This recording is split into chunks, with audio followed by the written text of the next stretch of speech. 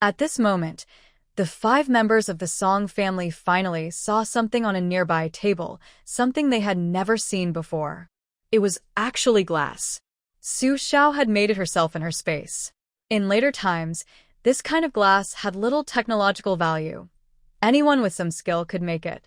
But in this era, where high-temperature refining to remove impurities was impossible, pure glass without any impurities was very rare. So, the 3 gifts Su Xiao brought out were all very valuable and considered high-quality items in the capital city. This move really embarrassed the 5 members of the Song family. Just moments ago, they had been mocking and ridiculing Su Xiao, calling her a poor relative just here to enjoy the city's riches. But now, she produced 3 priceless gifts. Who was really the poor relative? That was hard to say. Song Rong was initially angry after being criticized, but when he turned his head and saw Su Lai's lively little face, he was instantly stunned. He was about the same age as Su Lai and found it hard to resist the charm of such a lively girl. This little sister is... Song Rong's eyes lit up. Come, let me introduce you. This is your eldest cousin Su Ling, second cousin Su Jin, and little cousin Su Lai. Old Lady Song cheerfully introduced. And these 5 boys are your cousins, Song Gung, Song Qi, Song Rong, Song Lisin, and Song Shixin. They are all children of your eldest uncle. Su Ling, along with her 2 younger sisters, bowed politely. Nice to meet you, cousins. The 3 girls kept a calm expression, showing no signs of trying to impress or climb the social ladder. Old Lady Song nodded approvingly. Although these 3 girls weren't from the Song family, they were well-mannered. She didn't mind if they married into the family, but the Song family didn't seem to have that plan.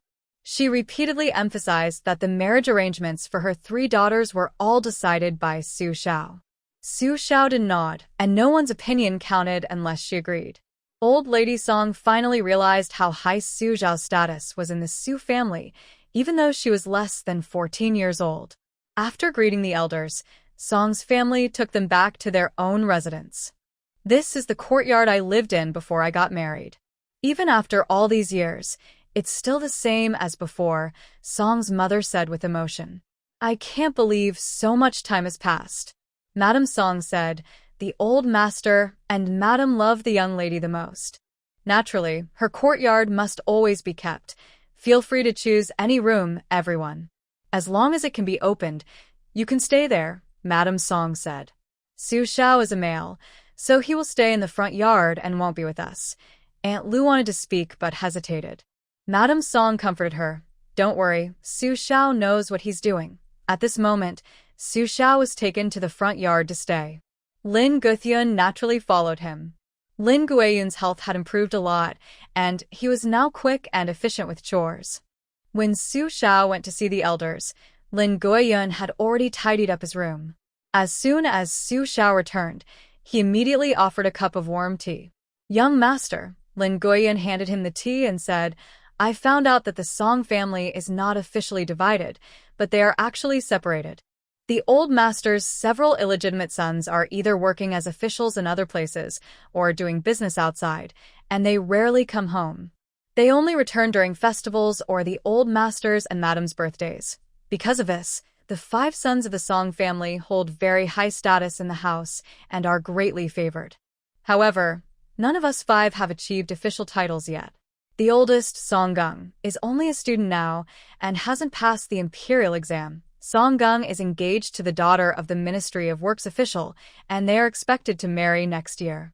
Song Qi has just been engaged to his cousin's daughter, whose uncle is currently serving as a magistrate in Tongzhou. Since Song Rong is the youngest legitimate son, he is spoiled at home and doesn't realize his limits. He hasn't married yet. The Song family plans to keep him as the heir, but I think that's just their wishful thinking.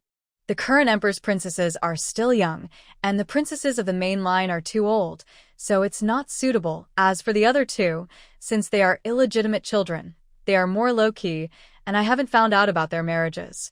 Young master, these are the details I have gathered, Lin Guoyun asked. Are you worried about the 3 young ladies? Yes, I have to be careful, Su Xiao nodded. Thinking about how Song Rong's eyes lit up when he saw the 3rd sister, Su Xiao knew the Song family couldn't stay long. All right, Su Shao said. Keep an eye on Song Rong. As soon as he contacts the third sister, notify me immediately. Yes, young master. As expected, just as Su Shao guessed, Song Rong was interested in Su Lai. The three sisters of the Su family each have their own charm. Elder sister Su Ling is brave and confident. Second sister Su Zhen is sweet and gentle, and third sister Su Lai is lively and adorable. Many people are fond of Su Lai, especially young men from the capital. Those used to gentle and refined girls prefer Su Lai's lively personality. So, Song Rong secretly sent her gifts. Who gave this? Su Lai was surprised at first, then quickly stood up and threw the gift back onto the table. She said to the maid who brought it, "Take it back. Tell him we're poor in the north and can't afford such expensive gifts." Su Lai clearly remembered Song Rong mocking Su Shao before. She doesn't like anyone who bullies her younger brother. The maid looked hesitant. But young Master Third might not understand. Explain what? Just say I don't want it. Su Lai rolled her eyes. Take it away or I'll throw it in the toilet right now. The maid had no choice but to take the gift back and return it to Song Rong. What? She won't accept it? Song Rong looked surprised. He was a bit angry but then turned around to find Su Lai. Just then, Su Lai was going to give Su Shao some clean clothes and shoes when Song Rong blocked her. Does my cousin have a problem with me? Song Rong held up his fan and said, Did I do something wrong? Not at all. How could I have a problem? Su Lai rolled her eyes. We're just poor relatives who came to the capital after losing everything. We don't know much and we're not capable. We live off others, so how could I say anything wrong? She turned to leave. Go away. Don't block my way. Song Rong watched Su Lai walk away, annoyed but amused. Fine, I was wrong. Are you happy now? I apologize. Too late. I remember everything, Su Lai said with a sneer. Anyone who bullies my brother, I dislike them. Seeing Su Lai walk away, without looking back, Song Rong nodded helplessly. All right, I got it. I'll remember you. After that, Song Rong often looked for Su Lai to talk. But she either rolled her eyes at him or simply ignored him and walked away. This scene was just seen by the eldest sister-in-law of the Song family. This Lady Song is very protective of her three sons. When she saw Song Rong getting close to Su Lai, her first thought was, Su Lai is trying to my third son. How shameless. What are you all doing? Lady Song, the wife of the main family, stormed over angrily. Without asking questions or understanding the situation, she started scolding. Rong, why didn't you go to the academy today? Didn't I tell you? If you can't make it to the top of the list, your life will be wasted. You'll only end up with a low-ranking official's daughter and won't even be able to marry a proper family. You won't be able to marry a legitimate daughter, only a common girl who won't help you at all. When your two brothers succeed and become famous, I wonder if you'll feel jealous. Before Song Rong could say anything, Su Lai's face changed. She wasn't stupid. She clearly understood that Lady Song was implying that she was trying to climb too high by associating with the Song family. Su Lai immediately knelt and bowed. Andy, you're right. Third cousin should listen to Andy. I need to go visit my grandmother now, so I will take my leave. Su Lai got up and was about to leave. Song Rong tried to follow but was stopped by Lady Song. Mother, what do you mean by what you just said? Song Rong was also a bit annoyed. Lai is finally willing to talk to me, and you, Rong, do you like Su Lai? Lady Song said with a stern face. If she were the legitimate daughter, she could be your concubine. But she's just a common girl, not worthy to enter our family. Mother, Song Rong was anxious. This matter is not up for discussion, Lady Song said firmly. Your uncle was finished 10 years ago and had to go back to his hometown. The Su family is poor and not suitable for marriage. Meanwhile, Su Lai also complained to Lady Song. Mother, maybe we should move out. What happened? Lady Song quickly asked. Did someone upset you? Su Lai didn't hide anything and told her everything. Song Rong doesn't know what he's doing. He keeps giving me things and always tries to stop me from talking. I can't even avoid him. Today, he stopped me again and his aunt saw it. She thinks I was trying to Song Rong, saying he's not ambitious and implying I should be ashamed. I don't want to cling to anyone. I have no such plans. But they don't believe me. Unbelievable. Such a thing exists. Madame Song's face darkened. She said, "Good children, I believe in your character. You would never do such a thing. Leave this matter to me. Should I tell my younger brother about this?" Sulai asked. "No, this is a matter between women. Don't involve the men," Madame Song replied. "I've been cultivating myself these years, so they've forgotten my true temper." Madame Song sneered slightly. "Just wait. I will stand up for you. My daughter, no one can provoke her." Madame Song. "Please call all 5 children here," she told a maid. As their aunt, "It's time to test their knowledge." "Yes, miss." The maid turned to call the 5 sons of the Song family, making sure none were left out. They all came for the test, confused about what was happening. When they entered the private school, they saw their aunt sitting in the teacher's seat, holding a ruler, gently tapping her palm. "Song Gung, greetings, aunt," said the first, leading the others to bow and greet. "Sit down," Madame Song said calmly. "Father said none of you have passed the imperial exams? You are really useless. When your father was your age, he was already a scholar." "Sorry, aunt," the 5 replied, lowering their heads and avoiding her gaze. "Here's a question. In a cage, there are 35 birds and 94 legs. How many birds are there?" Madame Song asked, starting the test herself. "Give me the answer after a cup of tea." The 5 brothers immediately broke out in sweat. Madame Song sat calmly, tapping her ruler on her palm to time them. At first, they had some ideas, but the ruler's tapping made them nervous and confused. After a cup of tea, everyone handed in blank papers. "Can't solve such a simple problem? There's no need to waste our family's resources," Madame Song said mockingly. "I could solve this easily when I was 3. You are even less capable than a woman, aunt," Song Rong said, feeling unfair. "Our main concern now isn't these." Song Gung, being older and more sensible than the 3rd brother, immediately scolded his younger brother. "Do not talk back to your aunt." Song Rong felt very upset. "Who can solve this kind of problem?" "Sulai," Song's mother called out loudly from outside. "Mother," Sulai entered, bowing politely. "Your daughter is here. Come and solve this problem." "Solve it here, so they can see," Song's mother said. "Let them feel ashamed of themselves." "Yes." Sulai immediately smiled, stood straight, took out paper and pen, and quickly started calculating. "This problem is solved like this. Suppose all the chickens and rabbits lift 2 feet at the same time. The remaining feet, divided in half, are the rabbits." In less than the time it takes to drink a cup of tea, Sulai solved the problem. "Do you have anything else to say?" Song's mother asked the 5 children of the Song family. The 5 children bowed their heads deeply, afraid to speak. "Raise your hands," Song's mother ordered. The 5 dared not disobey and raised their hands, presenting them to her. Without hesitation, Song's mother grabbed a ruler and started hitting. When she reached Song Rong, she hit especially hard. Song Rong felt so much pain that tears welled up immediately. But he couldn't complain. After all, he hadn't solved the problem. And he was being hit by an elder. "Next question," Song's mother continued. "A drought occurs in the 3 northern provinces, causing refugees to lose their homes. How to solve this?" The 5 children of the Song family broke out in sweat. They couldn't solve this question. "Isn't this a test for a scholar? They aren't even scholars." "Auntie, Song Rong's lips trembled. "I don't know. Quite honest, bravely admitting you're useless." Song's mother nodded. "Raise your hand." The 5 reluctantly raised their hands again. Smack, smack, smack, smack, smack. Their palms instantly swelled up. Not only did they dare not be angry, but they also felt grateful for Song's mother's teaching. Third question.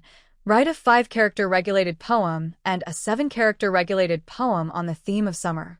Time limit. Half an incense stick. The 5 children of the Song family broke out in sweat on their foreheads. If it had been an ordinary day, they might have had the leisure to write something. But after being scolded twice in a row, their spirits were completely broken, and they couldn't think of anything at all. "You're really useless." Mrs. Song saw their 5 children hesitating for a long time without writing a poem. She raised her ruler again and said, "Hands out." Mrs. Song heard that her sons had been called to the study and scolded by her younger sister-in-law. She was so anxious, like a cat on hot bricks, and hurried to complain to her husband. As soon as my sister-in-law came back, she started hitting the children. "Who is she doing this for?" When Mr. Song heard his wife's crying, he asked curiously, "You know very well that my younger sister is a talented scholar, once the top scholar in the capital. It's rare for her to want to teach the children." "That's a good thing." Men and women often think differently. Mrs. Song only saw her son being beaten, but Mr. Song saw that his sister-in-law was willing to teach and encourage her nephews. But, she really did hit them," Mrs. Song said anxiously. "I heard she even made their palms swell. Don't you feel sorry for them? Who asked them to be useless? Didn't everyone get hit by their teachers when they studied? When I was their age, I was already a successful scholar," Mr. Song proudly said. "The reason I passed the imperial exam was because my sister-in-law urged me to study every day and helped me with exam questions. Now that she's back, with her teaching and encouragement, the children will improve quickly." "Enough talk, you're short-sighted. Whatever my sister-in-law wants to teach, let her do it. You're not allowed to interfere." "But, no buts. Even father doesn't oppose it." "Why do you?" Mr. Song added. "You shouldn't interfere with how the children are raised. If you do, don't complain if your mother scolds you." Mrs. Song watched her husband turn away angrily, speechless with frustration. She knew that her husband was doing this to vent his anger for her daughter, but she felt helpless and couldn't say a word. Who made Mrs. Song stand on the moral high ground and take the righteous side? "Starting tomorrow, everyone must submit 5 large characters daily and 3 poems. No restrictions on rhyme or theme. Recite 1 article every day. I will check personally. 5 arithmetic problems daily. I will set the questions. For each wrong answer, you stand and think. For 2 wrong answers, you get a slap on the palm. For 3 wrong answers, no dinner. If you get everything wrong, kneel in front." Song's words made the 5 brothers of the Song family tremble with shock. They all looked at Song in disbelief. Was the punishment so harsh? Is this their real aunt? When this news reached old Master Song's ears, he nodded repeatedly and said, "Wan Ning's talent is no less than mine." With her watching over the 5 boys, there's no mistake. Old Master's words settled the matter once and for all. Madame Song wanted to oppose, but dared not speak. From then on, the 5 brothers of the Song family began a difficult, hellish life. They looked for Su Shao. They chased after Su Lai. The 5 of them worked so hard they hardly had time to rest, sleeping only 4 hours a day. The rest of the time was spent doing homework, memorizing texts, or practicing skills like playing the piano, chess, calligraphy, and painting. What is a spinning top? Suddenly, the Song family became very harmonious. Madame Song no longer dared to criticize Song, fearing to upset her. Instead, she turned around and started scolding her own sons. With Song's support, the 3 daughters of the Su family had an easier life. Their food, drink, clothing, and daily needs were all in line with the standards of the main branch of the Song family. Since Song focused on the education of his 5 nephews, their grades improved rapidly. The teachers privately told Song Liansheng that their progress was astonishing. Now, Song Liansheng and the entire Song family had no objections. Seeing that Song quietly handled the Song family's problems, Su Shao decided not to interfere anymore. She had more important things to do. She really didn't have time to deal with those little Kurami kids from the Song family. Meanwhile, Sun Ziqing moved into Yuan Jingxi's residence in the capital. Life there was very comfortable. The Yuan family was wealthy and had a grand style. When Su Shao arrived, Yuan Jingxi was so busy he hardly had time to breathe. Sun Ziqing was lying under a grapevine, relaxing, with a beautiful maid fanning him and offering him fruit. Wow, this is such a treat. Soon, someone brought tea and snacks and others stood behind, fanning him. Amazing! Sun Ziqing said, "If I stayed like this for too long, I wouldn't want to go south with you." "Then just stay," Su Shao casually replied. "That's not possible." Sun Ziqing sat up straight. "I went down the mountain to face a challenge. not to enjoy myself. By the way, how are things at the Song family? Still okay. Su Shao hesitated and replied, we can do some small things. The Song family should be able to handle it. But try not to involve the Song family too much. My kind grandfather is now keeping a low profile. He's holding back the 5 younger children, and none of the scholars have passed the exam. It seems he's not planning to make a move. My older uncle, who works at the Hamlin Academy, has been there for over 10 years and hasn't moved on. I guess he's not hopeful anymore. Then what should we do next? Sun Ziking asked. Follow the usual plan, stock up on supplies, Su Shao said. Check what special items are only available here in the capital, things other places don't have. We take everything. All right, leave this to me, Sun Ziking said confidently. Yuan Jingshi is very good at making money. Get him involved, Su Shao said, pulling out a bunch of banknotes without looking at them, just counting them. She pushed them to Sun Ziking. Invest. Share the profits. Okay, Sun Ziking accepted without hesitation. Leave it to me. Next, we focus on regular stockpiling, Su Shao said. I'll handle that, but there's no rush on stockpiling, Sun Ziking said. I have something else for you to look at. He handed Su Shao a golden embossed invitation. What is this? Su Shao asked curiously. She opened it and immediately sat up straight. Interesting. An auction. You have so many treasures, but selling them all at once might be difficult. This place can handle everything you have. Sun Ziking leaned back comfortably, waving a fan. I've checked, it's reputable, the commission is fair. I tested it myself. They are trustworthy, have good security, and pay quickly, then it's settled, this place, Su Shao said, tapping the invitation. I'll organize everything and make a list for you to review. No problem, Sun Ziking agreed immediately. It's clear that Sun Ziking is the best helper ever. No matter what Su Shao wants to do, Sun Ziking quickly understands her needs and prepares several backup plans. 1, 2, 3, 4, 5. So there's always a plan she can use. In later stories, this would be like a top assistant in a wealthy CEO novel or a prime minister in an ancient romance. In short, very capable. Brother Su, you're here. Yuan Jingshi hurried in from outside, greeting him from afar. Finally, I've been waiting for you. How? Do you need something from me? Su Shao greeted with a smile. Yes, something important. Yuan Jingshi sat on a nearby seat, took a towel from a young maid, wiped his hands, then took a teacup and said, Last time, you mentioned there are other design drawings for the lunch boxes? Can we work together again? By the way, does Mr. need to stock up on supplies? I can help. I have a big merchant friend who specializes in buying and selling goods. He knows all the sources. Su Shao immediately smiled and said, Sure. By the way, is this merchant trustworthy? Absolutely, Yuan Jingshi replied. He has very wide connections. He lowered his voice and said, You came to the capital specifically to stock up for Mr., right? I understand.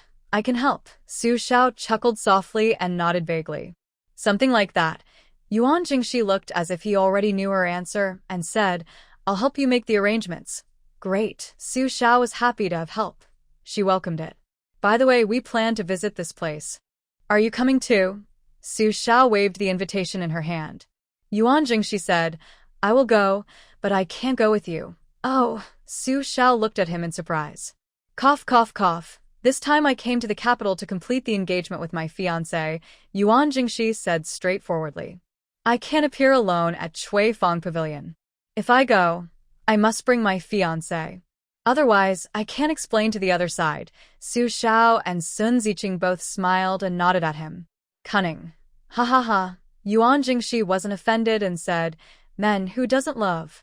The most famous large brothel in the capital.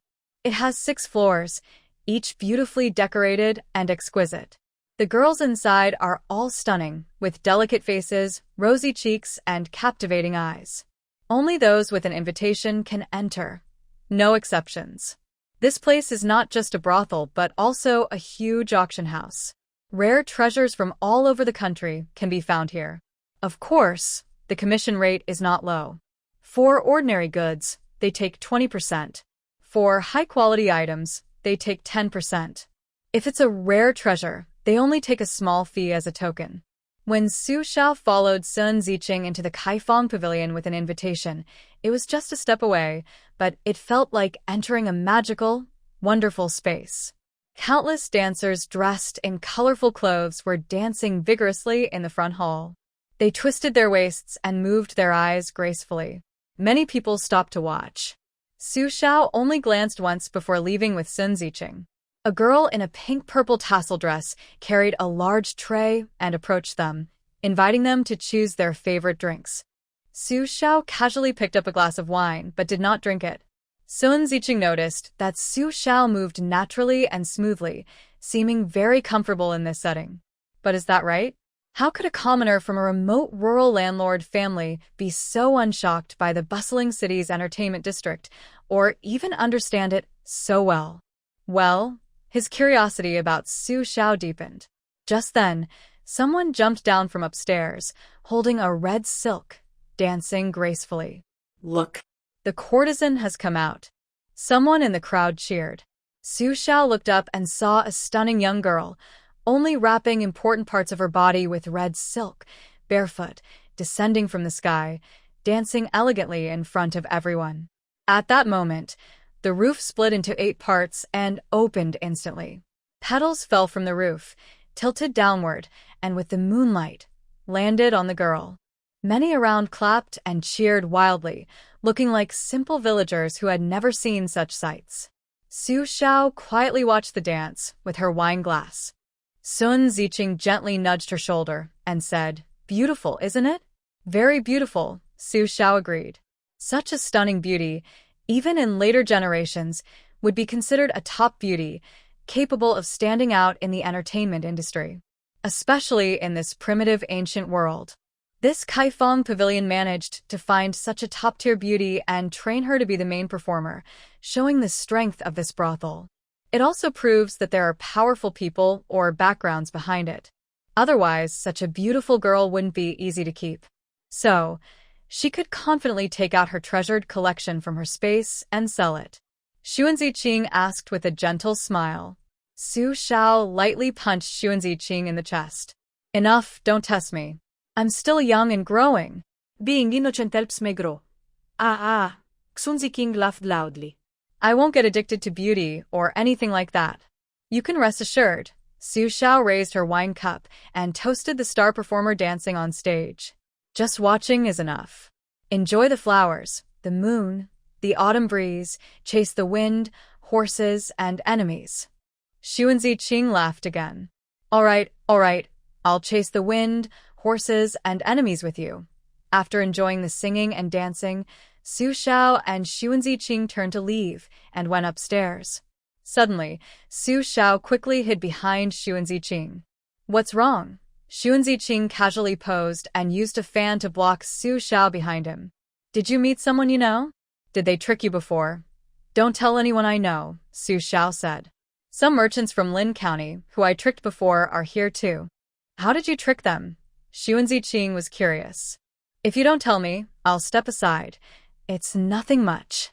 I pretended to be the son of a scholar, claiming I wanted to buy many things, which attracted many merchants.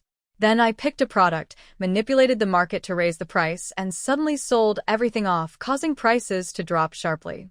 They had too much stock and their money was. To get cash, they had to sell their goods at a low price, and they even thanked me for helping them with their money problems." Su Xiao briefly outlined her clever tricks. "Then they figured it out and waited at the inn, planning to catch me off guard. And then I ran away," Su Xiao confidently replied. "I made a quick escape, and by the time they realized I was already gone from Lin County." "Wow, so you did all that?" Xuan Ziqing's eyes widened. "No wonder so many people are madly trying to find you. Hee, it's not my fault." They thought I was naive. Su Xiao refused to admit she was wrong. They thought I was young and easy to trick, so they sold fake goods at high prices. How could I let them succeed? I had to fight back. All right, you're right. They came over, heading straight for us." Xuan Ziqing warned her. "You should hide quickly, or..." Suddenly, Su Xiao turned around and ran away.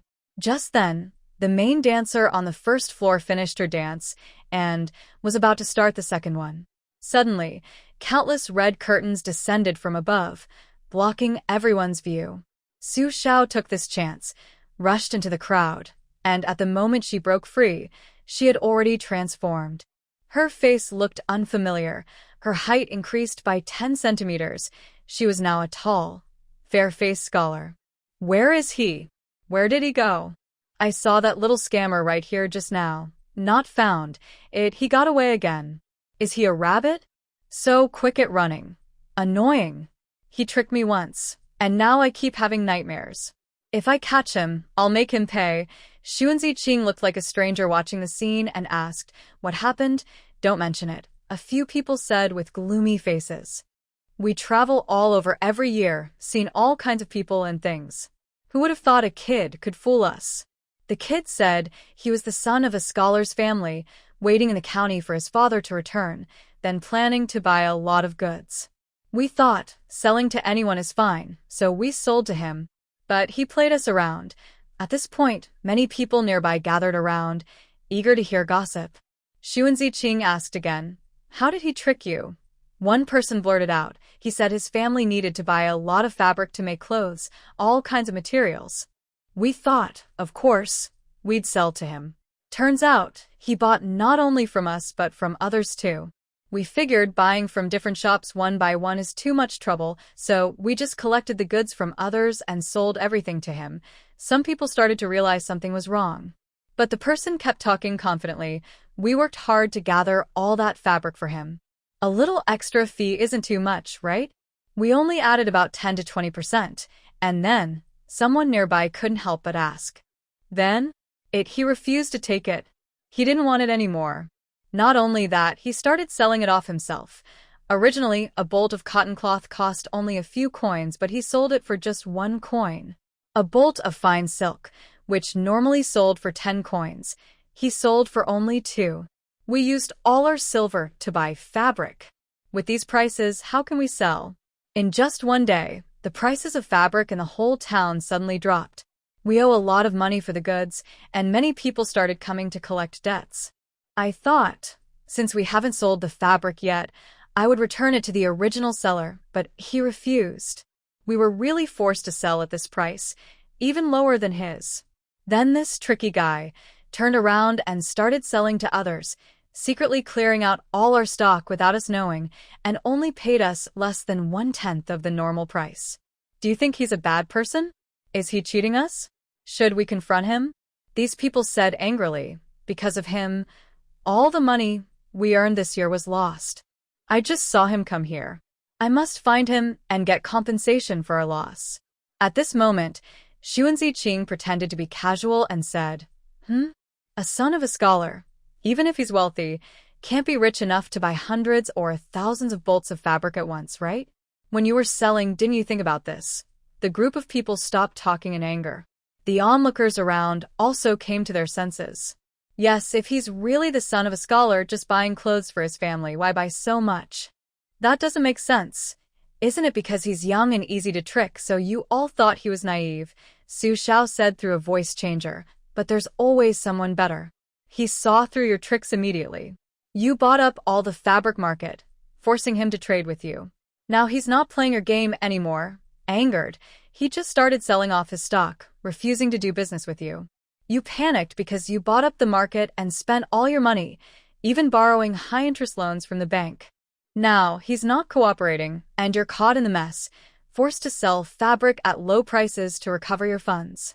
In the end, did he force you to buy others' fabric? Did he force you to sell fabric to him? Clearly, you were greedy yourself, but you blame others. Because he is younger and has fewer people, you all argue so stubbornly? Still here trying to blame them. Do you understand what you're doing? Moreover, what kind of place is Cuifang Pavilion, where you can act so wildly? Su Xiao retorted sarcastically. The few people glanced at Su Shao, didn't recognize her, and dared not argue back. At first, Xuan Ziqing didn't realize that the young man with a pale face was Su Shao. It wasn't until Su Shao winked at him that he finally understood. Su Shao has this trick too. Xuan Ziqing quickly coordinated with Su Shao. Good people are often bullied, and good horses are often ridden. You have many people and want to bully fewer, forcing others to buy your goods. If they refuse, it's not okay. They are just ordinary children from a scholar's family. Being forced to buy so many goods, how can they explain to their family? So, selling some cloth at a low price to recover funds is fine. That's not true, that's not. The merchants hurriedly tried to explain. But Xu Ziqing wouldn't give them a chance and continued to support. Don't be stubborn. Just admit it. Did you borrow money to buy all the cloth in the market? How can normal business be like that? You caused chaos in the cloth market. When you make money, did you think about whether other cloth merchants can survive? When you lose money, you think about your own survival. You chose this path yourself, so don't blame others. Besides, even if you lost money, you didn't get anything good. Why are you blaming him? The person who bought your cloth to recover funds is really a fool. Doing good deeds, and then being accused unfairly. I refuse to cooperate with merchants like you. You're talking nonsense. That person is clearly in cahoots with that scholar's kid. The group of people snapped. In cahoots? What proof do you have? Did you see them trade directly? Or see them acting together? Maybe there's a wealthy person who isn't short of money and thinks these low prices are good for buying some stock to increase value? Xu Ziqing countered. The group was speechless, refuted. Many people around were merchants themselves. So they all spoke up. All right, everyone. Don't flatter yourselves. We're all in business, and we all understand what's going on inside. This time I was fooled and learned a lesson. In the future, I won't look down on others or judge them based on age. Just because someone is younger doesn't mean they lack intelligence. Exactly. And they still have the nerve to confront others. If I were you, I wouldn't even bring up this matter. Challenging others just because they are fewer in number? If the other side were a big business group, would they dare? They probably just suffer in silence and never mention it again. Public opinion is overwhelmingly against these people. Seeing they can't argue back, they can only swallow their anger and walk away angrily. Su Xiao finally breathes a sigh of relief. Luckily, she managed to get through it. Hey, you're not usually the soft-hearted type, Sun Ziqing teased Su Xiao. You crossed armies and fought battles, but you've never been this nervous. Why are you so scared just because a few merchants are chasing and blocking you? It's different. Su Xiao smiled at Sun Ziqing and said, they are civilians, not bandits. They are people, not ghosts. Even if they are dishonest merchants, their true nature is still civilians. People have selfish thoughts and sometimes seek profit. That's normal. But the soldiers under the princess are different. They are weapons, machines, following orders from above. When it comes to weapons, I have nothing to say. Of course, I fight. But civilians shouldn't be treated the same way. If they do wrong, they should be punished according to the law.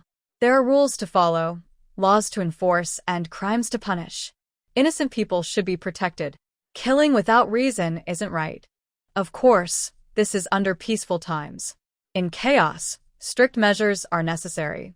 If they cross my bottom line, I won't forgive them either. Sun Ziqing's admiration for Su Xiao deepens more and more. Su Xiao's values and ideas about governance align perfectly with Sun Ziqing's. As they were talking, someone in the crowd knocked a gong to remind everyone that the auction was about to start. Let's go. We should head over, Sun Ziqing said to Su Xiao. Do you want to change your appearance back? No, Su Xiao touched her face and said, I like this look. At least I look almost grown up. Sun Ziqing burst into loud laughter. Su Xiao was a bit sensitive about her age. 14 is quite young, and it's easy for others to look down on her. Su Xiaobai shot him a quick look and took the lead, with Xu Ziqing smiling and following behind. The auction was held on the top floor of Cuifang Pavilion. When they reached the top, someone checked their invitation cards again. No one without an invitation could enter. A dozen black-clad guards stood at the door, ensuring everyone's safety. Su Xiaobai handed over her invitation. The guard looked at it, then smiled sincerely and said, Your rooms are in room 16, Heaven section. Please follow me. Thank you. Su Xiaobai took back her invitation and followed the guard. As they passed by a row of rooms, the doors had "Do Not Disturb" signs, indicating they were occupied. I heard many young nobles secretly come here to sell some ancestral possessions, Xu Ziqing whispered. The Great Yu dynasty has been around for over 300 years, collecting many good things. but some unfilial descendants sell them off. We might find a good deal. Sounds good, Su Xiaobai nodded in agreement. Not far away, Yuan Jingxi was walking with a girl he didn't recognize. Just as Yuan Jingxi was about to greet Xuan Ziqing, he turned his head and saw a man he didn't know. The man looked familiar in build. Could he be the person he's been looking for? Yuan Jingxi immediately got excited. He ignored the girl beside him and walked straight to Xuan Ziqing, saying to Su Xiaobai, "Are you the representative of the socialist organization?" Su Xiaobai paused, then exchanged a quick glance with Xuan Ziqing. Why was he here? Xuan Ziqing gave Su Xiaobai a look, signaling her to look into the distance. Su Xiaobai looked up and saw a girl about her age, shyly waiting in the distance. This was Yuan Jingxi's fiance, the second daughter of the Minister of Revenue. Su Xiaobai nodded at Yuan Jingxi, but didn't speak. Because he had taken off his voice changer, and if he spoke now, he might reveal himself. Xuan Ziqing quickly pulled Yuan Jingxi aside and whispered, "Don't tell anyone about tonight. He's here on a special mission." I understand, Yuan Jingxi whispered back. "If there's anything you like and you don't have enough money, just ask. My grandfather brought me a lot of money this time." Xuan Ziqing nodded with a smile. "All right, I will pass on the message. That is your fiancé, right? You should go over quickly and not ignore her." Yuan Jingxi only then realized he had left the girl aside. He awkwardly cleared his throat and said, "I'll go later. I need to go now." After saying that, Yuan Jingxi bowed to Su Xiao and then turned to leave. Once he was gone, Su Xiao finally relaxed and touched her face, saying, "It's over. Looks like I'll be using this face often from now on." Xuan Ziqing laughed loudly as he entered the room. To avoid any more mistakes, Su Xiao put on a black cloak and a silver mask. She decided to go along with the situation. She was wearing more disguises than ever. Most people had taken their seats, and the auction officially began. The auctioneer was a very beautiful middle-aged woman, about 30 years old. She dressed lightly and stood there, speaking charmingly, constantly introducing the items for sale. Whether in the Tianzi room, Dizzy room, or regular private rooms, there were always people watching. "Next, we will show you this auction item. Please look carefully." The auctioneer's smile disappeared, and her expression became serious. She carefully removed the red silk covering, revealing a clear guanyin statue. This guanyin statue is the most perfect glazed jade guanyin I have ever seen in my many years of auctioning. Everyone can observe it closely. There are no flaws at all. As everyone knows, the glazed glass we produce now cannot completely remove impurities. That's why there are colorful halos. But this glazed jade guanyin has eliminated all flaws, making it perfect and flawless. On a large rotating platform, the glass-quality guanyin statue provided by Su Xiao was slowly turning, showing it to the guests. Suddenly, everyone was stunned. "Oh my, there's really not a single flaw," someone exclaimed. "Such a perfect jade guanyin is truly rare in the world." Su Xiao thought to herself, isn't it rare? She had spent 3 days in her space, struggling with molding and firing, just to make this. She originally planned to give it to the old lady of the Song family, but the Song family firmly refused, saying it was too valuable and they couldn't protect it. Then Su Xiao handed the item over to Sun Ziqing, asking him to find buyers. Sun Ziqing then took it to the auction site for a live auction. Using this glass and jade guanyin as a token, Su Xiao could show many valuable items. Even if she brought out more expensive things, the auction house would not find it strange. It would seem natural. So, this stunning glass and jade guanyin was not her main goal, just a way to attract attention. Her real goal was to sell the treasures she had collected from the princess's estate. Someone in a private room shouted, "I bid 10,000 taels of silver, 20,000 taels, 100,000 taels." More people started bidding, and within 15 minutes, the price soared to 100,000 taels of gold. This price surprised Su Xiao. She asked Sun Ziqing, "Are people in the capital all this rich? Do they know how much 100,000 taels of gold is?" The entire tax revenue of the Daya dynasty in a year is only about 100 million taels of silver, including rice, wheat, salt, iron, grass, and other items. "You don't understand this," Sun Ziqing said. waving his folding fan. The Daya dynasty has a feudal system. The nobles and princes who are granted land only need to pay 10% of the taxes to the court. The rest is theirs. Sometimes they pay nothing at all. For example, the princess has not paid taxes for decades. When asked, she says her land is affected by natural disasters and war, so she has no income. Then there are the big families. They officially accept court control, but the court doesn't know exactly how much land they own. For example, they might report only 1,000 acres out of 10,000 acres they actually have.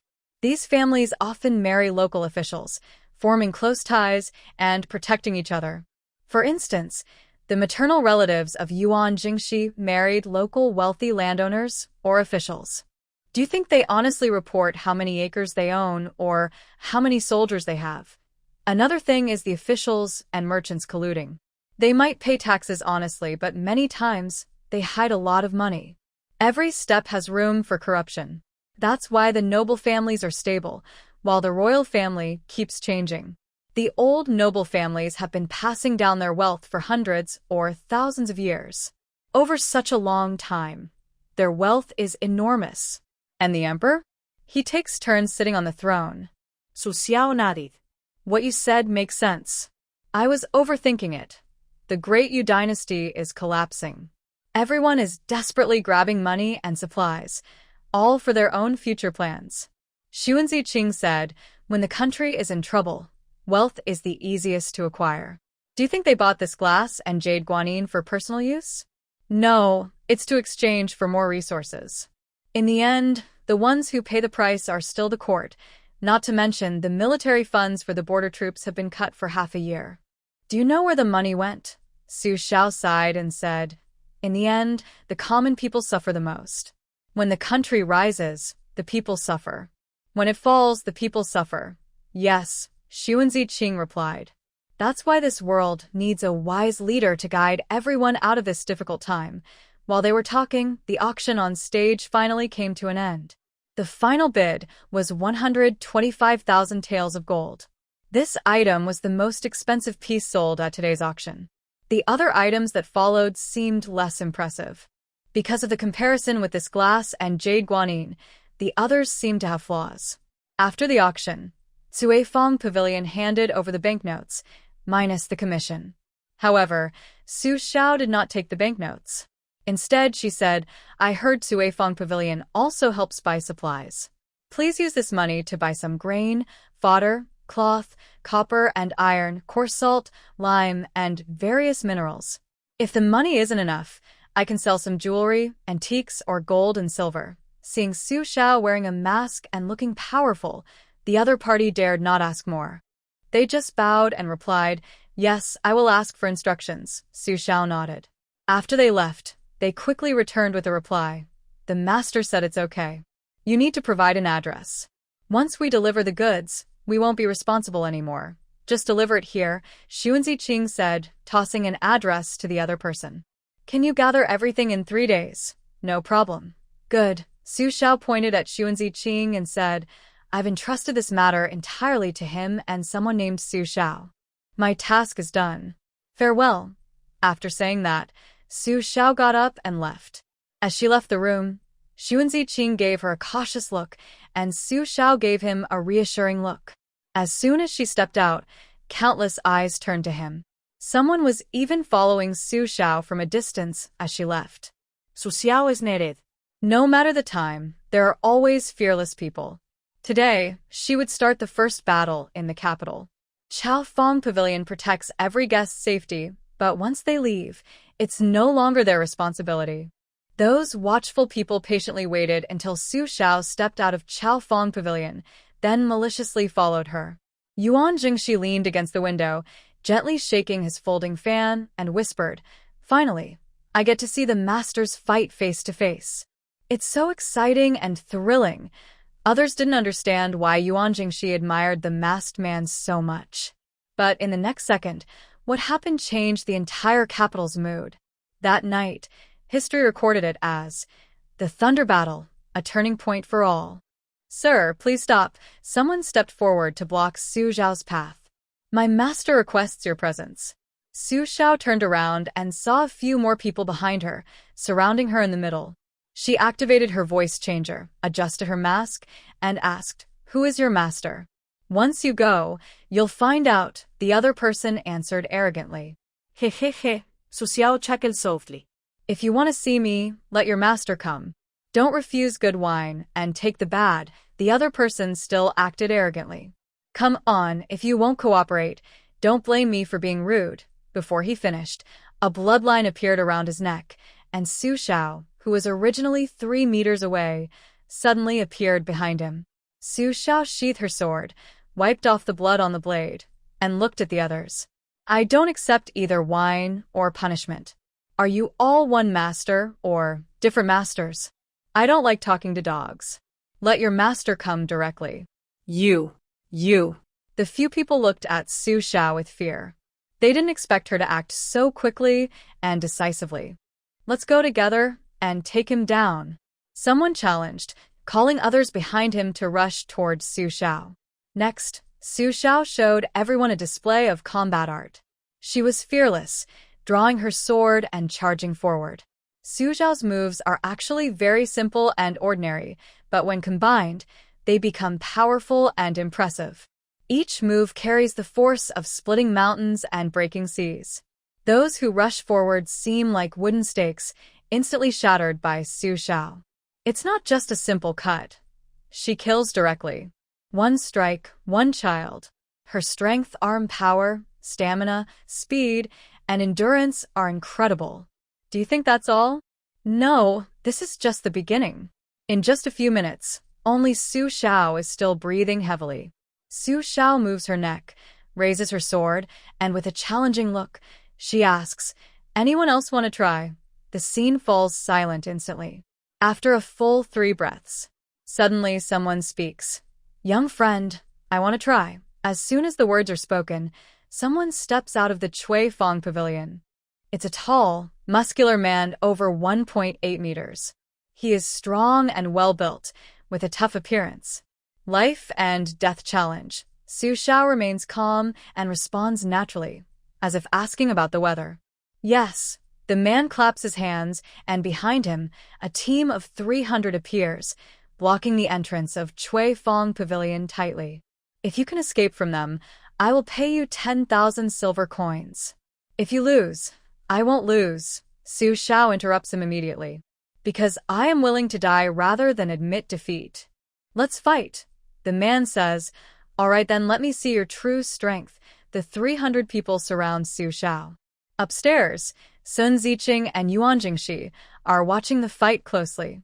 Sun Ziqing knows Su Shao has many hidden cards, but under so many eyes, she can't reveal them easily. So, this fight can only be fought with cold weapons and regular arms. Can Su Shao do it? Meanwhile, in the next room, Yuan Jingxi is confidently convinced that the representative of this socialist organization will definitely not lose. And Su Shao indeed did not disappoint him. She sheathes her long sword and pulls out 3 section sticks from her back. She remains brave as always, advancing instead of retreating, and charges forward with the 3 section sticks. Before the opponents can react, she swings and hits directly, aiming for the head.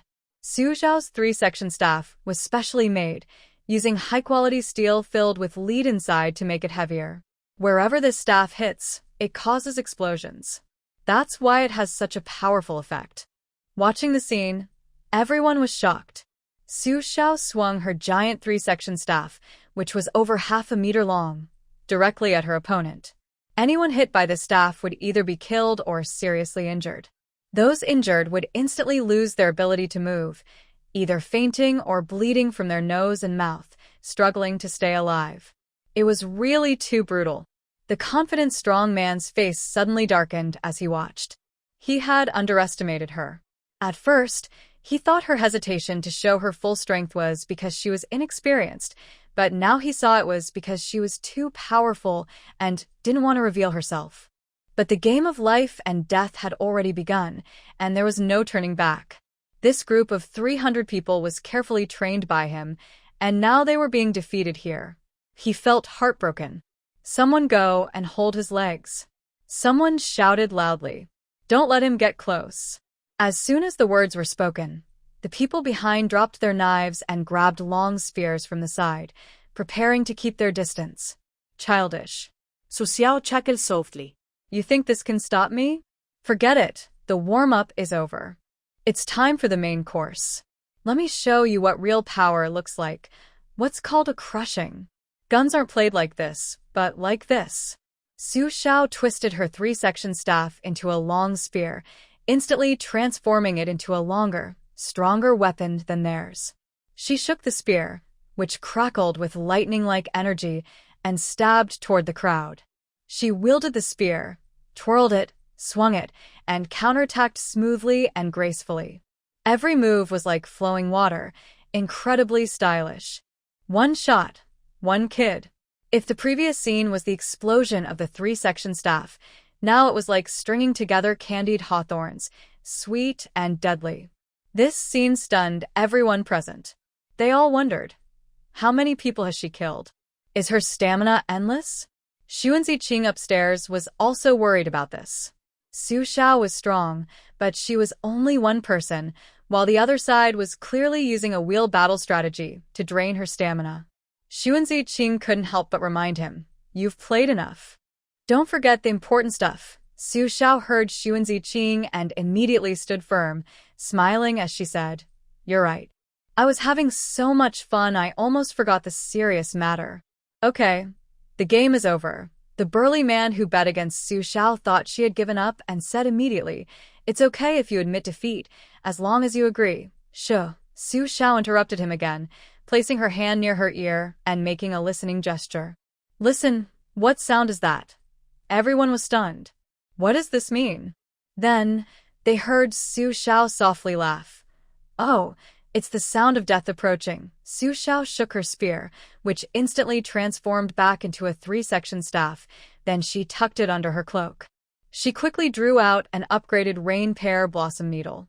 I have other things to do, so I'll finish quickly. Su Xiao turned and ran toward a wall, then jumped onto the roof, activating her rain pear blossom needle. Try my little treat. Swish, swish, swish.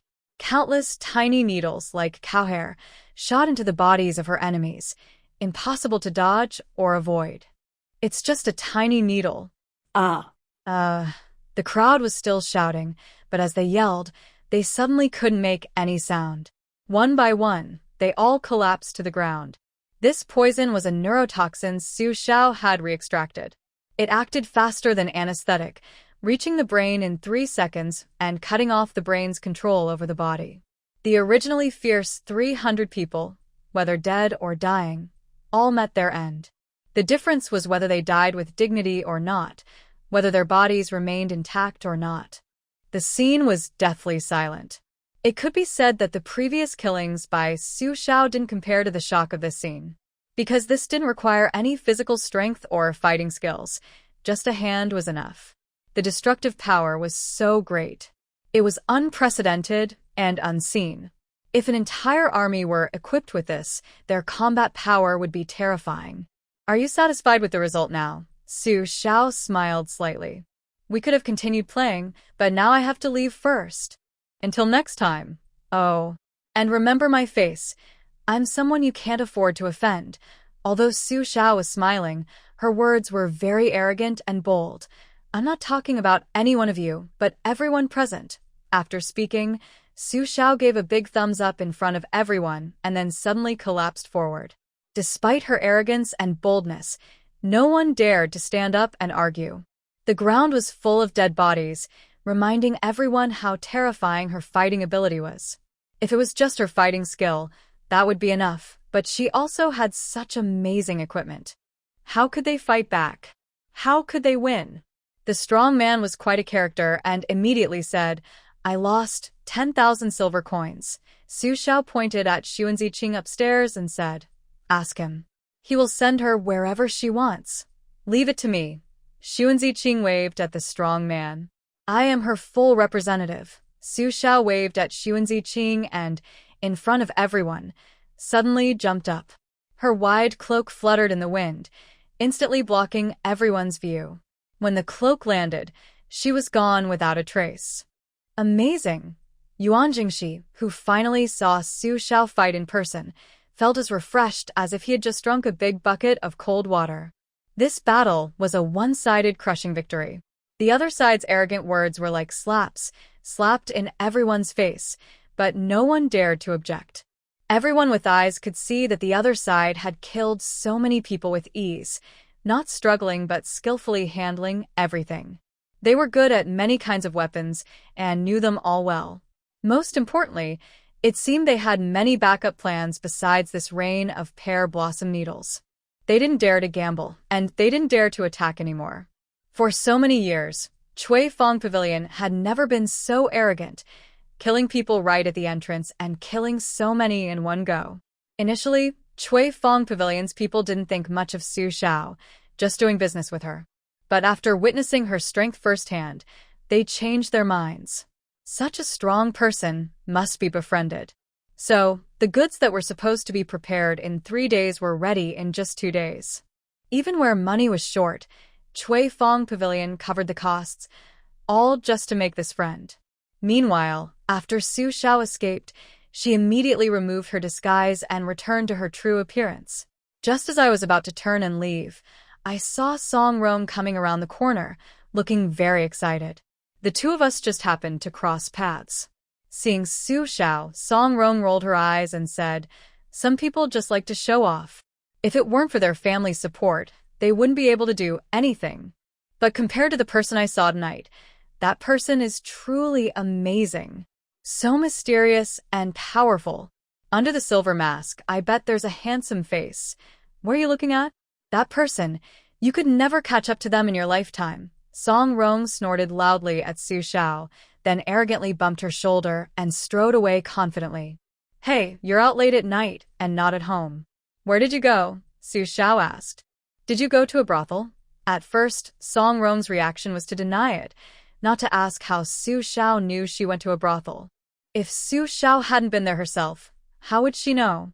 But Song Rong was young and naive. Hearing Su Xiao's words, she got scared and snapped. "Don't talk nonsense. I didn't go. If you dare spread rumors, you're dead meat." After saying that, she didn't even dare to look at Su Xiao and ran off quickly. Su Xiao didn't bother to expose Song Rong. The 5 brothers of the Song family were all simple and naive, like little kids in her eyes. Not worth her trouble. Besides, other people's children had nothing to do with her. Whether they studied well or badly, it didn't matter to her. Su Xiao returned to Yuan Jingxi's residence in the capital.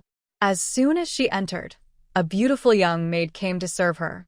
"Just send Lin Guiyun here." Su Xiao waved her hand, telling the maid to leave. Lin Guiyun took the basin and towel and helped Su Xiao wash her face and clean her hands. "Young master, I've found out the information you asked for," Lin Guiyun said quietly. Young Master Yuan came to the capital secretly, not only to fulfill the marriage agreement with the daughter of the Minister of Revenue, but also to help fill the Treasury's deficit. "I've heard that the Ministry of Revenue is in serious trouble now, with the Treasury almost empty. The Minister of Revenue has tried to resign several times, but the Empress Daajager has blocked it. He's so anxious that his hair and beard are turning white. Now, forming an alliance with the Yuan family is probably because they want to use Yuan's granaries to help cover the deficit. I don't have all the details. Sorry for my poor work. Please forgive me. You have done very well." Su Xiao smiled and patted Lin Guiyun's shoulder, encouraging him. "You are smart and capable. In just a few days, you've learned so much. That's already great. Don't underestimate yourself. In my eyes, you are excellent." Hearing Su Xiao's praise, Lin Guiyun was happier than if he had received 100 ounces of gold. However, the Yuan family is not the kind to suffer losses easily. How could they willingly fill this gap for the Ministry of Revenue? There must be some other deal between them. Su Xiao nodded and said, "Last night, Yuan Jingxi was very enthusiastic with that young lady. So, the Yuan family probably gained quite a bit from this." "You're right." Xu Ziqing came in from outside, walking and speaking at the same time. "I just got some news. The Yuan family really made a lot of profit this time. The Minister of Revenue is backed by the Sun family from Jiangnan. The Sun family controls half of the salt and iron business in the south. If the Yuan family teams up with the Sun family, one south, one north, working together, Su Shao interrupted. So, is the Yuan family trying to bypass the Princess Chong and support the Sun family? Or is the Sun family planning to support the Yuan family to rise to power? It's hard to say right now, Xu Ziqing replied. Jiangnan is in chaos, and it's difficult to tell who is helping whom. But one thing is certain, no matter how chaotic things get, the noble families won't fall apart. This might also be a safety net for the Yuan and Sun families. In the future, whoever rises to power, having this marriage alliance will benefit both sides. Furthermore, if the Great Yu dynasty can survive longer, then behind the Minister of Revenue are two major noble families. Whether it's the Emperor or the Empress Daajager, they will have to consider his influence. Entering the court is only a matter of time. So, this move is both offensive and defensive, a good strategy, Su Shao nodded in agreement. That's why Yuan Jingxi is so proactive in coming to the capital to finalize the marriage. Exactly, Xu Ziqing said. Yuan Jingxi holds the legitimate heir position but not the seniority. He also needs a wife from a noble, influential family for support. Although Sun Qixiu is also the legitimate heir, the eldest daughter of the Sun family entered the palace as a concubine and is one of the 4 great consorts. The Sun family has played a big move here. Interesting, Su Shao said with a smile. People in the capital really know how to play. Young masters, you haven't rested well all night, have you? I've tidied up your rooms, so you can sleep any time, Lin Guiyun said thoughtfully. All right, I'll go rest now. Su Shao waved her hand and turned to go back to her room first. I'm going to sleep now, Xu Ziqing yawned. Tonight was really lively. Lin Guiyun stood still and smiled softly. He believed that one day he could become as trusted and close to the young master as Sun Gongzi. Su Shao slept until 2 p.m. that afternoon. When she lazily opened the door, she saw Lin Guiyun waiting outside. Is there something? Su Shao asked, yawning. Yes, this is from Sun Gongzi, Lin Guiyun said, handing her a bunch of letters. He asked me to deliver them to you. They came from the phone pavilion. Su Shao casually took out one letter, glanced at it, and immediately smiled. Interesting, very interesting. You're awake. Sun Ziqing heard the noise and came out of his room. He said to Su Shao, I am now your representative.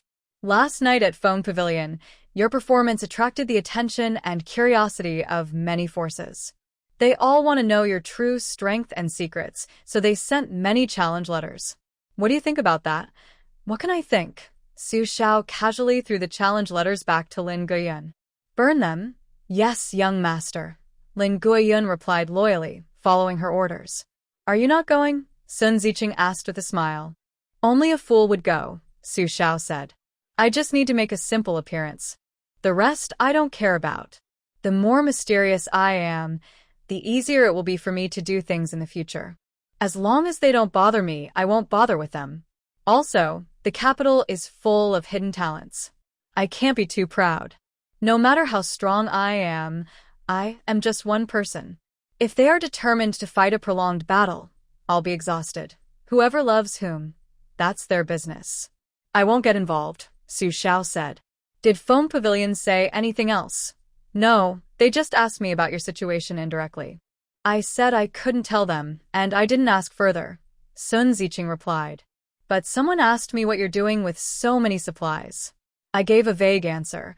Is the place where you receive things reliable? Su Shao asked. Reliable? Sun Ziqing said. I chose the place myself, so it must be trustworthy. But you need to act quickly. I suspect that right after Phone Pavilion drops off the items, they will send someone to watch that place. That yard can only be used once. Don't worry, I am prepared. Su Xiao chuckled softly. It's normal for Cuifang Pavilion to be curious. If others are curious, then I will scare their curiosity away. All the powerful people in the capital were discussing the sudden appearance of the masked man. They were guessing who he was, whose person he might be, or if he was a new force rising unexpectedly. I don't care who he is. Such talent must be used by me. If I can't use him, then he definitely can't be used by others. At the same time, in different places, different leaders were giving orders to their subordinates. Find out who he is. Make sure to bring him into our camp. Waves of people were sent out, then groups of them appeared before Yuan Jingxi. They searched all over the capital, but couldn't find any trace of the masked man in the cloak. It was as if he had vanished into thin air, completely gone. Xuan Ziqing could find people, but couldn't get any detailed information. Those trying to contact Xuan Ziqing were either knocked out and thrown to the roadside or hung from trees. It was clear that some force was blocking their investigation of Xuan Ziqing. So, they could only focus on Yuan Jingxi because someone saw Xuan Ziqing greeting and chatting with Yuan Jingxi at Cuifang Pavilion, looking very familiar. Yuan Jingxi's identity was easy to investigate. Once checked, everyone knew who he was. The first person to question Yuan Jingxi was not someone else, but his future father-in-law, the current Minister of Revenue, Sun Fengchun. "Hello, uncle." Yuan Jingxi greeted Sun Fengchun politely. "Do you have something to tell me?" "Jingxi, come, sit down," Sun Fengchun said warmly, pulling Yuan Jingxi to sit. "I want to ask you about something. I heard from Qi Xiu that you seem to know the masked man who appeared last night. Do you know where he comes from?" Yuan Jingxi knew he couldn't avoid this question. Before coming, he had already discussed with Su Xiao and Xuan Ziqing. Whoever asked, they would give the same answer. Vague, not explaining, not denying, not admitting, 3 no's. Yuan Jingxi was now very obsessed with Su Xiao's cover story, so much so that he was completely enchanted. Naturally, he listened to her commands. Whatever Su Xiao said, he would do. Moreover, Yuan Jingxi did not want others to know about such a powerful organization helping him, so he naturally wouldn't tell anyone the detailed process he knew. As for the unfortunate events involving the princess and the Imperial Guard, he refused to speak about them at all. Yuan Jingxi looked at his father-in-law and said, "Honestly, I am also curious about their true identity. They have never shown their real faces in front of me. Yes, it's not just one person, but many. I don't know the exact number, but it seems to be at least 1,000. I once had a brief conversation with one of them. He said he was part of a socialist group that seeks wealth without harming others. From what I understand, they have disciplined teams, incredible weapons, profound martial skills, and a powerful, mysterious transport team. People in their organization come from all over the country. I don't know why they gather together. They don't want to depend on any particular power, nor do they seek to become local rulers. They are just stockpiling supplies, hoarding goods like crazy." Yuan Jingxi rarely spoke honestly. If uncle has the means, he should also stock up more. I feel like they might know something. Could it be that some major change is coming to this world? That's why these hidden people suddenly appeared to gather supplies. I always think they are like reclusive masters avoiding the world. They don't get involved in worldly conflicts, only living for their own ideals, Yuan Jingxi said. As for everything else, I don't know. Without solid evidence, I dare not speak recklessly. Sun Fengchun nodded thoughtfully. "So, you think they are very powerful, very powerful," Yuan Jingxi affirmed confidently. "The scene last night was just a small show. They didn't even use 1/10 of their strength. If one person's fighting ability is so terrifying, then if 1,000 people are like that," Sun Fengchun's unfinished words reflected Yuan Jingxi's own feelings deep inside. This socialist organization was so formidable that if they wanted to become emperors, it would be very easy for them.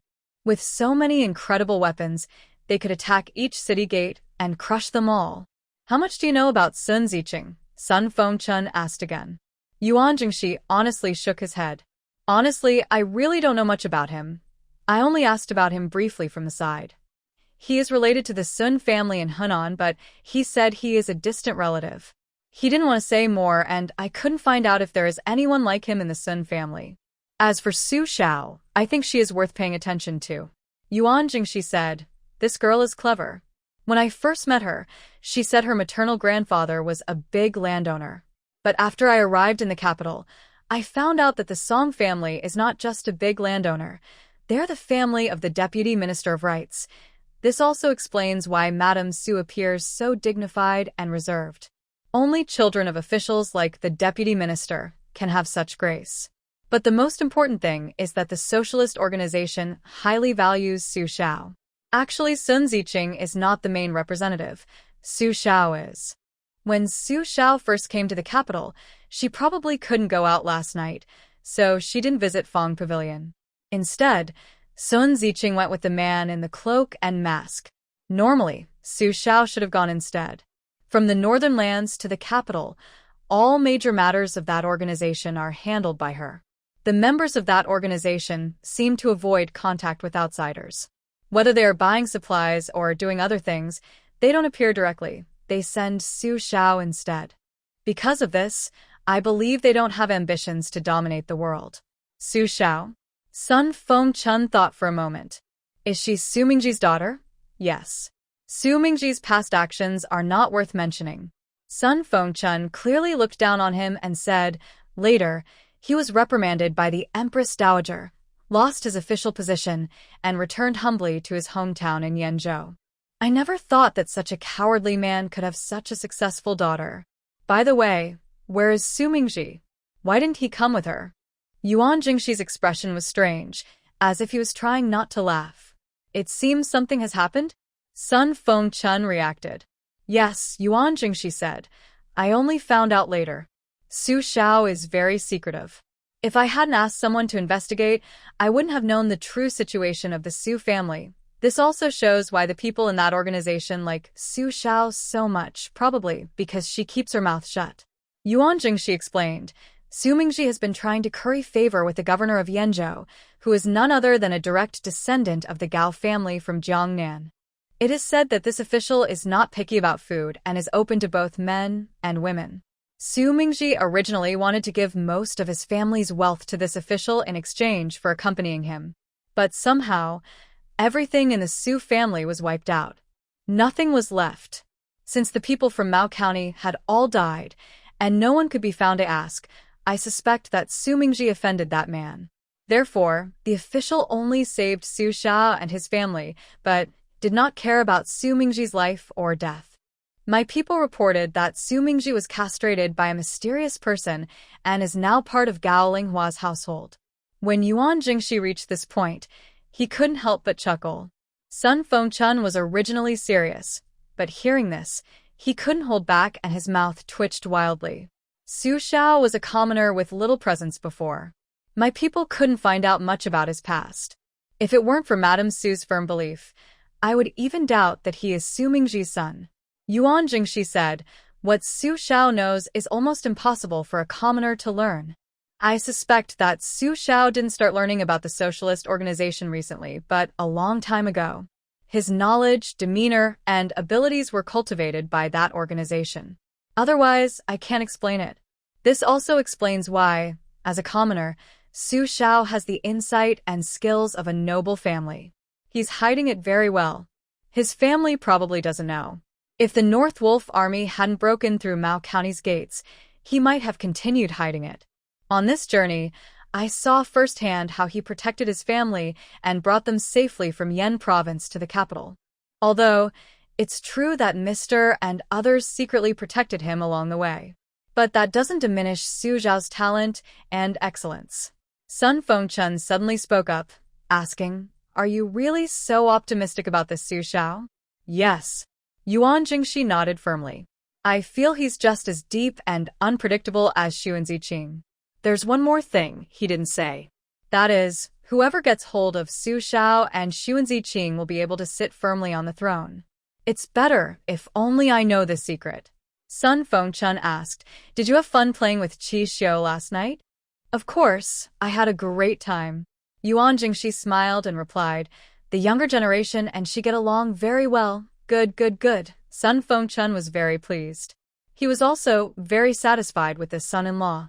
Both families were happy with this marriage, so things moved forward very quickly. While Yuan Jingxi and Sun Qixiu were busy building their relationship, the supplies for Su Xiao and the others were also being prepared and continuously delivered to a courtyard designated by Sun Ziqing. This courtyard was a farm outside the city, rented by Sun Ziqing. It was completely empty around, making it hard for anyone to hide or set an ambush. Carriages kept arriving, each loaded with supplies, and leaving empty. It took 2 days and nights to deliver all the supplies. By then, the once empty courtyard was now full of boxes and bags. Sun Ziqing informed Su Xiao of this news, saying, Everyone is watching that place now. Move quickly so you won't be caught. Don't worry, Su Shao replied with a smile. I'm ready. It's time for them to see my new product. Sun Ziqing became curious, asking, what new product? You'll find out soon. Su Zhao's teasing made Sun Ziqing very curious. The sky was dark and looked like it might rain. Su Shao refused Sun Ziqing's invitation to watch the scene, saying it was inconvenient this time. Sun Ziqing understood immediately. Su Shao was distracting others' attention. That night, while Su Shao was carrying out her plan, Sun Ziqing took Yuan Jingxi to a famous restaurant in the city for drinks, making sure to attract attention. With Sun Ziqing helping to divert some focus, Su Shao felt much more relaxed. This time, she disguised herself as a delivery worker, driving a carriage to the farm courtyard. Recently, many people kept bringing things here, all by carriage. At first, no one paid much attention, thinking it was just a regular delivery. But after half an hour, when the delivery carriage still hadn't left, everyone started to realize something was wrong. By then, it was too late. Because Su Shao transformed into an old man with white hair, carrying and dug here and there around the farm, successfully burying a bunch of smoke bombs beneath the ground around the farm. It quickly grew dark. The already dark sky became even darker, with no light at all. This made the people watching the farm feel uneasy, as if something bad was about to happen. Just as everyone was getting anxious and wanted to go see what was happening, a loud explosion. Suddenly, there was a big blast on the ground at the farm's entrance. A huge mushroom-shaped cloud of smoke exploded suddenly. It was like a portal to another world opening, and countless dark figures rushed out, covered in white smoke that blocked everyone's view instantly. What is that? I don't know. But the people who went to check on it hadn't gotten close before they hurried back, looking dirty and scared. No good. That smoke is toxic. When we get close, we have trouble breathing, our eyes water, and our throats hurt. It's hard to breathe, the explorers reported. We can't get near it. While they were talking, several more smoke bombs exploded around the farm. Then, something unforgettable happened to everyone in Jing City. Under the thick dark clouds, a white mist suddenly formed an image. Many mysterious people dressed in black cloaks and silver masks appeared as if they were crawling out of on the ground, walking into the yard one after another. Who are they? When did they appear? I don't know. They're crazy. How many of them are there? I don't know. At this moment, Su Shao, standing at the farm's entrance, smirked and adjusted her player, continuing to play a pre-recorded video. Yes, Su Shao, the clever one, used a computer in her lab to create a video. She made smoke bombs and set up a background wall, then played the video on it. It was that simple, and it fooled everyone instantly. Because they knew Su Zhao's fighting skills, no one dared to make trouble or go see what was happening. From a distance, it just looked like groups of people walking inside. They haven't watched the movie, so they don't understand the principle. While that group was distracted, Su Shao entered the yard and started quickly collecting everything: grain, cloth, salt, iron or paint, fuel, dyes, anything she could find. She packed everything into her space. After half an hour, the yard, which was once full, was now completely empty. Having finished, Su Shao returned to the gate of the yard and ended the video. In the last scene of the video, a tall man turned around and sneered at the crowd secretly watching from afar. He pointed at them, then suddenly spread his cloak wide. When the cloak fell, the video ended. On the screen made of thick white smoke, no one was left. Su Shao quietly slipped out through the back door of the yard while everyone was distracted by the video. The smoke finally dispersed. They couldn't hold back anymore. Let's go and see. Several groups of people arrived at the yard's entrance almost at the same time. They looked at each other, then all raised their hands and pushed open the yard gate. The gate was slightly open, and with a gentle push, it swung open. The yard, which was once full, was now completely clean and empty. How is this possible? Everyone there was shocked and spoke out loud. I didn't take a step away. I was watching the whole time. Someone said, feeling their beliefs were shaken. How did they do it? They appeared suddenly and disappeared just as quickly. Are they even human? This organization called socialism is terrifying, someone muttered nearby. So mysterious and powerful, so well-trained, so efficient. What can we do against them? How can we fight? Do we even stand a chance? Not to mention the smoke just now. Our team would be finished if we ran into it. And those strange, mysterious ways of appearing. What if they can show up anywhere, anytime? Another person said. In the next second, the entire group fell silent. They all lost interest in chatting and hurried back to report everything they had seen to their leader. That night, in many wealthy people's study rooms in the capital, the lights stayed on all night. Many people called their trusted aides or advisors together to discuss this matter. But no matter how they discussed it, the conclusion was always the same. It was very mysterious and hard to understand. One strategist thought carefully and said, "I think we should try to get in touch with this person. If we can use them for our benefit, that would be perfect. Your idea is good, but others might think the same," someone opposed.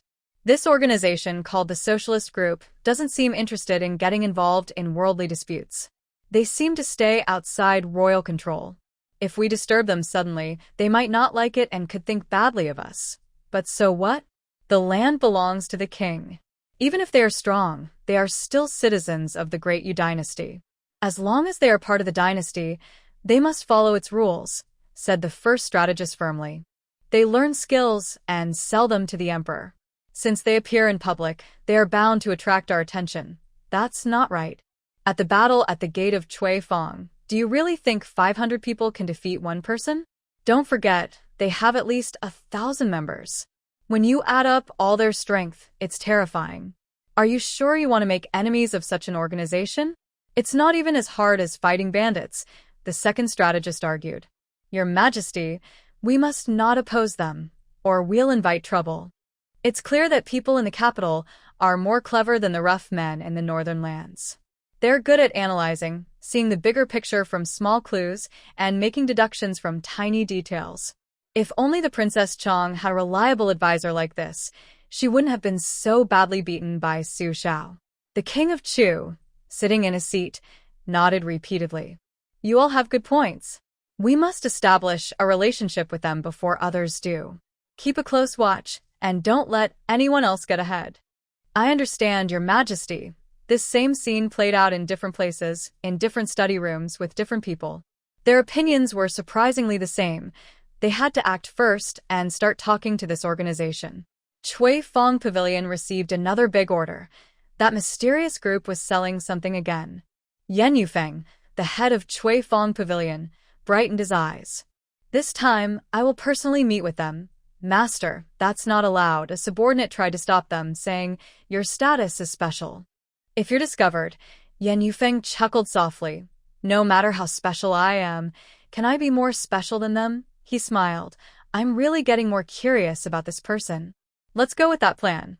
This time, Su Shao and Sun Ziqing brought Lin Guiyun to visit Cuifang Pavilion. They arrived with dozens of carriages, showing off as they entered boldly. Su Shao didn't wear a mask this time, but the person who greeted her did. However, the greeter's mask wasn't the full-face silver mask that covered everything. It was a black mask covering only half of the face. The mask was carved with holes, giving off a restrained, elegant vibe. Su Shao didn't care much about the others' appearance. She simply pushed a list in front of them. Let's be straightforward. This is a shipment entrusted to me by a socialist organization. There are quite a few items. Can Cuifang Pavilion handle it? If not, can you find buyers?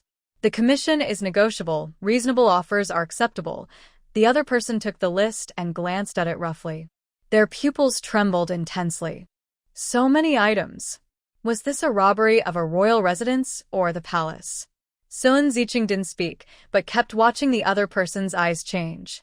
When the pupils trembled but no signs of fear appeared, Sun Ziqing knew the deal was secure. The other person could definitely handle it. Sure enough, the greeter said, Cuifang Pavilion can take all of it, but we need to inspect the goods first. That's fine. Su Shao clapped her hands. Lin Guiyun immediately directed people to unload the large and small boxes from the carriages, opening each one to reveal the contents. All of them were valuable items stolen from the princess's estate. As for food and cloth, none were sold. They were kept for personal use. The pretty but inedible items were sold to exchange for supplies. The master appraisers of Cuifang Pavilion came out, bringing their tools to examine each item carefully. Most of the items from the princess's estate were easy to identify, but they still followed the proper procedures. Inspection takes time. Would you like to have a drink while waiting? The greeter warmly invited. Sure, Su Xiao nodded and agreed immediately. May I ask your name? The greeter looked at Su Xiao. Su Xiao, she simply introduced herself. A commoner. The other person chuckled and said, I am also a commoner. My name is Yan Yufeng, the head of Cuifang Pavilion. Su Xiao exchanged a glance with Sun Ziqing and both smiled. When they arrived, they had guessed that the person welcoming them wouldn't be a minor figure from Cuifang Pavilion, but at least someone of significant status. Unexpectedly, the head of Cuifang Pavilion was drawn to them. This made their plan easier to carry out. Head Yan, you are truly young and talented, Sun Ziqing said politely. Please forgive my rudeness. If someone else said that, I might be proud. But coming from you two, I only feel ashamed. As for being young and talented, it's really you two. Yan Yufeng poured tea for them and said, Honestly, I am very interested in the organization's leader. I wonder if you could introduce me? I won't bother you for nothing. I will help if I can. Su Xiao knew how important the disguise was. She had only appeared twice in a short time, which was enough. If she appeared more, she might be exposed. Without hesitation, Su Xiao replied, Honestly, they told me they don't see anyone. Not even the emperor himself. It's not that I don't want to help, but I can't be their leader. You've probably heard, they come and go like shadows. They only contact me to give instructions. It's always a one-way connection. If I try to find them, I can't. But I'm willing to try again for you. If I leave them a message and they don't reply, then it's clear it's not going to work. At first, Yan Yufeng's face darkened when Su Xiao refused, but when she said she was willing to try again, his expression improved greatly. How much do you know about this organization? Yan Yufeng asked. Sun Ziqing cleared his throat but didn't answer. Su Xiao recalled her previous life's political lessons and said confidently, prosperity, democracy, civility, harmony, freedom, equality, justice, rule of law, patriotism, dedication, honesty, friendliness. Not only Sun Ziqing but even Yan Yufeng couldn't help but feel a deep respect. Isn't that impossible to achieve? Yan Yufeng said instinctively. Su Xiao asked back, Why are you so sure? What if they really can do it? Both Sun Ziqing and Yan Yufeng fell silent. Considering how strong and powerful those people are, wealthy, capable, and skilled, what they want to do, they can usually succeed. Why have I never heard about them before? Yan Yufeng asked out of curiosity. Oh, I don't know. Su Xiao replied playfully, pretending to be clueless. They are so capable that even if they show themselves, we might not recognize them, right? Xun Ziqing quickly interrupted Yan Yufeng's curiosity and said, Master Yan, since they don't want to appear publicly, it's clear they prefer to stay out of the outside world. No matter how strong they are, they're not interested in this world. We should not bother them too much. If we upset them, the consequences might not be good. Yan Yufeng's expression grew serious, as if he thought of something important, and he said carefully, That makes sense. As the leader of Cuifang Pavilion, Yan Yufeng is well informed. He knows about the events happening in the 3 northern provinces, even if others do not. He also has shares in Shan County, so he is somewhat aware of what's happening in Suzhou. Just thinking about how the other side only sent one person to destroy an entire cavalry unit of the princess's forces makes him feel quite frightened. At this point, everyone's bottom line is pretty clear. The conversation ended, and the appraisal was completed. Soon, Cuifang Pavilion reported their price. Yan Yufeng asked, As usual, do you want to exchange for supplies? Yes. Su Xiao handed over a piece of paper listing the types and quantities of supplies needed. Do you have all of these? If not, we can adjust accordingly. Yes, we do. The quantities are not many. I'm just curious. What is the purpose of this soil? Why does it have to be from this specific place? Yan Yufeng couldn't help but ask out of curiosity. Is it really necessary to specify the soil's origin? Su Shao looked innocent and said, I don't know either. I'm just as confused. I don't understand these things. All right, I'll have someone prepare it right away, Yan Yufeng said. In the future, if you have good things, feel free to send them to me. I can always use them. Thus, their partnership was smoothly established. Before Su Shao and Xuan Ziqing could leave the gates of Cuifang Pavilion, someone proactively came to visit. After learning the news, the leader of Cuifang Pavilion sighed and said to the two of them, If it were anyone else, I might help you, but I really can't stop this person. This man is the King of Chu, the cousin of the current emperor. Years ago, the throne almost went to the King of Chu's father, but the previous emperor suddenly changed the decree before he died, so the throne went to this branch. Although the King of Chu's territory is in Hunan, he has always stayed in the capital, which was also allowed by the former emperor. His father, the former King of Chu, was once the emperor's most favored prince. He was given the best things. Everyone thought the King of Chu would become the crown prince because the former emperor trusted him with the secret Hummingbird Squad. The Hummingbird Squad is a small team of fewer than 100 members, responsible for gathering news for the emperor and overseeing officials. They serve only the emperor. However, they have no real power. They only provide intelligence. They can pass messages but cannot make decisions about life or death. Hearing this, Su Zhao's eyebrows raised suddenly. So, is the Hummingbird Squad still in the hands of the current King of Chu?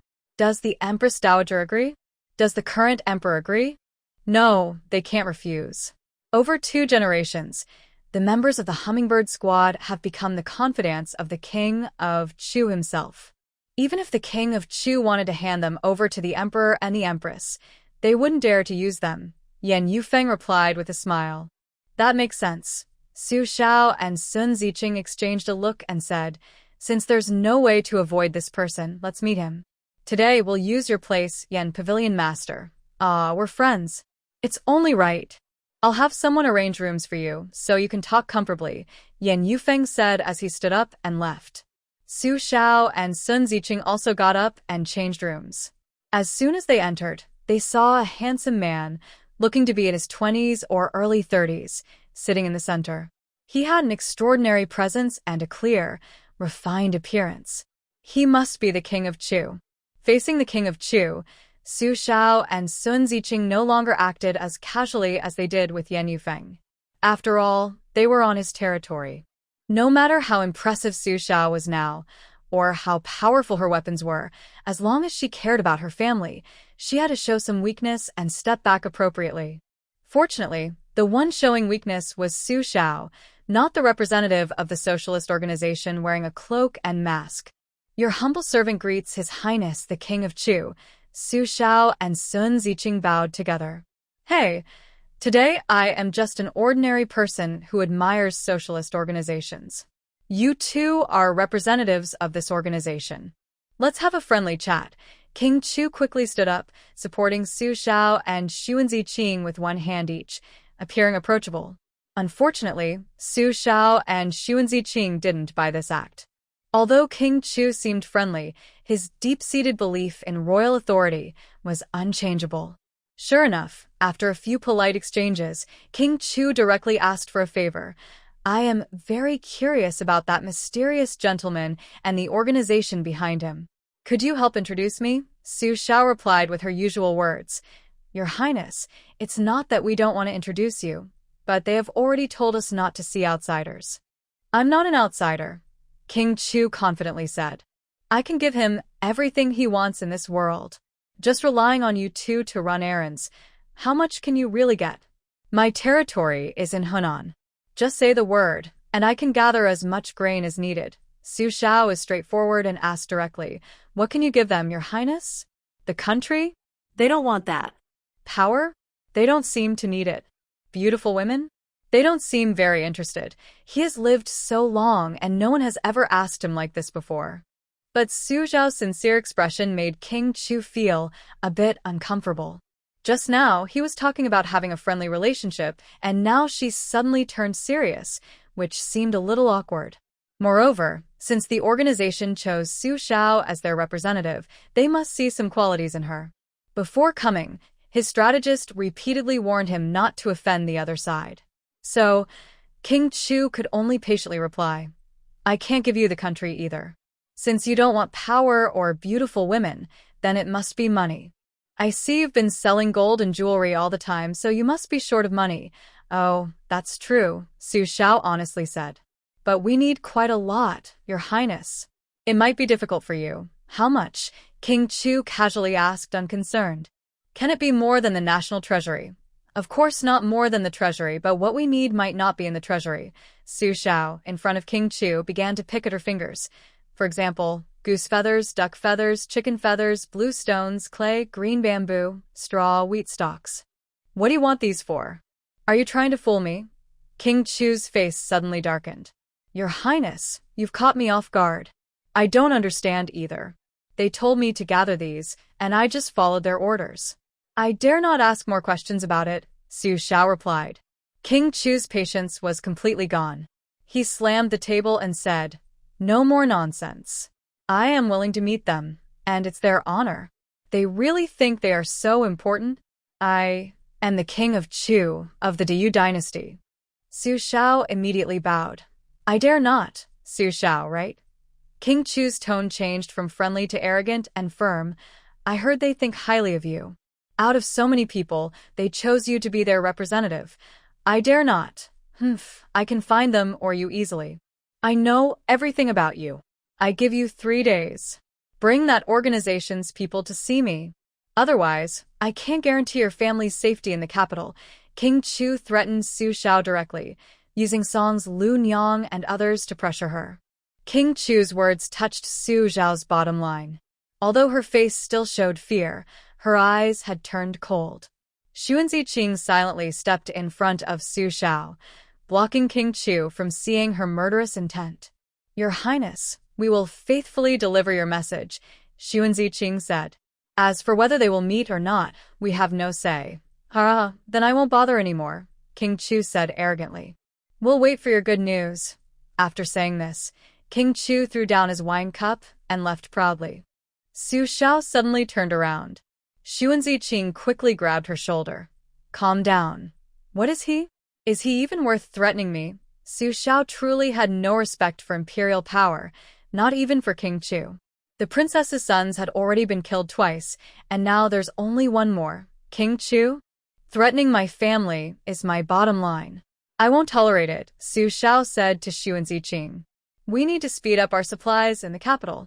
Anything we can buy at Cuifang Pavilion. We must finish here. I will go back tonight and tell my mother to be ready to leave at any time. Sun Ziqing moved closer and whispered in Su Xiao's ear. I have a better plan. What plan? Use someone else to do the work for us. Sun Ziqing said, Let's talk about it when we get back. News about the two of them visiting King Chu quickly spread throughout the capital. Everyone was waiting to see how the organization would react to King Chu, whether they would submit or remain proud and stubborn. Su Xiao and Sun Ziqing decided to return directly to the Song residence this time. Tell me, Su Xiao said to Sun Ziqing, my principle is, if we don't act, fine. If we do, it must hurt. If it's not painful, it's not worth doing. Don't worry, I'll make sure you get your revenge, Sun Ziqing said, closing his fan and speaking plainly. The 2 generations of kings of Chu have always been a thorn in the side of the emperor and the Empress Dowager. Although the throne finally went to the current family, the former emperor also gave King Chu a special sword. He allowed 2 generations of kings of Chu to live in the capital instead of their own lands, which means they could take over at any time. How could the emperor and Empress Dowager not be wary? Even though they are currently at odds, they are united when it comes to King Chu. Having 2 generations of kings of Chu living in the capital for decades makes it hard to shake their power. Plus, we have family members to consider, so we need to be cautious. Direct confrontation is not wise. Instead, we should find a handle on King Chu, give it to the Emperor and Empress Dowager, and let them remove him. Then we can secretly take advantage of the situation, like a mantis catching a cicada, while the oriole is behind. We can intercept their gains early.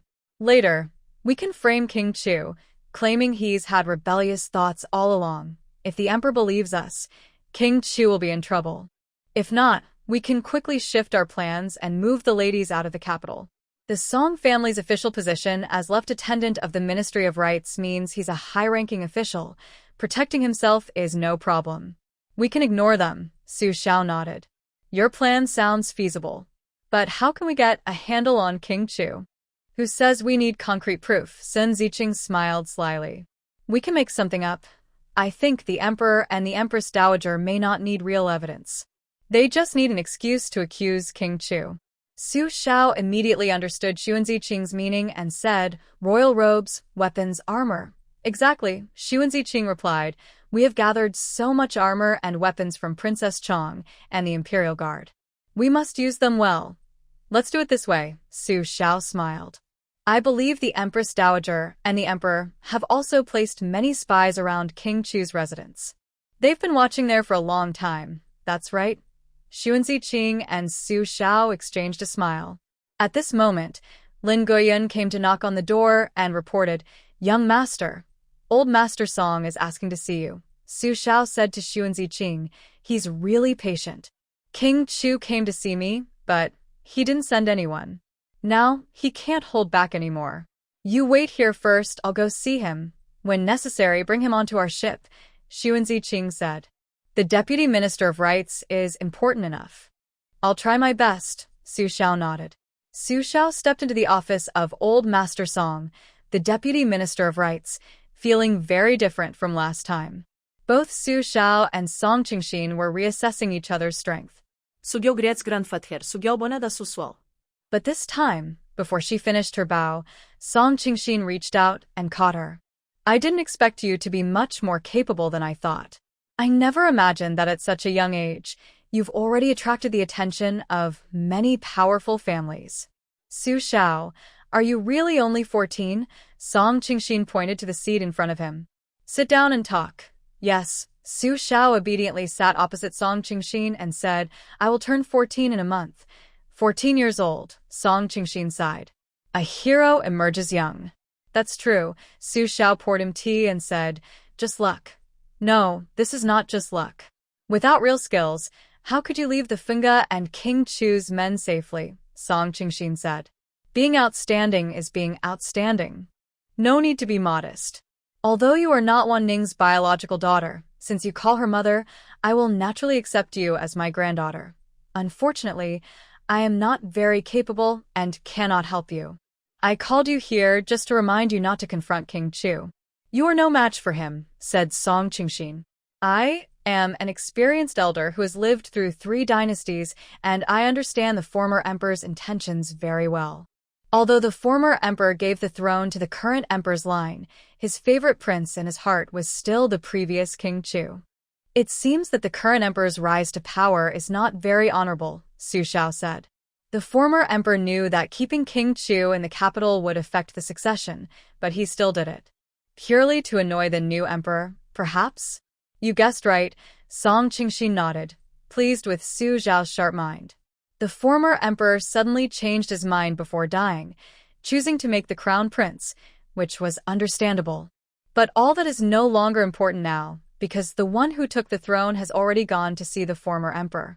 Now his son is the emperor. So, my grandfather wants to advise me that the current emperor and King Chu are not on good terms. He wants me to support the emperor and gain his protection? Su Shao asked. Isn't that right? Song Qingshin replied. Su Shao shook her head.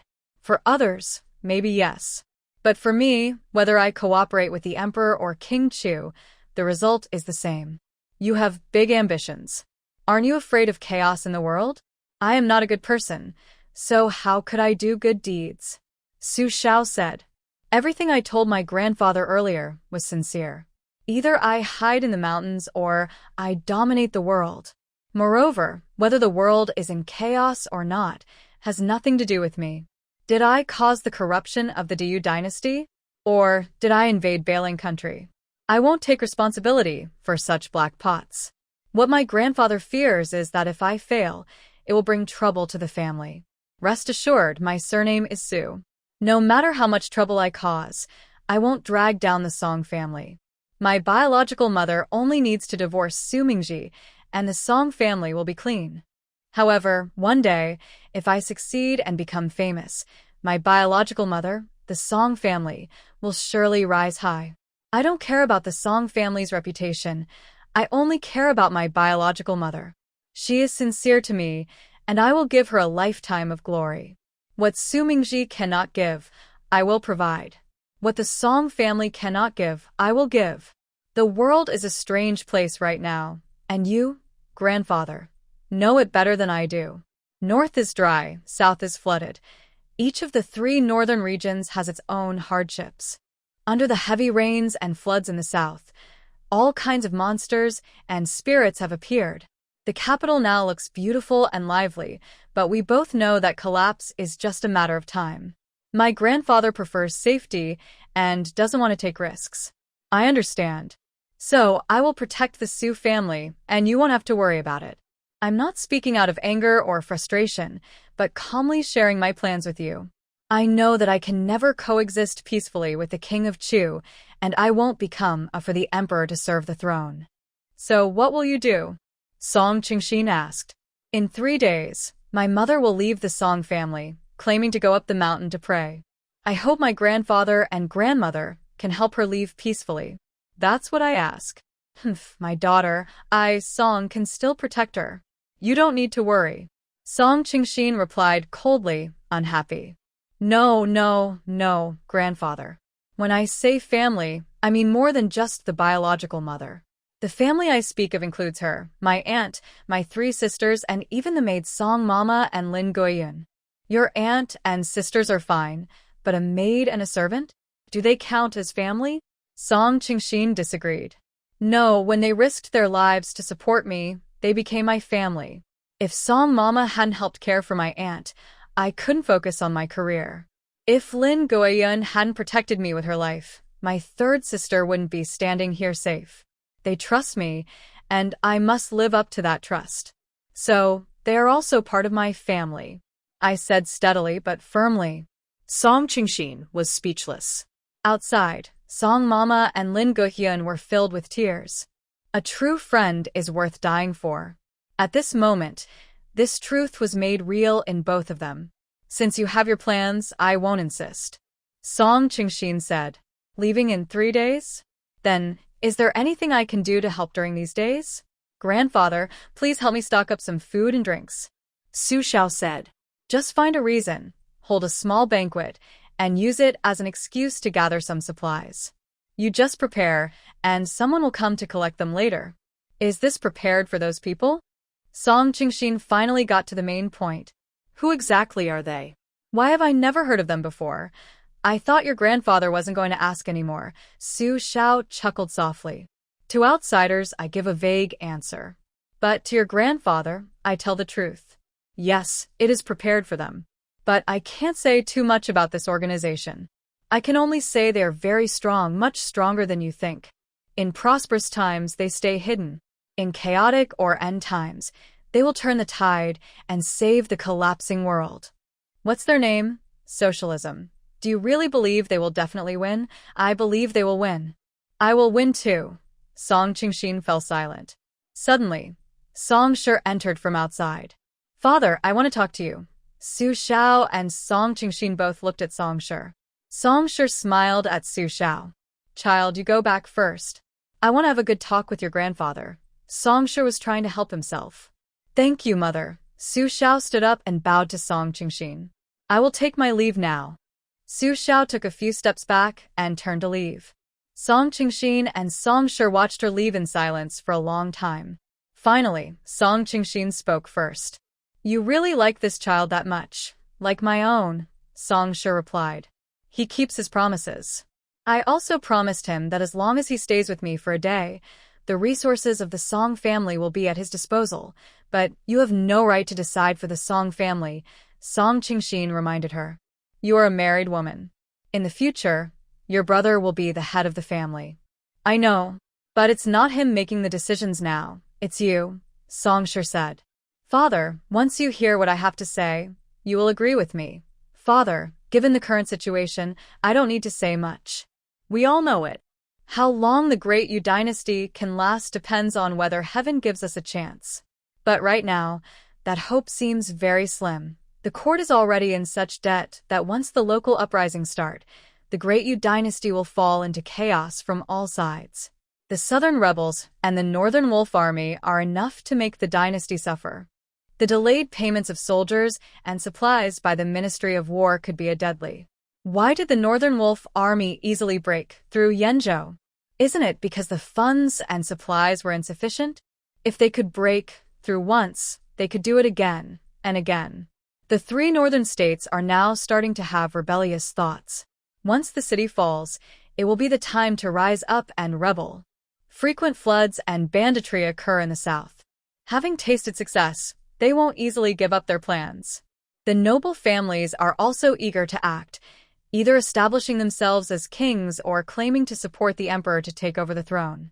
I remember that several princes had territories in the south. When they were sent there, none of them did so willingly. Now, with a chance to retake the capital, do you think they are not tempted? I understand my father's thoughts.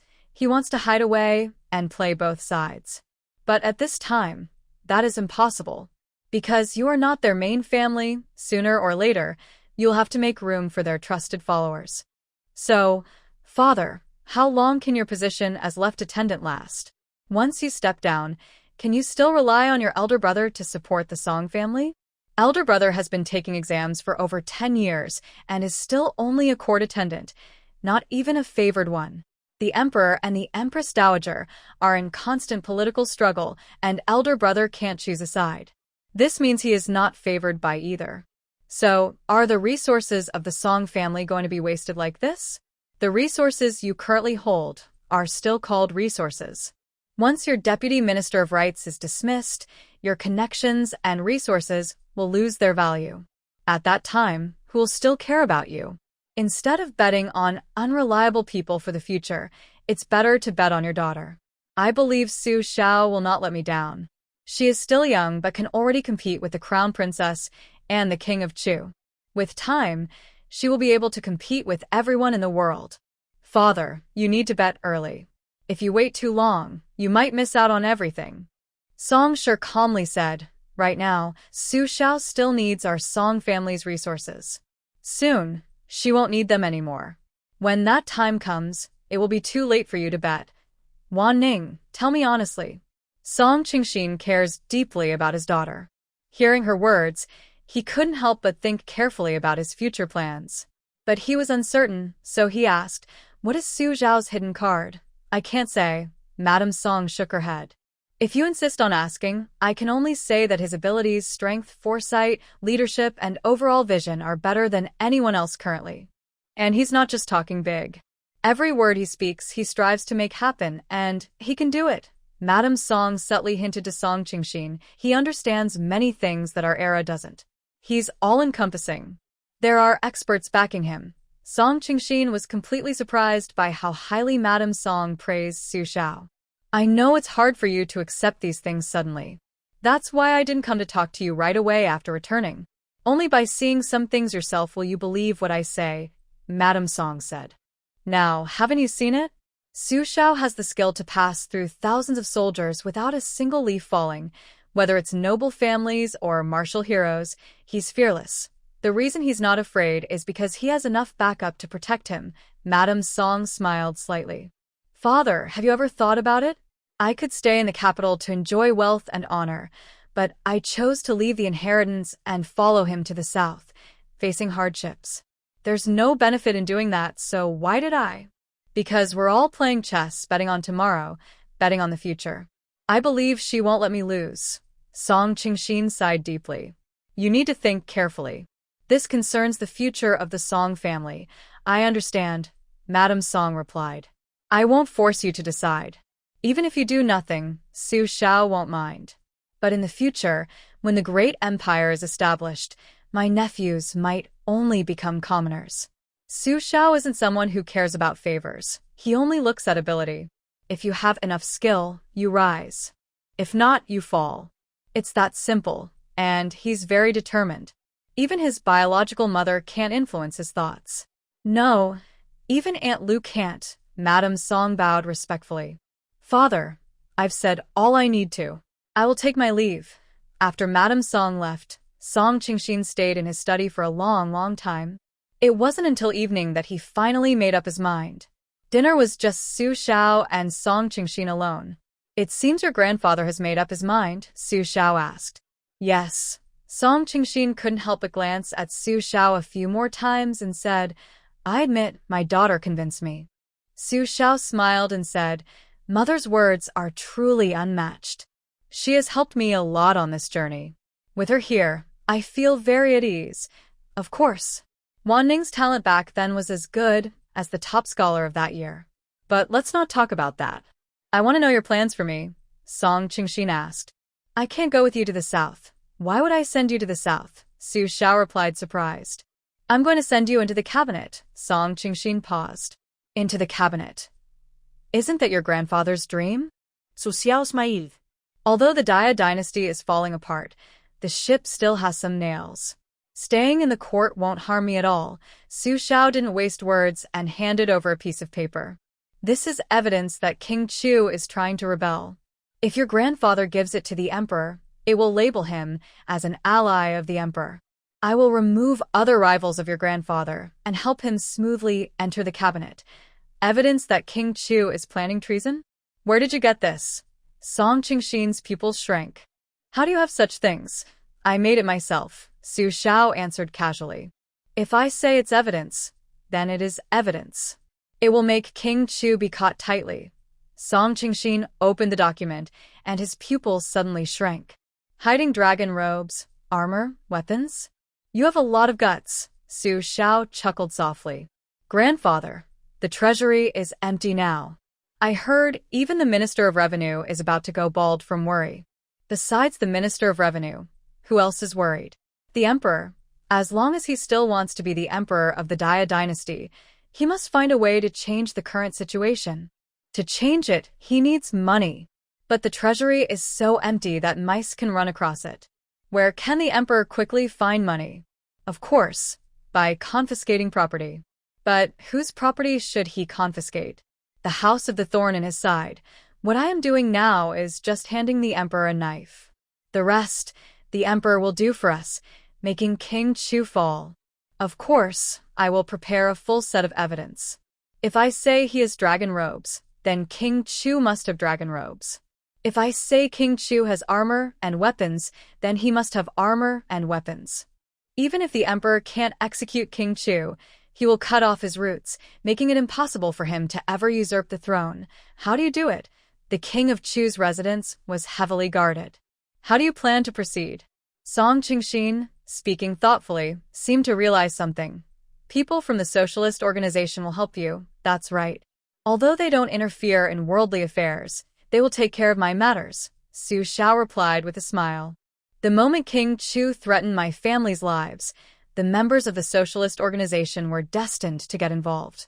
Song Qingxin looked a bit jealous and said, Those people from that organization are really kind to you. Yes, indeed, Su Xiao answered confidently. All right, I will give this report to the Emperor, Song Qingxin said, taking the document. Is there anything else I should do? Help me prepare food. Lots of food, clean water, clothes, shoes, and hay, Su Xiao added, handing him another list. Details are here. The more, the better. No limit. If money runs out, I will provide more. Do you have a lot of money? Song Qingxin asked. Yes, a lot. Probably more than the royal treasury, Su Xiao smiled. Once she finished looting the king of Chu's residence, she would be richer than the treasury. Good. Song Qingxin slammed the table. Let's do it. I toast to my grandfather. Su Xiao raised her cup. May we work together secretly and succeed. Song Qingxin also raised his cup. Su Xiao, don't let me down. I won't, Su Xiao smiled. Grandpa, I'm feeling young and wild again.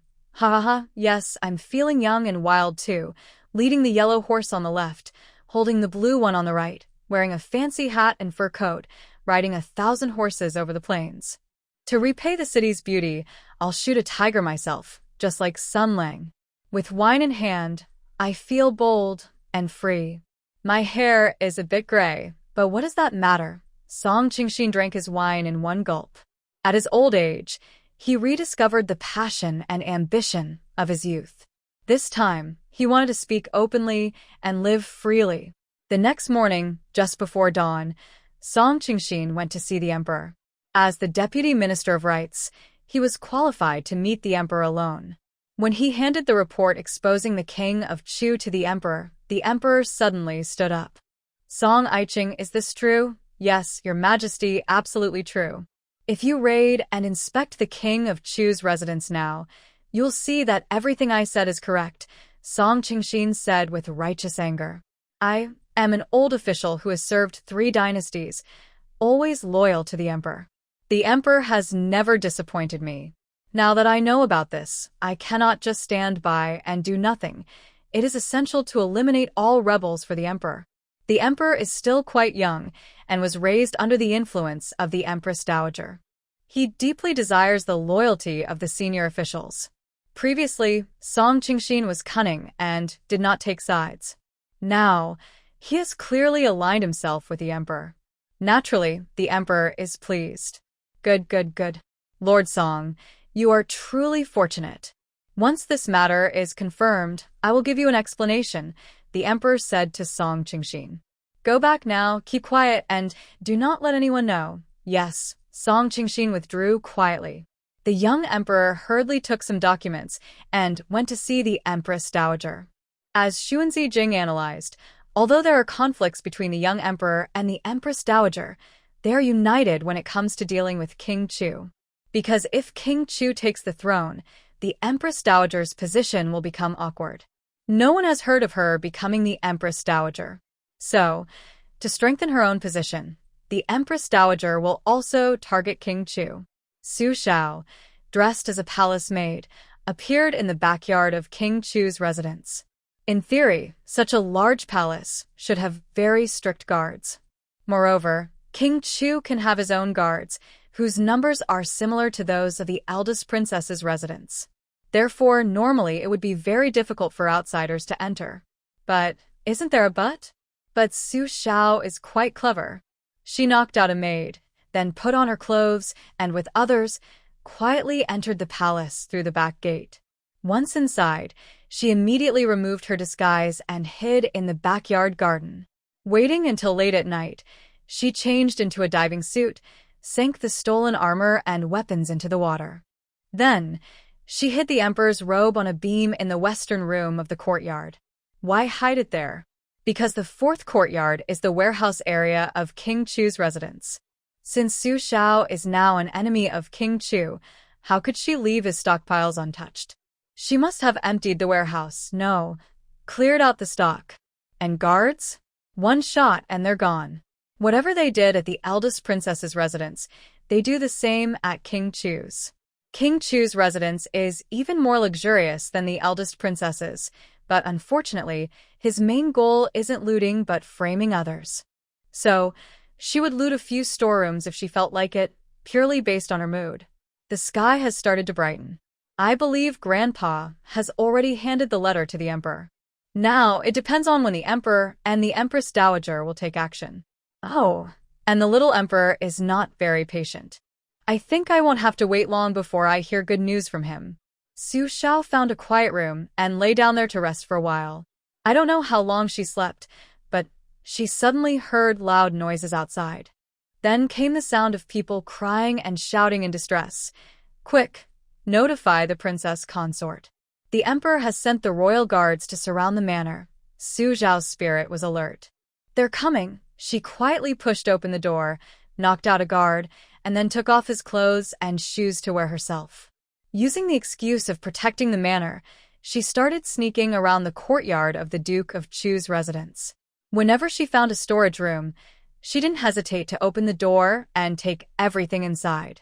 Did she encounter someone in the courtyard? Su Xiao immediately frowned and said, "What are you all still doing here? Hurry and protect the master." The royal guards have surrounded the manor. Then, a group of people hurriedly ran away in all directions. But Su Xiao kept collecting everything she could.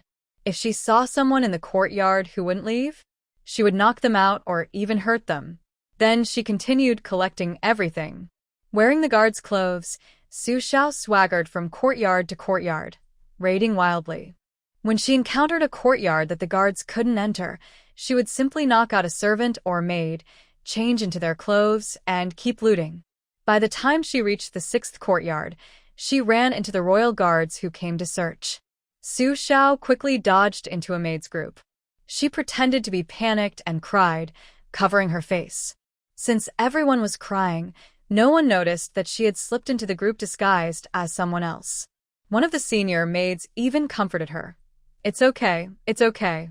Our duke's residence won't be harmed. As long as the old princess is here, no one can hurt us. Even if something happens to the duke's residence, the emperor won't wipe us out." Su Shao immediately asked in a trembling voice, "Sister, why is that?" "Because the late emperor left a will for our duke's residence. The residence must not be disturbed for 3 generations," the senior maid replied. "The Chu prince's residence is only 2 generations old. The emperor won't do anything to the prince."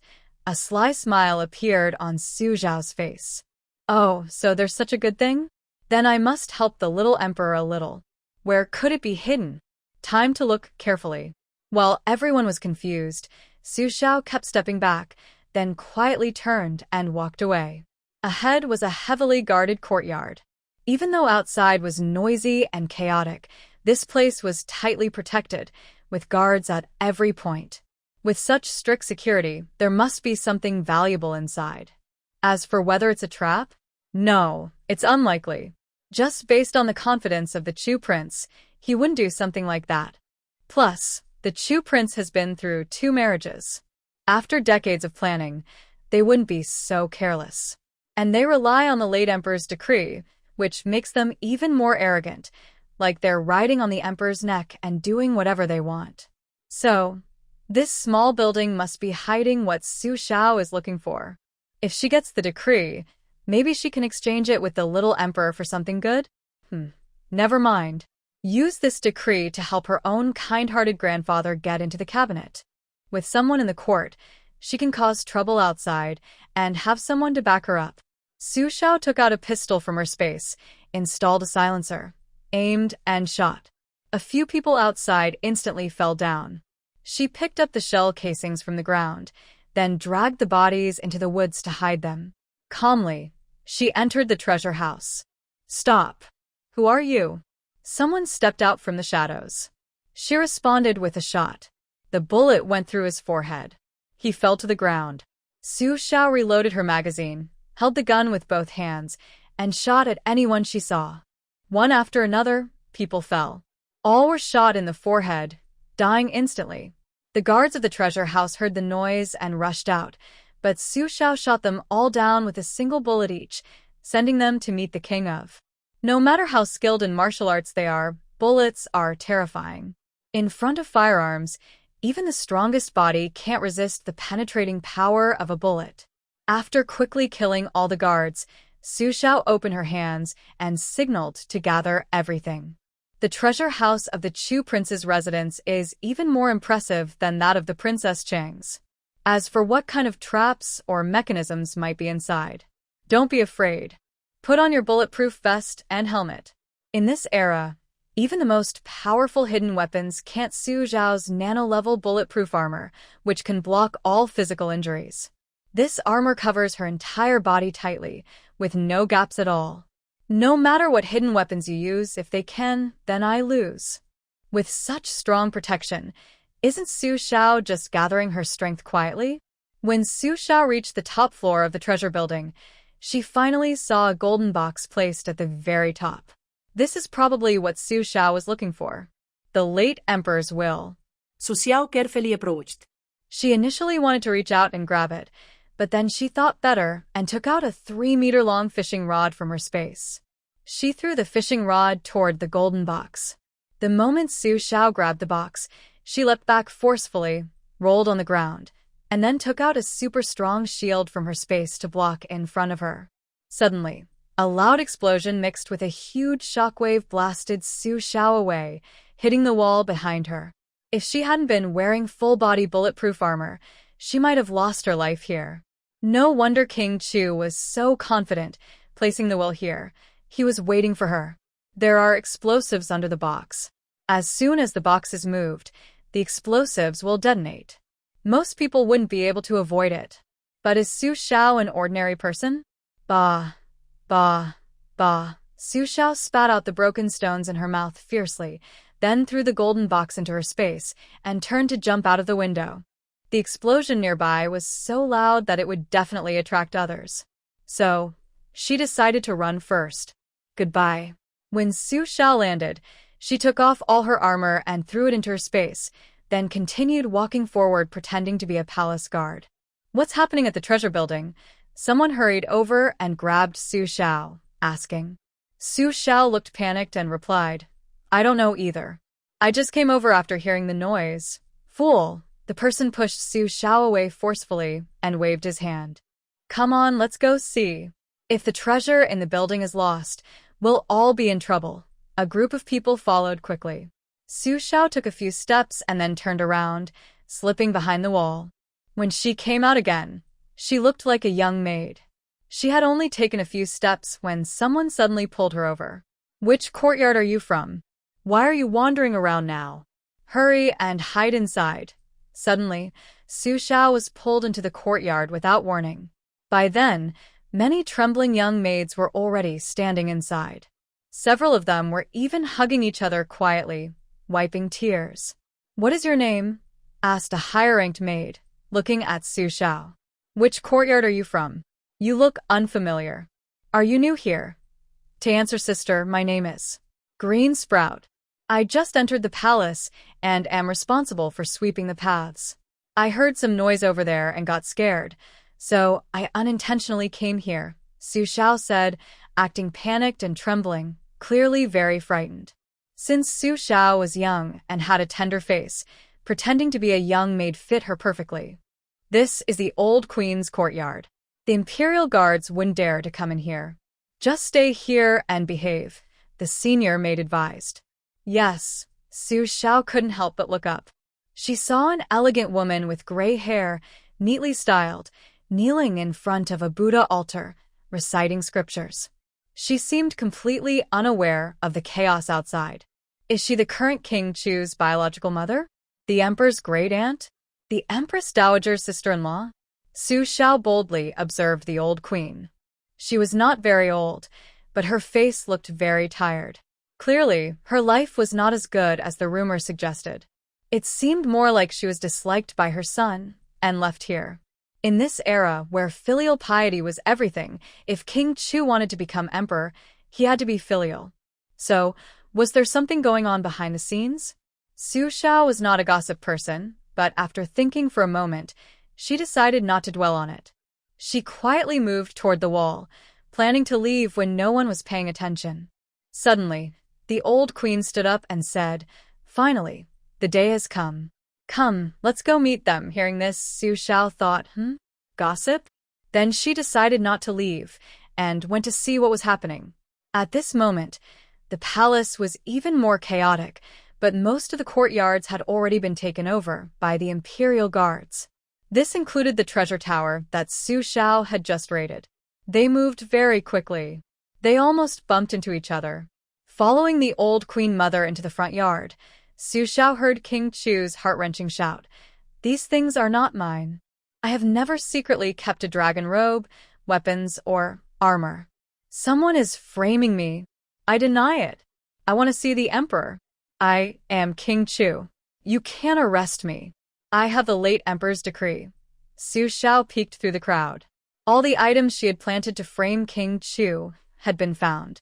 If you dare to threaten me, let's see how you handle it.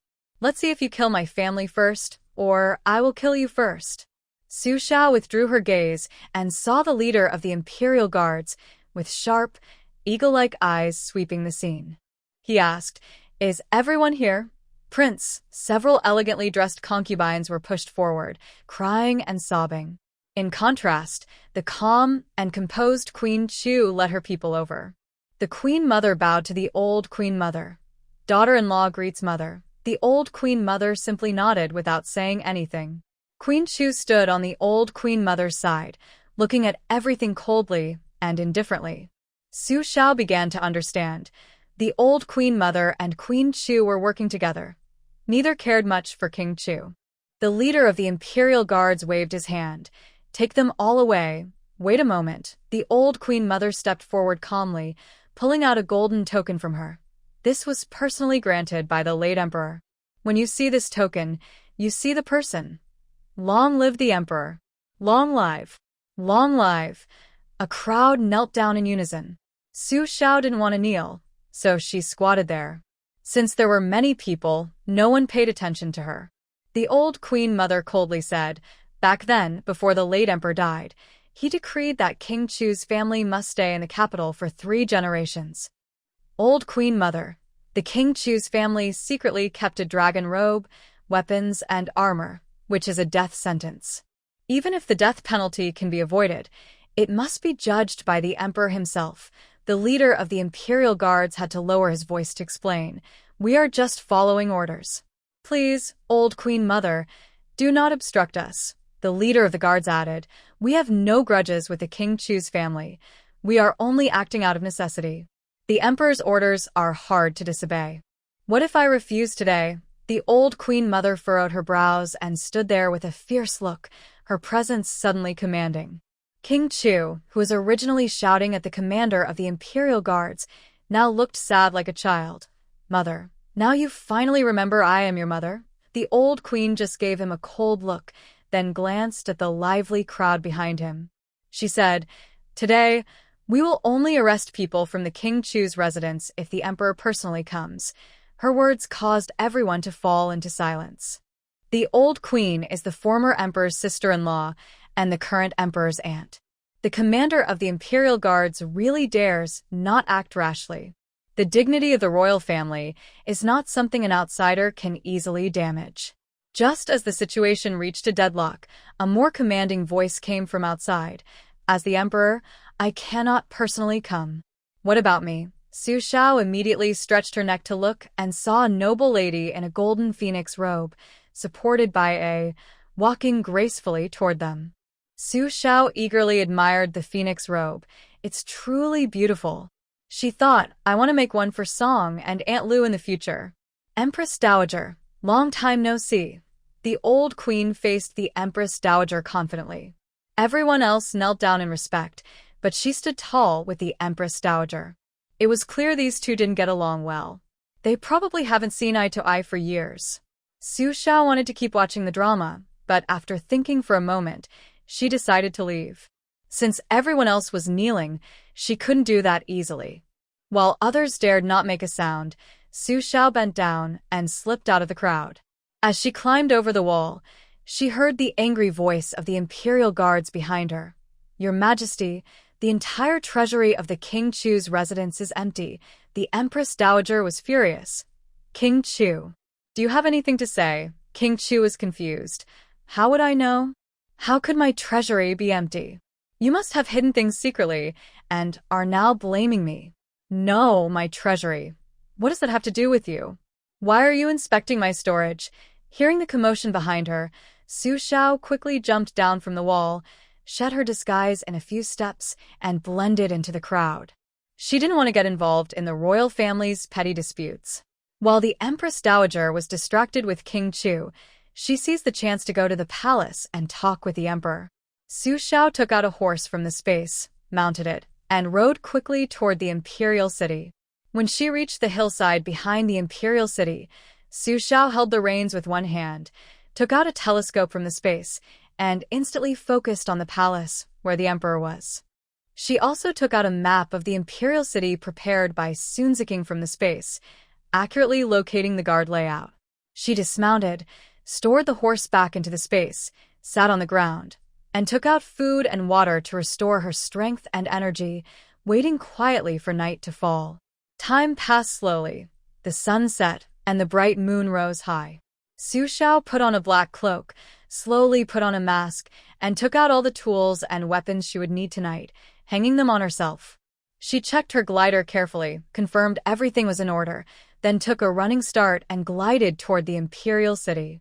The darkness provided her with the best camouflage. Moreover, The guards of the imperial city would never expect someone so daring to descend alone from the sky and land inside the palace. Su Shao put on infrared goggles, constantly adjusting her glide direction and landing spot to avoid guards and crowds inside the city precisely. This is the place. She pulled the control cord, and her body floated and swayed as she landed on the roof of a certain palace. Su Shao unfastened her safety belt, stored the glider in the space, then turned and rushed toward her target palace. The young emperor had already taken charge of the government, but the real power still lay with the Empress Daajager. However, he still had the say over which woman he would sleep with. Tonight, he was sleeping in the bed of his favorite beauty, and they were all ready and preparing for intimacy. Suddenly, a loud, rude voice interrupted him. "Oh, what bad luck. Want me to come back later?" This shout immediately frightened the young emperor. "Someone! Protect the emperor!" He quickly pulled the blanket over himself and his beauty. But outside, everything was silent, no movement at all. Su Shao calmly entered, standing just behind a semi-transparent curtain, separated from the young emperor and his beauty. Although Su Shao is not tall, she has a very strong presence. Her powerful aura makes the young emperor suddenly lose his voice. "Don't worry, don't panic." Su Shao casually draws a curved dagger and gestures with it. "They are just asleep for now, they won't die." "Who are you? What do you want?" The young emperor trembles and asks. "Have you not been sending people to find me?" Su Shao smiles lightly. "So, now that I stand in front of you, you're afraid to admit it. All right, I know your time is limited, so I'll be brief," Su Shao says. "Are you satisfied with the gift from King Chu?" "What do you mean?" The young emperor pauses, finally understanding. "Are you the one who gave Song Qingshin the evidence about King Chu? Otherwise," Su Shao chuckles softly. "With your group's useless abilities, what could you possibly find?" The young emperor is so angry at Su Shao's words that he struggles to breathe. He is the emperor. The emperor. The emperor. Does this person in front of him have no respect for the emperor at all? Tsk. Over 300 years of the Diyu dynasty, and each emperor is worse than the last. Su Zhao's words are like knives, stabbing the young emperor's heart painfully. But he dares not argue back. The other person can appear easily in the palace, and even in his private chamber, without the guards, eunuchs, or maids noticing. This shows how powerful the other side is, deep and unfathomable. Even though the young emperor is proud, he is still afraid of death. So, he doesn't dare to talk back. What if the other person gets angry and kills him? He hasn't ruled long enough to die yet. "Why did you give Song Qingshin those things?" the young emperor asks. "Oh, probably because I like him." Su Shao casually pulls over a chair and sits down, crossing her legs arrogantly. "I support those I favor. Su Shao is my representative in the Diyu dynasty. I just took care of his family. Is there a problem with that?" No problem," the young emperor instinctively answers, feeling Su Zhao's strong presence. Compared to the powerful aura of the Empress Daajager, this young emperor simply can't compare. He is just a puppet emperor now. Su Shaodao said calmly, "I simply can't stand King Chu, so I took action against him." "Then what do you want?" the little emperor asked. "It sounds like I want something, but you think I do," Su Xia said. "Just mind your own kingdom." "I came here today just to say hello, nothing else," she added. "Did you kill my older sister's son?" the little emperor suddenly asked. "Oh, the news has reached the capital," Su Xia chuckled. What? "Are you here to seek revenge for your nephew?" "Of course not." The little emperor saw Su Xia smile and also smiled. "Actually, I should thank you. You helped me remove 2 hidden dangers." He no longer called himself emperor but used I instead. "Good to know." Su Xia nodded. "Since you are so capable, why don't you join the world? Whether it's becoming a noble or ruling the land, you could do it," the little emperor pressed. "Not the right time," Su Xia said mysteriously. "Do you think ruling the land is a good thing? You sleep late and wake early, and if you make a mistake, history will record it and leave you with a bad reputation. Anyway, you can't control me. I do what I want, live how I want. I'm much happier than you. So, rest assured, I have no interest in your throne. If I wanted to rule, I wouldn't just control a small kingdom but the whole world, the stars, and the sea. Su Xia stood up. All right, enough small talk. I should go now. One last thing. Be a good emperor. If you can turn the tide and save the people, the kingdom might last another 100 years. If not, step down early and let someone else take over. Su Xia waved her hand and turned to leave. Goodbye. The little emperor suddenly pulled back the quilt and ran out barefoot. But when he reached the door, the other person was gone. They truly disappeared without a trace. The little emperor felt a cold chill on his neck. If that person had intended to kill him, he wouldn't have survived today. So, he came just to catch up and give some advice? At this moment, the in the side hall woke up and hurried over. Your Majesty, I am sorry. I fell asleep. Please punish me. The young emperor kicked over wanting to explode with anger, but forcing himself to hold back. Your Majesty, Your Majesty. A palace maid hurried out in panic. The beauty has fainted, disrupting the beauty's courtly decorum, sentenced to death. The young emperor said with flickering eyes. What happened tonight? Forget it all. If others find out, it will be the end of the family. Consort Song is kind and gentle. Bestow her the title of honor, award 1,000 ounces of gold, 10 bolts of blue dye, and allow her to meet her family. This beauty hadn't done anything wrong. She simply saw a vulnerable side of the young emperor. Because of that, she must be gone. Consort Song did nothing wrong. She was just from the Song family, so her status rose quickly. The ruthless nature of the royal family is well known. Life, death, honor, and shame can change in an instant. Su Shao used a prearranged steel wire to leave the palace safely.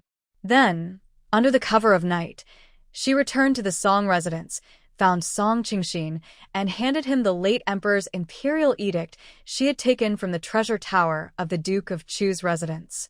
Su Shao said, "Grandfather, this is your life-saving token. Keep it safe." "This is the late emperor's edict," Su Shao replied.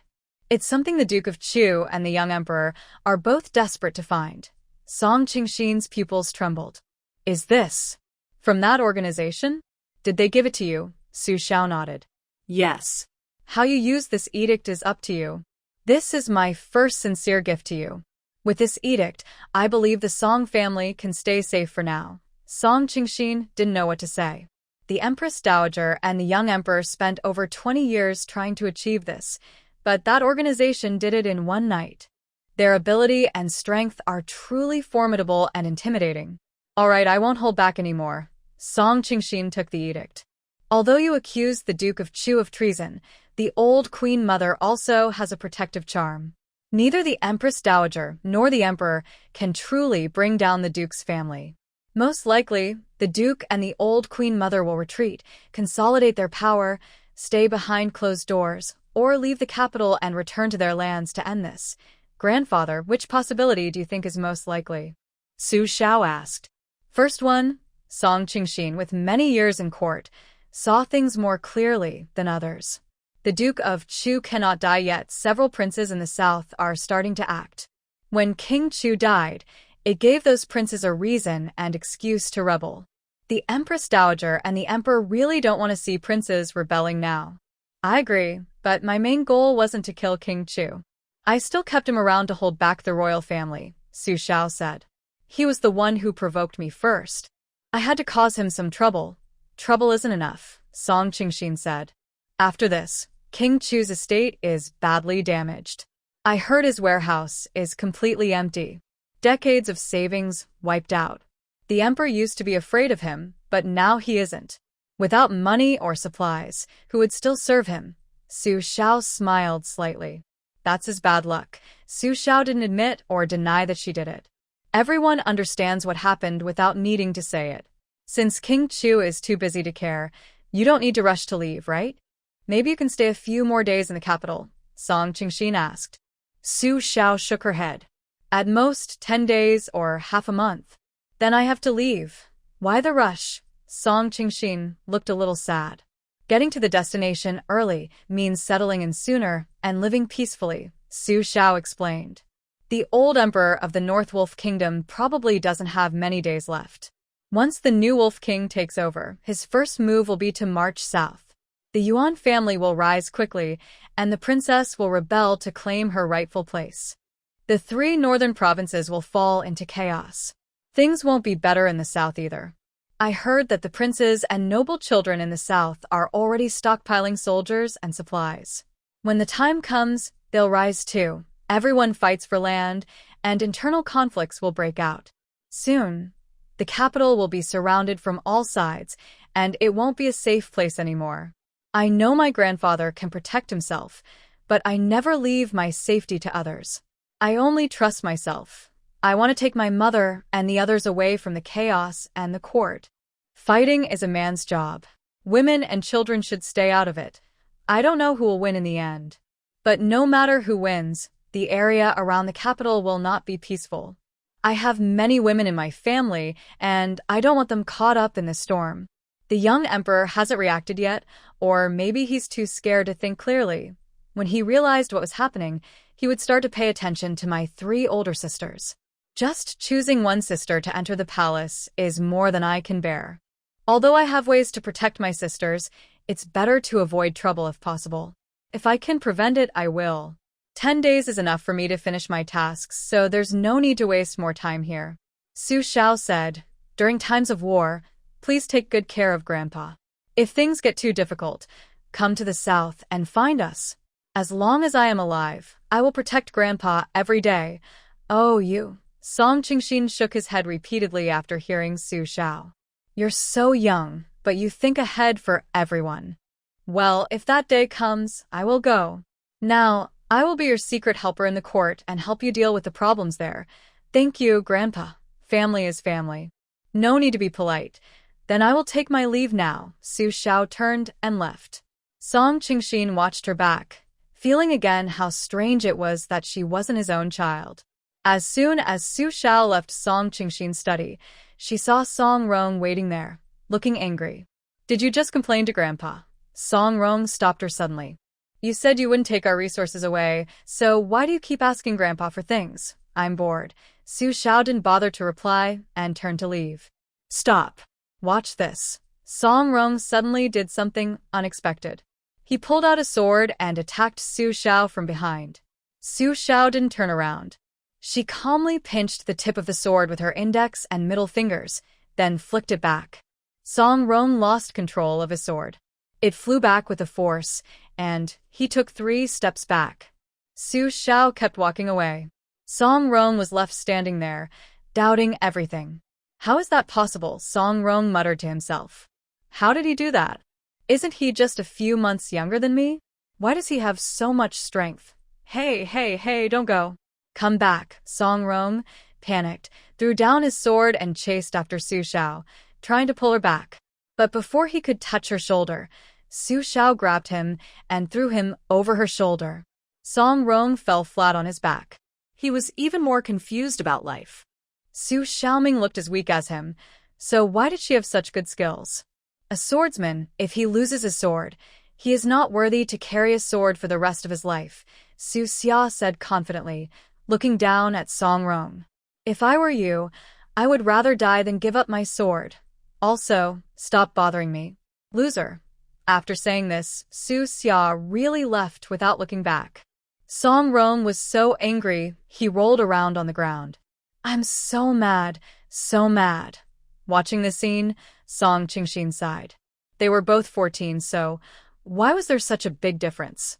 In the following days, the Song family started hosting many banquets. Today was for the old master to enjoy flowers, tomorrow for the old madam to watch fish, the day after for the young master to entertain friends, and the day after that for the madam to invite noble ladies for her son's matchmaking. Basically, every day there was an excuse to hold a party. While other families were worried about the chaos caused by the sudden trouble with King Chu and internal royal conflicts, fearing it might affect them, the Song family was not afraid. Their days were lively and busy. The royal family seemed blind and ignored the Song family's banquets, silently approving them. Meanwhile, the supply team quickly got busy. Su Xia was urging the Funga to deliver supplies, which kept arriving at the Song estate and then went into Su Xia's space. Xu Ziqing and Lin Guoyun were running around outside, checking and filling in gaps for things available in the capital but not elsewhere, one by one. The Song family was responsible for planning menus, giving them to the kitchen to prepare dishes, snacks, and drinks according to the list. Aunt Lu was frantically shopping at embroidery shops, buying everything from high-end to low-end. Just one word: buy. Sue's three sisters handled street snacks and small foods. Once the supply team started, they spent money like water. But Su Xia said they had plenty of money, so buy as much as they could. Spending money now, before the chaos of war, to stock up more supplies was a good idea. Soon, the unusual activities of the Song family attracted a lot of attention. Many people asked to see Old Master Song and Little Song Master. Both of them had the same story prepared. It's hard because my daughter rarely comes home. There's nothing in the northern land, so naturally I need to buy more in the capital to bring back. Whether others accepted this explanation or not, the Song family bought things even more aggressively. In the end, they bought everything they could find. They bought all kinds of items, no matter what they were. They spent a lot of money, which filled up the Song family's yard with supplies. Then, late at night, Su Xiao quietly took everything into her space. The next morning, a young servant hurried to report to the old master. "Old master, everything is gone. In just one night, the yard was full of things, and now they've all disappeared. I have prepared gifts for the gentlemen," Yuan Jingxi said happily. "They are all in the warehouse at the dock. Please help me deliver them to the gentlemen." Su Xiao looked at Yuan Jingxi with a blank expression and said, "Actually, you don't have to do that. Never mind, I will pay you for it." Talking about money with me? That's too formal." Yuan Jingxi suddenly leaned in close and whispered in Su Xiao's ear, "Did the king of Chu offend the gentleman?" "That's why he acted," Su Xiao responded vaguely. "I don't know. Maybe. I knew it. It must be like that. Only the gentleman can do things so secretly," Yuan Jingxi said. "I heard many families have prepared invitations, hoping to see if the king of Chu can meet the gentleman. If he can, they will send invitations. But the gentleman made a move first. Last night, all the families burned their invitations together, and no one dares to be disrespectful anymore, hoping to invite the gentleman to their homes. That move to scare everyone was really effective," Yuan Jingxi added. "Now, no one dares to inquire about the gentleman's news. Su Xiao could only pretend to be clueless. Is that so? I didn't know about this.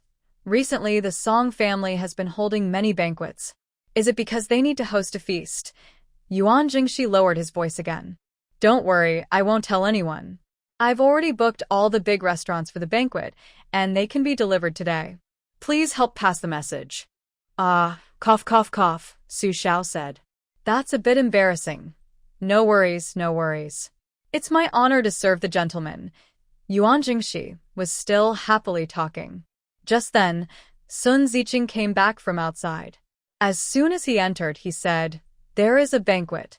I think you should go and take a look." Oh, Su Xiao and Yuan Jingxi looked at Sun Ziqing at the same time.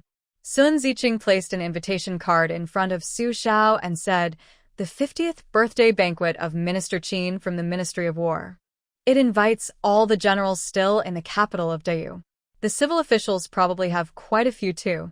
He specifically sent us an invitation. This is for us, not for the socialist organization." "What does he mean by that?" Su Xiao asked back.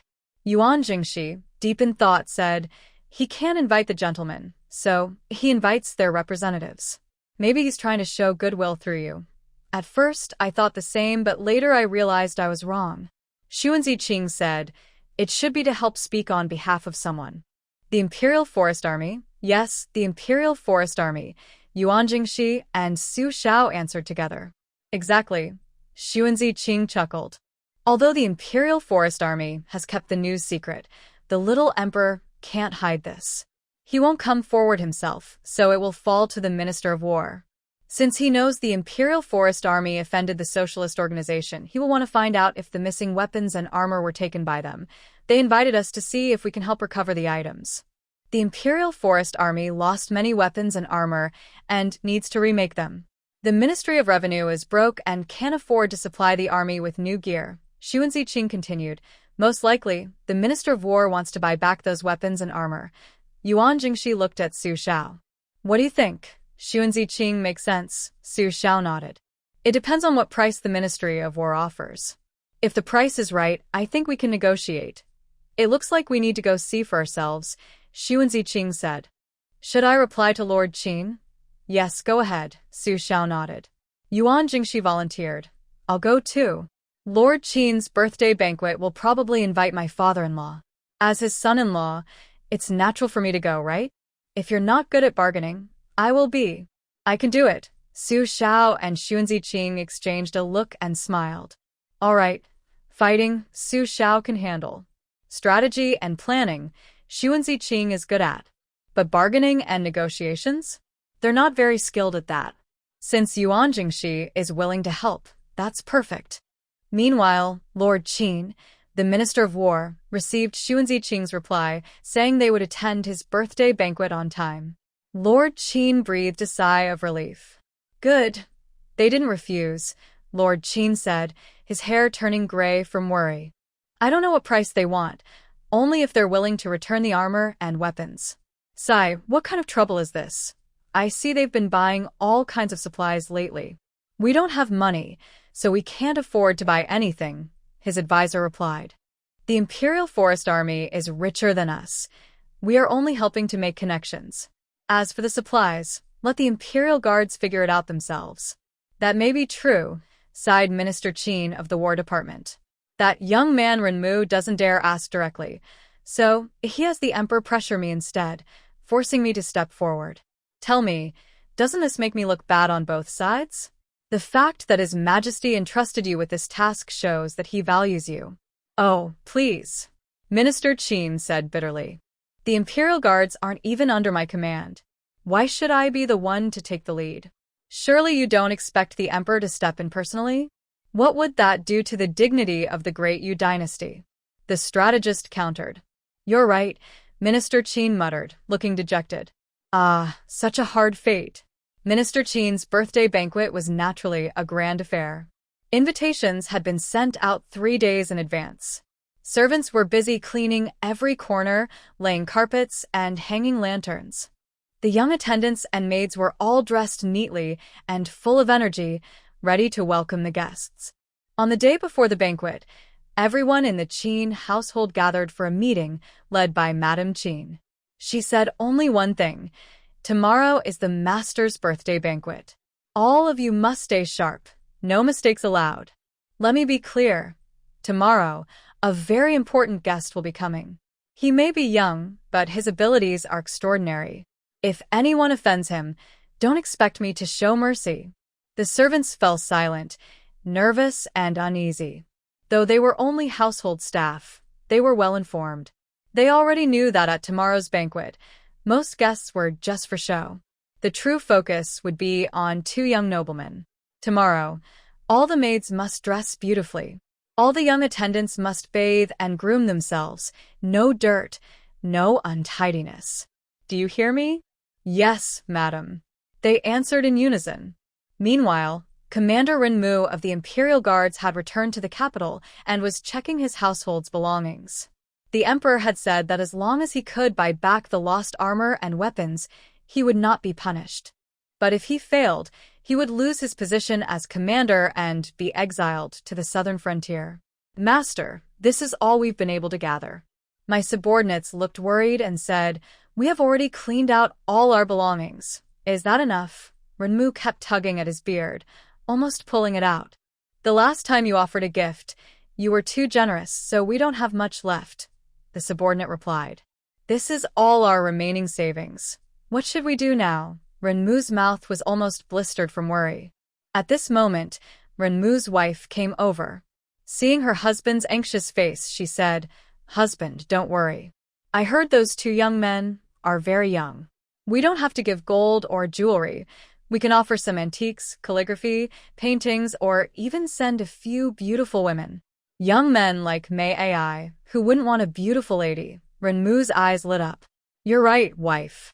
We'll do as you say. Song Qingxin also advised Su Xiao and Sun Ziqing. Tomorrow, I will go with you. Minister Qin is straightforward but not very good at talking. His role is mainly to connect the dots and set the stage. The real negotiations will be with the commander of the Imperial Guard, Renmu. Be prepared. If you don't want to break ties with the royal family of Dayu for now, this is the best time to ease relations. But if you want to sever ties, you should run away tonight. Sun Ziqing saluted Song Qingxin and replied, "Rest assured, sir. We have asked that gentleman. He said they only took those items to punish the Imperial Guard and didn't want the junk. As long as the price is fair, everything is negotiable." Song Qingxin paused. If they have the ability to call that pile of armor and weapons junk, then it really is junk. That's good. Song Qingxin lowered his voice. Today, military officials from the capital from 1st to 7th rank will all be there. This is your best chance to meet them. Su Xiao and Sun Ziqing nodded together. It's really a good opportunity to get to know them. Maybe next time, they'll meet on the battlefield. Time quickly passed, and it was the day of Minister Qin's birthday banquet. Since dawn, Qin's mansion had its gates wide open, welcoming distinguished guests. But Su Xiao and Sun Ziqing arrived with Song Qingxin at the hour of noon. Although not the main event, they were close, as everyone else had already arrived. Despite being the youngest, Su Xiao had the grandest display. She was dressed in a pure white brocade gown. Since she was not yet 20, she wore a jade hairpin, neatly arranging her hair into a tidy bun. A noble young man with a jade-like face, nothing more. Xuan Ziqing wore a light blue silk robe, with long hair draped over his shoulders. He had a white jade pine branch hairpin inserted at an angle and held a folding fan, exuding a graceful, elegant style typical of the Wei and Jin periods. Compared to them, Song Qingxin, a third-rank official, seemed less noticeable, because all the attention of the guests was on Su Xiao and Xuan Ziqing. Seeing these two young people already so prominent in the capital, I couldn't help but think, a son should be like Sun Zhongmo. These two are just as impressive as Sun Quan, aren't they? The king of Chu was threatened by a careless word and was immediately defeated. That was the king of Chu. He acted decisively, but the royal family dared not make a sound. It shows how shocking the recent events have been. Minister Qin stepped forward and greeted warmly. Distinguished guests, your presence is a great honor. Your humble servant greets Minister Qin." Song Qingxin led the greeting first. The Minister of War was a second-rank official, and the Deputy Minister of Rights was a third rank, 2 levels below, so Song Qingxin bowed first. After bowing, Su Xiao and Xuan Ziqing also bowed together. "Your humble servants greet Minister Qin." No. Minister Qin quickly waved his hands to stop them, holding all three. "Today is a family feast. No discussing official ranks or hierarchy. Please, everyone inside." Su Xiao was politely led into the inner courtyard. Once inside, she and Xuan Ziqing paused. Xuan Ziqing reacted most strongly, immediately standing behind Su Xiao. Not for any reason, but because there were too many maids in the courtyard. They were all dressed beautifully and were smiling sweetly, bowing to Su Xiao and Xuan Ziqing. Seeing women, Xuan Ziqing ran away. Su Xiao couldn't help but sigh. Could this be a trap? Look at how frightened Xuan Ziqing is. Although Minister Qin was a rough man, he was clever. He immediately saw that neither of them was interested in these pretty maids, and he waved his hand, saying, "Everyone go down. Let the young servants come to serve." Yes, the beautiful maids bowed reluctantly and left. Only then did Xuan Ziqing breathe a sigh of relief. Minister Qin understood. Using the trick of sending a beautiful woman might not work anymore. So, let's try antique calligraphy and paintings instead. Mr. Su, Mr. Sun, many officials, who seemed to have great influence in the eyes of ordinary people, came forward to greet Su Xiao and Sun Ziqing. Su Xiao smiled politely and replied, "Greetings, Your Excellency." Her confident and calm attitude, along with her composed demeanor, made many people secretly admire her. They say heroes emerge from youth. And this is definitely true. Su Xiao doesn't seem like a common child of a noble family.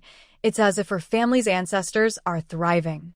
"Mr. Su, Commander Renmu of the Imperial Guard finally couldn't hold back and came over to greet them. "May I speak with you privately?" At this moment, Renmu already knew that the person causing trouble in the Imperial Guard wasn't a servant of the Song family, but someone from the Song family itself. He cursed Miao Shun in his mind hundreds of times for causing trouble. Didn't they see that Miao's family lost a son? Why didn't they dare to say a word? Everyone knew that they had disturbed someone's ancestors' resting place by harming their own child. And they still dared to speak? Even King Chu wouldn't speak up now. Why would they? Seeing Renmu approach and greet her, Su Xiao thought to herself, "Here he comes, finally the main event." She was curious to see what good things Renmu would bring this time. Su Xiao signaled Yuan Jingxi from afar, and Yuan Jingxi eagerly came over, very enthusiastic. Cough, cough, cough. Su Xiao pretended to speak seriously. Honestly, although they don't care much for this batch of equipment, the raw materials are quite good. If we melt and reforge them, we can make many useful items. Plus, we save on mining costs by directly melting them down. However, my grandfather and the commander are officials in the same court, so I naturally support the commander. I discussed with that gentleman, and since their main goal now is stockpiling daily necessities and they don't need weapons or armor, it would be a pity to destroy them. That's why he reluctantly agreed, but I'm not good at discussing these matters, so I asked young Master Yuan for help. Su Xiao pulled Yuan Jingxi over and said to Renmu, "Commander, I hope you don't mind." "Not at all. Not at all. Of course I don't mind. Thank you, young Master Su, for helping to smooth things over." Renmu could say nothing else. Now he was the one begging Su Xiao. Yuan Jingxi looked proud and happy. Proud to do work for the socialist organization and for his master. "Leader, please sit down." Yuan Jingxi quickly took charge and invited Renmu to sit. "Do you know how you want to trade?" The two started bargaining right away. Meanwhile, Su Xiao and Xuan Ziqing, the main characters, had nothing to do. Xuan Ziqing sat beside Su Xiao, leaning toward her and lowering his voice. "I just got news from Bailing country. It sounds like bad news." Su Xiao nodded. "Is the king of Bailing not feeling well?" "Exactly," Xuan Ziqing said. "It's good to return their armor. It won't weaken Daya's fighting power too much. When the old Wolf King dies and the new one takes over, the first target will be Daya. We're not even there yet, but Daya can't fall now." Su Xiao nodded and asked, "Is there a way to let the old Wolf King live a few more days? As long as he holds on for half a year, we can escape safely." "It's difficult," Xuan Ziqing replied. "They've called all the famous doctors, used all kinds of medicine, but he's just barely hanging on." Suddenly, Su Xiao asked, "What's wrong with the old Wolf King?" "It seems he was injured during a hunt before the new year and hasn't recovered." "He's been dragging on until now," Xuan Ziqing asked back. "Do you have a way to treat him?" "I'm not a doctor," Su Xiao said. "I can't treat him. I think, since he's doomed to die, we might as well cause trouble for his sons first, make them fight among themselves." Her mind was racing. Why not use the two peaches to kill three warriors plan? Her words were abstract, but Xuan Ziqing immediately understood her meaning. "That's a good idea. I know you have a wide network," Su Xiao said casually, patting Xuan Ziqing's chest. "Whatever happens, just make sure they get annoyed. If we cause them trouble, when the new Wolf King takes over, he'll be busy dealing with internal conflicts. He won't have time to invade Daya, and we'll have a chance to breathe. Since you trust me so much, I won't let you down. I'll handle this," Xuan Ziqing said with a smile. While Su Xiao was discussing with Sun Ziqing how to cause some trouble for Bailing State, Yuan Jingxi had already reached an agreement with Renmu on the other side. "Young Master Su, do you think this ransom is acceptable?" Renmu politely handed over a detailed list to Su Xiao. Su Xiao looked at it and thought, "Wow, they are really generous." She couldn't help but glance at Yuan Jingxi. Seeing her look, Yuan Jingxi became nervous, worried that his offer might not be enough to satisfy the gentleman. However, the next moment, Su Xiao nodded at Yuan Jingxi and said, "Young Master Yuan, you've thought about this so carefully. Thank you. I believe they will be very happy with this." Yuan Jingxi couldn't hold back his smile and almost burst out laughing. His smile was wider than a smiley face. The list was extremely detailed, showing he knew exactly what Su Xiao and her team needed, or at least he had found out. So when Renmu said the money wasn't enough, Yuan Jingxi suggested they could exchange items instead. He then helped Su Xiao gather a lot of things. To Renmu, these seemed useless, but Su Xiao definitely liked them. The items included a small private coal mine found near the city, a well that burned with strange gases, a mountain made entirely of blue stones, a nitrate mine, charcoal, tung oil, logs, feathers from chickens, ducks, and geese, and even soil, bark, seeds, and from a specific mountain. Every item surprised Renmu. He started to doubt everything, even his ears. But Yuan Jingxi firmly told him that Su Xiao liked these things. When Renmu saw the smile on Su Xiao's face after she finished looking at the list, he doubted even more. What use could all these things possibly have? Who could tell him? Very well, that's all, Su Xiao said with a smile that couldn't be hidden. Let's go with this. Who would have thought that there were coal mines and gas fields near the capital? Who would have thought there was a nitrate mine nearby? Who would have thought that the raw materials for polyester fiber, which she had been longing for, could finally be found? Although Sun Ziqing didn't understand why Su Xiao wanted so many strange things, since she liked them, they must be good. That's settled then, Su Xiao said with a smile. I will agree on their behalf. As soon as the words were spoken, Renmu let out a heavy sigh of relief. He finally managed to buy back the lost weapons and armor. Both sides were happy with this deal. Although the Cuifang Pavilion could buy anything, their supplies were very limited. Su Xiao wanted to produce a large number of weapons, which required many raw materials. The materials purchased by Cuifang Pavilion were only enough for temporary use. But what Renmu provided could produce enough weapons to defend a mountain stronghold.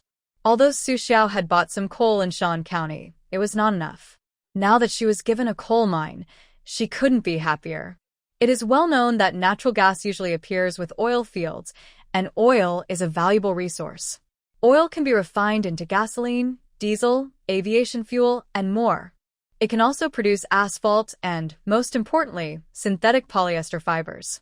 With polyester fibers, she could really expand her power. All these treasures require polyester fibers. Most importantly, she controlled this technology herself and could sell it whenever she wanted. With a steady supply of polyester fibers, wealth would flow toward her endlessly. So, she was not just happy, she was almost going crazy with joy. Su Xiao then said, however, the Qing Stone Mine, Saltpeter Mine, and Coal Mine are just one matter. Please, Commander, help us dig them out and send them over. Please, make sure to clean them thoroughly before sending. And also, please prepare more of these. I want this area cleared of people. When the workers are mining, I don't want anyone nearby. I hope the Imperial Forest Army can maintain order and strictly prohibit anyone from approaching.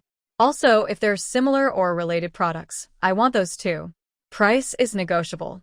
Su Xiao was very direct, pointing at the list and making demands as the client. Renmu's mouth twitched, but he endured and agreed. Yes, yes, we will prepare everything according to your wishes. The armor and weapons were still in the other party's hands. He had no choice but to obey. Thus, the Imperial Forest Army faced a tough time. Originally, they came to gain experience and build their reputation. Now, they are all digging for minerals, soil, and stones. Then, shed this outer layer and go home. Not wanting to go home? Then work. The formerly pampered Imperial Guards suddenly turned into laborers, working hard and happily. Some clever guards even rented prisoners from the jail to help with the work, since all tasks depended on results, not who did them. As long as they completed the required amount each day, it was fine. Soon, someone discovered this trick and started copying it. Then, the nearby jail in the capital quickly emptied out, with all prisoners rented out for work. Lord Qin stretched his neck, seeing that there was no fighting but instead peaceful conversations, and knew his birthday banquet was safe. It probably wouldn't ruin his event. Lord Qin politely approached Song Qingxin and said, "Young Master Su is talented and promising. Are you planning to pursue a government career or focus on studying? I am just an ordinary man, so I won't show off." Lord Song was the top scholar during the Jia years and knows more than I do. But if there's anything I can help with, please don't hesitate to ask. After all, he is from the Su family, not ours. I can't make decisions for him. From what I hear, he plans to travel the world and make it his home, to gain more experience, Song Qingshin replied with a smile, describing his escape from hardship in a refined way. Indeed, those with ambitions see the world as their home. So, will he stay longer in the capital? Lord Qin asked again. I haven't asked him about that. Anyway, the Song residence is his home. He can stay as long as he wants, Song Qingshin answered with a smile. Lord Qin secretly cursed the old fox, unable to get a straightforward answer, but still kept a polite and warm expression. Yes, that's proper. When Su Xiao and Rinmu came out, Lord Qin immediately brightened. Time is almost up. Please, esteemed guests, take your seats. The birthday banquet was finally about to begin. Su Xiao and Sun Ziqing immediately moved to the main guest seats. Su Xiao waved her hands repeatedly. No. It's only proper. Lord Qin tugged at Su Xiao for a while, and she reluctantly sat in the main guest seat, sitting with a group of seasoned officials from the court. During the meal, many people came to toast her. Since Su Xiao was young and couldn't drink much, she simply poured the wine into her sleeve and discreetly moved away. That group of people was amazed to see Su Xiao drink a whole cup without falling over. Wow. The representative chosen by that organization is truly extraordinary. Lord Qin's birthday banquet ended in a lively way, but Su Xiao's life became very busy. Originally, she planned to leave the capital in 3 days, but now she had to delay her plans. There were so many supplies. She couldn't take them all.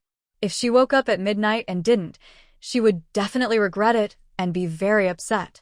At this moment, Song Rong challenged Su Xiao again. Su Xiao turned around and came up with an idea. Song Rong, here's the deal. I'll give you 3 chances. If you can pass 5 moves under my control, I will admit defeat, Su Xiao said. And if you lose, your 5 brothers will have to do some chores for me. Do you agree? Why is it only I admit defeat if I lose? If I lose, all 5 of us will work for you. Song Rong was not convinced. Okay, if I lose, I will also do chores for you, Su Xiao replied casually. Come on, Song Rong immediately got excited and reached out to grab Su Xiao. Song Rong learned a few moves from the guards at home. He thought he was already a martial arts master, full of confidence, and believed he could easily defeat Su Xiao. Oh, claw hand, Su Xiao saw through Song Rong's trick immediately. Not strong enough. Try again. Su Xiao kept her hands behind her back and relied on her quick movements to easily dodge Song Rong's attacks. Again, Song Rong saw he didn't catch Su Xiao, so he tried a sneaky move. Su Xiao stepped back, one foot on Song Rong's hand, and then lifted her knee to hit his chin. Song Rong staggered and fell far away. You're not supposed to fight back, Song Rong asked angrily. I didn't hit back, Su Xiao spread her arms. I used my knee. Again, Song Rong charged at Su Xiao once more. He was kicked away again. I'm coming again. Song Rong got up from the ground and lunged forward. He was kicked into the bamboo forest and bounced back, falling and unable to get up. Su Xiao was holding back her strength and didn't really hurt him. Are you going to admit defeat?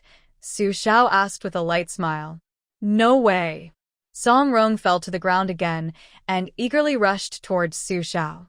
This time, Su Xiao didn't let him off. She grabbed his arm with one hand, gently twisted it, and then grabbed his throat from behind. Ha. Song Rong's breathing suddenly stopped, and he turned red from holding his breath. See? You didn't land a single move. Su Xiao released him. Are you giving up? Cough. Song Rong, exhausted, knelt on the ground and coughed wildly, tears welling up in his eyes. Are you giving up? Su Xiao looked down at Song Rong. You. We're all 14 years old. Why are you so strong? Song Rong asked, feeling unfair. Maybe because I was born this strong, Su Xiao said with a smile. Are you going to keep your promise now? Yes, I will. Song Rong, stubborn, got up from the ground. Ignoring his messy clothes, he asked, What do you want me to do? Are you sure you don't want to ask your brothers and younger brothers for their opinions? Su Xiao asked. No need to ask. They have to do it too, since I already started working. How could they not work? Song Rong, feeling proud of being spoiled at home, said. Besides, everyone in the family is busy with your matters. Even grandfather and father haven't escaped. Can we escape too? Ha ha, Su Shao burst out laughing. Then let's all get busy.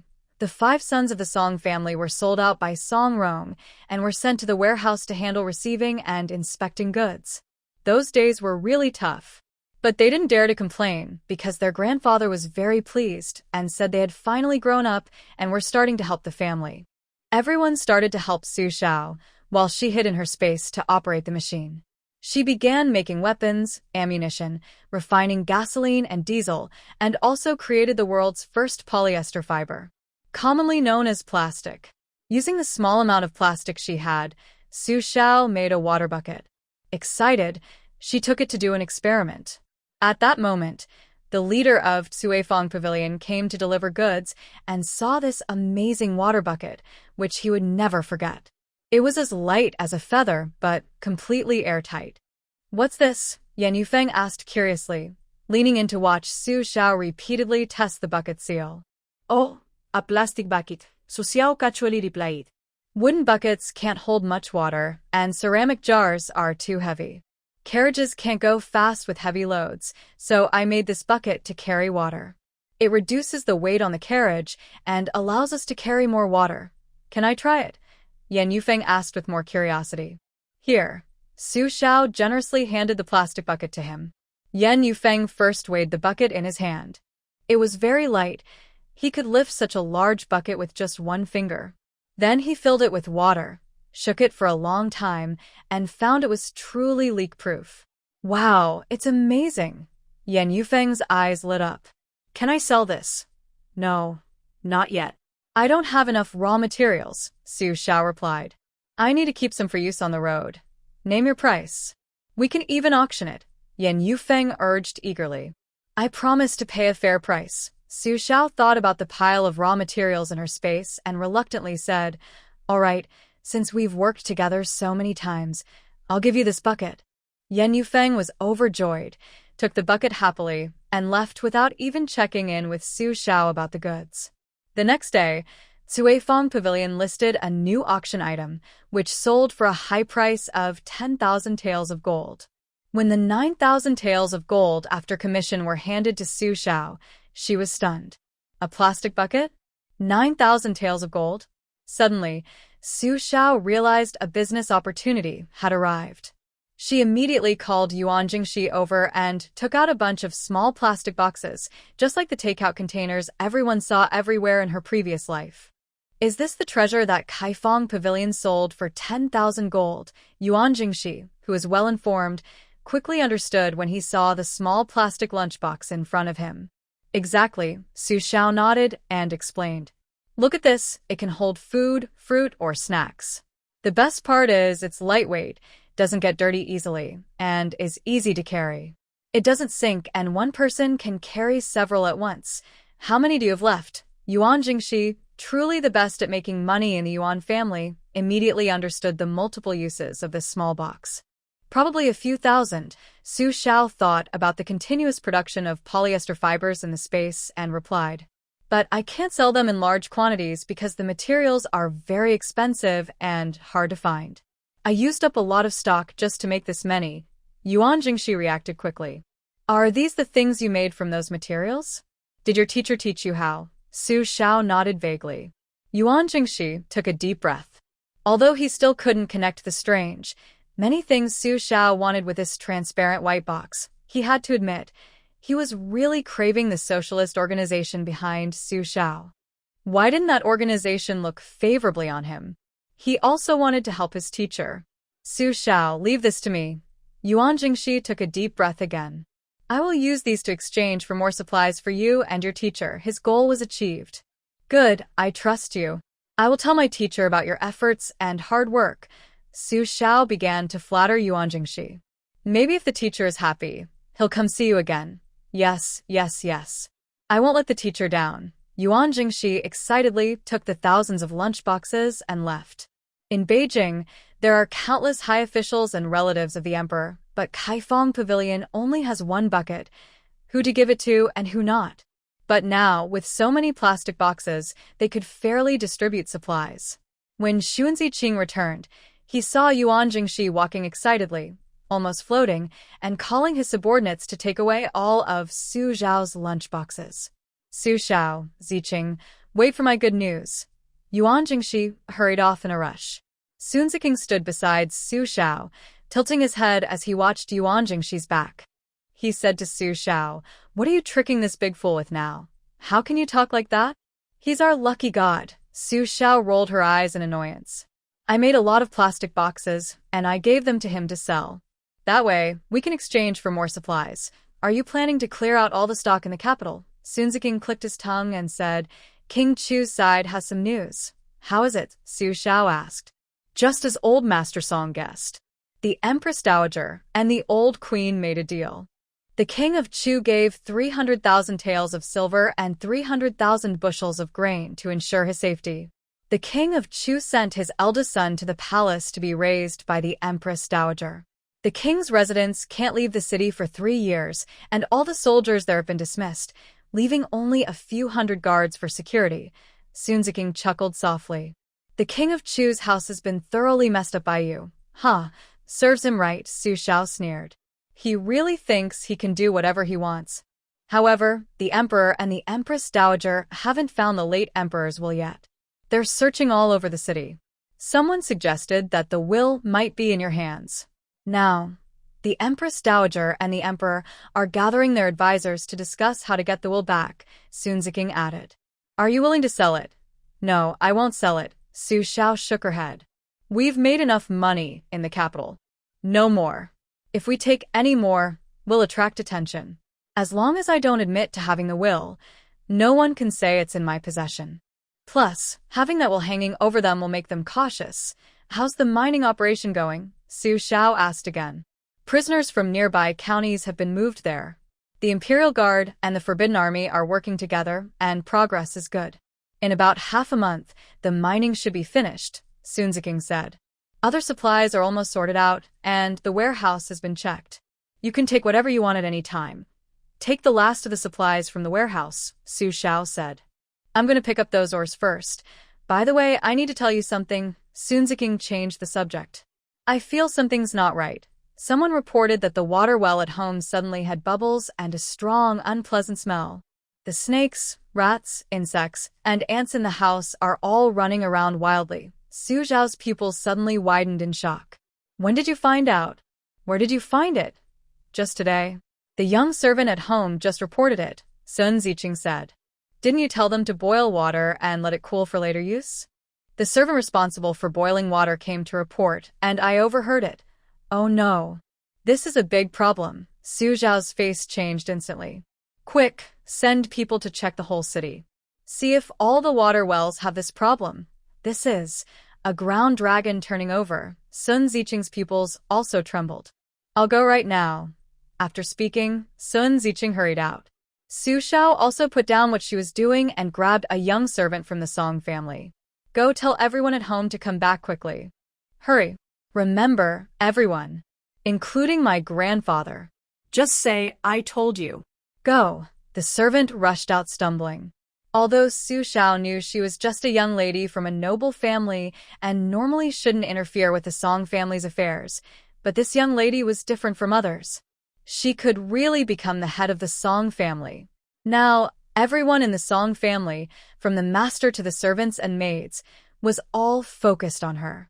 So, when Su Xiao gave the order, the servants didn't ask questions and hurried to call people back.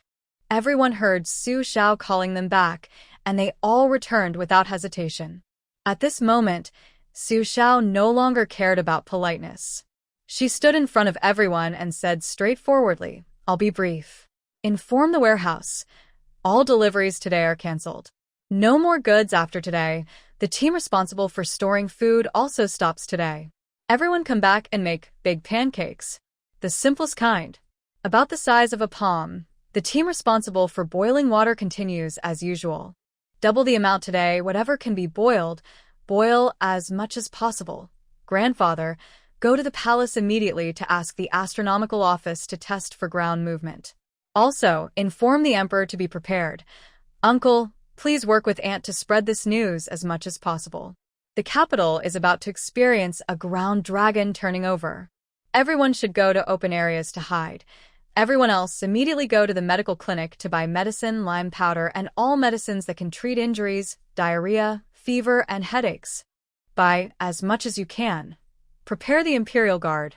After a great disaster, a big epidemic will follow. If anyone gets sick, they must be isolated immediately. Su Zhao's orders came one after another. After she finished speaking, everyone remained still. Why are you all just standing there? Go. Su Xiao raised her eyebrows. Cough. Su Xiao, said Lord Song, the left attendant of the Ministry of Rights, politely reminding her, this is our own matter. We can listen to you. But the Emperor might not listen to me. Su Xiao slapet her forehead. Oh, I forgot. My mistake. Let's do our best and leave the rest to fate. I'll go inform the leaders of the Imperial Guard and the Forbidden Army, said Sun Ziqing. And I'll also find Yuan Jingxi. He has many contacts and spreads news quickly. Good, Su Xiao nodded. I'll go talk to my colleagues, said her older brother, Song Lianqing. It's good to have more people prepared. I'll tell the neighbors, said her sister-in-law, Song. And buy more food on the way back. We'll keep working and lock the doors after we're done, said Song's fifth son. Everyone started moving. Su Xiao didn't just stand around. She turned and put on her black cloak and silver mask, then appeared on the tallest building outside the imperial city. Although she could ignore this matter, she had a strange feeling inside her that she must do this. Her goal was to protect humans as much as possible. Su Xiao turned on a loudspeaker, which played a pre-recorded message. Everyone in the capital, listen up. The city will experience a dragon upheaval. Stay away from houses and tall buildings. Prepare warm clothes, food, and clean water, and find open spaces to hide. She flew back and forth across the rooftops, trying to make her voice reach every corner of the city. At first, some people didn't take it seriously. But when they saw her wearing a black cloak and a silver mask, smart people understood what was happening. Hurry, get ready. Follow what the lady said. However, some refused to believe it. Just making up stories. The city has never experienced a dragon upheaval in all these years. Don't listen to his nonsense. The news quickly reached the palace. The young emperor immediately summoned the astronomical observatory to ask if the city would really face a dragon upheaval. The imperial astronomer was sweating profusely and trembling as he said, Your Majesty, I don't know, fool. The young emperor kicked the astronomer aside and turned to ask, What is the Song family doing now? At that moment, a voice came from outside. Your Majesty, Lord Song from the Ministry of Rights requests an audience. The young emperor was pleased and shouted, Quick, invite him in. Song Qingxin, an old man with a frail body, suddenly moved with energy and rushed inside in just a few seconds. As soon as he entered the hall, Song Qingxin was about to kneel and bow. Long live the emperor. The young emperor quickly caught him and said, Lord Song, speak quickly. What is the matter? Your Majesty, a major event is happening in the capital. The dragon is turning over. Please prepare quickly to avoid danger. Song Qingxin cupped his hands and said, It's best to stay away from the city center. Impossible. The young emperor waved his sleeve dismissively. I am the emperor. Where would I go outside the city? Then please, Your Majesty, find a remote place to hide, Song Qingxin suggested. Also, the Ministry of Revenue, the Ministry of War, and the Ministry of Works should start preparing early for the dragon's turn. Order the people of the capital to leave the city gates and avoid disaster. Lord Song, do you know that if this news is false, I will bear a huge amount of blame? The young emperor turned and stared at Song Qingxin. The official history will record my foolishness. Song Qingxin closed his eyes briefly and said, Your Majesty, the people who believe in that organization are convinced it's true, but such a big event, the money spent. The young emperor hesitated. Song Qingxin understood. The young emperor was worried about spending money. Indeed, the treasury was almost empty. He had even thought about raiding the Duke of Chu's storehouse to fill the treasury. But when he checked, the Duke's storehouse was almost empty. If it weren't for the Empress Daajager fighting with the old queen for several days and squeezing out some supplies and money, the treasury would be even more empty. Now, the money hadn't even warmed up yet, and they were about to spend it. How could the young emperor not feel distressed? "This matter, let me think about it again," the young emperor said hesitantly. "You may leave now." Song Qingshin could only turn away feeling frustrated. The young emperor muttered to himself, "What if it's false? What if it doesn't happen? No matter how powerful those people are, can they really predict the dragon's turn? Impossible, impossible." Su Shao heard about the little emperor's reckless attitude and just sneered coldly. "Let him do as he wishes. When he cries, don't say no one warned him." Xu and Ziqing kept people watching the water well closely. As soon as there was any change, they reported immediately. Yuan Jingshi trusted Su Shao very much. When he heard Su Shao had made a series of response plans, he quickly copied her actions. Whatever Su Shao did, he did the same. Others saw this and thought, "What should we do? Let's copy her too. What if it's really necessary?" Meanwhile, ordinary people in the capital city, seeing many wealthy folks preparing earthquake kits, finally realized that this might really happen. More and more people were trying to leave the city to avoid danger, and the city gates were blocked. The Imperial Guard, the Forbidden Army, and prisoners digging mines had all been urgently recalled by Su Shao. Now, the entire mine was empty, no one there. Looking at the unexploited minerals, Su Shao felt regretful. But receiving these minerals was already a lucky surprise. People should be content and not greedy. Su Shao sighed and started gathering supplies. All the coal, saltpeter, blue stones, soil, firewood, charcoal, bark, grass, and grass seeds that had been mined and piled up into mountains were stored in her space. She moved from one place to another, collecting everything. When she gathered the newly discovered gas fields and oil fields, she felt heartbroken. She had finally been lucky enough to find shallow surface gas and oil fields, but before she could collect much, an earthquake struck. With this quake, most of the mines would collapse. She felt so sad, like her heart was breaking. Suddenly, she remembered there was a huge compressed tank in the laboratory warehouse. Forget it. She decided to extract the gas first. Whatever she could get, she would take.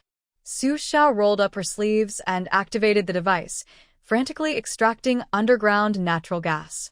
She compressed and compressed again, pushing the limits. Every inch of space was used to the fullest. After collecting the natural gas, she moved on to gather oil. Hurry up, you stubborn thing. From now on, whether they eat pickled vegetables or meat depends on this moment. Su Shao took everything in her space that could hold crude oil and poured it all in. She worked tirelessly until evening.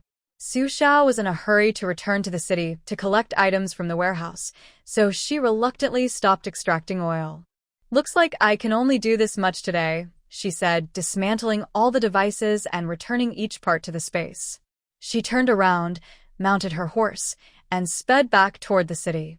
"Go!" Su Zhao's swift horse, like a flash of lightning, suddenly darted forward. The horse's stamina was drained to the limit by Su Shao. When one horse collapsed, she simply switched to another. She didn't even need to get off the horse. When one horse was exhausted, she released a second horse from the space. Two horses ran side by side for a few seconds. She used her whip to grab the neck of the replacement horse. Then, using her strength, jumped from the first horse to the second, and then quickly pulled the first horse back into the space. The whole move was smooth and graceful, incredibly impressive. Su Shao switched horses 4 times in total, finally rushing through the city gate just before it closed. "Wait, who is that?" A soldier almost thought he was seeing things. He actually rushed in. "Aren't you going to stop him?" An old soldier grabbed him and said, "Forget it. He's the legendary person who knocked down King Chu. The emperor doesn't interfere, so you dare to stop him?" Before they finished speaking, Su Shao had already disappeared from sight.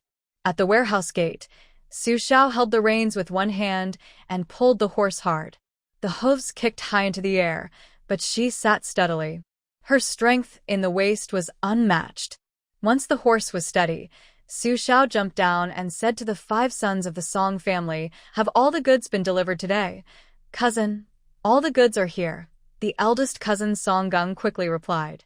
"Here's the list." Su Shao took it and said, "From now on, all of you must leave. Do not come near." She looked at the sky and added, "Let the workers go home to reunite with their families. Also, give each worker 10 jin of large pancakes." Yes, Song Rong instinctively stood obediently. Su Zhao's presence was so powerful that everyone couldn't help but obey her commands.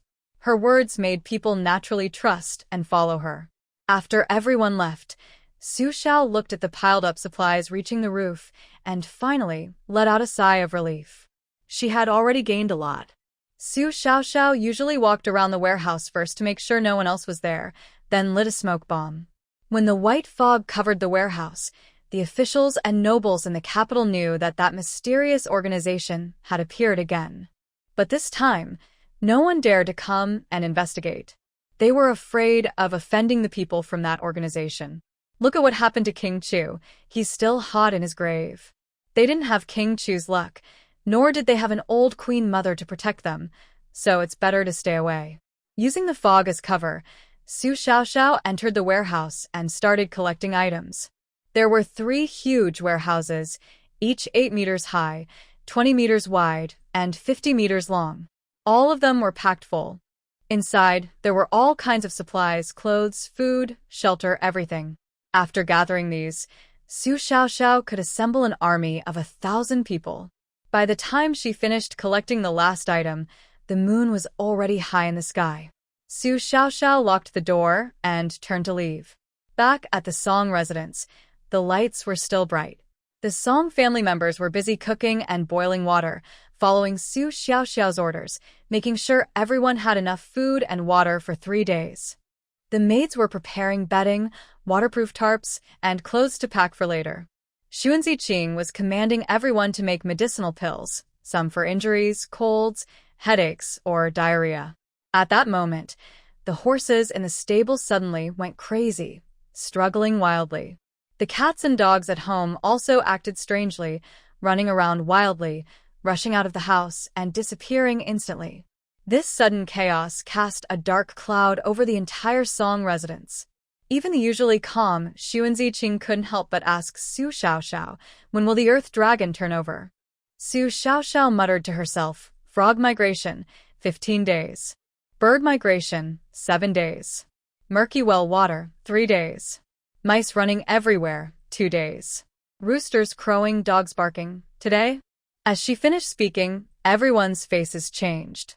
The women's faces turned pale, and Aunt Lu almost fainted. Third sister Su Lai trembled and asked, "Little brother, what should we do next?" "Pack up and leave the city," Su Shao said decisively. "Everyone listen up. Drop what you're holding and follow me out of the city. But now there is a curfew. The city gates are closed, and we can't go out." Lady Song shouted loudly, "Does staying inside the city mean we will definitely die?" Su Shao turned to Song Qingxin and asked, "Grandpa, where is there open space in the city?" "It needs to be clear all around and far from water and fire." Song Qingxin and Song Lianqing spoke at the same time, in front of the palace gate. "Let's go to the palace gate." Su Shao waved her arm. "Everyone, take your things and follow me. Remember, stay close to the group. If you get separated, don't panic. Find a hiding spot and stay away from buildings. When it's safe, I will find all of you. Do you understand?" "Yes, we understand." Su Shao led the way, holding Lady Song and Aunt Lu, helping them onto the carriage. She personally drove the carriage toward the palace gate. "Stop right there." The palace guards blocked their way. "Move aside." Su Shao didn't bother arguing. She whipped the horse, knocking 2 guards aside. "If you have a problem, ask the emperor to come see me. Now, get out of the way." She retracted the whip, swung it in the air, and the sharp sound silenced everyone present. The captain of the guards tried to stop Su Shao again. "Young Master Su, please don't make things difficult for us. Get out of the way." Su Shao didn't hold back this time. She whipped the guards aside and drove the carriage toward the south gate. "If you don't want to die, move." Everyone in the Song family watched Su Zhao's bold move, their hearts pounding with worry. Is Su Shao crazy? She dared to hit the guards. This is at the palace gate. Doing this is almost like rebelling. But right now, Su Zhao's presence was so strong that no one dared to speak. Old Master Song was nervous and excited at the same time. He knew his granddaughter was powerful, but he didn't expect her to be this strong. This is the south gate of the palace. She just fought the guards. She fought so boldly. Child, have you thought about our Song family? If you just leave like this, what will we do? The beaten-up squad leader of the Imperial Guard, holding his face, went to complain to his superior, angrily planning to have his boss scold the arrogant young man. However, when his boss heard that Su Xiao was the one who hit him, he initially stood up but then sat back down. Ah, he did it. Just a little slap, I saw it wasn't hard.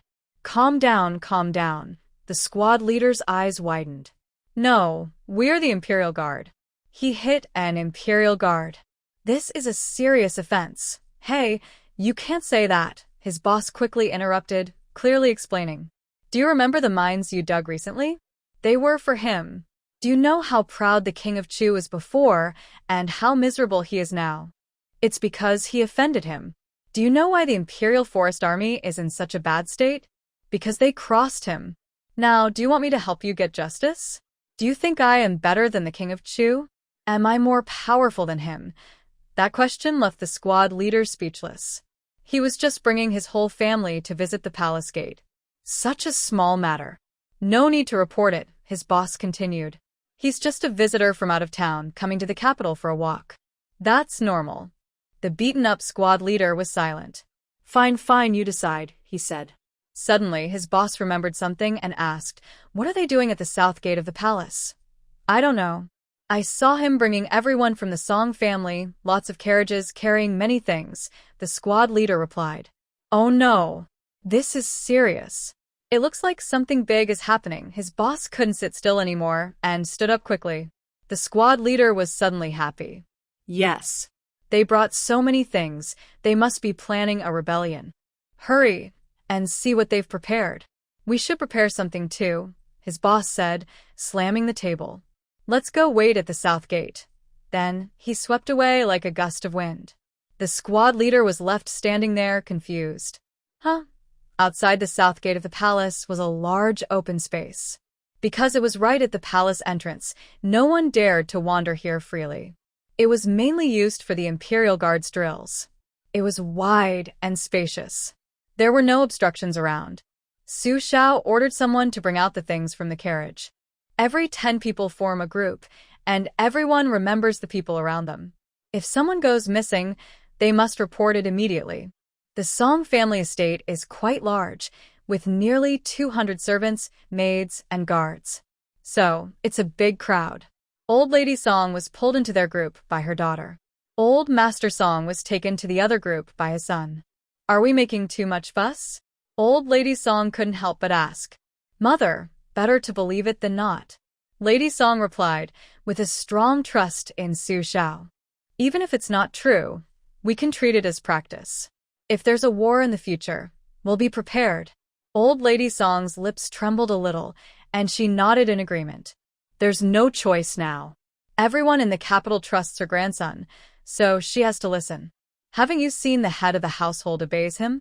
Although everything is calm now, Su Zhao's face looks more serious and her expression becomes colder. Because she sees that the Imperial Guards in the capital are not acting as she instructed. That means the little emperor doesn't believe what she said. The people in the city are in danger. While Su Xiao and her group settled down, Yuan Jingxi arrived with his men and set up camp nearby. Soon after, others cautiously came over. Seeing they weren't driven away by the Imperial Guards, they dared to stay. Most people don't believe that a big change will happen, and even if it does, they don't think it's very serious. But people tend to follow the crowd. Su Xiao showed them what to do, and others simply copied her actions. The sky gradually darkened. Someone finally couldn't stand the hot weather anymore. Since they were used to a comfortable life, they said, It's so hot now and nothing's happening. Maybe it's not going to happen. It's too hot. Should we go back? As soon as they finished speaking, someone agreed, Yes, I think it's not going to happen either. Why would it be so serious? Fine. Even if something does happen, I'll stay at home. let's go." Someone from the crowd stood up and left. Everyone from the Song family looked at Su Xiao. Su Xiao still sat on the ground, quietly eating the large pancake she had prepared earlier. The others didn't dare to make a sound. After all, even the 70-year-old Mr. Song was busy gnawing on his pancake. When Su Xiao finished eating, she lay down on the ground, resting her hands behind her head, and soon fell asleep. Seeing Su Xiao so nervous yet surprisingly calm, the others didn't know what to say. But when they saw Su Xiao relaxed, their own emotions eased, and they gradually leaned together and fell asleep. However, just as everyone was sleeping peacefully, Su Xiao suddenly opened her eyes wide, jumped up from the ground with a quick movement, and spoke in a steady but piercing voice. "Everyone get ready. The ground dragon is about to turn over." As she finished speaking, a brilliant, aurora-like glow appeared in the northern sky. This meant that the earthquake was at least a level 6. "Oh my, what is that?" Lin Guiyun was the first to react, looking in the direction of Su Xiao's gaze. "That's called ground light." Su Xiao explained to everyone, "We're in trouble. It's a big earthquake." In the next second, everyone felt their bodies shake uncontrollably. Su Xiao reacted quickly, grabbing a nearby cart and shouting to the others, "Everyone, hold on to the people next to you. Hold on to anything you can. Hurry! Don't ride the horses. Don't ride the horses." All the horses had already lost control, breaking free from their reins and running wildly away. But thanks to the carriage technology of this era, which used solid wood to show status, they were very heavy. Holding onto the carriage helped temporarily stabilize their bodies. The Song family members listened to Su Xiao, so they quickly gathered around the carriage, one pulling another, preventing anyone from being thrown off. But other families reacted more slowly. In just a few words, they were thrown out by the trembling ground. Earthquakes don't just sway side to side or back and forth. They ripple like waves when you stand on the sea. The ground was soft at this moment. It was easy to be thrown off if not careful. "Ah!" Screams of pain and fear echoed around. Everyone was screaming wildly, and no one could hear Su Xiao's commands. They looked like headless flies, bumping and rushing everywhere. Many people ran away from the crowd and were directly crushed under fallen buildings. Most buildings in this era are made of wood and brick. Unlike sturdy brick structures, wooden buildings are not earthquake-resistant. A level 6 earthquake can easily cause them to collapse. That's why Su Xiao kept emphasizing the importance of hiding in open spaces, not inside houses. "Little brother, hurry. Master Sun has fallen out," Sister Su Ling shouted loudly. Su Xiao turned her head and saw Sun Ziqing standing on the wave crest. He was uncontrollably falling outward. Before she could think, Su Xiao quickly untied the nylon rope from her body and threw it towards Sun Ziqing. Sun Ziqing, catch! Just as Sun Ziqing was about to fall out, he grabbed the nylon rope Su Xiao threw. "Come here." Su Xiao pulled him close with a strong tug and tied the rope around his waist. She then tied the other end to her own waist. Turning around, she took another piece of nylon rope and tied everyone nearby to this single rope. Su Xiao never expected that the nylon rope she made in this world would be used here first. Everyone was so dizzy from the shaking that they didn't notice what was tied to them. People who haven't experienced an earthquake can't imagine how scared and helpless they feel during one. In front of nature, everyone is so powerless, so fragile, so helpless. "Look, what is that?" Someone suddenly shouted from the crowd. Su Xiao looked in the direction of the shout and saw the once flat ground suddenly split open with a big mouth. It roared loudly and swallowed the people near the. Then it closed again. The lively people just disappeared into thin air. In the next second, red liquid seeped out of the ground. Seeing this scene, everyone else broke down. Many screamed even more desperately, shouting and roaring in anger. No one could hear anyone else's voice anymore. Everyone was trapped in their own fear, unable to escape. Not far away, the palace that once symbolized imperial power and was the proudest, most glorious building of the Diyu dynasty was beginning to collapse. Countless bricks, wood, and stones, like sharp weapons, attacked the crowd. "Help! Help me. Many people hadn't finished speaking before they were swallowed by the falling walls. Countless lives disappeared in an instant. Third miss, be careful. Lin Guiyun saw a stone flying towards Su Lai. Without thinking, he leapt forward and pushed Su Lai to the ground. The stone hit Lin Guiyun's back with a dull sound. Su Lai turned around to help pull Lin Guiyun up, but her fingers brushed his hand as she watched him be thrown away by the earth. It was Su Xiao who acted quickly. She grabbed Lin Guiyun's collar and threw him toward herself. Get out of here. Su Xiao hugged Lin Guiyun tightly. They rolled on the ground several times and were finally thrown back to their family members by the land. Su Xiao. Save me, came Yuan Jingxi's voice from nearby. Su Xiao looked back. Behind Yuan Jingxi, a large opened in the ground, emitting black smoke, like a demon opening its mouth, even licking its lips. Yuan Jingxi was so frightened he froze completely, unable to react. He could only instinctively call for help. Su Xiao loosened the rope around her waist and threw it toward Yuan Jingxi. Grab it. Quickly, Yuan Jingxi instinctively grabbed the rope. Before he could react further, Su Xiao pulled hard, dragging Yuan Jingxi toward her. At that moment, the behind Yuan Jingxi suddenly widened. The people standing on both sides lost control and fell in with a loud splash. It was as if someone was opening their mouth wide to breathe in. Humans are just tiny insects next to that big mouth. They had no ability to resist. Yuan Jingxi, in a moment of panic, instinctively looked back and saw a terrifying scene he would never forget. Yuan Jingxi, if you don't want to die, hold on to me, Su Xiao shouted angrily. She pulled hard again, pulling Yuan Jingxi out of the S range. Yuan Jingxi was lucky to be saved by Su Xiao. But the people behind him were not so fortunate. They watched helplessly as they were swallowed by that huge mouth. Maybe they won't die right now. Watching someone die right in front of you is probably the cruelest punishment in the world. They were trapped underground, with no air, no food, and no water. They slowly used up their last bit of energy, and then died. The shaking on the surface finally started to calm down. Somewhere, a fire had started, and the flames soared high, lighting up this harsh, hellish scene. This time, the judgment was very fair. It didn't matter if someone was royal or common, man or woman, old or young. Everyone was treated equally. Everyone's ears were filled with screams and crying. The once grand and tall square was now full of scars. No matter how fierce a war, it could never cause such complete destruction. Su Xiaohan looked around. The place that was once crowded with people was now sparse, like land that had been planted with crops. Less than a third of the people were left. Only about a third of those hiding in open spaces had survived. It's easy to imagine how terrible the death toll was for those who didn't come out to hide. Right now, the highest survival rate probably belonged to those who listened and quickly escaped. They had the least injuries, with about an 80% chance of survival. Su Xiao. My second sister is missing.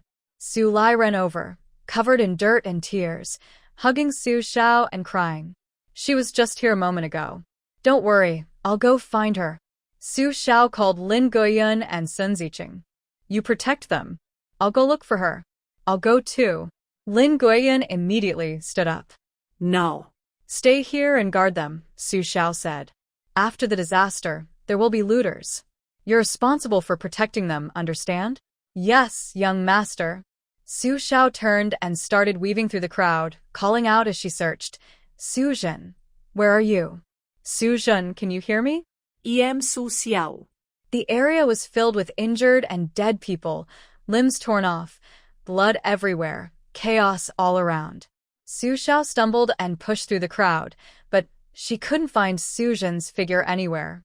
Some people in the crowd also started calling out for their loved ones, just like Su Xiao. But only a few could get responses. Most people could no longer answer their family's calls. Just as Su Xiao was about to take out a loudspeaker to find her, she finally heard a faint reply from Su Zhen. Little brother, I'm here. Su Xiao quickly found Su Zhen's location. She ran over and saw Su Zhen lying on the ground, looking very embarrassed and hurt. Second sister, are you injured? Su Xiao reached out to lift Su Zhen's pants to check. Suddenly, a gust of wind blew from behind. Su Xiao reacted quickly, supporting herself with one hand, spinning around like a helicopter, blocking the attack with her hand, and then aiming at her opponent's lower body. Unexpectedly, the other person responded just as fast. They dodged Su Xiao's attack swiftly and launched a fierce strike at her face. Su Xiao turned sideways to avoid, taking advantage of her opponent's moment of hesitation to counterattack quickly. Within seconds, they exchanged over 10 moves. Su Xiao became angry and decided to fight seriously. She moved like a ghost, appearing behind her opponent, turning her palm into a fist, and hitting the opponent's lower back acupoint. Taking advantage of the moment when her opponent was still unbalanced, Su Xiao jumped up and performed a chokehold. She drew her dagger and, without hesitation, aimed for her opponent's heart. At this critical moment, Su Jin shouted loudly, "Little brother, stop." He's not a bad person. Su Xiao's dagger stopped just 3 centimeters from her opponent's heart. Second sister? Su Xiao looked at Su Jin. Su Jin struggled to crawl over and said, "Little brother, you're mistaken. He was protecting me. Otherwise, I would have been hit by a stone and killed." Her grip loosened instantly. The man seized the opportunity, breaking free from Su Xiao's hold, grimacing as he crawled up from the ground. "He's your brother?" Su Jin nodded, looking apologetic. "Big brother, I'm really sorry. I thought he was a bad person. It's okay." "I also thought he was a bad person," the man said, touching his injury. "You hit hard. I almost lost my life because of him." Su Xiao finally put away her dagger and asked, "What exactly is going on?" The man replied gruffly, "You a man, lifting a young lady's pants? How could I not think you're a bad person?"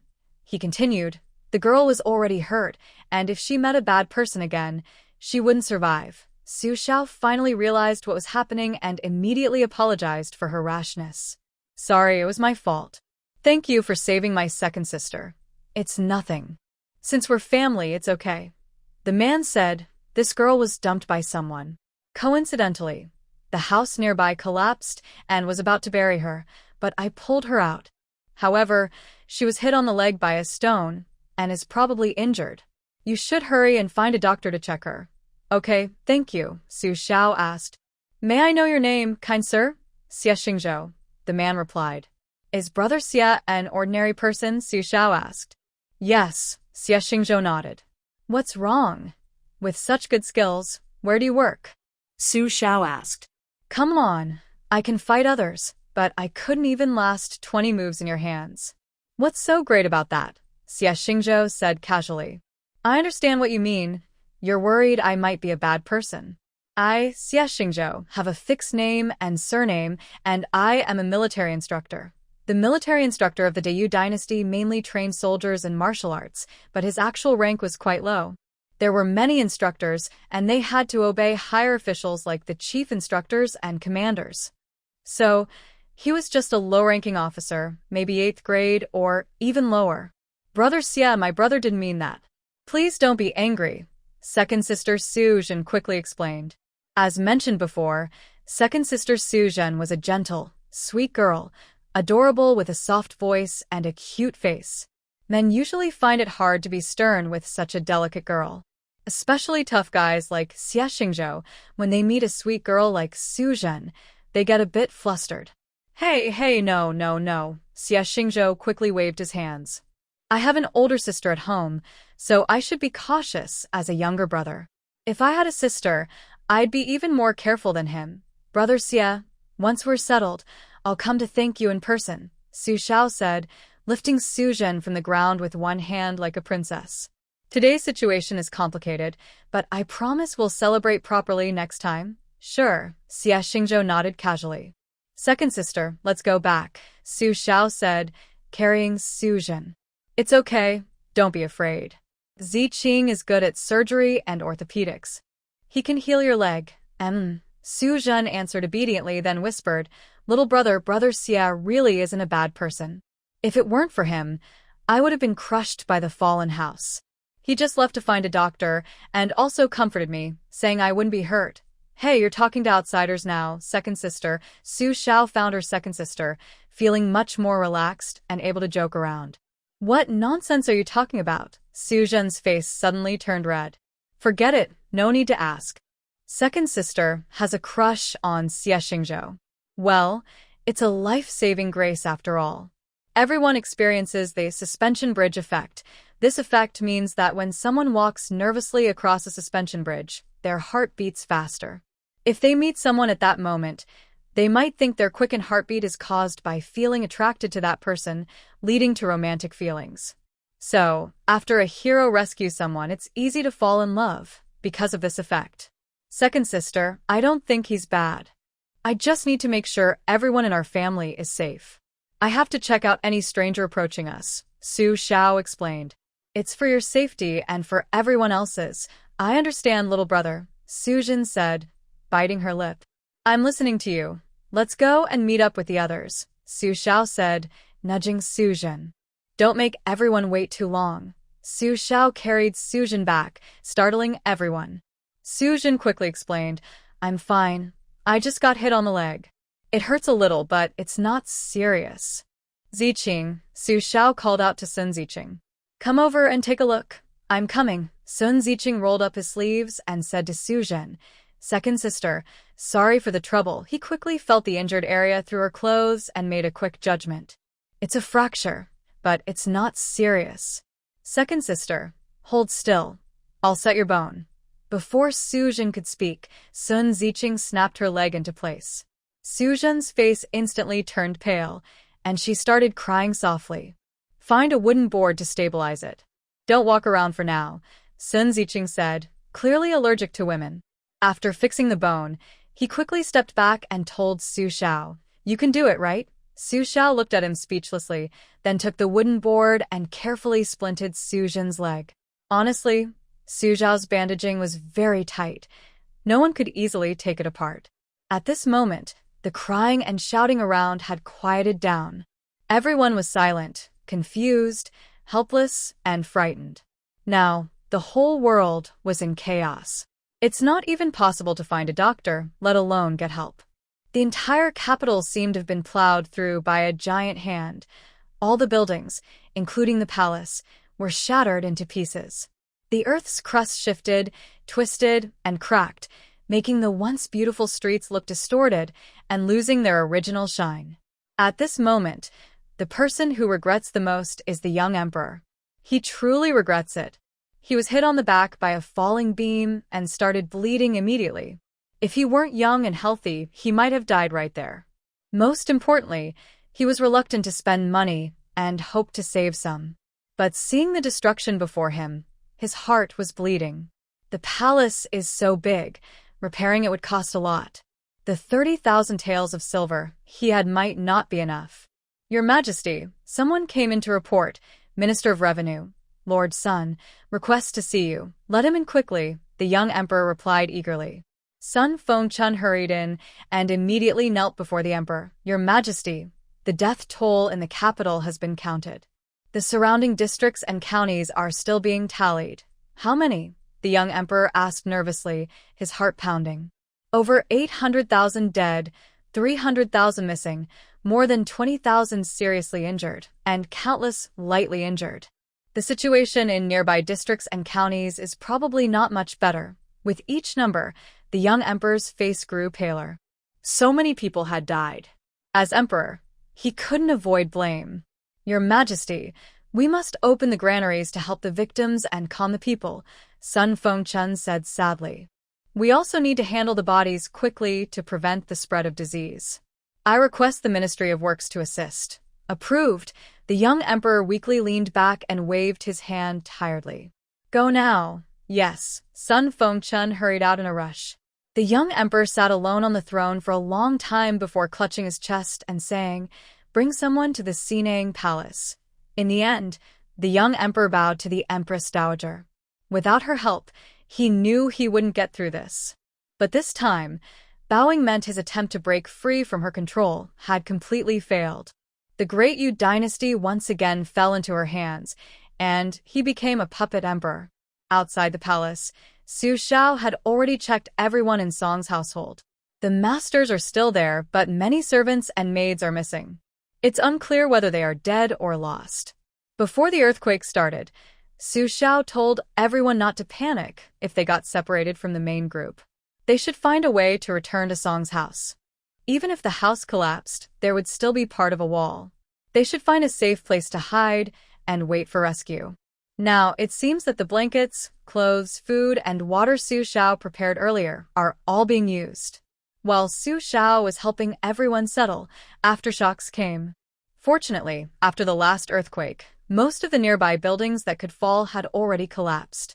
Although the ground was still shaking, there were no more flying stones or falling debris.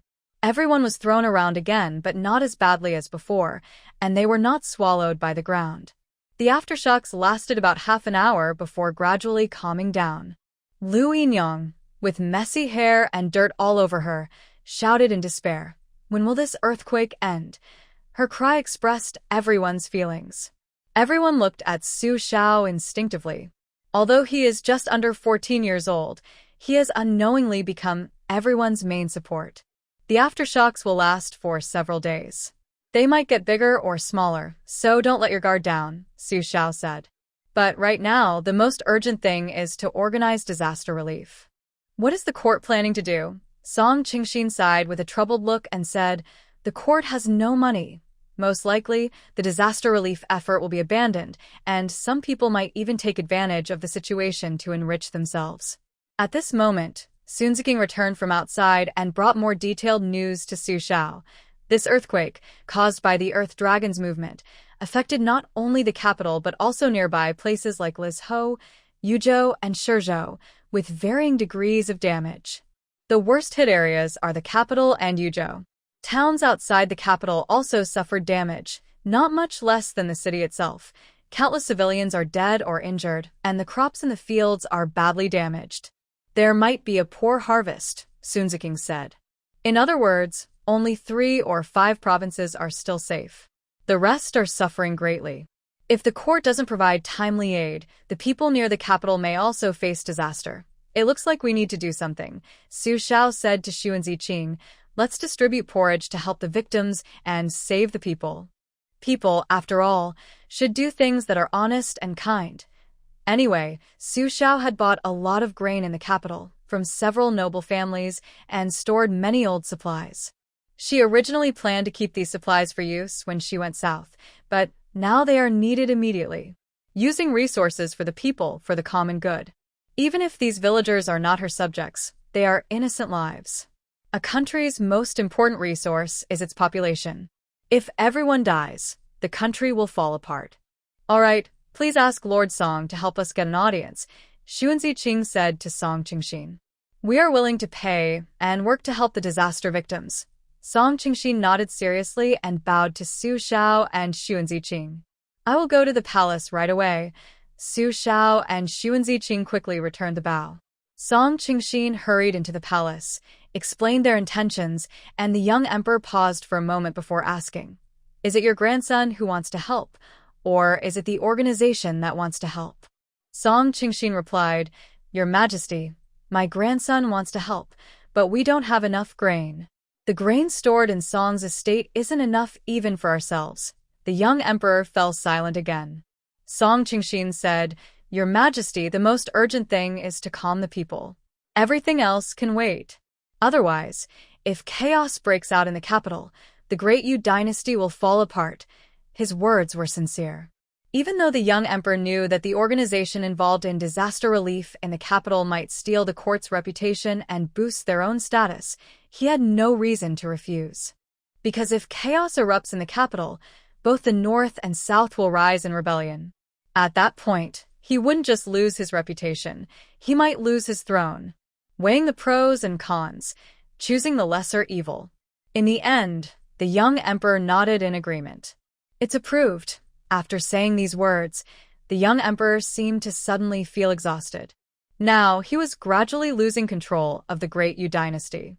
Su Shao knew that helping disaster victims could not be done openly under her identity. Because, in ancient times, helping disaster victims was not something done casually. It was seen as a way to win the people's hearts or even rebel against the court. Only government agencies are qualified to provide disaster relief. Therefore, Su Shao can only act in the name of socialist organizations. Of course, doing so also has benefits. In the future, when she aims to rule the world, she will have already gained enough public support, making her efforts much easier. The day after the disaster. On the open space in front of the palace gates, the Song family members who could be found have been brought back. Those who are missing probably said their final goodbyes forever. All members of the Song family, whether masters or servants, joined in the effort. Even the 60-something old lady Song rolled up her sleeves to serve porridge to the victims. Others, unable to mourn, also rolled up their sleeves and started cooking porridge in large pots. It wasn't just porridge being made. Anything that could be eaten was cooked together. Whatever could be boiled was boiled. Who still dares to be picky at this time? That's because they are not hungry enough. No matter how noble, powerful, or wealthy someone was before, it's useless now. A bite of food and water are more important than anything else. I won't serve. If someone causes trouble, Su Shao directly breaks their leg with a stick. Literally breaking their leg, causing a serious fracture. Su Shao hit 3 times in a row, and no one caused trouble after that. Everyone behaved well. Even the powerful. The powerful must wait in line. In front of Su Shao, everyone is equal. At this moment, the little emperor finally took action, commanding the imperial guards to help with disaster relief in nearby regions. The imperial army stayed in the capital to help dig and rescue people. The whole city started to move. Although it's a bit late, it's better than doing nothing. Yuan Jingxi also came with people to help. They set up large pots and cooked porridge together. Although the earthquake damaged many buildings, most of the food supplies could be saved. However, the water sources were destroyed, leaving only 3 old wells usable. Su Shao ordered people to guard these 3 wells. The water from them must be filtered and disinfected before use. No direct drinking. Someone disagrees? Beat them until they agree? Did I ask for your opinion? In troubled times, strict laws are used. At this moment, it's become very clear. If the emperor can't do it well, he will do it himself. In short, now the entire disaster relief process and methods must follow his orders. The question is simply about the meaning of that gentleman in the socialist organization.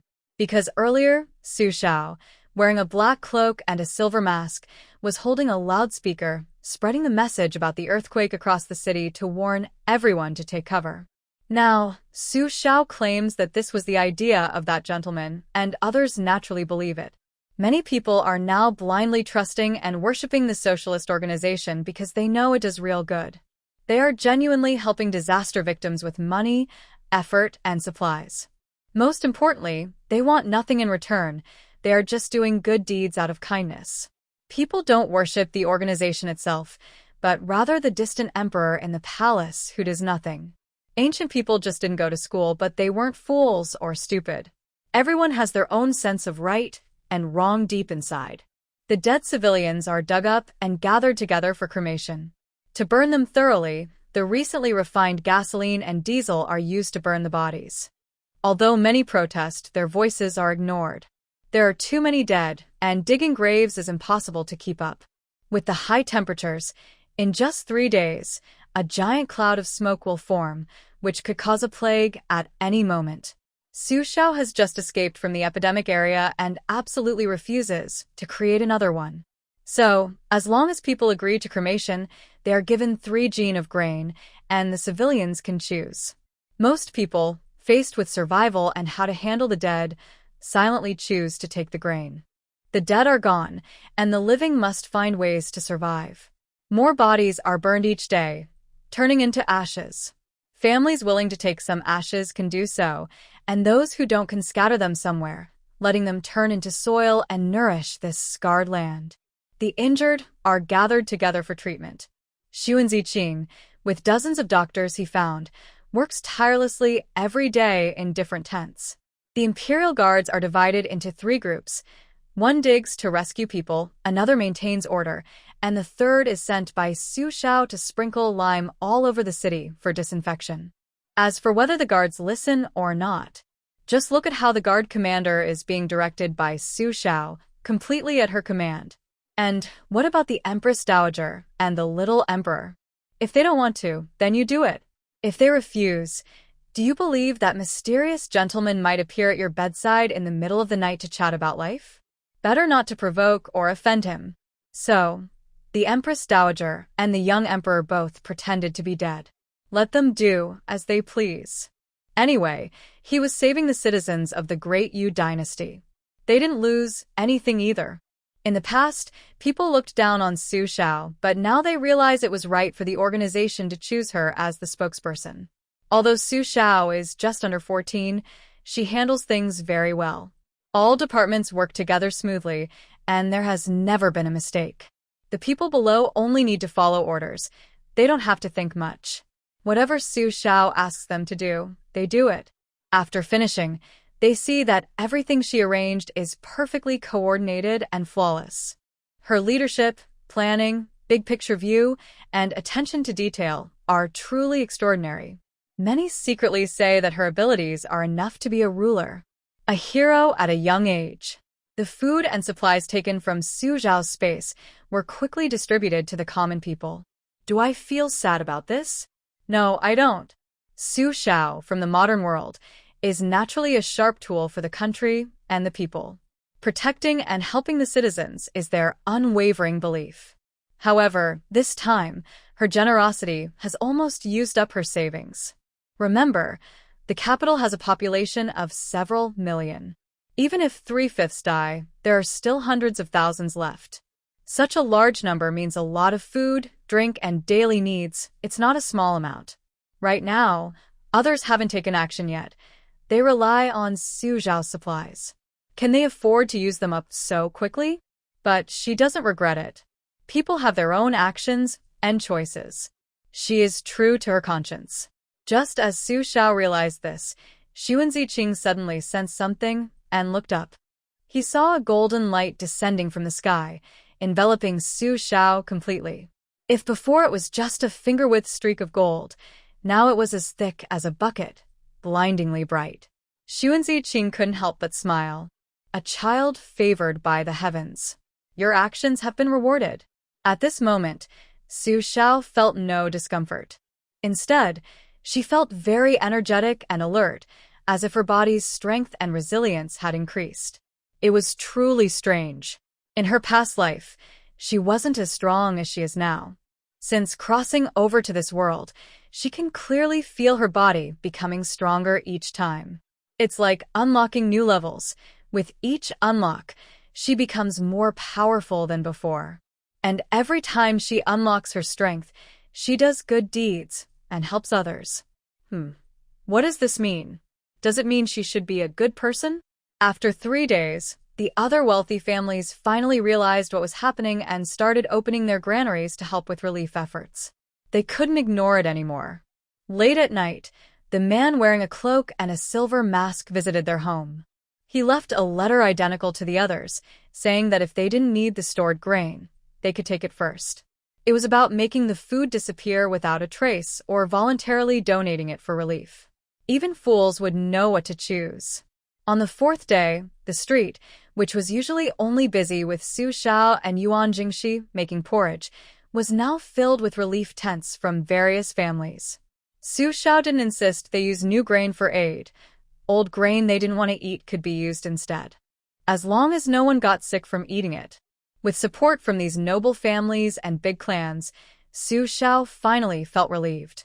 Every time she entered her space and saw the empty grain storage, she felt heartbroken. But she didn't regret it. She had saved so many people. When she returned home, Yuan Jingxi brought her good news. All the boxes you gave me, I've sold them all. Each sold for 1,000 taels. Do you want money or supplies? If you want supplies, I'll exchange them for materials. Wait, how much did I sell them for? Su Shao almost couldn't believe her ears. Each one sold for 1,000 taels. No more than that. Yuan Jingxi explained quickly, if the land dragon hadn't turned over, it might have been higher. But now everyone wants to save money to rebuild their houses, so prices can't go too high. Su Shao asked again, "How many boxes did I give you?" "Oh, a total of 8,365. Yuan Jingxi replied. "I kept 10 for myself, so I sold 8,355. I'll pay you based on the price for those 10. No, no, no. Just consider those 10 as a gift from me. No need to pay." Su Shao excitedly grabbed Yuan Jingxi's hand and squeezed it tightly. "Good brother. You are so capable." She suddenly wanted to take Yuan Jingxi away. This is such good business sense. But she wasn't sure if the Yuan family would agree. 83,555 units, each worth 1,000 liang. This totals 8.35 million taels of silver. That's the annual tax from 10 provinces. For a moment, Su Shao even considered returning to her space immediately to ramp up plastic production and make more plastic boxes. But then she thought, no, that's not right. This product can't be mass-produced. It must stay high-end to attract the wealthy, repeatedly harvesting them like crops. Then she can keep launching new plastic products and continue collecting their wealth. This idea is simple. It's a luxury item concept. Luxury goods never cheat the poor. They only target the rich. Su Shao decided to use plastic to attract the children of noble families and officials, making plastic products the most sought-after luxury in their circles. So she decided to stop making lunch boxes. If she made other products, it would be better. Rarity makes things valuable. Too many, and they lose their worth. Su Shao pulled Yuan Jingxi's neck and led him to a quiet place. She pressed his arm down, and Yuan Jingxi, who was taller than her by a head, involuntarily bent his waist. No choice. Su Zhao's strength was too great. He couldn't resist. As you can see, during this time, the officials have taken out all the stored grains they bought to help the disaster victims. "Now, we are a bit short on food," Su Shao said. "You don't need to give me money. Just exchange it all for grain. Any kind of grain, new, old, or stored. Besides grain, there's also medicinal herbs. They've been used up quickly lately," she continued, touching her chin. "And also cotton cloth, gauze, and similar materials. If you can get them, I want those too." Yuan Jingxi patted his chest to promise. "Su Shao, you saved my life. You are my lifelong brother. Don't worry. Whether it's for the officials or just for you, I will do my best to help." "But with such a big earthquake, can we still buy grain?" Su Shao asked. "That's something you don't know." Yuan Jingxi seriously explained to Su Shao. "Do you know why people say the family line is strong like iron, but the emperor changes like flowing water? It's because noble families understand that they shouldn't put all their eggs in one basket. The foundation of a family is land. With land, there are harvests. Over time, the stored food is enough for the entire Daya dynasty to last 10 years. The earthquake affected the capital city, but not their hometown. Although there are some losses, they are minor and can be ignored. That makes sense." Su Shao smiled and looked at Yuan Jingxi. "I'll leave everything to you. Don't worry, I've got this." Yuan Jingxi confidently left. Watching his back, Su Shao smiled happily. "To the noble families, your little tricks are mine now." As the earthquake gradually subsides, the next step is rebuilding. Xu Ziqing came to talk with Su Shao. "I remember we stored a lot of logs. Should we sell some to recover funds? Now, everywhere needs a lot of wood. Palaces need repairs. Officials' homes need fixing, and ordinary people's houses also need rebuilding. Transporting from outside is slow, costly, and not always suitable." Su Shao quickly understood. "You mean the palace will spend a lot?" Xu Ziqing smiled. "Exactly. I just knew you'd understand." The latest news is that the little emperor has bowed to the Empress Daajager. The court and the palace are now under her control again. Although the treasury is empty and the little emperor has no money, the Empress Dowager has plenty. The Empress Dowager comes from a powerful, noble family. When she married the former emperor, her dowry was huge. After the former emperor's early death, the little emperor ascended the throne when he was less than 3 years old. The Empress Dowager held power behind the scenes, controlling everything. Over 10 years of accumulation is no small matter. In recent years, Daya dynasty has been peaceful and prosperous, with good weather and happy people. During this time, the Empress Dowager gathered a lot of resources and supplies. Even after such a big earthquake, she remains firm. This is to force the little emperor to bow and admit his mistake, and to return power to her. Now that he has bowed and surrendered, she's willing to open her private treasury and rebuild the palace. Rebuilding the palace means the officials' homes and government offices will also need repairs. It's a great opportunity to make money. Xu Ziqing said, "We have used up so much these days. How can we not make up for it?" "Your words make sense," Su Xiao said with a smile. "Let's earn a profit. Then we can empty out the stored supplies of those noble families. Also, ask the people at Cuifang Pavilion if they can find some top-quality auction items," Xu Ziqing added. Even after such a big change, it hasn't affected the wealthy people's enjoyment. Since they are so eager to give us money, of course we will accept, Su Xiao sneered. "This time, if I don't take all their stock, I will make them kneel and call me father." While they were talking, someone came to report, "Young Master Biao, someone sent something to Miss Heir Biao." "Who?" Su Xiao asked casually. "The other party claims to be Sia Shinghao, the guard commander." "That's him." Su Xiao snapped her fingers. "I knew I was forgetting something. It was him. Let me see what he sent." The household servant brought the items to Su Xiao. She opened it and saw a special ointment for treating bruises and injuries. Su Xiao handed it to Xu Ziqing for inspection. Xu Ziqing sniffed and said, "The medicine is fine. It's the common type used in the military. This matter shouldn't be considered pettiness on Su Xiao's part. She wants to protect her family and must be cautious."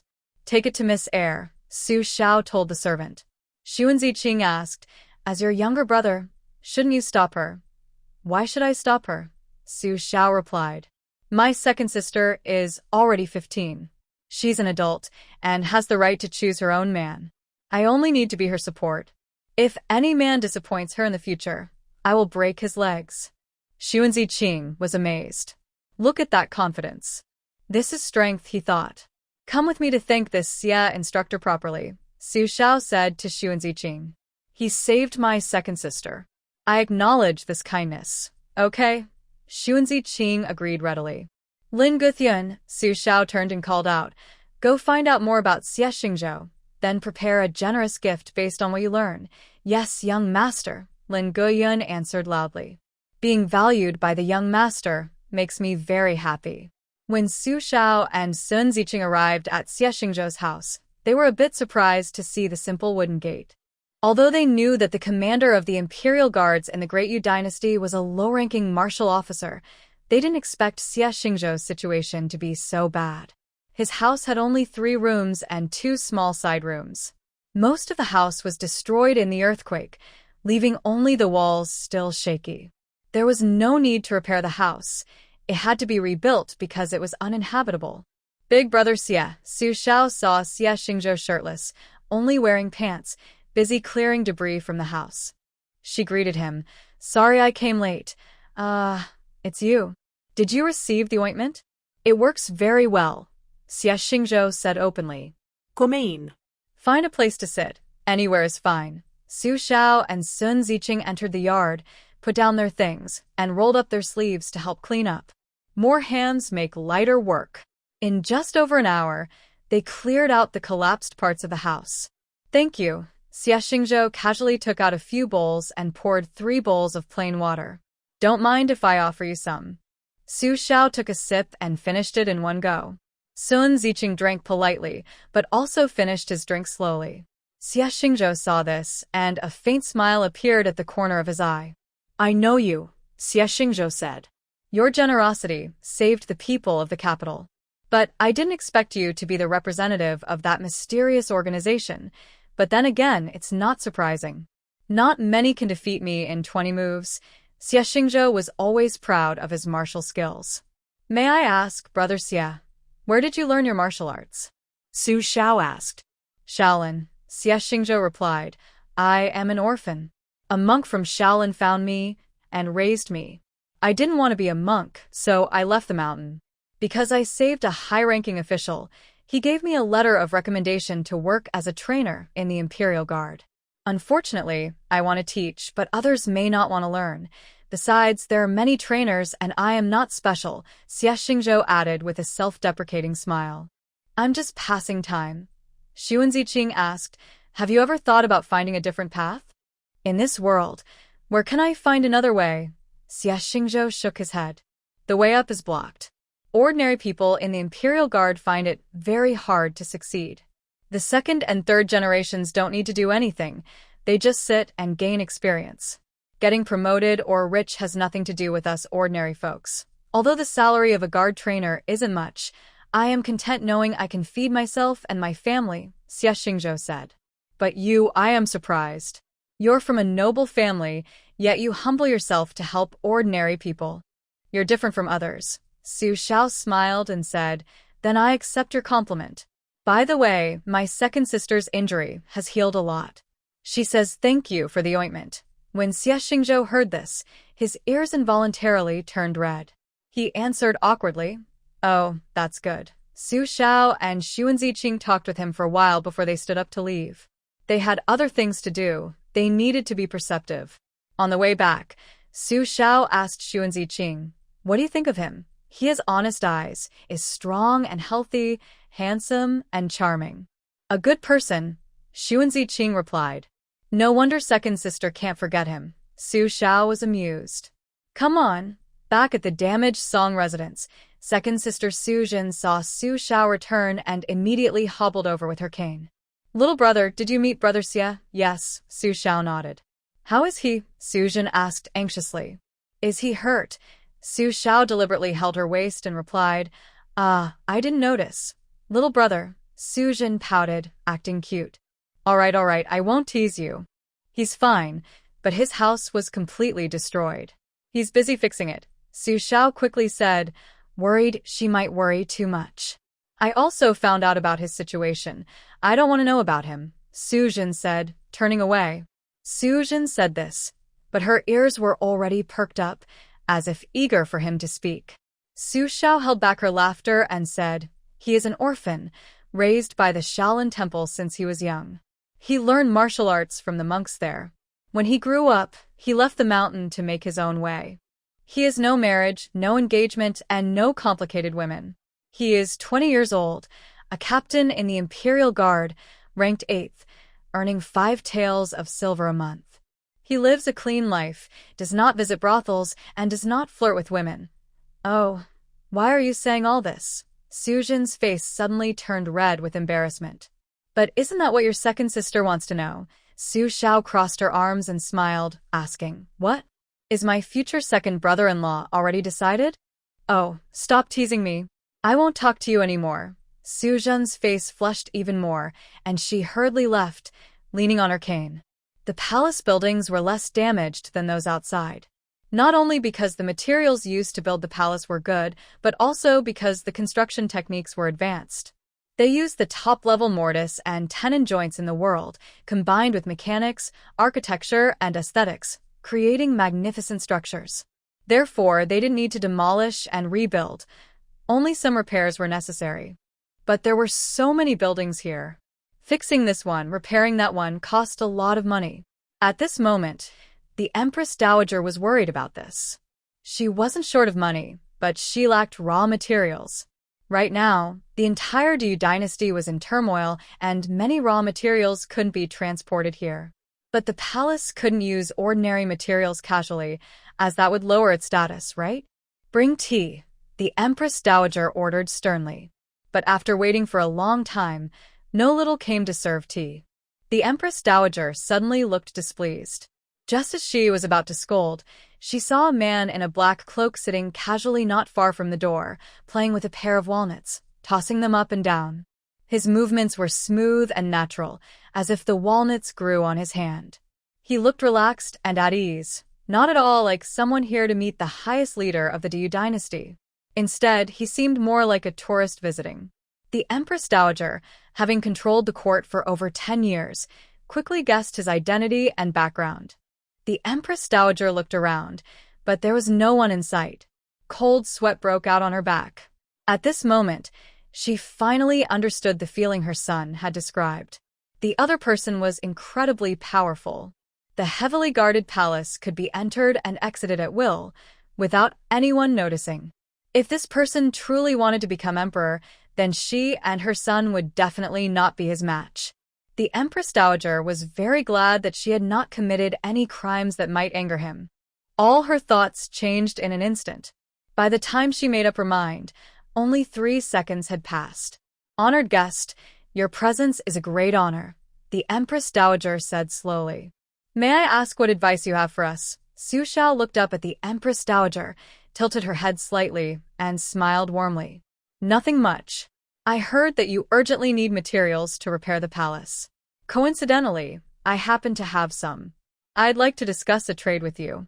Do you need it or not?" "Of course we need it." The Empress Dowager stood up confidently and walked towards Su Shao. "May I have the honor of offering you some tea?" "Please come inside," she gestured with her hand. Su Shao rose from her chair and slowly approached the Empress Dowager. 2 powerful women from different times and worlds exchanged glances at this moment. "Your Majesty is truly a remarkable woman. I admire you," Su Shao said with a smile. "Really? Do you also think I am just a weak woman in charge of household affairs?" the Empress Dowager asked, not calling herself Your Majesty, but using I. This placed her on equal footing with Su Shao. "Why would I think that?" Su Shao spread her hands in surprise and asked back. "Isn't that how it should be? Managing a country is about ability. Gender doesn't matter, strength does." The Empress Dowager smiled immediately. "Your socialist organization is truly different with such forward-thinking ideas. Of course. I've never believed that women should be confined to the inner chambers, just taking care of their families and children, as powerless puppets. Women can step forward and do whatever they want," Su Shao replied naturally. "I don't believe in those old customs." The Empress Dowager's eyes were full of admiration. She asked, "If you were me, what would you do?" "There's no if, comma." Su Shao shook her head. "I would never be you.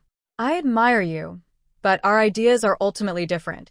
You still want imperial power and dominance, but I seek peace and unity across the world. Anyone can say big words, but if you don't try, how will you know you can't do it?" For the first time, the Empress Dowager faced someone openly hurting her feelings, yet she could only smile. Su Shao didn't waste words and sat directly opposite the Empress Dowager. She took out a piece of paper listing the supplies and quantities she could provide, with prices written on the back. "These prices?" the Empress Dowager asked with a smile. "Can we negotiate?" The Empress Dowager chuckled softly. "Are you sure you can provide all these?" "Yes, I want everything. But the money," she paused, "might not be enough." "No problem." Su Shao took out another list and pushed it toward the Empress Dowager, saying, "If you have these, I will accept them at the prices I marked." The Empress Dowager looked at it and said with a bitter smile, "Are these prices too low?" "No," Su Shao replied. "Old supplies have their value. Why should they cost the same as new ones? Besides, our people have been helping calm disasters and aid victims for a while now. Basically, we've been doing work for you for free. So, are you planning to take credit for our efforts?" "But you also gained fame," the Empress Dowager countered. "Fame? What good is that?" Su Shao asked. "It's useful if we want to rule the world, but otherwise, not much." "So, Empress Dowager, do you want me to take over?" The Empress Dowager was momentarily speechless. "You know," Su Shao said boldly, "if we had that idea, it wouldn't be hard for us. But don't worry, we have no such plans for now. Managing a country is very troublesome. I'm not threatening you," Su Shao added. "Just being honest." The Empress Dowager was at a loss for words after being challenged. She sighed helplessly. "Fine. Let's do as you say. That's settled then," Su Shao said. "Once the supplies are ready, I'll have someone give you an address to deliver everything I need. The next day, you can come pick up the supplies I've arranged." "Any other questions?" The Empress Dowager. What could she say? She was already tough, but she didn't expect the other side to be even more so. She couldn't say anything now because she couldn't win. "May I ask one more question?" the Empress Dowager asked. "My daughter." She paused, swallowing her question, and changed to gratitude. "Thank you for sparing my daughter. That's good to know." Su Xiao smiled mysteriously. As long as you don't trouble me and don't make me unhappy, everything is fine. Well, it's getting late. I should go back. Empress Dowager, I wish you success and lasting fame. Thank you. The Empress Dowager nodded. No need for a farewell. Su Xiao smiled slightly, stood up, and was about to leave. Suddenly, she looked up at the ceiling. Oh, you're waking up. Haha. As soon as she finished speaking, Su Xiao swung her cloak and confidently left the Empress Dowager's palace. After Su Xiao left, two confused guards jumped down from the roof. Your Majesty, we are sorry. The Empress Dowager looked at the direction Su Xiao had gone for a long time before saying, Indeed, you should be sorry. For your loyalty, I will forgive your death, but the punishment will be severe. Go and take 20 strokes. After leaving the palace, Su Xiao couldn't help but smile softly. She looked back toward the palace and said, Empress Dowager, don't embarrass us women. If one day you can't hold this throne, I won't hold back. Su Xiao smiled gently and quietly left. 2 days later, Su Xiao asked Song Qingxin to deliver a letter to the Empress Dowager. The letter contained only one address. The Empress Dowager sneered. Having ruled the land for over 10 years, it was the first time someone was so arrogant in front of her. But strangely, she wasn't surprised at all. Send the things to this address, the Empress Dowager said, handing the letter to her trusted aide. Make sure no one else finds out. Su Xiao crouched in a tree, using binoculars to observe the distant activity. When she saw the Empress Dowager sending supplies steadily to an empty village, without setting traps or hiding people, she couldn't help but smile. The Empress Dowager was smart. She knew what to do and what not to do. No wonder she could overthrow her husband and take the throne herself. No wonder the young emperor was no match for her. With such courage, not many people could have it. Many who gain power tend to become arrogant, feeling invincible and thinking no one can defeat them. Through this event, Su Xiao realized that the Empress Dowager was not arrogant. If the Diyu dynasty had not experienced so many natural disasters and troubles, and if the Empress Dowager could truly become emperor, perhaps the dynasty could have lasted for many more decades. What a pity! Heaven did not favor the Diyu dynasty. Even if the Empress Dowager regained power now, it might be too late to turn things around. Su Xiao put away her telescope but did not leave immediately. Instead, she waited until it was completely dark before appearing outside the village gate. As usual, she checked everything inside and out to make sure there were no problems. She lit some white smoke to block the view from afar, then quietly entered to gather her things. From a distance, the Empress Dowager saw the white smoke rise and knew that those people had appeared again in a mysterious way. She couldn't help but sigh. She had already ordered many investigations into those people's whereabouts, but no matter how hard she looked, she couldn't find them. They seemed to appear and disappear at will. It was as if they controlled a mysterious tunnel through space and time, allowing them to show up anywhere they wanted. They didn't interfere with the court or common people, but they had a strong sense of justice. They would stand up for ordinary folks, and they were willing to risk everything to save lives. However, they really had no interest in the throne. Otherwise, with their strength, it would be very easy to overthrow a ruler. They were a mysterious and contradictory group. That's why the Empress Dowager hadn't placed anyone around the village. Knowing they weren't interested in her position, it would be foolish to bother them. The Empress Dowager wasn't stupid. She wouldn't do such a foolish thing. After finishing her tasks, Su Xiao took the supplies given by the Empress Dowager and carefully organized the materials by type from her space. Once everything was in place, she stayed a little longer at the farm to make sure no one was watching her, then quietly left. From then on, her dealings with the Empress Dowager were complete. Seeing her space gradually fill up, Su Xiao's lonely heart finally settled. The Empress Dowager had obtained what she wanted and was satisfied. The rebuilding of the palace was soon scheduled to begin. The residences of various officials also started repairs. The Song family's estate was no exception. When Su Xiao returned to the Song residence, she saw people coming and going, all busy with work. People are very resilient creatures. No matter how terrible the setbacks, as long as they can survive, they will start over again. Young Master Biao. Hello, young Master Biao. Everyone she passed greeted her warmly. Honestly, even the 5 sons of the Song family might not receive such treatment. Su Xiao, who had only been in the Song family for a few days, already did. During the Great Disaster, Su Xiao was the backbone of the entire Song estate, its main support. Even the eldest son of the Song family was ineffective. It had to be Su Xiao. While others suffered heavy losses, the Song estate only lost some buildings. Overall, there was almost no damage. People tend to admire strength. Whether the other is a young master or a cousin, as long as they have ability, strength, and skill to protect everyone, people will trust them. Su Xiao nodded as she walked along. At this rate, she was likely to say goodbye to neck pain for good. She had been exercising diligently. Su Xiao, Sun Ziqing called from afar. Come here. Hurry. Su Xiao turned and headed towards Sun Ziqing. Sun Ziqing pulled her into a room, pointing excitedly at a pile of unfamiliar items on the table.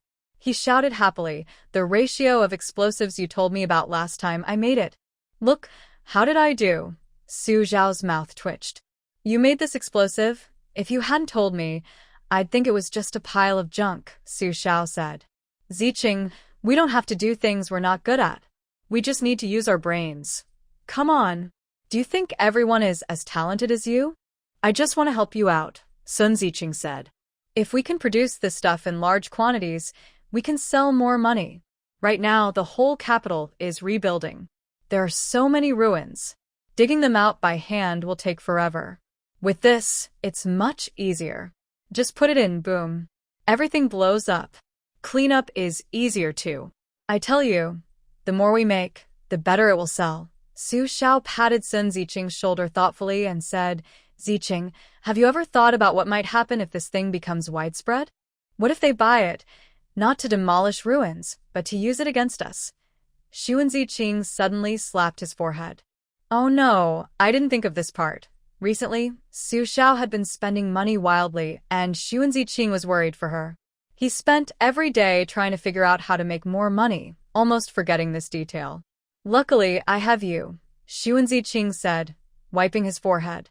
I almost got carried away with pride. It's okay, Su Xiao replied. Let's keep this for later. We'll need it someday. By the way, there's something else. Sia Shingha came to see you just now. He said if you're free, you should go see him at the Imperial Guard camp, Xun Ziqing said.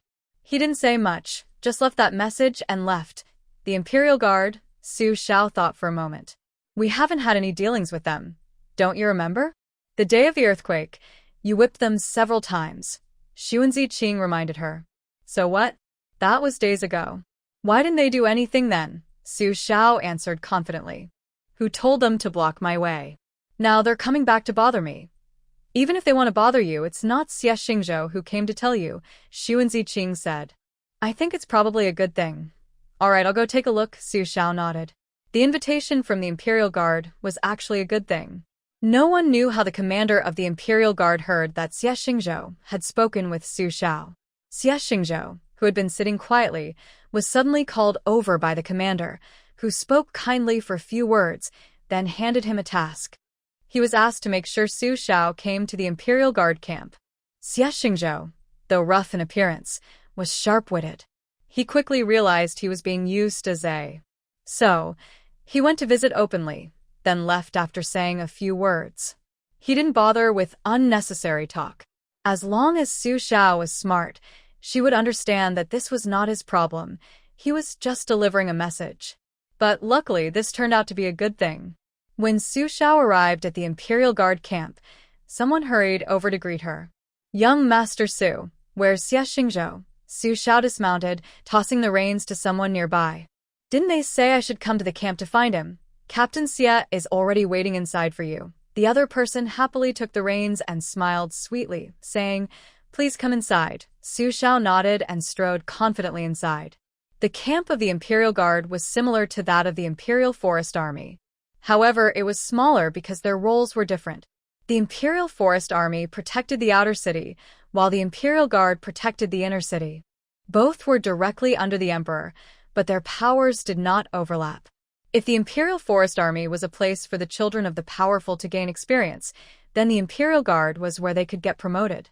Someone who had served in both armies was likely to be close to the emperor and favored. This was the usual way to gain favor. So, the Imperial Guard had better financial conditions than the Imperial Forest Army. As soon as Su Shao entered, she could clearly feel the difference. Young Master Su. Oh, what a distinguished guest. The leader of the Imperial Guard personally came out to greet her, followed by a group of people. The person Su Shao wanted to see, Sia Shingha, was at the back. Su Shao just nodded politely to the leader and didn't pay much attention, directly asking, "I'm here to see Sia Shingha. Could you please help me?" The leader of the Imperial Guard suddenly remembered Sia Shingha and quickly turned to find him. Of course, he's available. Where is Instructor Sia? I'm here. Sia Shingha pushed through the crowd, walking gracefully towards Su Shao, bowing with his fists clasped. Young Master Su, Su Shao nodded and returned the bow. Brother Sia, what brings you here? Sia Shingha, being straightforward, didn't know how to lie and looked at the leader of the Imperial Guard. The leader quickly responded, "It's like this. I kindly asked Instructor Sia to help invite young Master Su. This matter is a bit delicate." Su Shao didn't follow the usual way and said, "If it's hard to talk about, then forget it." Hey, I'll tell you. The leader of the Imperial Guard, realizing Su Zhao's temper, raised his hand to signal others to step back and explained, "It's the Empress Daajager's order. This matter must be kept secret, so we had to use this method to invite you for a talk." "What does the Empress Dowager want with me?" Su Shao said, then suddenly remembered she was Su Shao, not a mask for some organization. She half-heartedly bowed toward the palace, pretending to be polite. "Well, I can only do so much.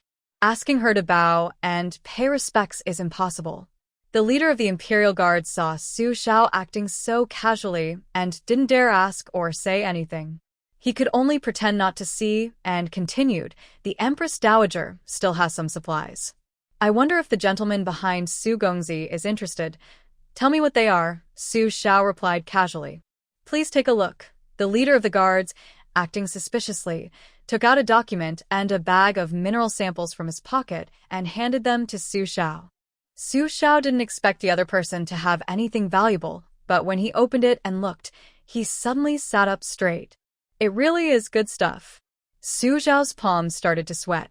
This is valuable stuff, so valuable it made him tremble with excitement. You might ask, what is rare earth used for? Rare earth elements, also called rare earth metals, are widely used in electronics, oil refining, metallurgy, machinery, energy, light industry, environmental protection, and agriculture.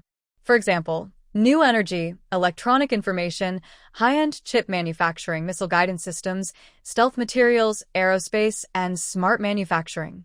Recently, she made a drone by hand using rare earth metals. But she doesn't have many materials left, so she only made one.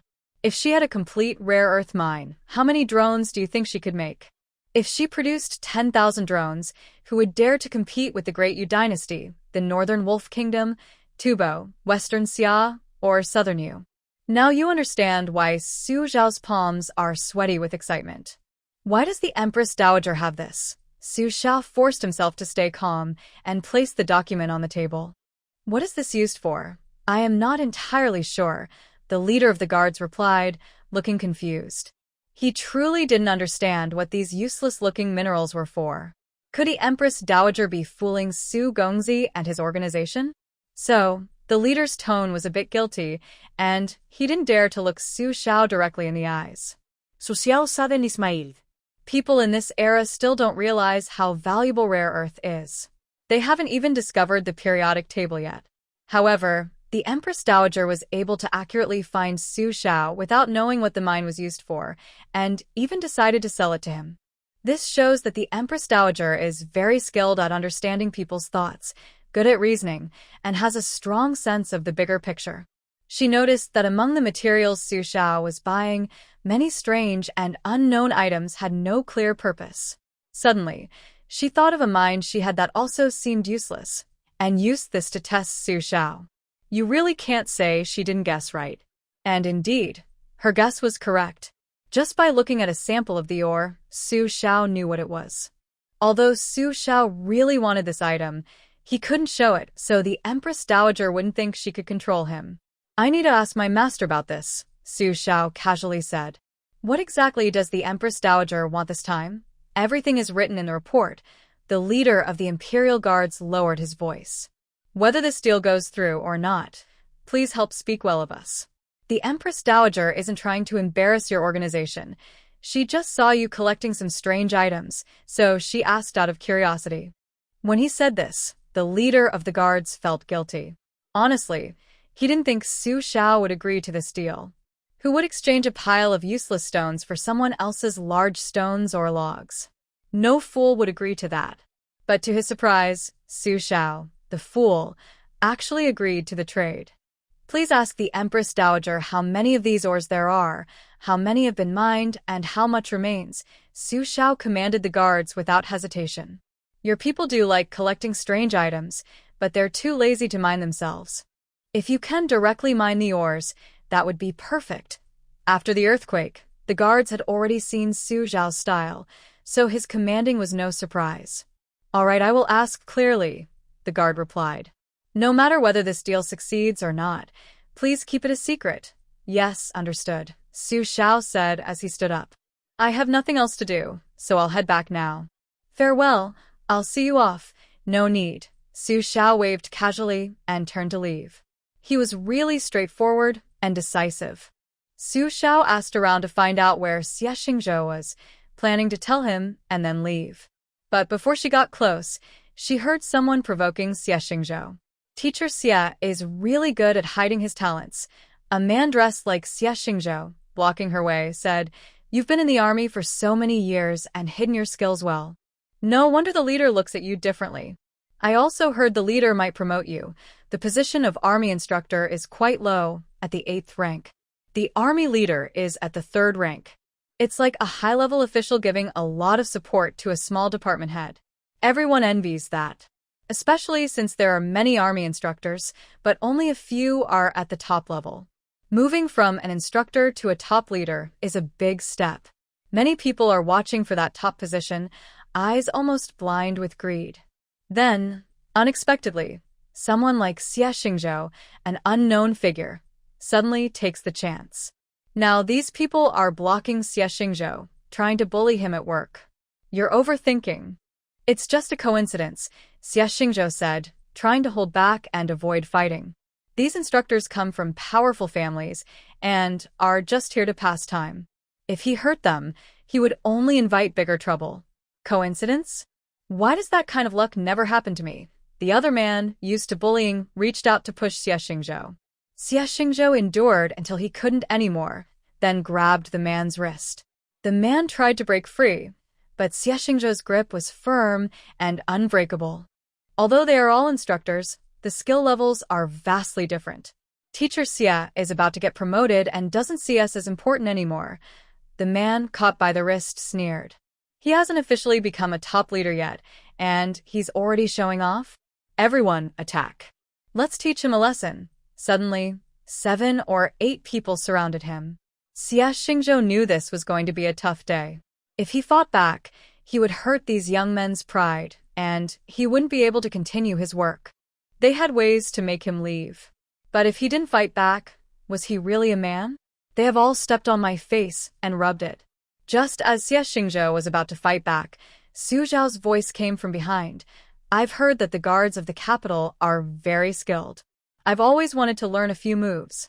Why wait for a better day?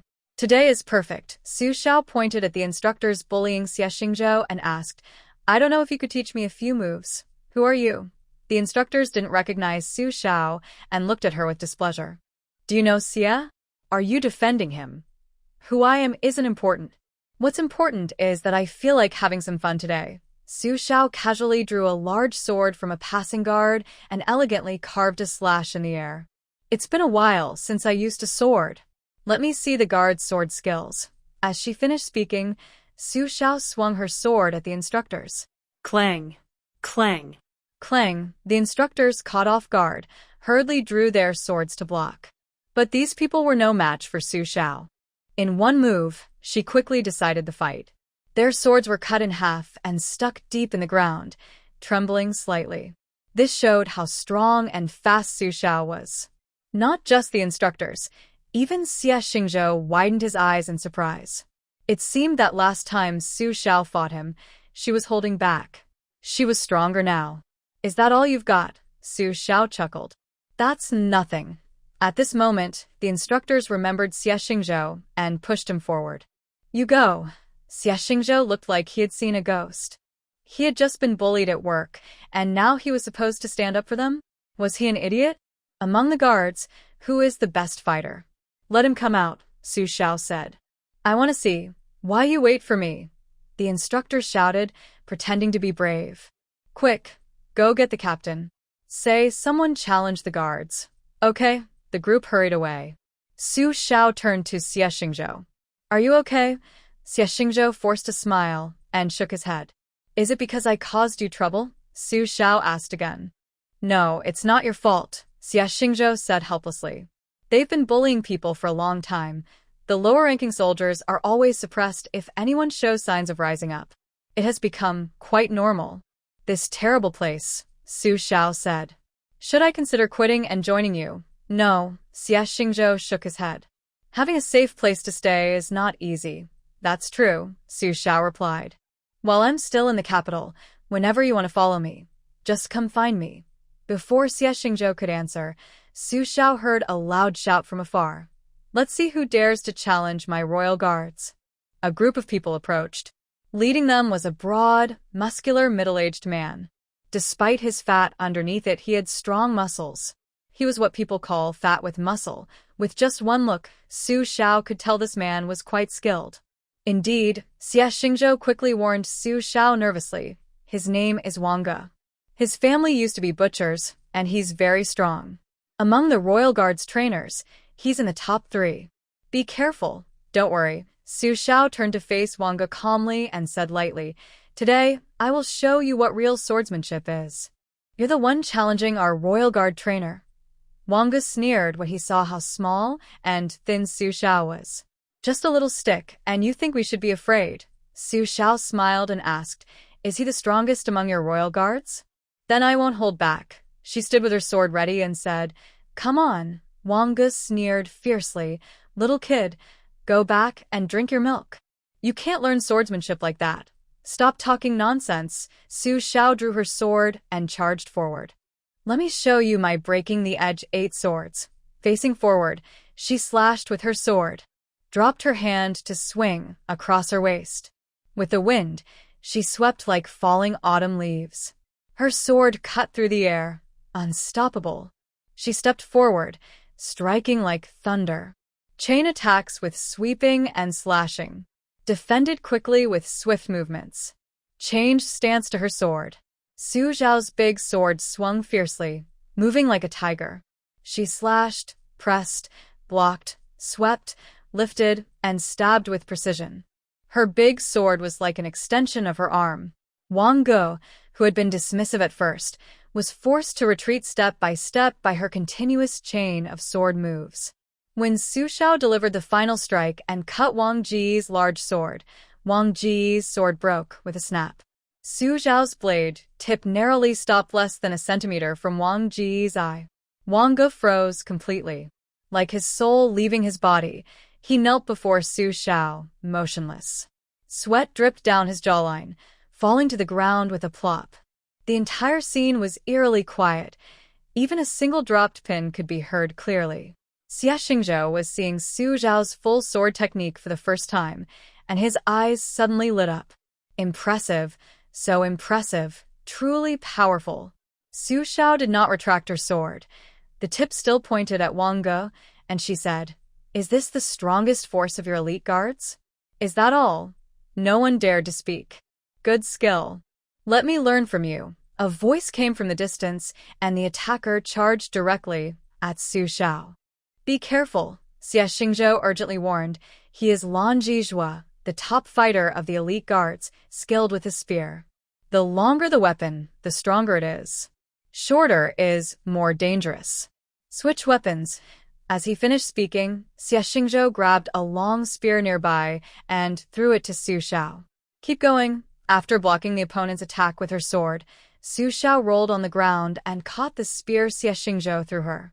She shook the spear in her hand, switching moves smoothly, like flowing clouds and water. Good. Let me see your spear skills. The spear, the king of weapons. Anyone skilled with a spear is undoubtedly a strong fighter. Spear techniques are diverse, including stabbing, blocking, grabbing, chopping, smashing, thrusting, flicking, guiding, pulling, circling, and blocking.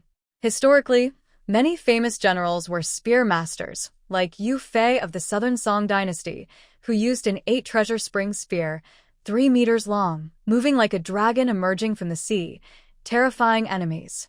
Su Zhao's spearmaster was from Yu Fei's school. Soon, Su Shao and Lan Zhizhe staged an intense spear duel for everyone. Su Zhao's style was fast, precise, and fierce. Lan Zhizhe was steady, accurate, and clever. Both had their strengths, but they shared one thing: precision. They fought from one spot to another, and all the elite guards came out to watch. At first, everyone confidently bet on Lan Zhizhe winning, but as the fight went on, they realized something was wrong. Lan Zhizhe's hand started to tremble. Others couldn't see it, but Lan Zhizhe himself was suffering inside. He never expected that the small boy in front of him would have such strong arm strength. With each attack, he had to use all his strength to defend. He was originally the attacker, and Su Shao was the defender. But as the fight went on, the roles of attack and defense shifted. Su Shao counterattacked, forcing Lan Zhizhe to defend. In combat, quickness is the best defense. Nothing can beat speed. Under Su Zhao's frequent attacks, Lan Zhizhe's defenses, which were once very tight, gradually became shaky. Finally, Su Shao broke through his defenses, pointing the tip of her spear at Lan Zhizhe's throat. I lost, Lan Zhizhe said, dropping his spear in frustration and raising his hands. Do with me as you will. Su Shao lowered her spear and threw it back to Sia Shingha, smiling. All right, then you owe me 3 glasses of water wine. Lan Zhizhe looked at Su Shao in surprise. Why? Not allowed? Su Shao asked back. No, I mean I lost, Lan Zhizhe said blankly. So what? Su Xiao smiled confidently. We're just sparring, not fighting for real life or death. Lan Zhizhe was stunned for a moment, then burst out laughing. Ha ha ha, okay. I don't know what to call you, little brother, but I, Lan Zhizhe, am officially your friend now. Su Shao, she nodded. What? You're Su Shao? Lan Zhizhe's eyes widened instantly. It's really you? You're only 14 this year? Otherwise? Su Shao asked in return. Truly the new generation surpasses the old. Hu Chu Bian was only 21 when he became the Wolf King.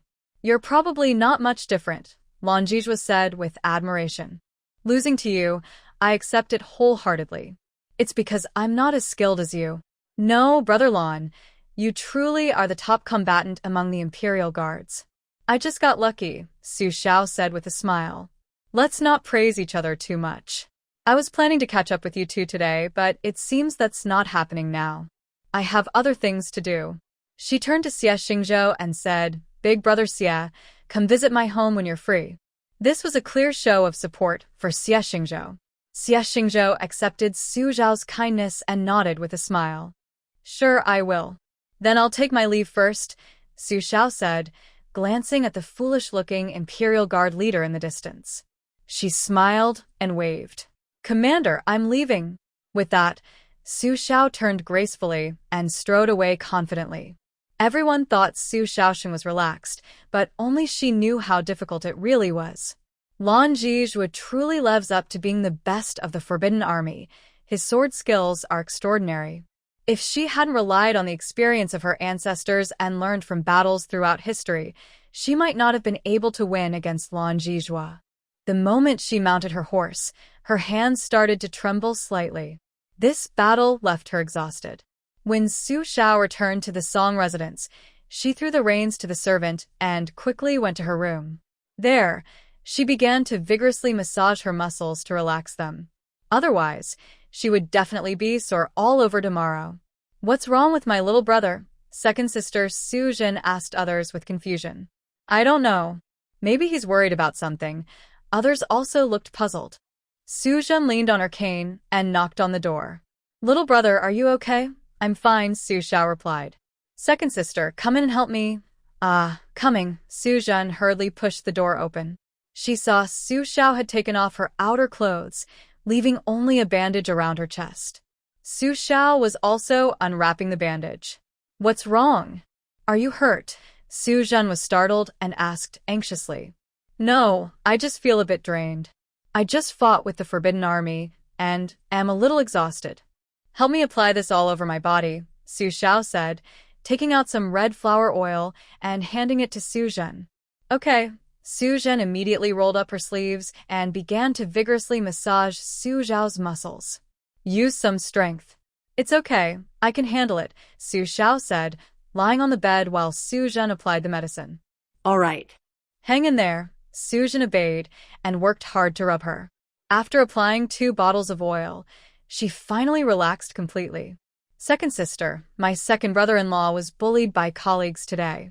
I helped him vent, Su Xiao said while lying on the bed, still in a playful mood with her second sister. Su Jin suddenly applied a strong force, and Su Xiao let out a loud cry. Second sister, you still remember I'm your second sister. You just like to joke with me, Su Jin said with a smile, tossing the bandage back to her.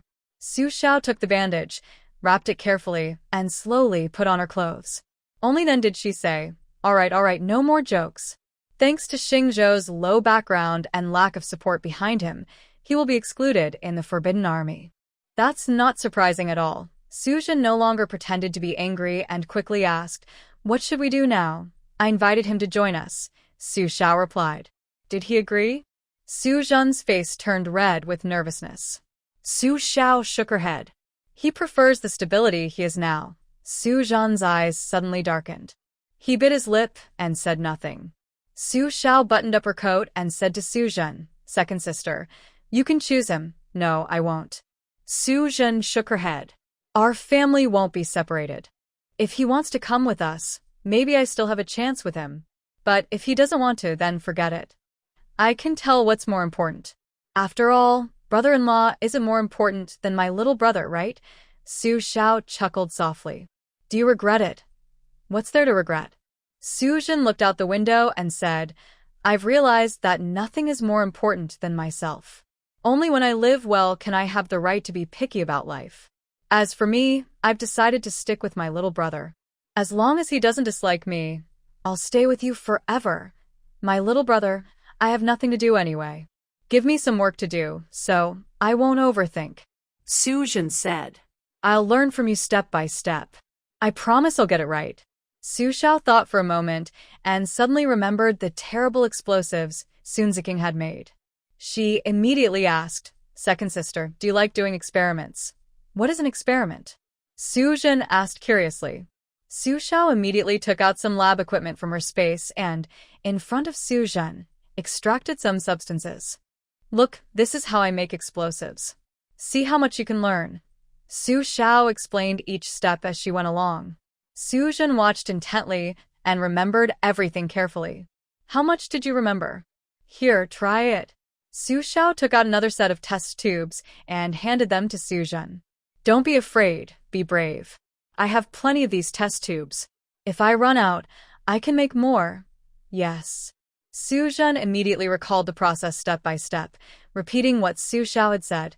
First, wash with sulfuric acid, then add. Step by step, she followed the process perfectly. Su Xiao's eyes widened in surprise. I didn't expect that. I didn't see that coming. My second sister's talent is actually in this area. Su Xiao said, second sister, I have new ideas for your future plans. Yes, tell me. I'll listen to everything you say. Su Jin looked at Su Xiao with bright, shining eyes. Give me a few days. I will prepare a set of teaching materials for you. You study this book thoroughly, and then you will be responsible for doing experiments for me. Su Xiao placed her hands on Su Jin's shoulders and said sincerely, do you know how I get my good stuff? It's all through experiments, step by step. Second sister, whether we can have a good life in the future depends on you. Su Zhan's eyes lit up with excitement, and she nodded eagerly, saying, Okay, I'll learn. Time flew by quickly. 3 days passed in the blink of an eye. Su Xiao worked tirelessly for 3 nights and finally finished a basic version of a chemistry book. Of course, she thought it was basic, but actually it wasn't very simple. Now she was eager to share all her chemical knowledge with Su Zhen. Just as she handed the chemistry book to Su Zhen, news arrived from the Imperial Guard. The Empress Dowager had agreed to Su Zhao's request. The Empress Dowager exchanged a whole rare earth mine for a large amount of high-quality jade stones, fine beechwood, nanmu, cedar, and glutinous rice. Both sides felt they had made a great deal. The Empress Dowager thought she gained a useless mountain in exchange for so many building materials. She felt she had made a huge profit. Su Xiao thought she had traded a pile of unused stones and wood for a rare earth mine as precious as blood. She felt she had made an incredible deal. Then, both sides signed a friendly cooperation agreement. The Empress Dowager was responsible for mining the ore, digging the stones. The more rare earth they mined, the more wood Su Xiao would give, exchanging at a ratio of 2 parts wood to 1 part ore by volume. While earning a lot of rare earths, Yuan Jingxi and Cuifang also brought good news. Su Xiao's second batch of plastic products sold to Yuan Jingxi brought in a lot of money and supplies. At Cuifang's auction, Su Xiao almost bought out the entire event, always offering rare and unique treasures that wealthy people eagerly sought. Glassware, nylon umbrellas, Oxford cloth bags, even polyester fabric. Each item became a machine for rapidly earning wealth from the rich. Super cool and money-making. Su Xiao was making a fortune. This also caused the Pavilion of Fragrance to earn a lot. Then Su Xiao turned around and exchanged all the money for grain.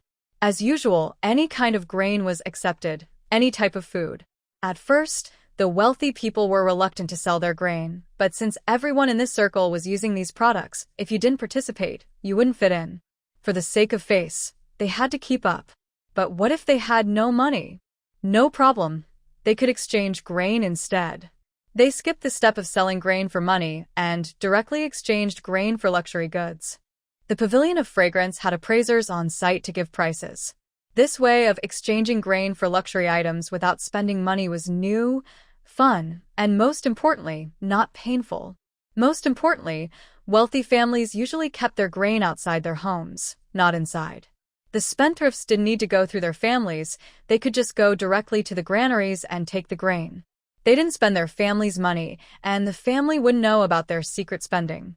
So, a lot of stored grain in families disappeared without anyone noticing.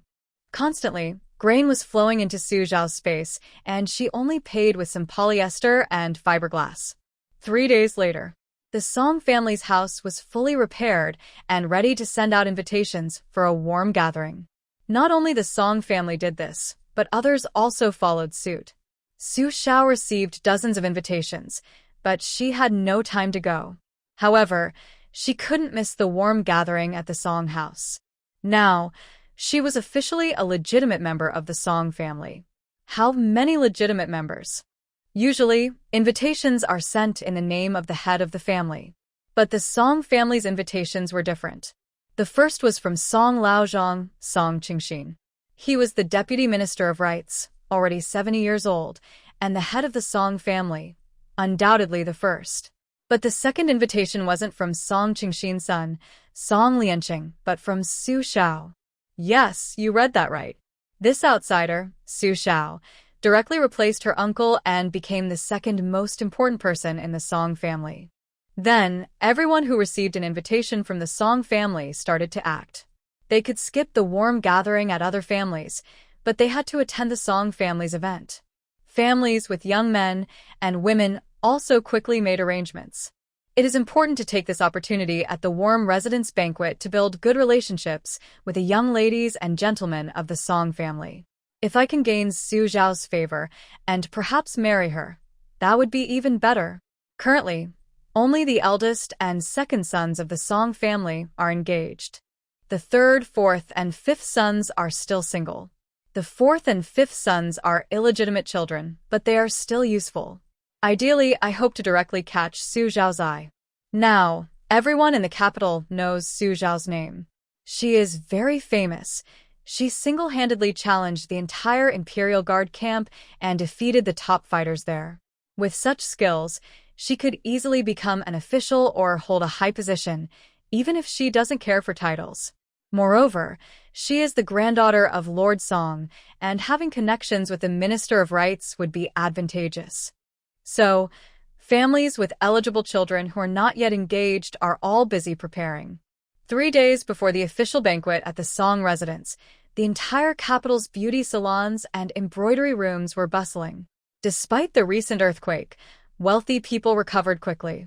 In just a few days, they tidied up the streets and reopened their businesses.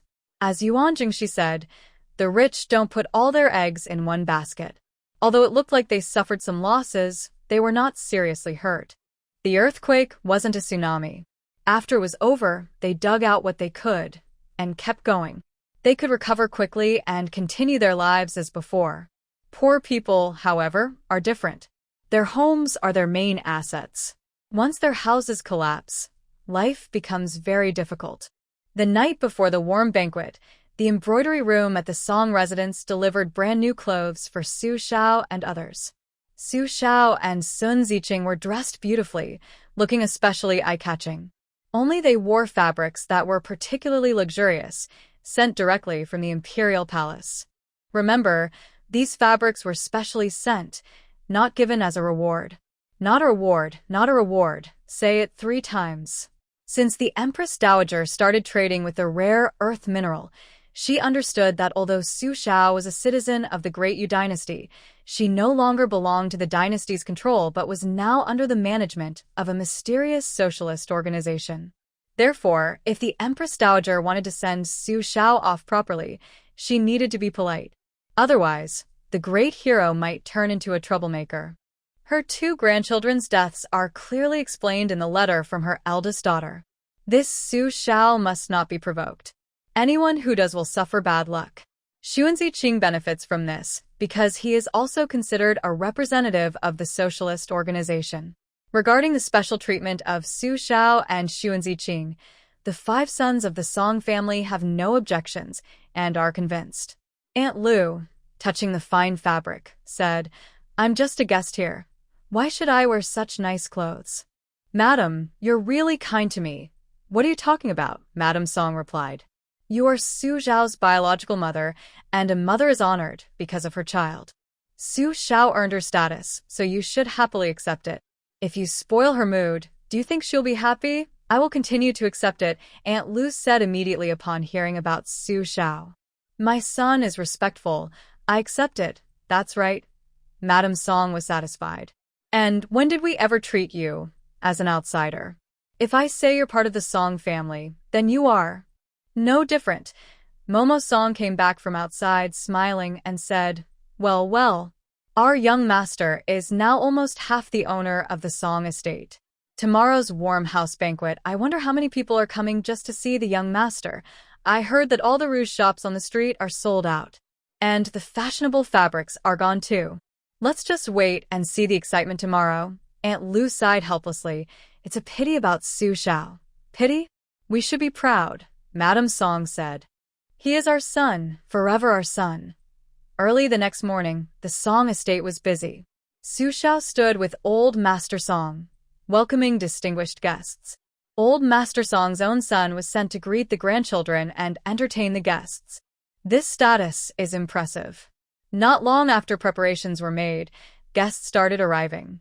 The warm house banquet usually has just a few people, but this time, everyone who could come did. Fortunately, this is the Shirling residence, or else it would be hard to accommodate so many people. Even so, both courtyards were used. Male guests in the east courtyard, female guests in the west courtyard, and the most important guests were entertained in the central courtyard. When Su Shao stood there, she attracted many people's attention. Regardless of whether they are men or women, everyone's eyes seemed to be focused on the son-in-law or grandson-in-law, showing great enthusiasm. The male guests are a bit more reserved, mostly paying attention to the 5 sons of the Song family. The female guests, however, are all gathered around Song and Aunt Lu, praising them enthusiastically. The main topic is about how impressive Su Xiao is, how heroic he is at such a young age, and then they ask if he has a marriage proposal, what kind of girl he likes, and so on. Song and Aunt Lu had expected this, so they answered vaguely. Oh, our Su Xiao is still young, and marriage isn't urgent. Our Su Xiao wants to travel all over the country while he's young, so he isn't settled down yet. Our family leaves everything to Su Xiao. As long as he likes someone, we're fine. Our Su Xiao is still single, so we don't dare to push him too hard. But no matter how modest Song and Aunt Lu are, the wealthy ladies keep praising their own daughters, granddaughters, nieces, and other relatives. It's hard to tell whether today is a banquet or a matchmaking event. Su Xiao is popular, and Xun Ziqing is also quite well-liked. However, Song simply said, Ziqing isn't one of our children, and we don't have a say in his marriage. That's something his master and parents should decide. She perfectly deflected the topic. After chatting for a while, Su Xiao felt her throat dry, so she looked for a quiet place and went to a garden in the back. Not long after she sat down, a fragrant handkerchief was placed in front of her. Su Xiao kept her gaze straight and continued drinking tea. A delicate young lady was about to come over and greet her. Su Xiao sighed softly and stood up, ready to leave. Hey, what's wrong with you? My lady is talking to you, and you ignore her. Are you looking down on people?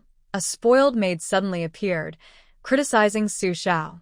The young lady waited until the maid finished speaking, then stopped her and said, Cui Yi, don't say that. We're the ones bothering you. Since we're bothering you, we'll take our leave. The guest is welcome, enjoy yourself. Su Xiao put down her teacup and turned to leave the pavilion. The young lady could only watch helplessly as Su Xiao walked away. This scene was just seen by the third sister, Su Lai. Su Lai couldn't help but speak. My younger brother is not interested in love right now. You should find someone else. Why not? The young lady asked angrily. Am I not good enough? You're very good, Su Lai replied. But my brother is still young. To be precise, he's only 14 next month. He hasn't opened his heart yet. No matter how good you are, if he doesn't feel it, what's the use? With that, she shut her down perfectly. The young lady couldn't say a word after that.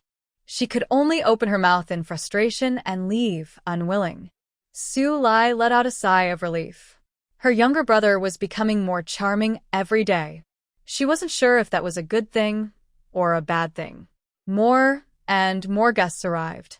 Many came without invitations, boldly showing up. There was no reason to turn them away. So, the number of visitors kept increasing. Are there uninvited guests? No way, no one dared. Some guests didn't get along well and started causing trouble quietly. They exchanged sharp looks and subtle words, but that wasn't serious. The worst was when they secretly plotted against each other and used tricks. Su Xiao was chatting with a few senior officials from the court when she suddenly heard a cry. Oh my! Come look! Everyone put down their wine cups and looked toward the backyard. At that moment, a servant hurried over and said to Su Xiao, Young Master Biao, you should go see. Third young master refuses to open the door and insists you come. What trouble had this silly boy caused now? Su Xiao immediately stood up and told the other guests, I'll go check. Please continue eating and drinking. Nothing serious. After that, she gave Song Qingxin a look. Grandpa, I'll go see. All right. Song Qingxin calmly raised his wine cup and continued to greet everyone. Everyone, please.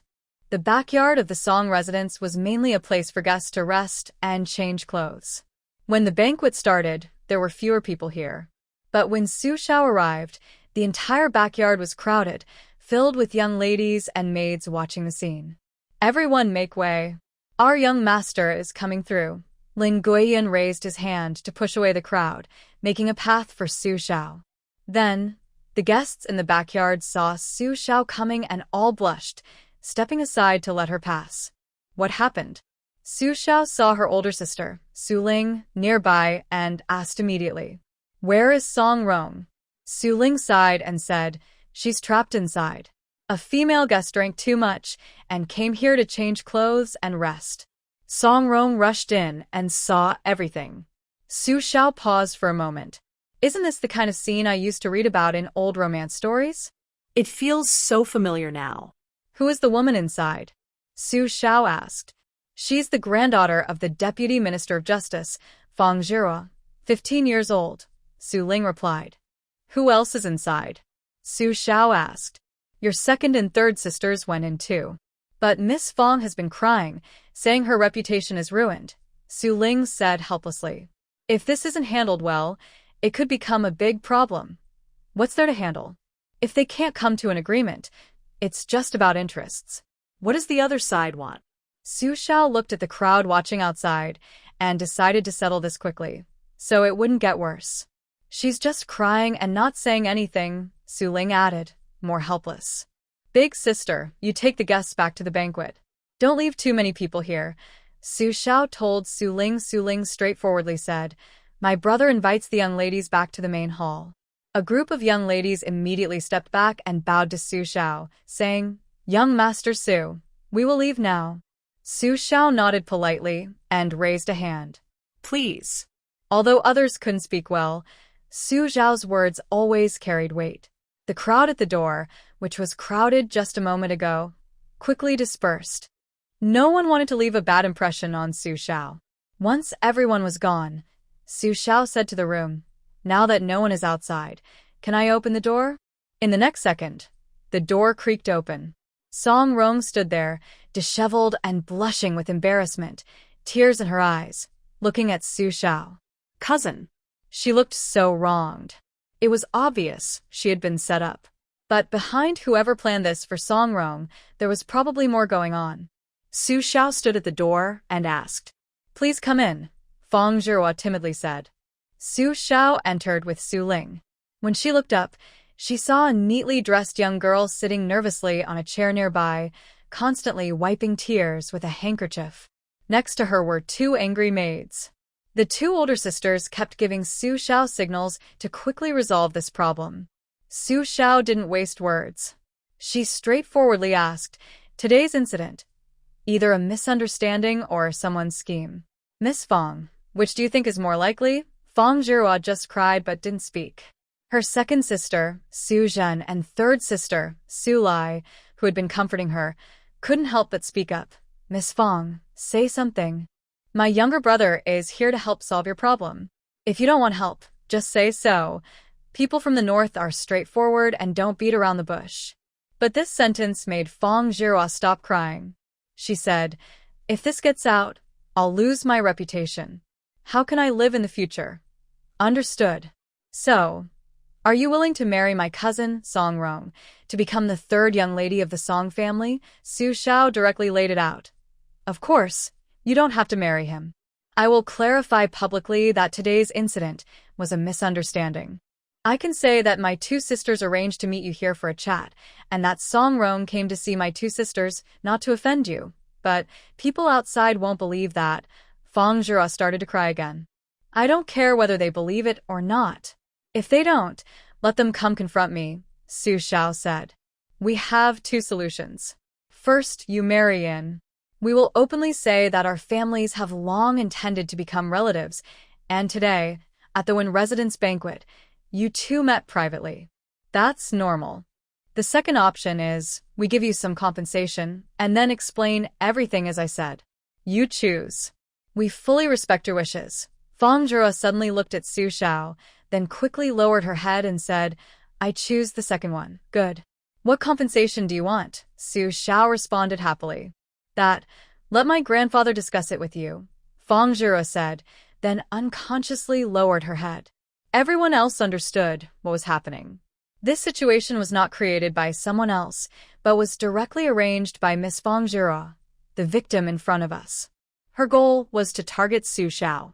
It was like a sneaky move, pretending to be innocent while actually planning something against Su Xiao. Okay, Su Xiao agreed without exposing her. She simply accepted. In this era, women are treated very harshly. Su Xiao doesn't mind small tricks from girls, as long as they don't cross her bottom line. She can forgive them. Even if Fang Zhihua plotted against her, she was willing to forgive. Fang Zhihua looked up at Su Xiao in disbelief. She clearly planned against Su Xiao, but Su Xiao didn't get angry. Instead, she chose to accept. Fang Zhihua couldn't help but bite her lip. At this moment, she was truly moved by Su Xiao. A man who is responsible, capable, strong, and charming, even if he is only 14 years old, still shines brightly. The deputy minister of the Dali court, Lord Fang, quickly arrived. Just as he was about to show a stern face, Su Xiao interrupted him, exposing his false strength. Lord Fang, Miss Fang and Song Rong didn't do anything wrong. It was my 2 older sisters who liked Miss Fang and invited her over for tea and chat. Song Rong happened to have something to discuss with my sisters and accidentally saw Miss Fang. Miss Fang was crying because she met a stranger and was a little frightened. So, our Song family is willing to offer some compensation. I heard that Lord Fang has been having some trouble lately. Would you mind sharing it? Maybe I can help solve it. Su Xiao's words not only protected Fang Zhihua's reputation but also saved Lord Fang's face. Lord Fang's face turned red with embarrassment. But even though he felt awkward, he had to ask Su Xiao for help because he truly couldn't handle the problem himself. The Dali court is like the highest court in modern times, responsible for criminal cases. Usually, when a case reaches the Dali court, it means it is at the final stage. At this point, most cases are already decided and there's little chance for appeal. But isn't there a third division? The Dali court encountered such a tricky problem. Because the people involved in the case are all members of the royal family, everyone is pressuring the court of justice. The young emperor handed the case over to the deputy minister of justice, who is the scapegoat. He forced the deputy minister of justice to deal with this difficult group of royal family members. Then the deputy minister of justice looked around and thought, this is a tough problem. I can't offend anyone. If I accuse someone of guilt, I might anger the other side and get into trouble myself. Just as he was getting anxious and frustrated, his granddaughter, Fang Zhihua, stepped forward and suggested, why not ask Master Su Xiao for help? The deputy minister of justice said, my dear granddaughter, I wish I could, but I have no connection with him. Why would he help me? Fang Zhihua replied, let's make the other side look guilty, so they have to help us this time. Grandpa, if you trust me, I will handle this. So, Fang Zhihua created a misunderstanding herself. The deputy minister of justice suggested, maybe we should talk somewhere else, please, Su Xiao asked, having Lin Guiyun find a quiet, empty place for him. He was served tea and snacks, and then he asked directly, Master Fang, please tell me the full truth. I want to hear everything. Of course, Master Fang replied. The case started with the youngest daughter of the King Chu. She liked the cousin of the princess's family and cried, insisting she wanted to marry him. But the young marquis of the princess's family was already engaged to his childhood sweetheart. The young marquis's fiance was none other than the cousin of the King Chu. The youngest daughter of King Chu was jealous and set a trap. When she went to the Buddhist temple to pray, she arranged for someone to bully the young marquis's fiancé. The fiancé was so heartbroken that she jumped off a cliff and died. The young marquis caught the culprit and, after questioning, found out it was his cousin. He immediately went to the King Chu's residence demanding justice. The Chu family refused to admit they were involved, and the case became deadlocked. The victim was the cousin of the Queen Chu from the Yu family of the southeast. When they heard about this, they refused to accept it and forced the court to give an explanation. The emperor was overwhelmed by the situation. Many involved were members of the royal family, so it was very difficult to handle. Master Fang spoke with tears in his eyes, almost crying. No wonder he wanted to cry. Anyone in his position would feel the same. Prince Chi is a member of the royal family. Young Marquis is the son of the princess, also part of the royal family. The young Marquis's fiancé is from a noble family, a cousin of the King of Chu, and also part of the royal family. Moreover, the matter involving the King of Chu is very serious. The Emperor and the Empress Daajager took things from the King of Chu's residence. They can't just kill him outright, or they might be betrayed by others. The Queen of Chu wants to stand up for her cousin. The young emperor must consider her opinion and attitude. But although Prince Chi is not as favored as the King of Chu, he is still the emperor's uncle. And the murderer is also his own cousin. So, the problem remains stuck. Mr. Su, please save me. The Deputy Minister of Justice almost knelt before Su Xiao. I know this kind of thing shouldn't bother you, but I really have no choice. I can't get involved anymore. These people are untouchable. They can't be beaten or scolded. I want to question them, but I'm stopped at every turn. The Emperor has given me an ultimatum. I must find out the truth within 3 days. Honestly, I want to take off this Deputy Minister's badge. It's like being forced to death. Su Xiao nodded. This matter is actually simple, but because of the different identities involved, it becomes complicated. Yes. The evidence is there, but Prince Qi refuses to admit it. Lord Fong said. He even wants to assassinate witnesses, so there's no way to investigate. So, you thought of me? Why do you think I can handle this? Su Xiao asked back. Well. Lord Fong blushed. Everyone knows, Mr. Su is fearless. Nothing scares him. Not the Empress Daajager or the Emperor. Su Xiao looked at him with a half-smile. I can help. Lord Fong's eyes lit up. But I have conditions, Su Xiao said. I can't work for free, after all. What do you want, Mr. Su? Lord Fong asked eagerly. Whatever I have, I'll give it to you. Su Xiao replied. I'll tell you later. I need to think about it. Oh, yes. Lord Fong was overjoyed and cupped his hands towards Su Xiao. Thank you, Mr. Su. By the way, about Miss Fong and Song Rong.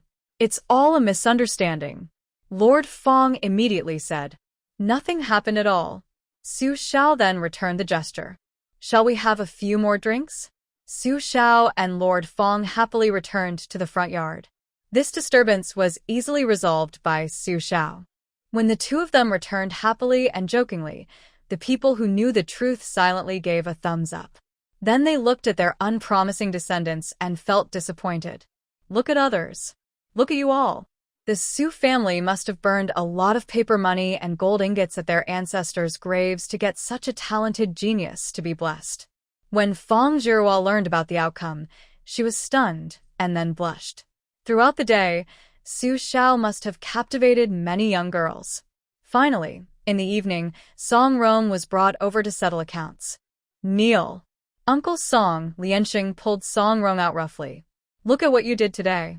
If Su Xiao hadn't helped you settle this, our Song family would have been looked down upon by the Fong family. Don't you know your grandfather doesn't get along with the Dali court? Song Rong felt wronged, but obediently knelt down. Song Lianxing said, I warned you many times to be careful.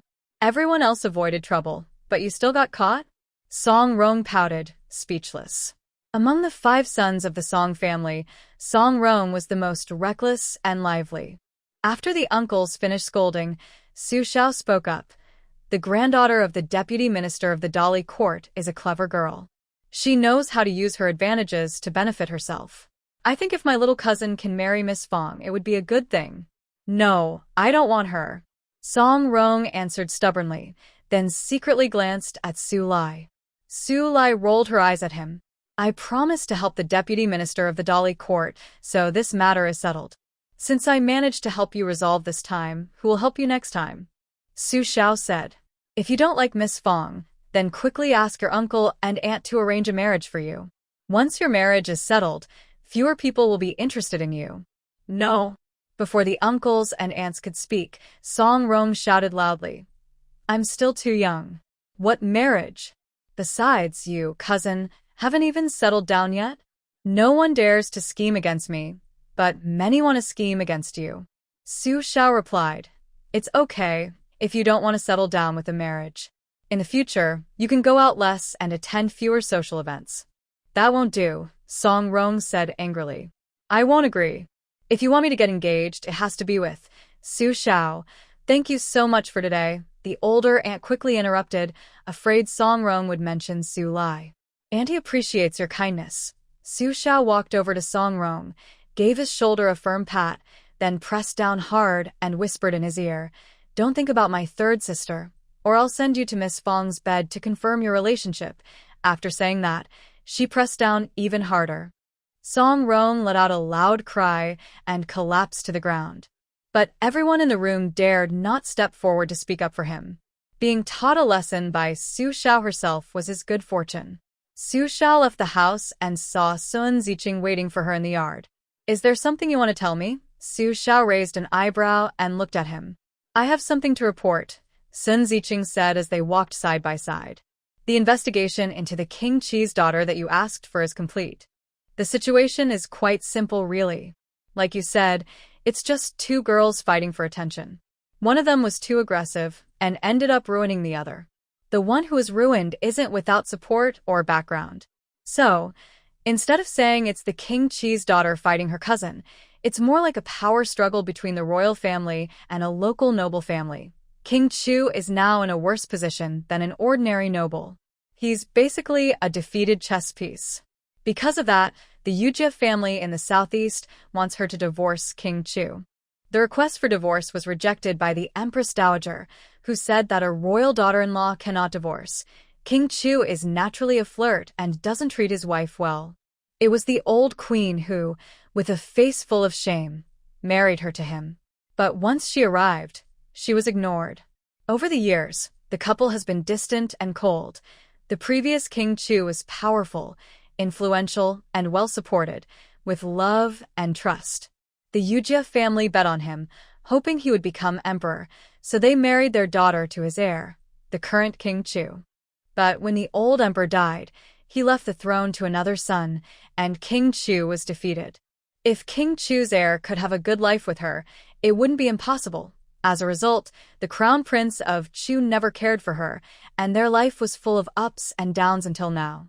The former crown prince of Chu became King Chu, and the former crown princess became Queen Chu. But the two of them are now strangers. The Empress Dowager did not agree to a divorce, but the Yu family insisted on it. Then, the youngest daughter of King Chu's family was killed, and the Yu family used this chance to demand that their daughter return home. This caused the situation to become stuck. Su Shao asked a very important question. When the Queen Chu married in the beginning, did she bring a very important dowry? According to the laws of the Dayu dynasty, when a woman divorces her husband, her dowry must be returned to her family. Even the king of Chu, who is royal, must follow this rule. Sun Ziqing smiled and said, "It's you again." You immediately saw the key point. The Queen Chu's dowry included a mine, which was right next to the mine the Empress Dowager was digging. If the dowry is returned, then the deal between the Empress Dowager and you can't be hidden. I even suspect that the stones the Empress Dowager gave you are actually part of the Queen Chu's dowry. Su Shao asked, "Do you have any good suggestions?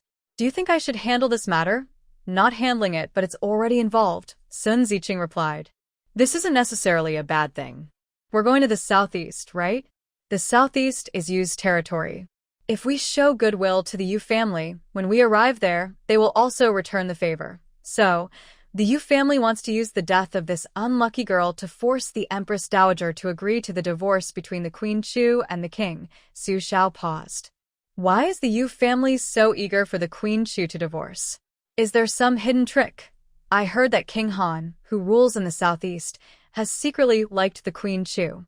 He's almost 30 this year and still unmarried, Sun Ziqing answered. Su Shao gave Sun Ziqing a thumbs up. I have to say, Sun Ziqing's intelligence network is impressive. That's right, Su Shao said. The Yu family is betting again on King Han. Yes, Sun Ziqing nodded. All the noble families are starting to choose sides. What about King Chi and the princess's residence? Su Shao asked again. King Chi has been pleading with the Empress Dowager, while the princess's residence strongly demands that King Chi hand over his daughter, Sun Ziqing replied. So, the princess's residence is siding with the Yu family, which also means siding with King Han. Empress Dowager, busy with official documents, suddenly saw a mysterious object the size of a plate appear before her, like a ghost. Are you busy, Empress Dowager? A voice, amplified by a voice changer, echoed eerily in the deep night, sending chills down her spine.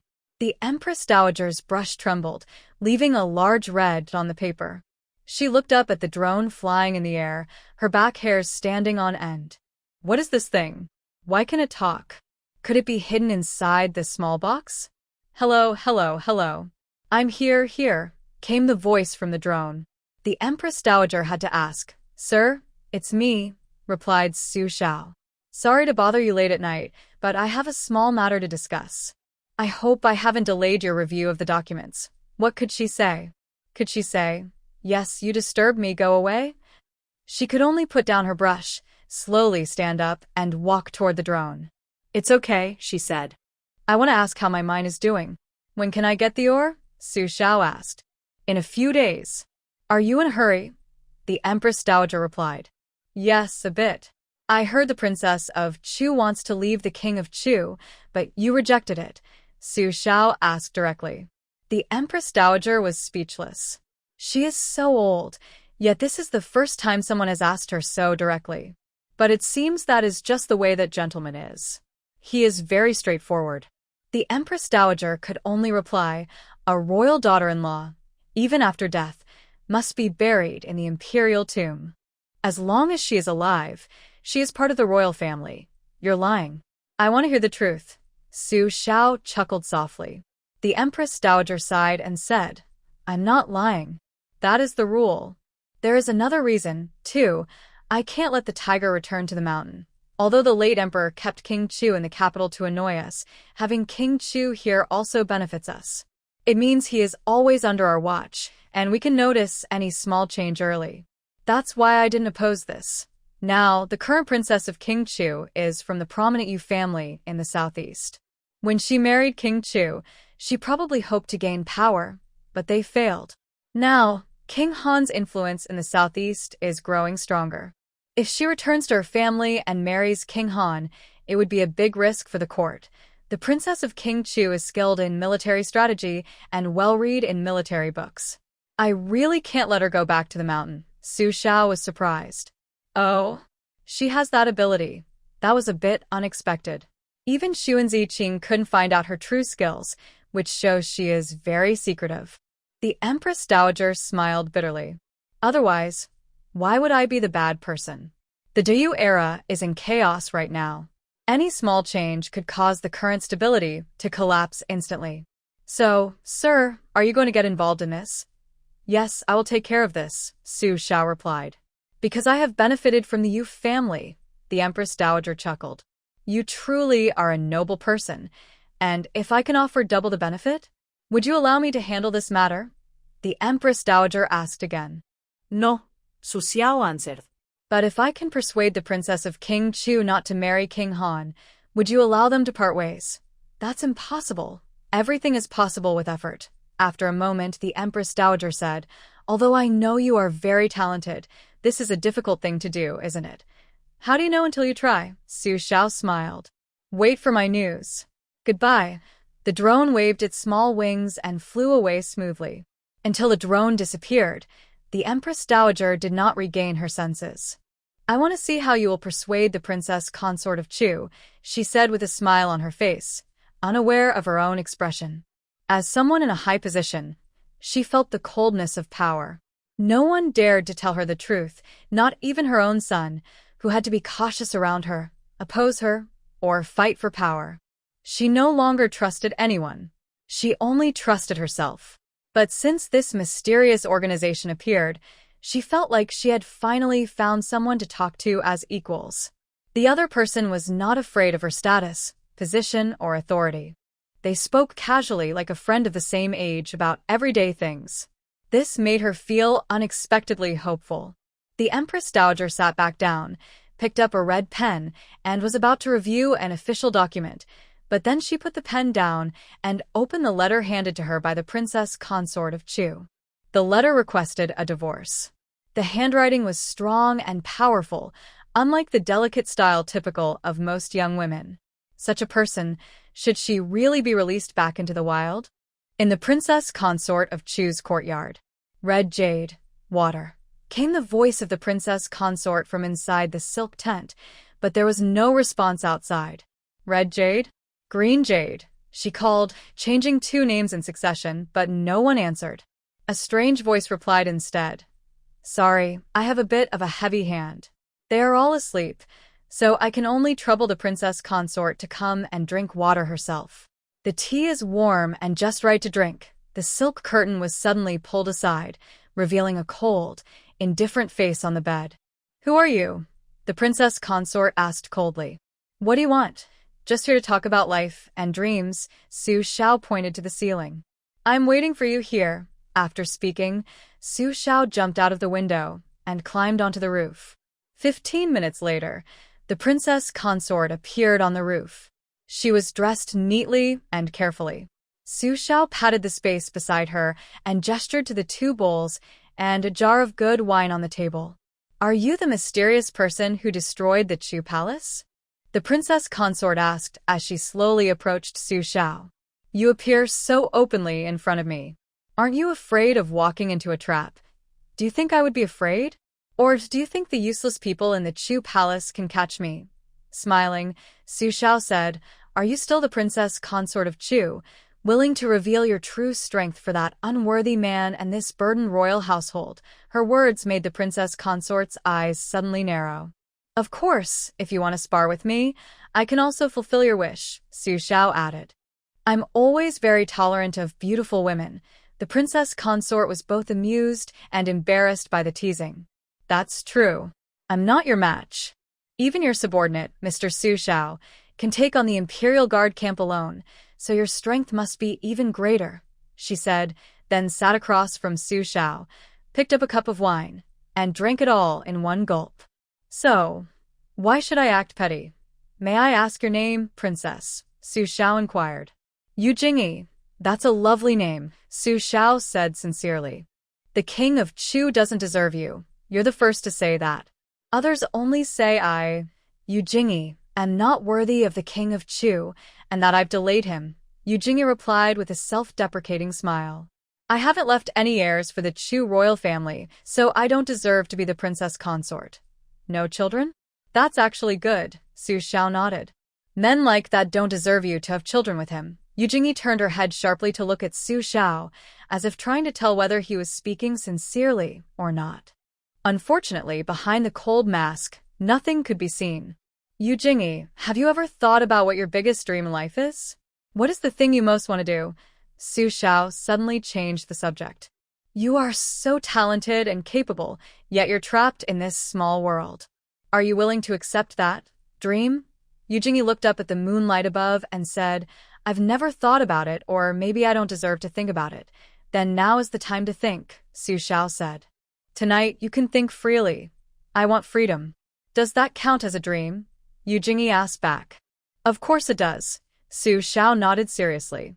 Fight for freedom, fight for dreams, fight for peace, fight for development, fight for democracy, fight for a world of harmony. Why not? Oh, I've heard people mention your socialist organization, but I don't know much about it. Can you explain it to me? Yu Jingyi asked. Of course, Su Xiao held a small wine jug and slowly said, Our socialist organization's goal is to free and develop productive forces, eliminate exploitation, and remove social divides, ultimately achieving common prosperity. Our aims are to pursue strength, democracy, civilization, harmony, freedom, equality, justice, rule of law, patriotism, dedication, honesty, and friendliness. Our world has laws to follow, and they must be obeyed. Discipline is strict, and violations are punished. We protect everyone's right to life and defend their democratic rights. No matter their status or background, there is no royal authority or class discrimination. Everyone has the right to breathe the air of this world and decide their own future. Everyone can have enough food, wear clothes, go to school, learn to read and write, get medical care when sick, have children, and be cared for in old age. Even those with disabilities can find motivation to live. As long as they want to live, we will make sure they do. We safeguard the rights of women and children and do not allow anyone to harm them. Women can decide whether to marry, have children, or how many children to have. We use our strongest teeth to defend the softest and clearest citizens behind us. Yu Jingyi listened with admiration and asked, Is such a world really possible? Yes, Su Xiao answered confidently. I come from this place. That's wonderful. Yu Jingyi envied deeply. Do you really protect every woman? As long as she wants our protection, we will do our best to protect her, Su Xiao replied. But I am already 25. Yu Jingyi looked down sadly. I am old. What are you talking about? 25 is the age when you are most capable, most talented, and most able to create brilliance. How can you call yourself old? Su Shao looked at Yu Jingyi in shock. Women at this age are the most stable, strongest, and have the most powerful core. What old age is there? Yu Jingyi couldn't help but laugh, tears falling as she did. You are the first person to praise me like this.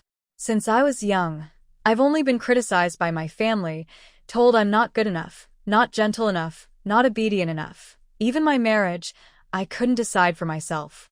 I had to marry whether I wanted to or not. Even though I know the person I am going to marry doesn't really like me, I still want to be his wife. The only night he stayed in my room was on our wedding day, and after that he never came back. Others criticize me for being the princess and not giving birth to an heir for the King of Chu. Since he doesn't come, who should I have children with?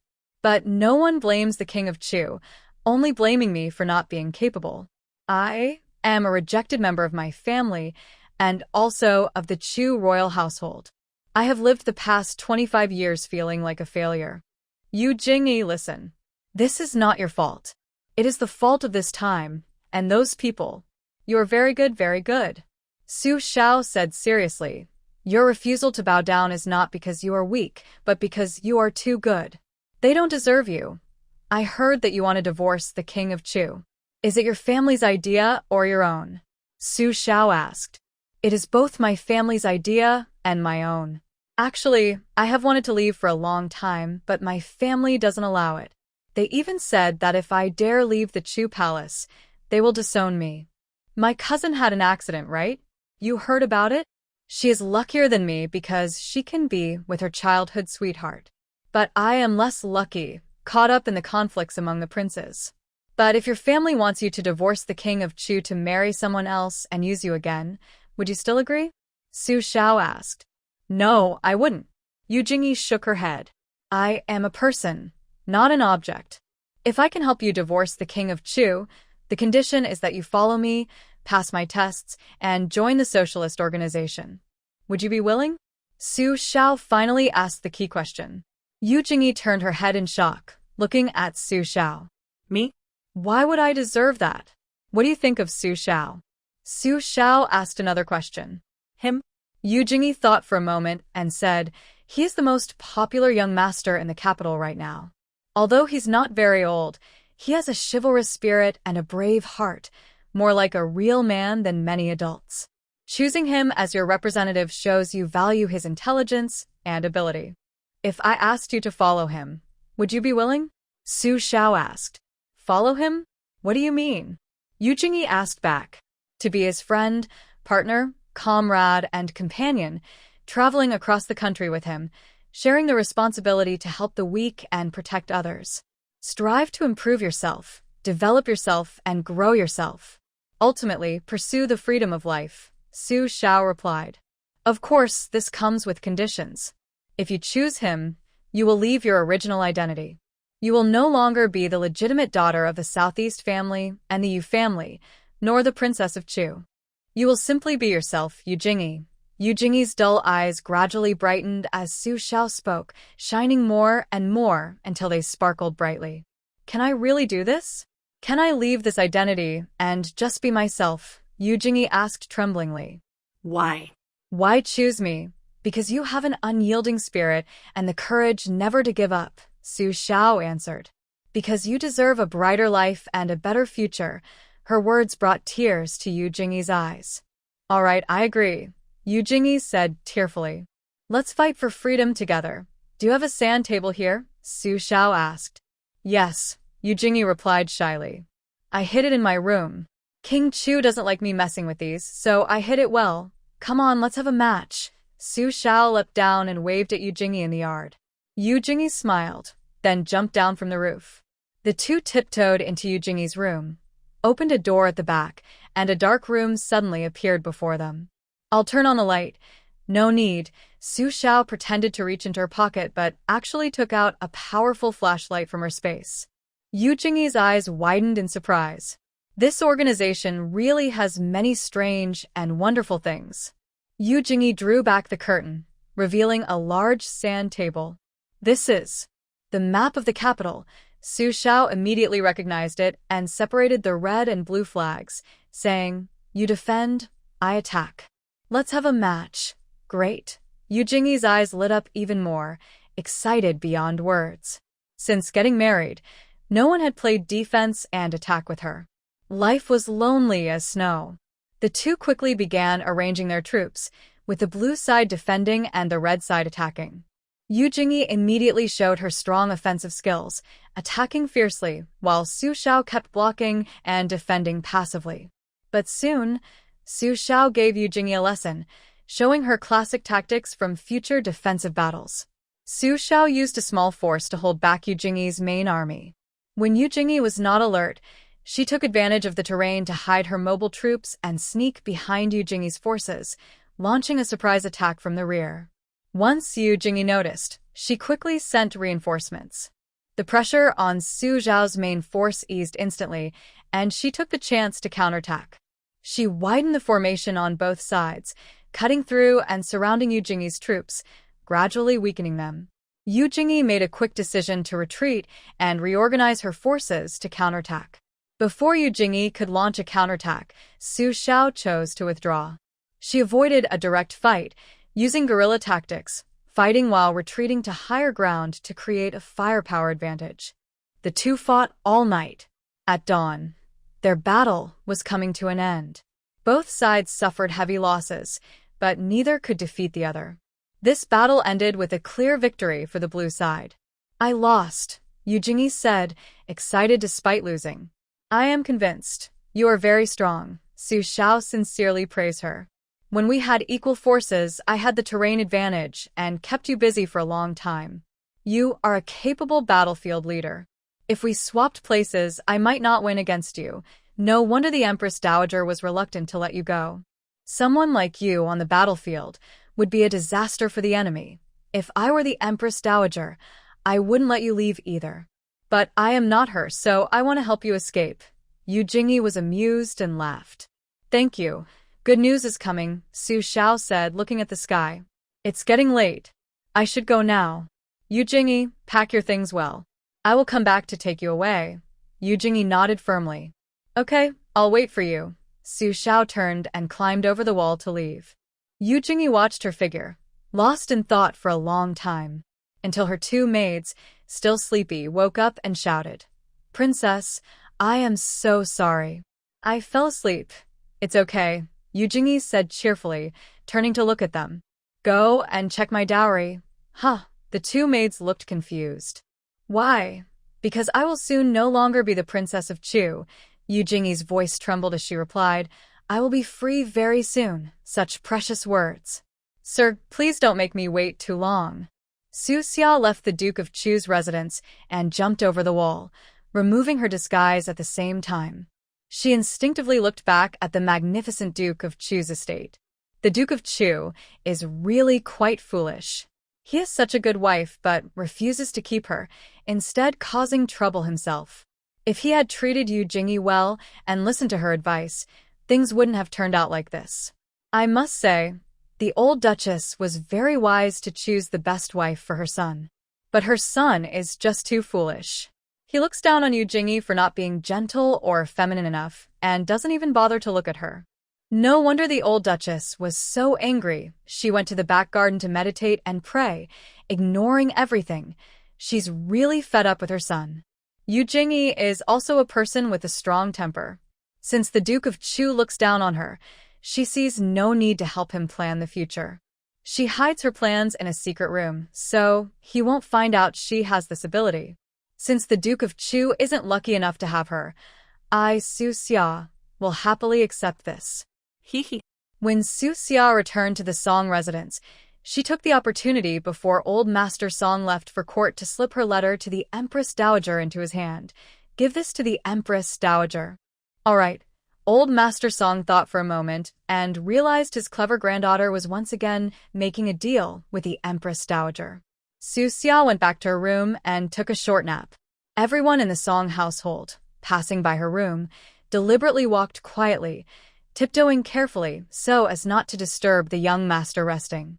The maid bringing water was waiting at the door, looking up expectantly. No one was impatient. Everyone was very patient. Some even eagerly offered to bring water and food to Su Xia. Because during the earthquake, Su Xia treated everyone equally. Whether they were a rough maid or a stable boy, she desperately tried to save them. All the maids, servants, and stable boys she saved saw her through rose-colored glasses, thinking the young master was perfect in every way. And are there people secretly in love with Su Xia? The young maids all said, "We don't deserve her.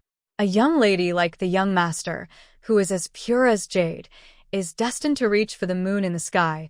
She's even more noble than a princess from the royal family."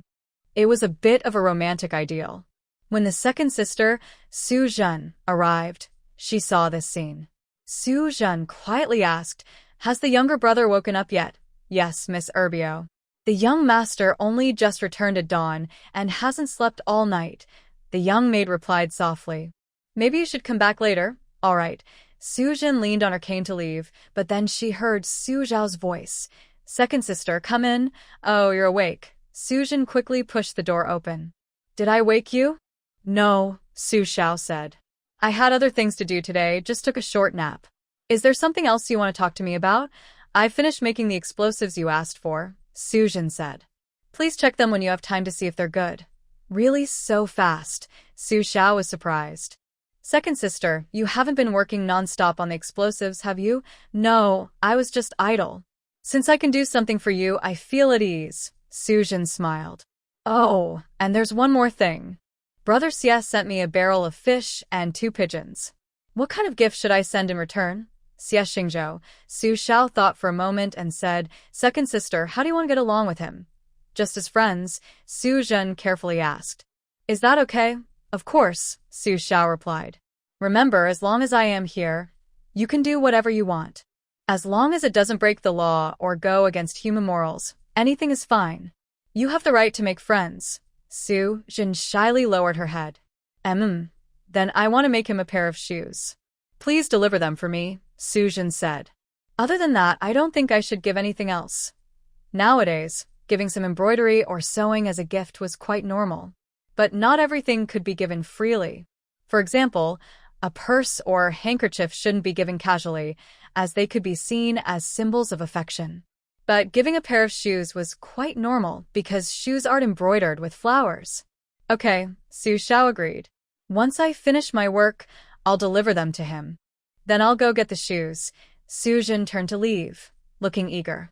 Su Xiao watched her go clearly. Sia Shinghao and his second sister clearly have feelings for each other. Both are interested, but unfortunately, nothing came of it. If a love story is destined not to succeed, there's no need to feel sad or disappointed. Just cherish the time you shared and do your best to protect that relationship, holding on until you can't anymore. Then, you can say you lived without regrets. After finishing her work, Su Xiao went to the Forbidden Army camp to find Sia Shinghao. When he arrived, many soldiers greeted him warmly. Su Xiao can be said to be the first in history to win over the entire Forbidden Army with her skills. When Lan Zhizhua heard Su Xiao was coming, he immediately left his work, excitedly went to ask the commander for leave, and invited Su Xiao for drinks. What could the Forbidden Army commander say? Besides approving, what else could he do? Even the Empress Daajager was polite to her. The Forbidden Army commander couldn't help but feel the same as the Imperial Guard commander. When will this divine person leave? Su Xiao said she needed to ask for leave for Sia Shinghao first. Lan Zhizhua confidently approved it. "I approve his leave. As the chief instructor, I have the authority." All right, Su Xiao agreed immediately. "Why wait for a good day? Let's do it today. Let's have a good drink." So, Sia Shinghao was unexpectedly taken by Su Xiao and Lan Zhizhua to a lakeside outside the city for a boat ride. In the distance, farmers were leveling the land, preparing to plant crops. A recent earthquake had damaged many nearby fields. But humans are very resilient. No matter how great the disaster, it won't stop their determination to farm. As soon as they recover, they start planting again. Although the earthquake caused heavy casualties, it also left more land available for farming, giving survivors more space to cultivate. It's hard to tell if this is a good or bad thing. Su Xiao, with your great martial skills, why don't you join the army? Lan Zhizhua poured her a glass of wine and asked. Su Xiao shook her head. My ambitions lie elsewhere. Lan Zhizhua said, "That's true. With the favor of that gentleman, you have a brighter future ahead." He no longer persuaded her but said, "I just hope we won't become enemies in the future. If we meet on the battlefield, I won't hold back." "I feel the same," Su Xiao replied seriously. "If that day ever comes, I hope we both give our best." After speaking, Su Xiao clinked glasses firmly with Lan Zhizhua.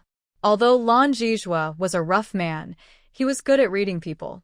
He noticed Su Xiao wanted to say something to Sia Shinghao and immediately said, "I have some things to do. I'll go ahead. Commander Sia, please take good care of young Master Su. The bill will be under my name." "Yes, Commander," Sia Shinghao replied politely with a bow. Lan Zhizhua waved his hand and left. After Lan Zhizhua left, Su Xiao took out the shoes that Su Zhan had made for Sia Shinghao and handed them to him. "This is for you, from second sister." Sia Shinghao's face turned red suddenly. "Thank you, second Mississippi. Are you really not coming with us?" Su Xiao asked. "Second sister won't stay here." Sia Shinghao looked tempted, but his expression darkened slightly. Although he didn't say anything, Su Xiao understood his refusal. In modern times, long-distance relationships are hard, and in ancient times, it's even more difficult. Basically, being apart means breaking up. "Treasure this time well," Su Xiao said. "We won't stay in the capital for long. At most a month, at least 3 or 5 days. "I understand." Sia Shinghao carefully tucked the shoes into his and said, "Young Master Su, thank you." Just as Su Xiao was about to speak, she heard a voice from a distant boat. "Is that Sia Shinghao? Commander Sia?" Sia Shinghao immediately responded with a fist salute. "That's me. I heard you recently acquired a spear that can break through 100 soldiers. My lord is very interested and would like to see it. Could you bring it to my residence for a look?" The other person said politely, also bowing. "May I ask whose residence this is?" Sia Shinghao continued. "I am left ministers with Shirliang from the Ministry of Works," the other replied politely. "My master is at home today. Would it be possible to visit today?" "Yes. I will deliver it," Sia Shinghao agreed, without hesitation. The Ministry of Works official, ranked 5th, was several levels above Sia Shinghao in official rank. Since he specialized in weapon manufacturing and wanted to see Sia Shinghao's weapon, it was reasonable. Sia Shinghao had no reason to refuse. However, Su Xiao listened nearby and felt something was off. "Big brother Sia, when did you buy that spear?" Su Xiao asked. Whenever talking about his precious weapon, Sia Shinghao smiled happily and said, "The day before yesterday, I was on duty when I saw someone selling their weapon on the street. They said they were leaving Beijing to go home and didn't have enough money, so they were selling their weapon. I took a look, and it was a good weapon. The price was reasonable, only 10 taels of silver, so I bought it." This story sounds a bit familiar. Isn't it similar to the plot where Lin Chong was set up by Grand Marshal Gao? It's not just a coincidence, it's exactly the same. Su Xiao was about to remind Sia Shinghao, but then she thought better of it. If she told him, he might not believe her. It's better for him to see it himself. Some things are better experienced firsthand than told 100 times. Su Xiao swallowed her words of advice and only warned him, "That official from the Ministry of Works is interesting. He's not interested early or late, but suddenly chooses this time to look. There might be something suspicious going on." Sia Shinghao waved his hand casually and said, "No way. If I heard someone got a divine weapon, I'd want to see it too. Don't worry, young Master Su. Young Master Su, I'll take my leave now." At this moment, Sia Shinghao looked confident and happy, sharing his joy about the divine weapon he just obtained. Su Xiao nodded and said, "All right, let's talk again another day." Sia Shinghao happily headed to the residence of left Minister of Works, Lu Shirliang, with his new divine weapon. However, when he arrived, he was warmly told that although the minister was on a day off, he had urgent matters and had gone to the Ministry of Works. They told Sia Shinghao to find him there. Sia Shinghao hesitated and said, "That's not right. I'm just a low-ranking officer and not allowed to enter the 6 ministries." "No worries," the other person said more enthusiastically. "Our master has been talking about your divine weapon these days. He really wants to see it and learn how it's made. Don't worry, someone will take you inside." Sia Shinghao hesitated for a moment, but then agreed. Su Xiao watched this from a big tree across the street and shook her head. Sia Shinghao is still too inexperienced. But that's just how it is. Who would have thought there were so many twists and turns inside? Back then, Lin Chong was the commander of 80,000 imperial guards. Would he still fall for tricks like before? And what about Sia Shinghao? Su Xiao just watched as Sia Shinghao, acting like a fool, carried his powerful weapon into the Ministry of Works. What kind of place is the Ministry of Works? It's a place that makes weapons, forges arms, and also invents new things. In later times, that would be like a research institute or a military factory, places that keep secrets. Ordinary people can't get close, but he just walked in boldly with his weapon. Who would stop him? Not long after Sia Shinghao carried in his spear, he was seized. He shouted loudly, "Why are you arresting me?" "The doctor, Mr. Zhua, told me to come. He wanted to see my weapon, so he asked me to bring it." At this moment, Zhua Shiliang arrived late, looking surprised. He said, "When did I tell you to bring your weapon to the ministry? Am I crazy? Even if I wanted to see your weapon, I would do it outside. How could I let you come and go freely here? You might be a spy from the enemy country, pretending to be my ally." Zhua Shiliang spoke seriously to the others. "Everyone, I don't know this person. I've never asked to see his weapon. Our Ministry of Works has all kinds of weapons. I don't need to look outside." Sia Shinghao got anxious. "Mr. Zhua, you can't do this. It was clearly your servant who told me to come. I can prove it to him." Zhua Shiliang waved his sleeve and said, "Nonsense.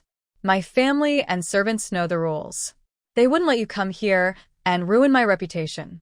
You're deliberately lying. I won't fall for it. No matter how you lie, it won't help. Breaking into the Ministry of Works is a death penalty." Someone shouted loudly, "Seize him. Hand him over to the Ministry of Justice." Sia Shinghao shouted in protest, but was pulled away. Su Xiao withdrew her tiny listening device, sighing helplessly. The worst had happened. She had already supported him in the Imperial Guard, so why was someone still targeting him? It seemed the people behind this had strong influence and were quite arrogant. Sia Shinghao was taken to the Ministry of Justice prison and locked up. Sia Shinghao was still not convinced and kept shouting, "Let me out. I want to see Lord Zhua. I need to explain myself clearly. I am innocent." From the nearby cell, a deep, weathered voice responded, "Stop shouting. In this place, even if you're not guilty, you are guilty.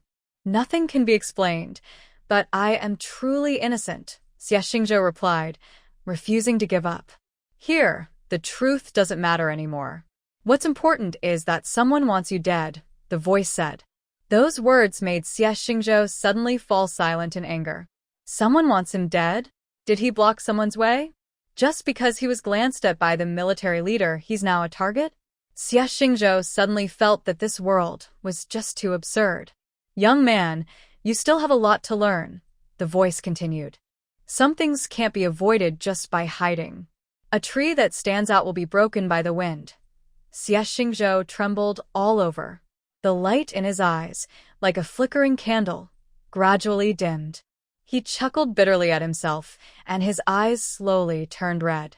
Could it be that in this life, he was only destined to stay here and wait for death? He hadn't even had the chance to thank Su Zhen. Sia Shinghao, someone outside called loudly, the chain in their hand clinking. "Come out." Sia Shinghao froze for a moment, then saw someone roughly pulling him out, chaining him up and pushing him out harshly. "Where are you taking me?" Sia Shinghao asked stubbornly. "You'll find out when you get there." The person pushed him toward the next room for questioning. Before he even entered, Sia Shinghao heard screams and smelled the stench of burnt flesh. His legs went weak. The next step was torture to force a confession, beaten into submission. Sure enough, the other person only glanced at Sia Shinghao, didn't bother questioning him properly, and immediately used harsh methods. The other person spoke coldly. Soon, someone brought bamboo sticks, grabbed Sia Shinghao's hand, and started to press them onto his fingers.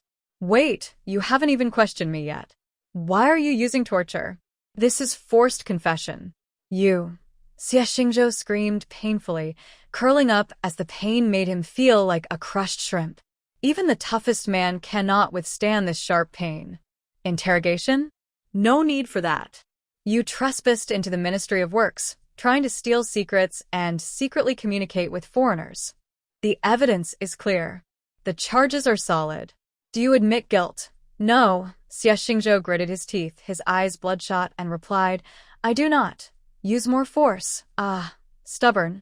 Use the fire punishment. Sia Shinghao's eyes turned red as he stared at the red-hot branding iron about to be pressed against him. He struggled desperately. Although he was strong, he couldn't resist the crowd, and the prison guards knew exactly how to make someone lose their will to fight. Just as the hot branding iron was about to touch Sia Shinghao, a voice, mixing men, women, and children, sounded from behind them. If I were you, I wouldn't go that far. Who? The guards in the prison all turned around quickly. When they saw a man dressed in a black cloak, wearing a silver mask, sitting relaxed in their chair and playing with the torture tools, everyone trembled involuntarily. Sir. Someone in the prison recognized the outfit immediately and trembled. Su Shao asked me to save him. Su Shao spoke through a voice changer. Can I take this person away? But someone hadn't finished speaking when they were interrupted. Of course. Who he wants to take, who can stop him? Su Shao chuckled softly. Knowing your place. Someone loosen the bonds, the prison head said. Sir, we are doing this out of helplessness. Someone wants his life. Who? Su Shao asked. We don't know. It's an order from above, the prison head replied. We're just following orders. Good, Su Shao said to the injured Sia Shinghao. Can you walk? I can, Sia Shinghao gritted his teeth and answered, staggering towards Su Shao. Before he reached her, his body suddenly softened, and he collapsed to the ground. Su Shao sighed. Stubborn. Afterward, she took a syringe from her pocket and injected an anti-inflammatory antibiotic. Then he was carried directly on someone's shoulder and left the prison boldly. No one dared to stop him. After leaving the prison, Su Shao removed her disguise and returned to the Song residence with Sia Shinghao. Ziqing, take a look at him, Su Shao called Sun Ziqing. Sun Ziqing only glanced and then exclaimed, What did he do? Break a rule? Why is he so badly hurt? Good grief, there's not a good spot on him. He was falsely accused and sent to the Ministry of Justice's prison. When I arrived, they were still tormenting him, Su Shao explained. It seems someone didn't like him and deliberately wanted to kill him. Su Shao turned to Lin Guiyun and said, Go investigate what Sia Shinghao has been doing recently. Find out who is behind this. All right, I'll go right now. Lin Guiyun nodded firmly and ran out. Sun Ziqing immediately opened his medicine box and began cleaning Sia Shinghao's wounds. He cut away the rotten, inflamed flesh, sprinkled medicine powder, and bandaged the wounds. All 10 of his fingers were broken, so they had to be fixed, bound, and wrapped carefully. Big brother Sia, Su Jun rushed over, ignoring her crutches, stumbling forward. When she saw Sia Shinghao unconscious on the bed, tears suddenly filled her eyes. She clutched the doorframe and sat on the ground. What happened to him? Second sister, I will give you an answer. Su Shao quickly pulled Su Jun aside and said, Go back first. Don't worry, he won't die. With me here, he won't die. With Ziqing here, he will definitely recover. Okay. Su Jun's tears streamed down her face as she bit her lip tightly, trying to hold back her sobs. She nodded heavily. The candlelight flickered, making a crackling sound. The moment Sia Shinghao opened his eyes, his vision blurred for a second before gradually clearing. He looked around. A fine wooden bed and luxurious curtains. It was clearly a wealthy person's home. But wasn't he in prison? Oh, right, he was saved. He was rescued by that mysterious masked person who said Su Shao asked him to save him. Su Shao, I owe you another life. Sun Ziking's voice sounded from one side. Then he raised his hand to check Sia Shinghao's pulse, nodding. Very good, the fever has gone down. Take good care of yourself. This life has been saved. Why? Why me? Sia Shinghao looked at Sun Ziking with a hopeless expression. Let me explain. Su Shao came in from outside, sat down casually, poured herself a cup of tea, drank it in one gulp, and then said, This time, it wasn't a random disaster. You blocked someone else's promotion path and almost ruined a good marriage for that person. So, he set a trap to get rid of you. Sia Shinghao's eyes widened with confusion. Recently, did you save a girl who was almost thrown off a galloping horse? Su Xiao saw that Sia Shinghao was still confused, so she explained more clearly. This girl is the daughter of the head of the Imperial College, and she is currently engaged to Cui Yubin, the nephew of the Minister of Works, who is also your colleague in the military camp. Originally, both families agreed that if Cui Yubin became the head of the training, the marriage would be settled. But then, the head of the training, who was supposed to be Cui Yubin's, was taken by you. And by chance, you also saved his fiance. After she returned home, she started asking around about you, clearly smitten. When Cui Yubin found out, he was furious. So he and his uncle, the Minister of Works, devised this plan. The so-called divine weapon you have was actually sold to you on purpose by the Minister of Works. It was meant to be presented to the Emperor, but it ended up in your hands. And since you appeared in the Ministry of Works, it was naturally assumed that you stole the gift meant for the Emperor. That's a capital crime. Losing the divine weapon from the Ministry of Works is also a serious crime. The Ministry of Works, wanting to avoid punishment, could only make you take the blame. They instructed the Ministry of Justice to imprison you and force you to confess, so everyone could be happy. In summary, this is a trap set for you, Su Xiao concluded. Because you have no background or support, no one will speak up for you if you're killed, and no one will care about your disappearance. After hearing Su Xiao's explanation, Sia Shinghao felt completely cold inside. Is this the result of enduring humiliation and hardship? Sun Ziking said, the Daya dynasty is truly rotten to the core. Do you still want to continue serving such a court? Sia Shinghao's lips trembled, but he couldn't say a word. His faith had already collapsed. His values needed to be rebuilt. All right, this is the Song residence, very safe. You should rest here and recover. Don't worry about outside. I've taken care of everything, Su Xiao said. But I think you want to settle this revenge yourself. So, I'll keep those people here for now. Xuan Ziqing also said, rest well and don't think too much.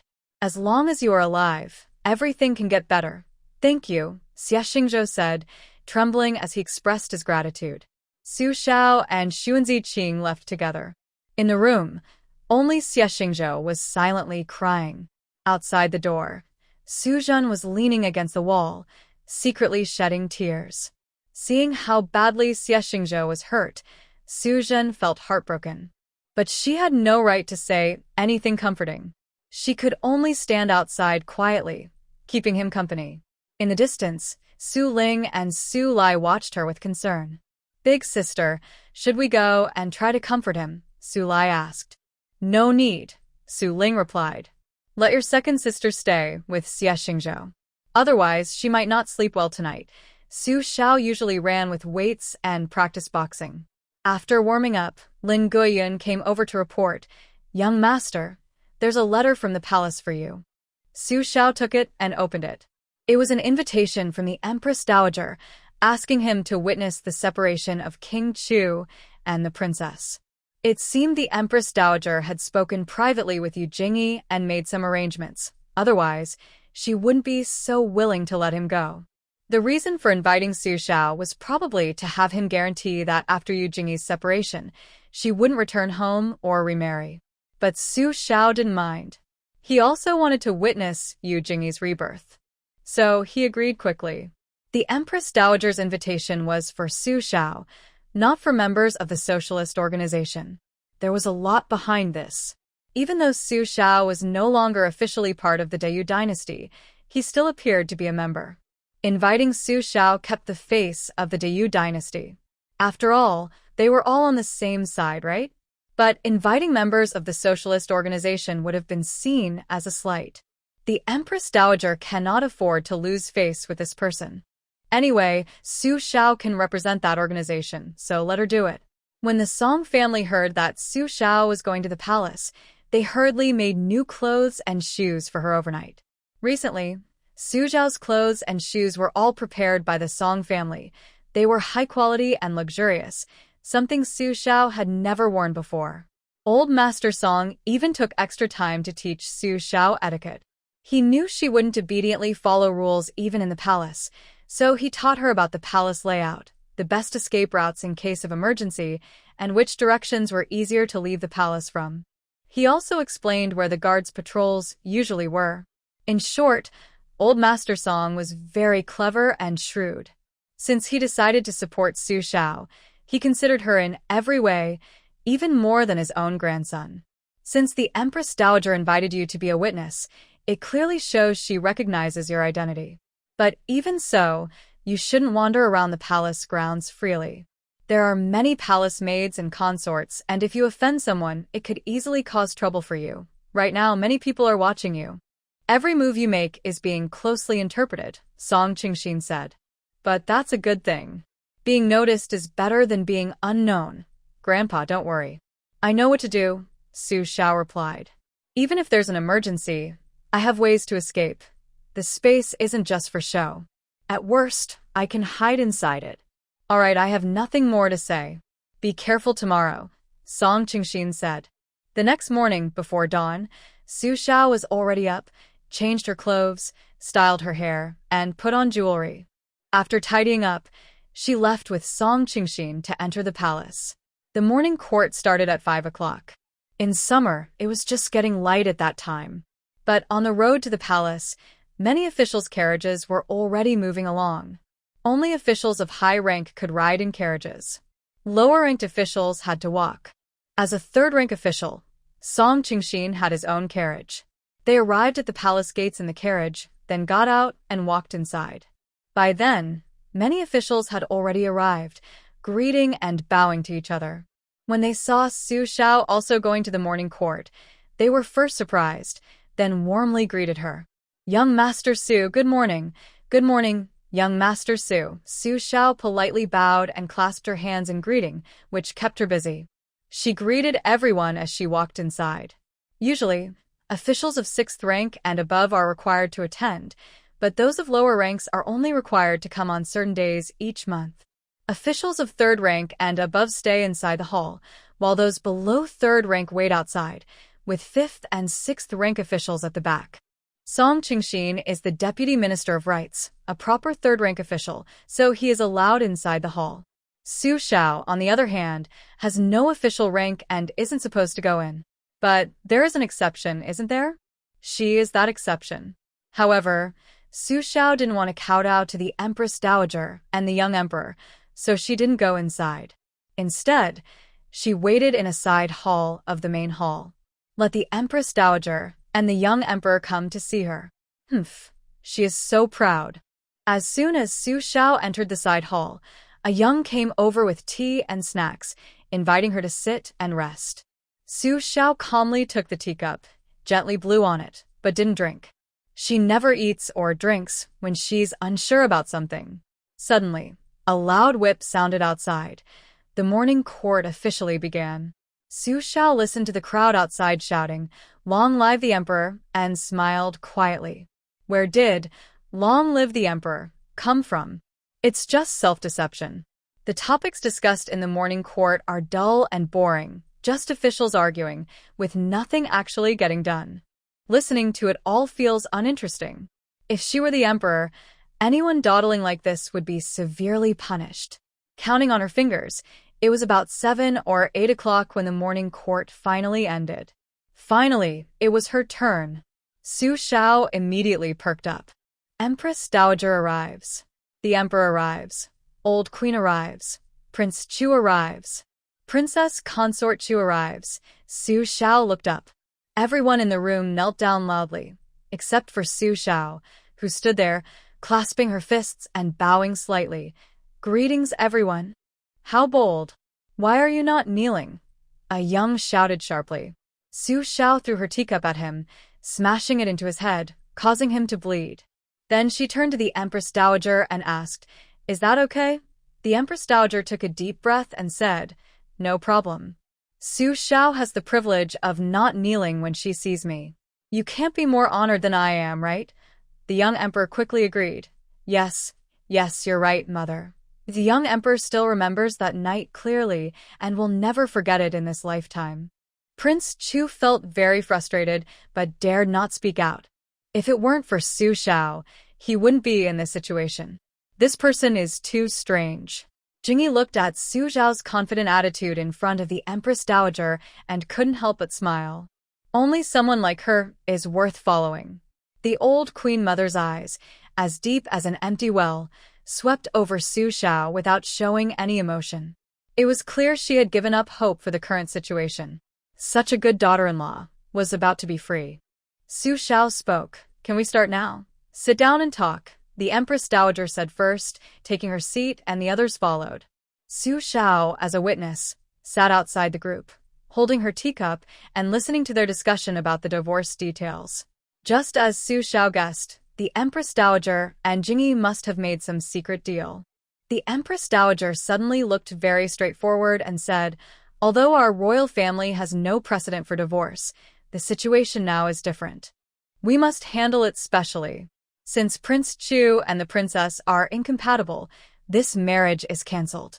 "Prince Chu, are you willing?" Prince Chu was silent for a moment and said, "I have no objection. But she must promise never to marry again in her life." Before Jingyi could speak, Su Xiao sneered and said sharply, "Where do you get the nerve to say that?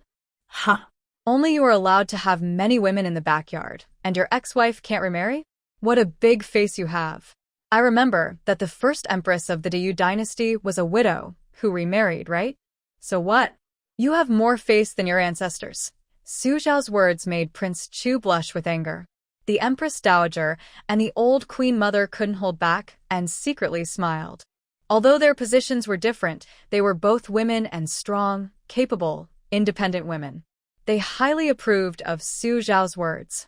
Prince Chu stammered in reply. "Is it really the same?" "No, it's not the same. Your ancestors were much more capable than you. I don't have that annoying habit of complaining all the time." The Night Banquet Rebellion was a very important event in military history. If you had even 1/10 of your ancestors' strength, you wouldn't have ended up like this. Do you really think you're so great? Come on. You're just riding on the fame of your family name. Compared to your wife, you can't even match her little finger. Otherwise, why would I bother to fight you?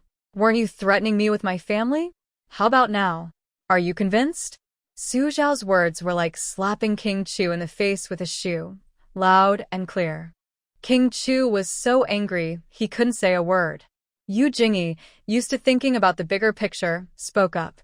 "Don't worry, I won't marry King Han." Hearing this, the Empress Dowager clearly relaxed. "Not only will I not marry King Han, I won't return to the Yu family either," Yu Jingyi said.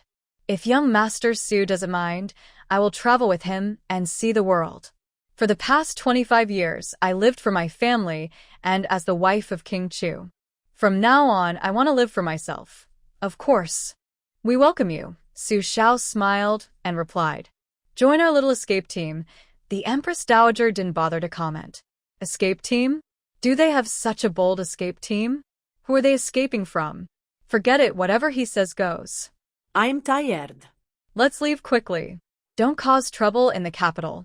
At this moment, the old Queen Mother spoke. "It was I who shamelessly came to ask for your hand. I also delayed 10 good years of your life. Now that you've left the Chu King's residence and regained your freedom, it's a good thing.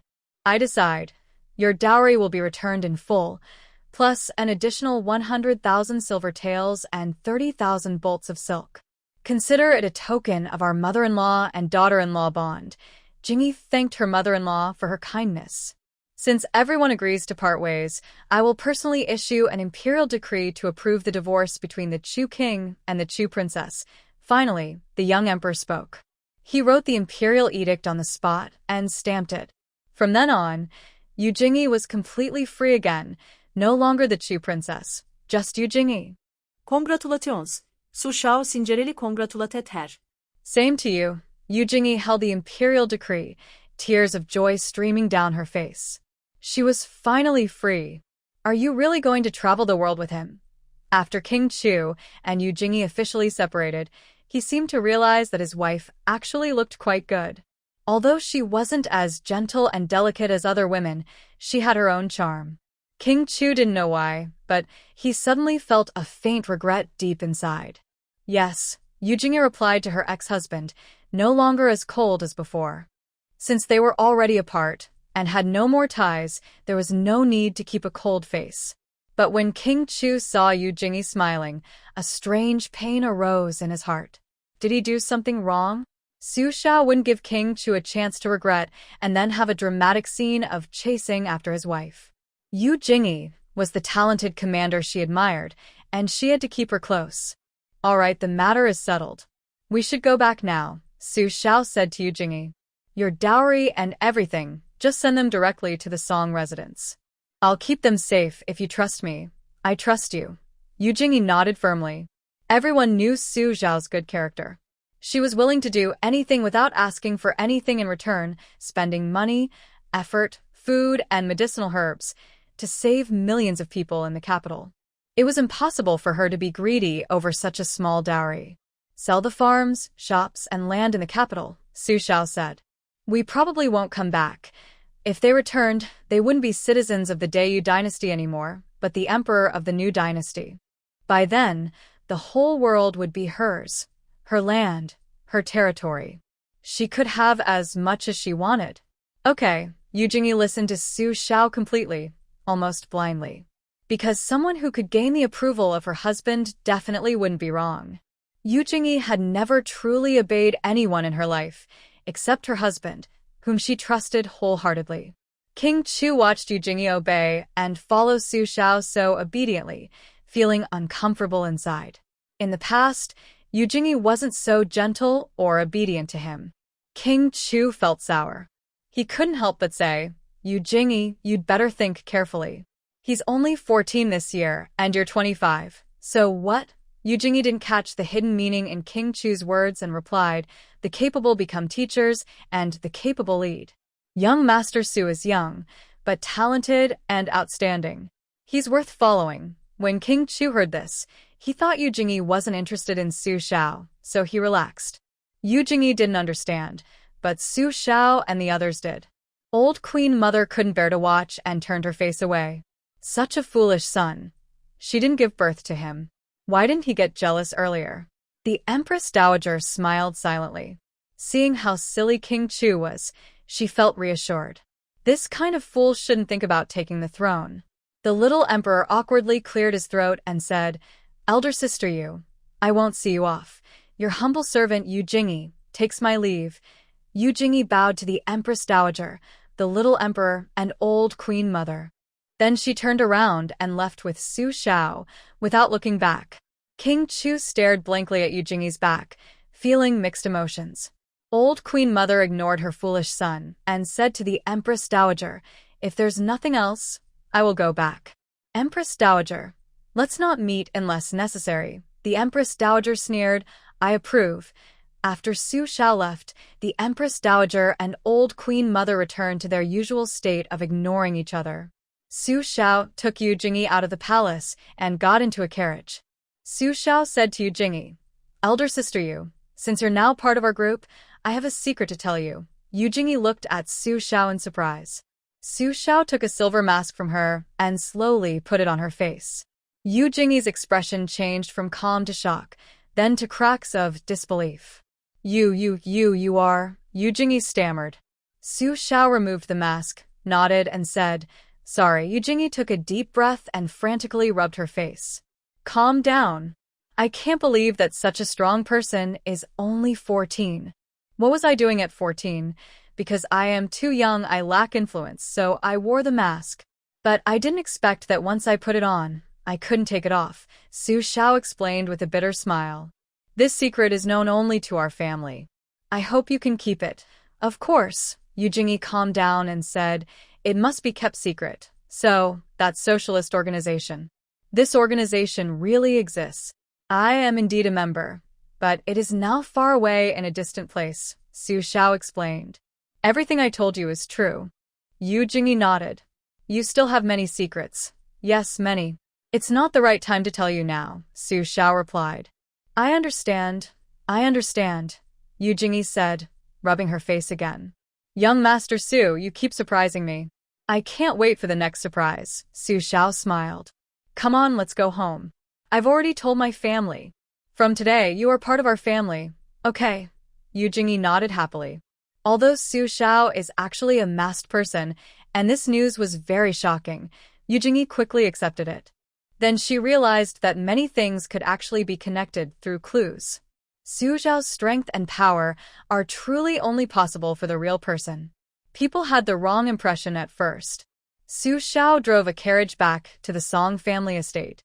As soon as they entered, they saw the house decorated with lanterns, full of joy. What's going on? Yu Jingyi couldn't help asking. Is there a celebration? It doesn't look like it. Su Xiao casually pulled a servant aside and asked, What's happening here? Is the young master back? The servant smiled and answered, Our Song family's future daughter-in-law's family is coming tomorrow to discuss an early wedding. Su Xiao thought for a moment. Who is the fiancé of the eldest cousin? She's the daughter of the Minister of Works, Lu Han's family. Sun Ziqing came out from the side, bowing to Yu Jingyi. Should I call you Sister Yu? Yu Jingyi agreed happily. Yes. Sun Ziqing then stood up and continued speaking to Su Xiao. The scene you caused in the Ministry of Justice's prison really scared the officials. They're worried you might hold a grudge, so Song Gung's father-in-law suggested they could have the wedding early. Su Xiao couldn't help but laugh. I'm not someone who causes trouble without reason. Even if we're both from the Ministry of Works, that doesn't mean we're the same. There are 5 officials in the Ministry of Works in the Great Yu dynasty, each with their own duties. Song Gung's father-in-law is a colleague of the official who framed Sia Shingha, Sua Shuyang. But the other side doesn't see it that way.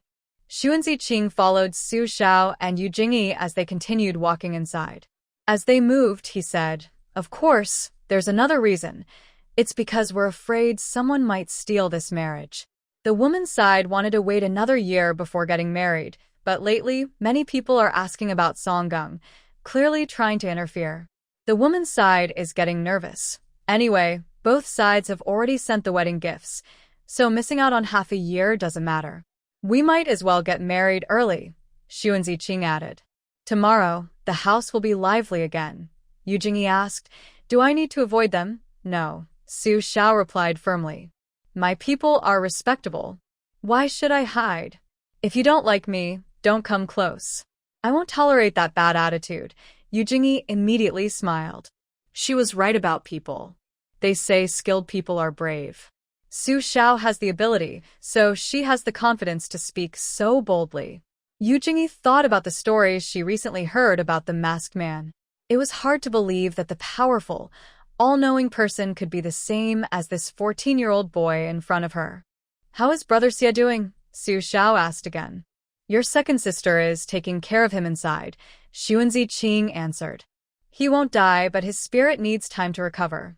Then we won't bother them, Su Xiao said, turning to Yu Jingyi. Let's go find Mother.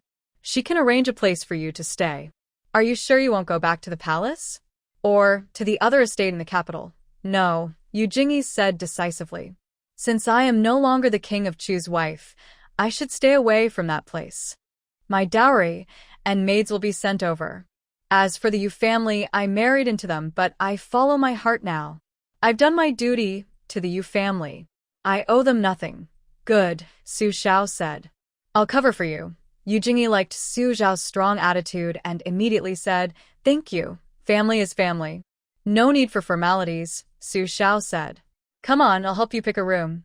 Yu Jingyi officially joined Su Xiao's group and became part of the team. Su was patiently feeding Sia Shingha medicine. I can do it myself. Sia Shingha refused to let Su help. He raised his hand to grab the medicine bowl. Su Jin moved aside and said, Ziqing told me that you need to take good care of your hand and not let it get out of place again. Otherwise, you won't be able to hold weapons in the future. How will you protect me then? Sia Shingha indeed became more honest. However, both of their ears turned red. Say it first, they said in unison. Su Zhan is a girl from the northern land, not as gentle as the young ladies from the capital, so she asked directly, Big brother Sia, what do you think of me? Sia Shingzhou's face turned bright red with embarrassment, and he hesitated for a long time without speaking. Don't you like me? Su Zhan asked. No, I don't, Sia Shingzhou quickly denied. So, you do like me? Su Zhan asked.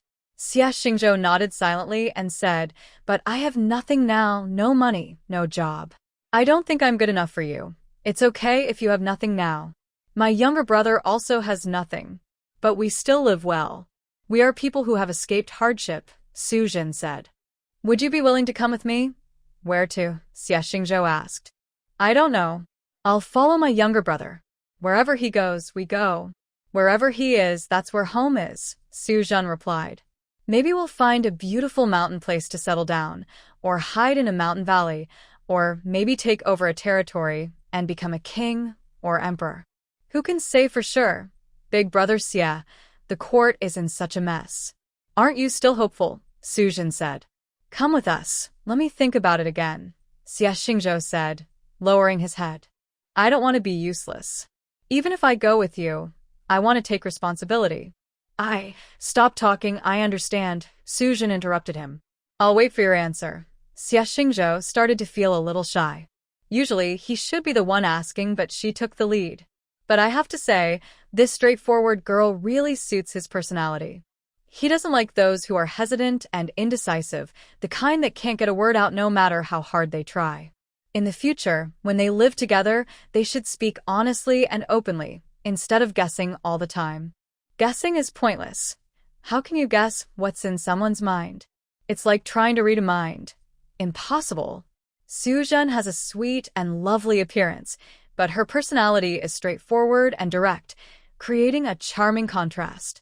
When Sia Shingha met such a girl, he immediately fell for her, which is why he often gave her little gifts. A man's thoughts are simple. He cares where his money goes and what he focuses on. His attention is on what he cares about most. Now, both of them have openly acknowledged their feelings, and the atmosphere between them is warming up. They can't help but blush. You should rest first. I'll go help outside, Su Jin said nervously, setting down the medicine bowl. Tomorrow, my cousin's fiance's family will come to discuss the wedding date. Things are busy at home, so I'll lend a hand. Sia Shingha didn't even realize it, but his tone was so gentle it seemed to drip with tenderness. His affectionate gaze was almost enough to drown someone. The air was filled with a sweet, romantic smell. Sia Shingha quickly started thinking about his skills and what he could do. After a while, he realized that besides his martial arts, he had no other talents or strengths. And his martial arts were only slightly better than average. He couldn't even beat Su Shao.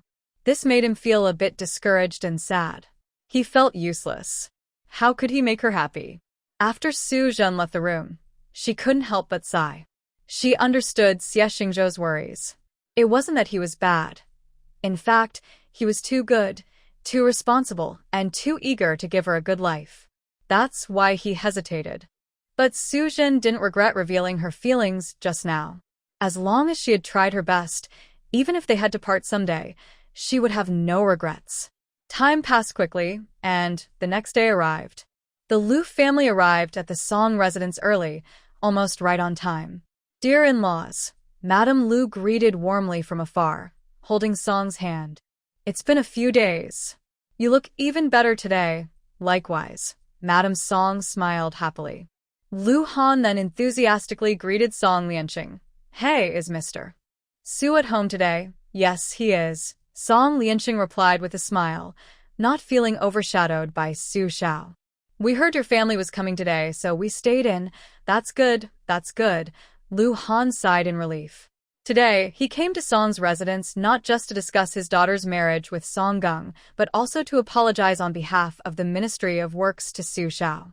Everyone in the Ministry of Works knew that after the falsely accused Sia Shingha was rescued from the prison by that gentleman, he was directly taken to the Song residence for settlement. This was very clear. Su Shao was going to support Sia Shingha. Although Su Shao had not yet objected to the actions of the Ministry of Works, what if she suddenly decided to oppose them? The Minister of Works was so anxious he was like a trapped ant, moving nervously. Then someone told him that the Ministry of Works official Lu Han was related by marriage to the Song family, so the minister quickly called Lu Han over and entrusted him with this serious task. Lu Han thought carefully. He didn't really have much to say to Su Shao either. He decided to use the excuse of discussing his daughter's marriage to visit and, well, to apologize. Lu Han and his family were warmly welcomed into the house. However, before Lu Han could apologize to Su Xiao, someone else arrived at the Song residence to see Jingyi. "Young master, there's someone outside saying they want to take the girl you brought back," Lin Guiyun reported to Su Xiao. "I looked at their invitation card. It's from the Yu family.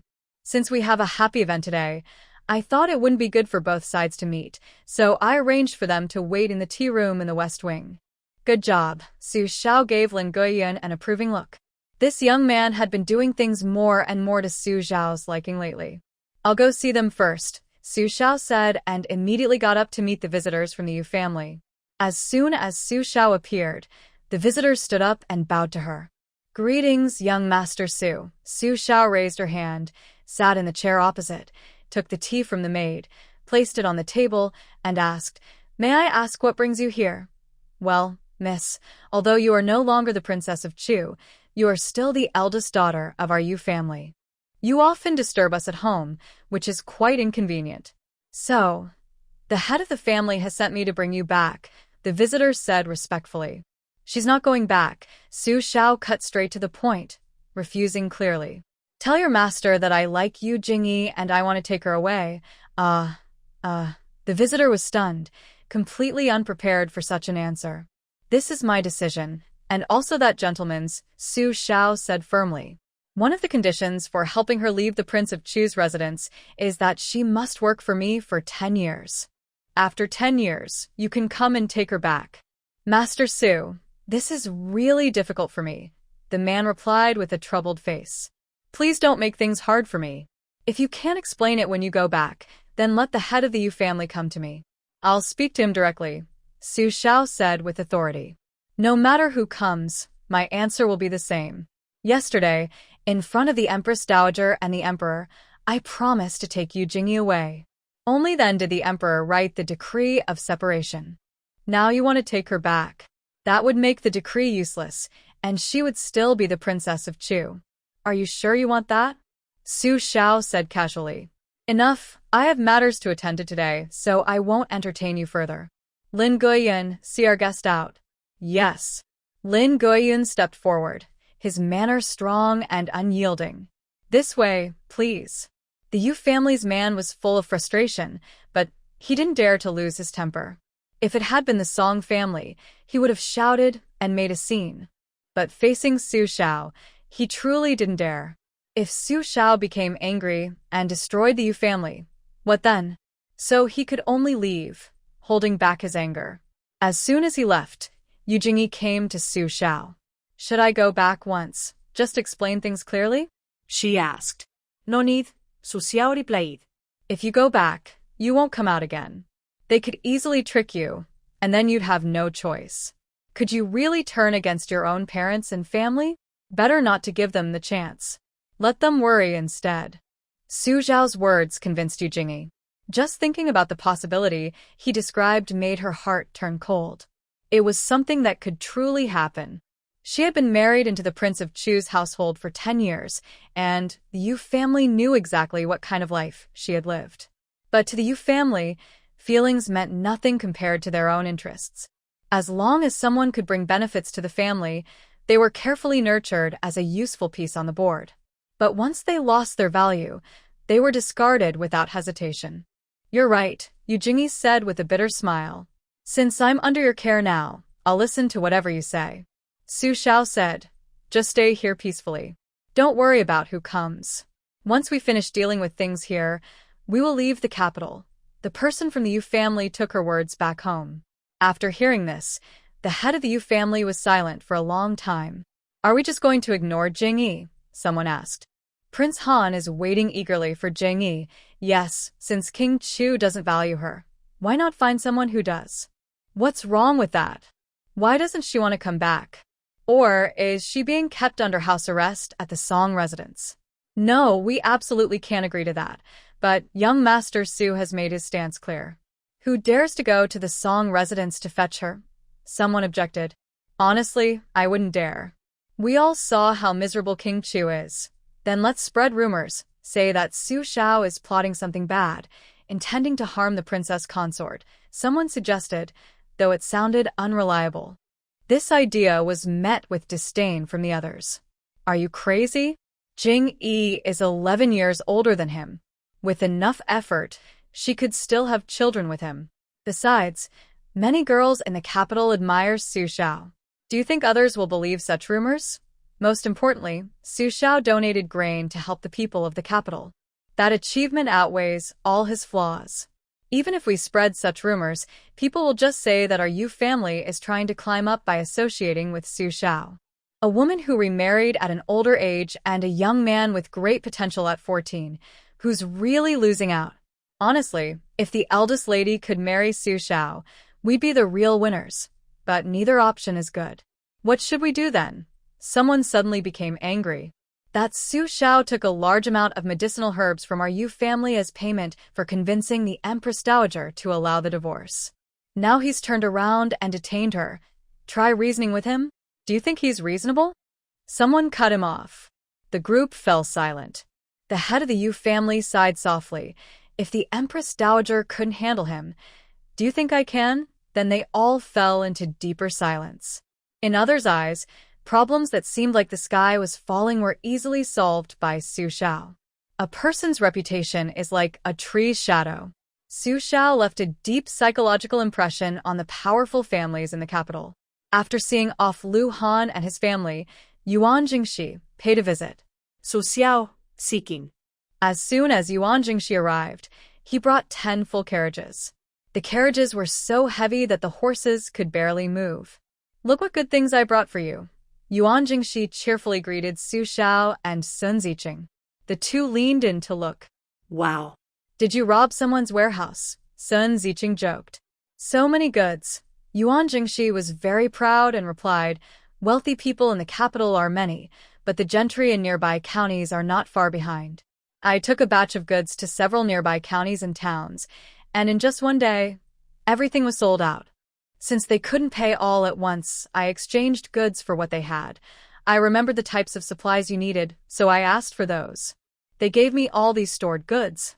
There's also a lot of grain I couldn't bring here, so I stored it in the warehouse. Su Xiao, when you have time, help the master collect it, okay? Su Xiao was increasingly pleased with Yuan Jingxi, finding him more and more attractive, even thinking about kidnapping him. Although Yuan Jingxi is a bit irresponsible in love, he really knows how to make money. By the way, when I arrived, I met people from Cuifang Pavilion. They asked me to bring you a letter, Yuan Jingxi said, handing the letter to Su Xiao. Recently, Cuifang Pavilion has been making quite a profit using your name. Everyone should share the wealth. Su Xiao opened the letter in front of Yuan Jingxi, quickly read it, and suddenly smiled. Interesting. Very interesting. What's wrong? Sun Ziqing and Yuan Jingxi asked together. Yan Yufeng said someone in a black cloak with a silver mask came to see him, wanting to discuss a partnership. They said they wanted to order some important supplies from Cuifang Pavilion. Yan Yufeng asked me if that was true. Su Xiao handed the letter to Sun Ziqing. Sun Ziqing read it and burst out laughing. That's hilarious. Someone is pretending to be us. Others might not know, but Sun Ziqing certainly does. The masked person and Su Xiao are clearly the same person.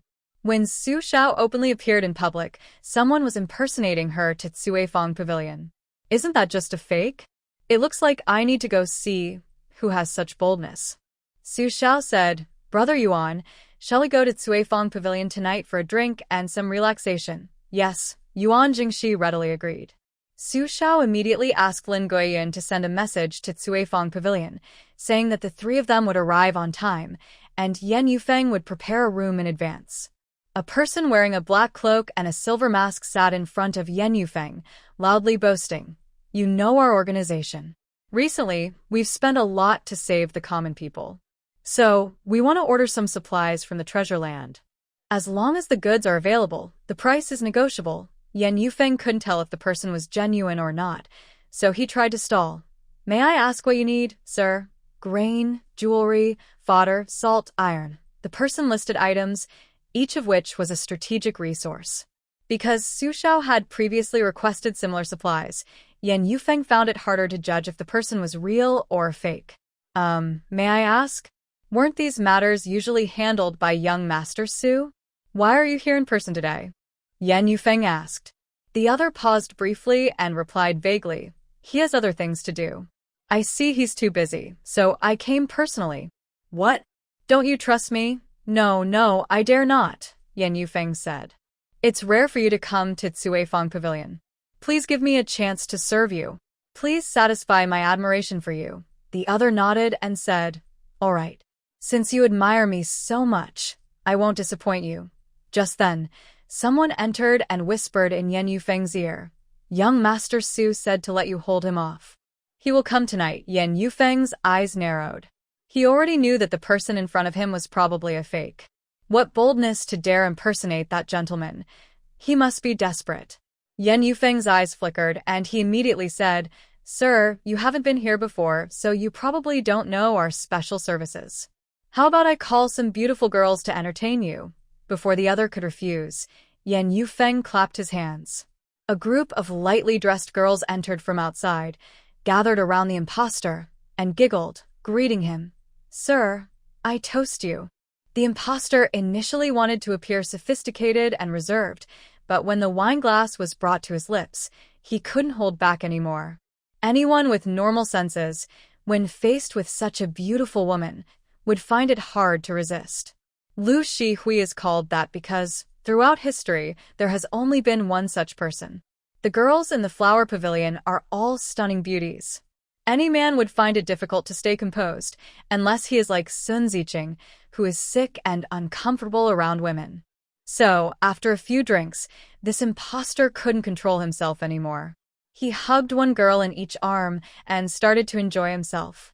Yan Yufeng saw this scene and knew, without needing Su Shaojian to confirm, that the outcome was clear. That gentleman has never been interested in women. Yan Yufeng found an excuse to leave and asked at the door, "Has Mr. Su arrived?" "Yes, he has," his subordinate replied softly. "I've arranged for them in the next room." Yan Yufeng sneered, "They've tricked me this time. I want to see who they really are." Su Shaojian also wanted to know what kind of strange people they were pretending to be someone else. Why choose to impersonate him? Yan Yufeng swung his folding fan and entered Su Shaojian's room, sat in front of them, and said, "Guess what the person next door asked for? Grain? Gold?" Su Shaojian asked. "Supplies? Weapons?" Yuan Jingxi inquired. "Medicinal herbs, salt, and iron," Sun Ziqing added. Yan Yufeng closed his fan and said, "All of it. Wow, such a big request." "How much did he pay you?" Yuan Jingxi asked. On credit, Yan Yufeng turned to look at Su Shaojian and he said, "Young Master Su will pay." Suddenly, Su Shaojian almost spat out his tea. Sun Ziqing stifled a laugh and asked, "Will they pick up the items themselves, or will you deliver them?" "And where?" "Deliver to an abandoned temple 3 kilometers outside the West City Gate," Yan Yufeng replied. "They will pick it up themselves." "Who will go meet him?" Su Shaojian asked. "If I go, it will be obvious and ruin the surprise." "I'll go," Yuan Jingxi said eagerly, standing up. "Let's see if he's pretending or not." He then hurriedly went out, full of excitement. When Yuan Jingxi was leaving the West, the other person was hugging a girl and forcing alcohol into her. His attitude was really hard to watch. Yuan Jingxi was very angry. His behavior clearly tarnished the gentleman's dignity. A true gentleman wouldn't act so. Cough, cough, cough. "May I ask if you are a member of the socialist organization?" Yuan Jingxi sat in front of the impostor and opened his folding fan quickly. "May I know your name? Who are you?" The impostor glanced at Yuan Jingxi and asked casually. "I am a young man from the Yuan family in Yan province," Yuan Jingxi replied. "When Su Shao left Yan province, she borrowed 30,000 silver coins from me. She said it was to settle accounts with the socialist organization. When do you plan to return this money?" The other person visibly panicked. "What account? I haven't heard of it. If I didn't have this money, how could they have safely traveled from Yan province all the way to the capital?" Yuan Jingxi spoke seriously, making up a story. "Are you trying to avoid paying back?" The impostor was even more nervous. "Of course not. But Su Shao didn't tell me anything about it. I have some financial difficulties," Yuan Jingxi said, placing a fake IOU on the table. "It's written in black and white. Won't you admit it?" "Of course I will. But I don't have the money right now. Can we delay a bit?" The impostor stammered. All right. Then let me see your true face, Yuan Jingxi said. I'll waive the interest. What? There's interest? The other person was shocked. You dare ask for interest? Yuan Jingxi was more surprised than him. What? Such a powerful organization doesn't pay interest. The imposter felt guilty and hesitated. No, of course we pay. It's just that I don't have the money right now. Su Xiao is here. Ask her for the money. Yuan Jingxi said, let's not talk about that first. Can I see your face? I'm very curious. The other person looked flustered. That's not allowed. Our organization has rules. Showing your true face is forbidden, or you'll be punished. That doesn't seem right, Yuan Jingxi said slowly. I asked Su Xiao, and she said the reason your organization doesn't show faces is because you don't want to get involved in worldly karma. Yes, that's right. But only the creditor is excluded, Yuan Jingxi added. Could it be that what Su Xiao said is all false? Huh? The imposter became even more nervous. He had no idea what rules the socialist organization actually had. He just wanted to scam some supplies and money. Yuan Jingxi's voice grew colder. Or, are you saying you're not really part of the socialist organization? Are you a fake? I am definitely real. The other person gritted his teeth, took out a 50-ounce silver ingot from his pocket, placed it on the table, and said, I have something to do today, so I'll leave first. After saying that, he hurriedly turned to leave. Hold on, Su Xiao turned from the door and walked in, blocking the imposter completely. She said, since you're here, why not have a drink together? You. The imposter was so frightened he stammered. What? You don't even recognize me? Su Xiao chuckled softly. Are you still going to deny it? The other person's legs suddenly went weak, and he sat down on the ground. He didn't recognize anyone else, but he definitely knew Su Xiao. Su Xiao's face now in the capital was almost like a pass that allowed her to go anywhere. The imposter trembled and said, Young Master Su, I know I was wrong. I shouldn't have pretended. I deserve to die. Su Xiao signaled to someone nearby. Immediately, someone stepped forward, tore off his mask, and handed it to Su Xiao. Su Xiao examined the mask, then smiled lightly. Everyone remember this. The mask the gentleman is wearing is made of titanium alloy, very light, with fine details. Cheap, poorly made fakes like this are far inferior. As she finished speaking, she gently pinched the mask, crushing it into a ball. The imposter was so frightened he nearly fainted. Tell me, who are you really? Yan Yufeng stepped on the other person's shoulder and kicked him back. Daring to deceive me? Aren't you tired of living? I am from the Moon Wolf Mountain stronghold. We really couldn't go on anymore, so we had to resort to this. The other person trembled as he answered. If life were better, I wouldn't dare to come and bother Fong Pavilion, Moon Wolf Mountain, Yan Yufeng sneered. A mere bandit mountain, and you have such courage. Xuan Ziqing walked in from outside the door, smiling as he said to Su Xiao, There's a place called Mount Moon Wolf that produces a type of stone called blue stone, which is great for making ink stones. Su Xiao's eyes lit up. Yuan Jingxi's eyes also brightened. Su Xiao thought about her space where she had a lathe, which seemed to be specially used for processing stones. Hearing about ink stones, Yuan Jingxi thought of a new way to make money. Anything that Su Xiao touched could sell very well. Shall we go take a look? Let's go see. Su Xiao directly took the fake item and said to Yan Yufeng, Leader Yan, I am taking this person away. As for his expenses today, it's fine. We are friends, so a little money doesn't matter. Yan Yufeng smiled kindly. If you find any new good things, remember to think of us at Cuifang Pavilion. Of course, Su Xiao nodded with a smile. Our first cooperation is with Cuifang Pavilion. Yan Yufeng asked, Is there anything I can help with? Not for now, Su Xiao replied. We'll talk later. I'll be leaving now. Take care, no need to see us off. Su Xiao carried the fake item from Mount Moon Wolf and left Cuifang Pavilion, directly getting on a carriage. She said, Show me the way. What are you going to do? The fake person asked nervously. I'm a vengeful person. You dared to impersonate someone from our organization, which offends me. So, I'm going to rob you. Su Xiao smiled kindly. That's fair, right? The fake person's legs trembled. Young Master Su, you are magnanimous. Please let me go. If they find out I brought you back to the hideout, I will definitely be beaten to death. Oh, really? Su Shao answered casually. But if you don't take me there now, I will beat you to death myself. Whether you die now or later, it's your choice. Xu Ziqing got on the carriage and said to Lin Guhyun, I'll guide the way. Moon Wolf, no need for him to lead, I know the way. Su Shao patted the fake person's face and said with a click of her tongue, What a pity, what a pity. You said it too late. I don't want to hear it anymore, so you can. I don't want to die. I really don't want to die. I can show the way. The fake person suddenly knelt down with a thud in front of Su Shao.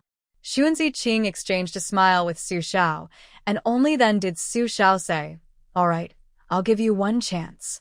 Lead the way properly. Otherwise, I'll set the mountain on fire.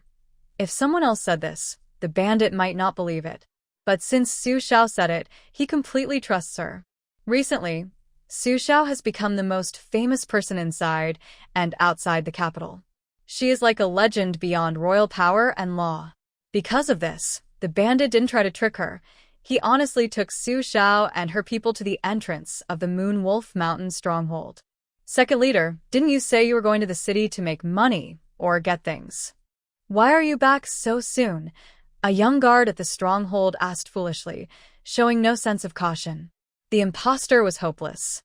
He had planned to lie, saying he was just a small person acting out of necessity, but before he could, his secret was exposed by his own people. Su Shao patted the impostor's face with a whip and said, Don't worry, I won't kill you. None of you will die, but living would be worse than dying. Open the gate. The fourth leader of Moon Wolf Mountain had no other choice but to obediently open the gate to welcome this fierce woman inside. The carriage drove directly into the stronghold. Su Shao was not worried they might be ambushed, because as the carriage rushed in, she kicked the fourth leader off the carriage and quickly drew a weapon from her space pocket. To make a group of unruly people listen, you must show them strict rules with an iron fist. After being kicked off the carriage, the fourth leader turned and ran. But in the next second, Su Shao locked onto him. I will count to 3, and I will shoot your left foot. 1, 2, 3, bang. The fourth leader cried out and fell to the ground, clutching his left foot. His foot was pierced by a bullet. This shot drew everyone out of the stronghold. Su Shao calmly took a light machine gun, jumped down from her horse, and approached the fourth leader. She aimed the gun at his forehead and shouted to the crowd, You have 15 minutes. Everyone stand in front of me. Line up by height, tall on the left, short on the right. After 15 minutes, I will start at indiscriminate shooting. Your lives are in your own hands. After speaking, Su Shao raised her hand and fired a burst at a row of chicken coops in the distance.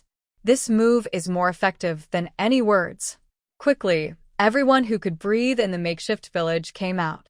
They all lined up neatly, following Su Zhao's instructions, arranged by height. A few who didn't know their own height were kicked back by the leader. Young Master Su is visiting. Why didn't you tell us in advance? We would have cleaned and prepared everything properly. The leader kindly approached and said, Fourth brother, what's going on?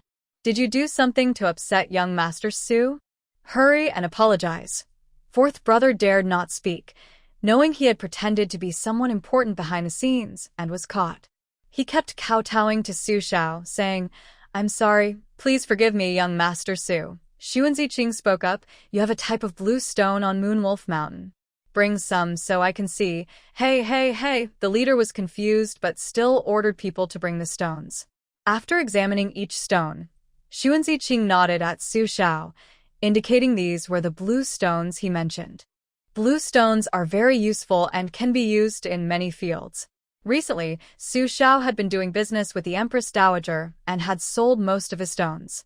He thought he would need to find a new place to restock, but unexpectedly, a new opportunity came to him. He definitely wouldn't miss this chance to get more blue stones. Su Shao and Xu Ziqing exchanged looks, confirming their plan. They both thought of a clever idea at the same time. How do you plan to settle the score with those who impersonated our organization to deceive Fong Pavilion? Su Shao asked the leader. The leader was stunned by this question. What? What do you mean? He finally responded, then turned and slapped fourth brother hard. You reckless fool. Who you pretend to be doesn't matter, but how dare you impersonate that person? Are you trying to get yourself killed? Fourth brother looked wronged and said, Boss, I had no choice. I manage the food and supplies for the whole village, but I have nothing. The brothers are eating and drinking, but the trading caravans have decreased a lot recently. We can't even rob anything. I was forced into this, I had no other way. The leader had nothing to say after that. Su Xiao said, Enough, stop pretending in front of me. I have a solution. Think about it and decide whether to agree. Any amount of these stones I want, I get. Su Xiao pointed at the stones on the ground and said, I won't let you work for nothing. 10 stones for a pound of beans. How much grain you earn depends on how much work you do. Xu Ziqing was worried they might work carelessly, so he drew the shape of the stones and marked their sizes. We'll follow this standard. Is that okay? Su Xiao stretched her voice and looked at the big boss, gently pressing the small gun in her hand and lightly pressing on the fourth boss's wound on his foot. I'm not threatening you, just talking to you kindly. The fourth boss let out a loud scream. The others were so scared their scalps tingled. Lord Su, Ancestor Su, isn't this just a threat? But you're so powerful. Whatever you say goes. No problem at all. The big boss was so frightened by the scream that his legs went weak. We will do our best to serve young Master Su. Good, Su Xiao said. How many people are there in your mountain village? There are 394 people. The big boss didn't dare hide. Some are outside and haven't come back. Call everyone back, Su Xiao said confidently. If even one is missing, I will ask you. Each person must deliver 5 stones a day. Is that okay? Or 10? Or 20? 5 stones, just 5 stones, the big boss quickly agreed, afraid Su Xiao would double the amount again. We promise to deliver at least 1 stone on time. By the way, do you have a river here? Is there sand on the riverbed? Su Xiao asked. Yes. Dig a cubic meter of sand and give half a pound of beans, Su Xiao said. Whether everyone in the mountain village can eat enough depends on you. Yes, we will strictly follow your rules. Work hard and try to eat enough as soon as possible, the big boss said firmly, as if taking an oath. Su Xiao was very satisfied and said, All right, this is settled. Then she and Xu Ziqing discussed openly in front of them, what if they don't want to work and run away? Xu Ziqing said, Should we give them some poison and then provide an antidote for them to take regularly? The gang leader and other mountain bandits all knelt down with a thud after hearing this. The gang leader tearfully promised, Young Master Su, please spare us. We won't run, really. I promise. There are exactly 394 of us. No more, no less. If one of us tries to escape, I swear I will cut off my head and kick it to you. Su Xiao nodded in satisfaction. All right.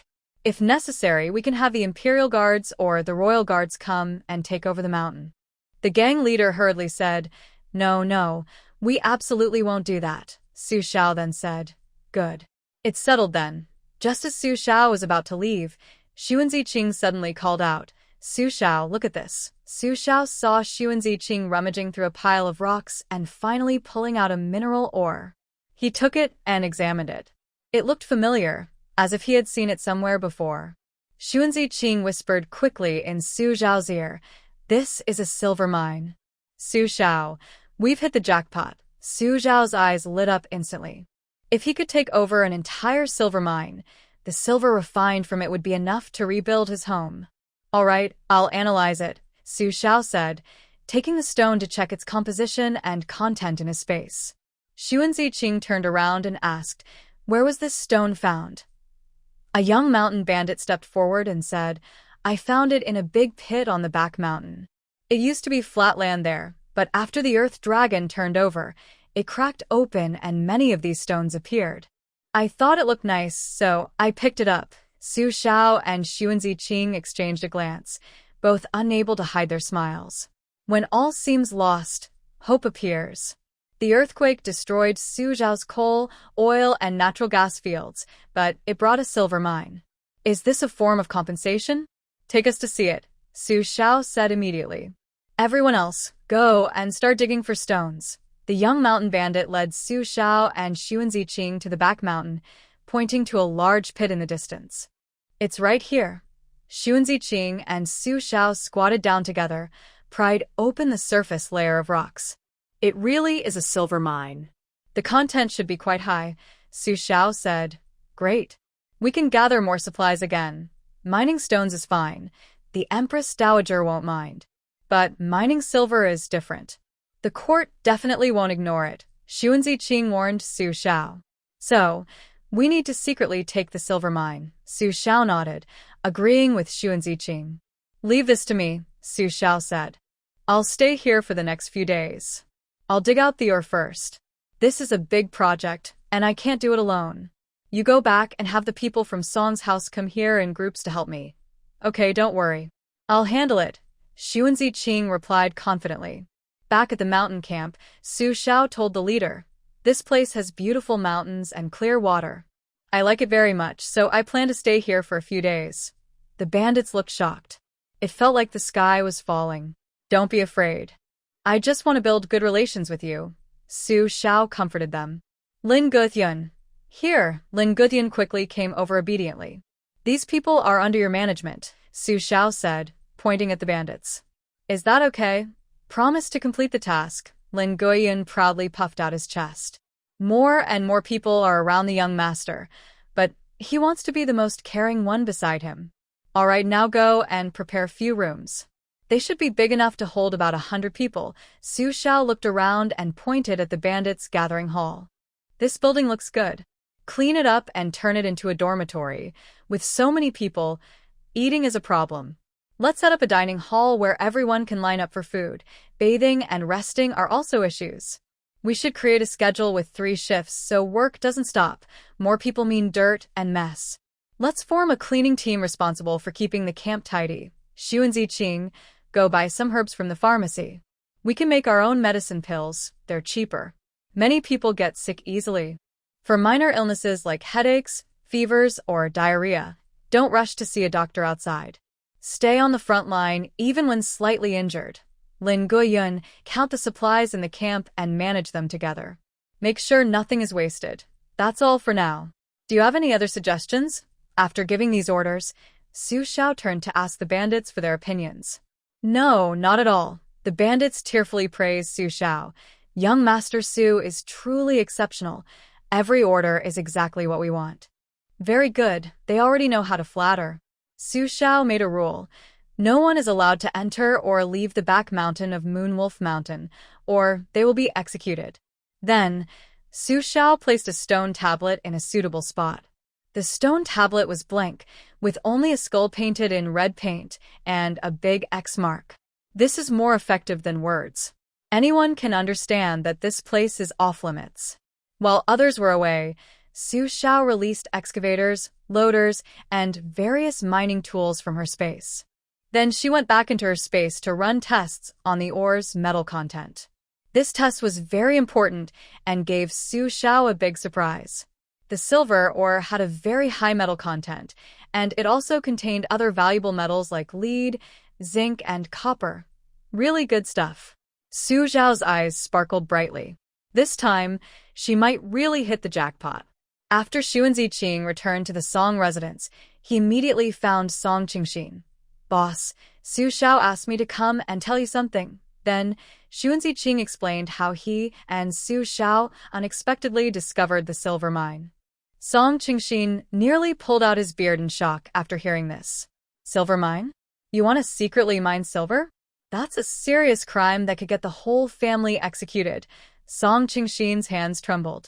Even if the Emperor and Empress Daajager tolerate it, they definitely won't allow you to mine secretly. So, we sneak into the mountain quietly, mine secretly, and transport the ore without anyone noticing. Xu and Ziqing hinted further to Song Qingxin. As long as we can dig out the silver, we can transport it all quietly without being detected. Boss, you also know that Su Xiao is destined to do great things. Without silver, how can she accomplish big plans? She can't just embezzle or oppress the people, right? Plus, this batch of silver is wanted by some people over there. Xu and Ziqing said vaguely. We just need to dig it out. No need to refine or worry about transportation. We won't interfere afterward. Song Qingxin tore off 3 more of his beard hairs and finally gritted his teeth. All right, let's do it. How should I cooperate? Xu Ziqing asked. Besides keeping the household running at a minimal level, everyone else has been assigned to work. The bonds of our servants and maids are in our hands, so we can use them freely. After all, this matter must not be leaked, or we will really be in trouble. Song Qingxi nodded and said, That's right. There are over 500 people in the house, mostly maids, with about 200 servants and guards. That's enough, Xu Ziqing said. We'll pretend to go for a mountain outing and send people there in groups. Okay, Song Qingxi gritted his teeth. I can't go myself. I need to stay in the city to help distract everyone. Let those 5 children go and help with the work. Thank you, sir, Xu Ziqing said, clasping his fists. Shall we do it quickly? Yes. Song Qingxi immediately arranged things. Go and ask the madam to come here. No, I'll go myself. The next day, the front of the Song residence was lively. Someone asked about it, and it was said that Madame Song had been feeling anxious and restless, not sleeping well. She asked a fortune teller, who said she needed a quiet place to absorb the spiritual energy of heaven and earth to nourish her soul. Then, after a quick calculation, Mount Moonwolf was considered very suitable. So, Madame Song took people to stay at Mount Moonwolf for a few days to rest and recover. Since the highest-ranking lady of the house was going on a trip, the arrangements had to be grand. More than 100 maids and servants followed, along with various carriages transporting supplies.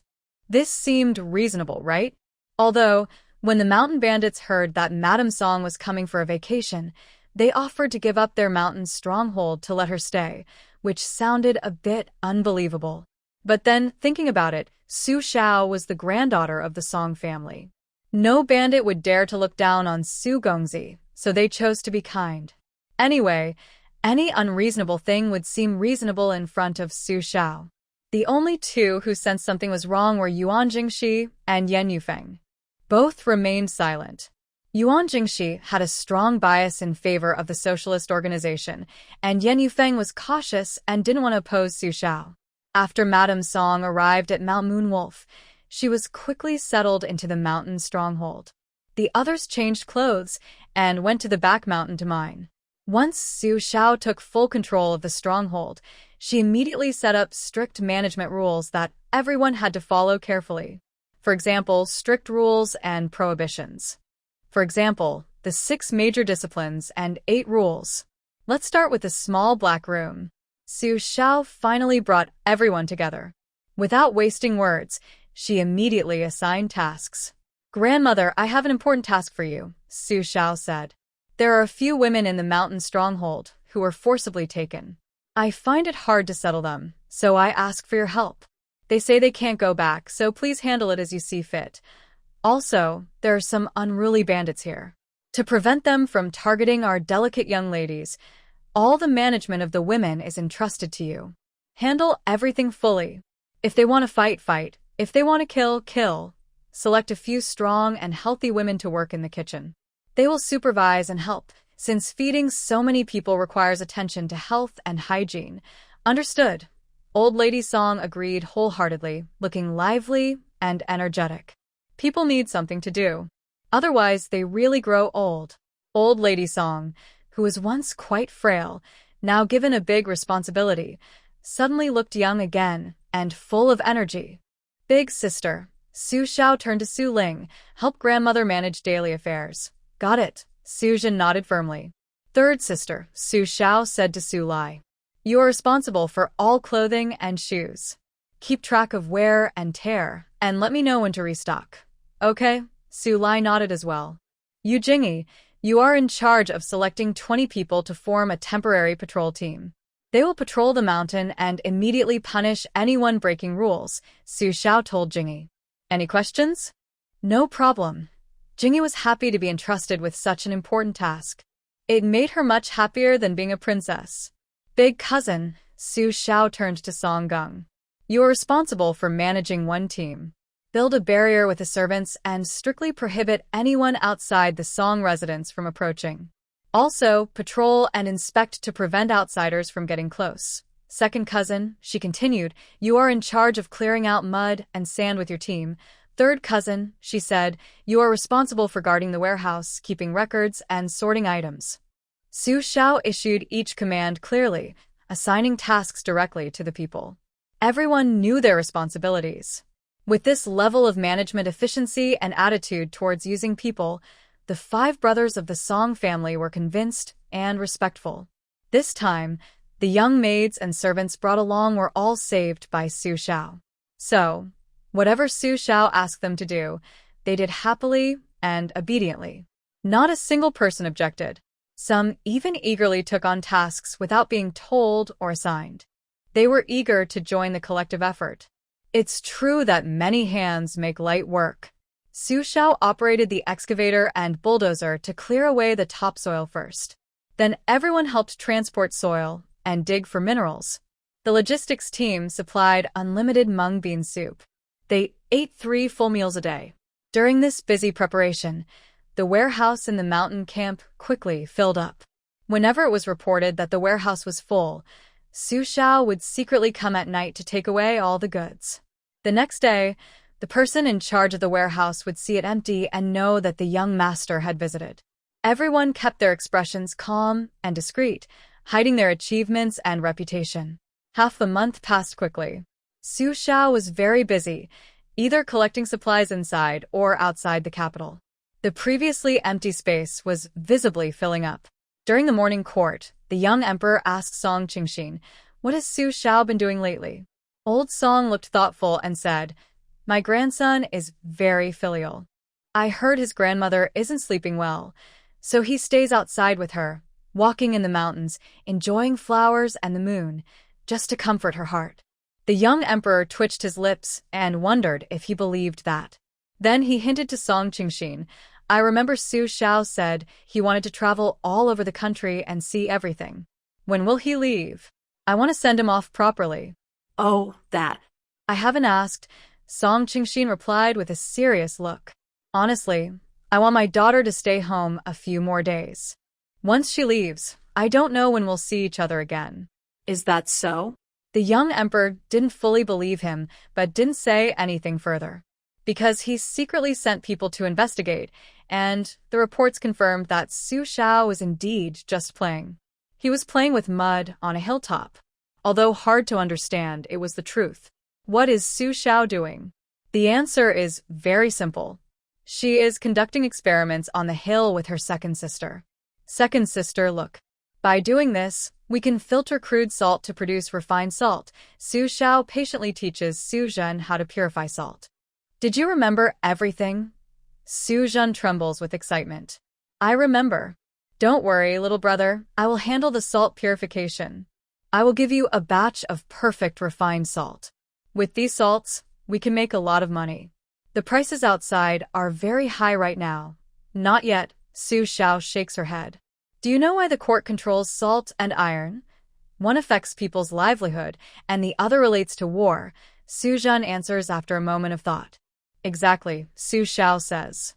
As long as the Great Yu dynasty remains, I won't undermine its foundation. The people are suffering too much, and if war breaks out again, there will be no way out. The salt we refine is enough for us to use. Little brother, how long do you think the Great Yu dynasty can last? Su Zhen asks. Until the Empress Daajager passes away, Su Shao replies. Although she is a woman, she is a good ruler.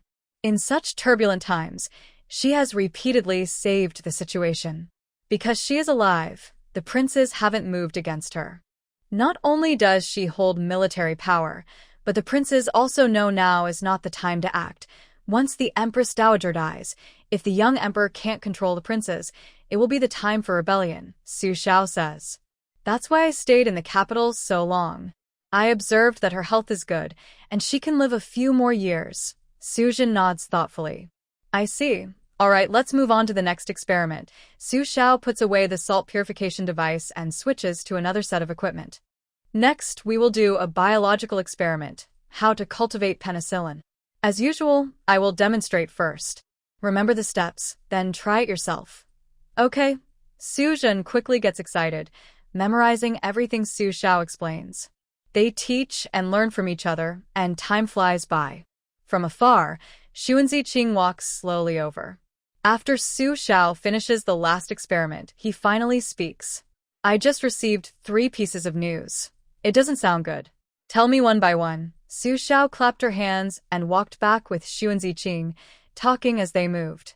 Yes. The first bad news is that there was another huge flood in the south, affecting Hunan, Hubei, and Jiangsu. The damage is very serious. This year's rice crops have all failed. The second bad news is that a typhoon hit Fujian, destroying coastal fishing villages and causing many casualties. The third bad news is that the four princes of the Northern Wolf Kingdom are fighting among themselves, which has made the old Wolf King very angry. He might not last much longer. This is really troublesome. Su Xiao took a deep breath. Each problem is worse than the last. Currently, the safest places are Yuzhou, Qizhou, Jiaozhou, Huizhou, and Hezhou. Also, the territory of King Chu in Hunan. These areas haven't faced major disasters yet, but the future is uncertain. The Great Yu dynasty still relies on these regions to stay stable. Xu Ziqing's intelligence was very strong. Even though he was in the capital, he could gather information from all over the country. How is the situation in the southwest?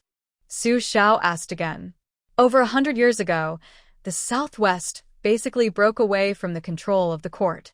The local chieftains have enormous power, and officials they're almost useless. They haven't paid taxes to the court for many years. Xu Ziqing replied. There haven't been major disasters there recently. Most of the people fleeing from the south are heading southwest. It's fortunate that there is a land of plenty, giving the people a chance to breathe, Su Xiao said with emotion. Otherwise, there would be no way to survive.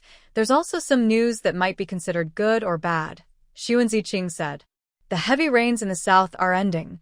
Su Xiao's spirits lifted. Really? Yes. It's almost over, Xu Ziqing said. Once we arrive in the south, things should return to normal. Su Xiao let out a long breath. Hopefully so.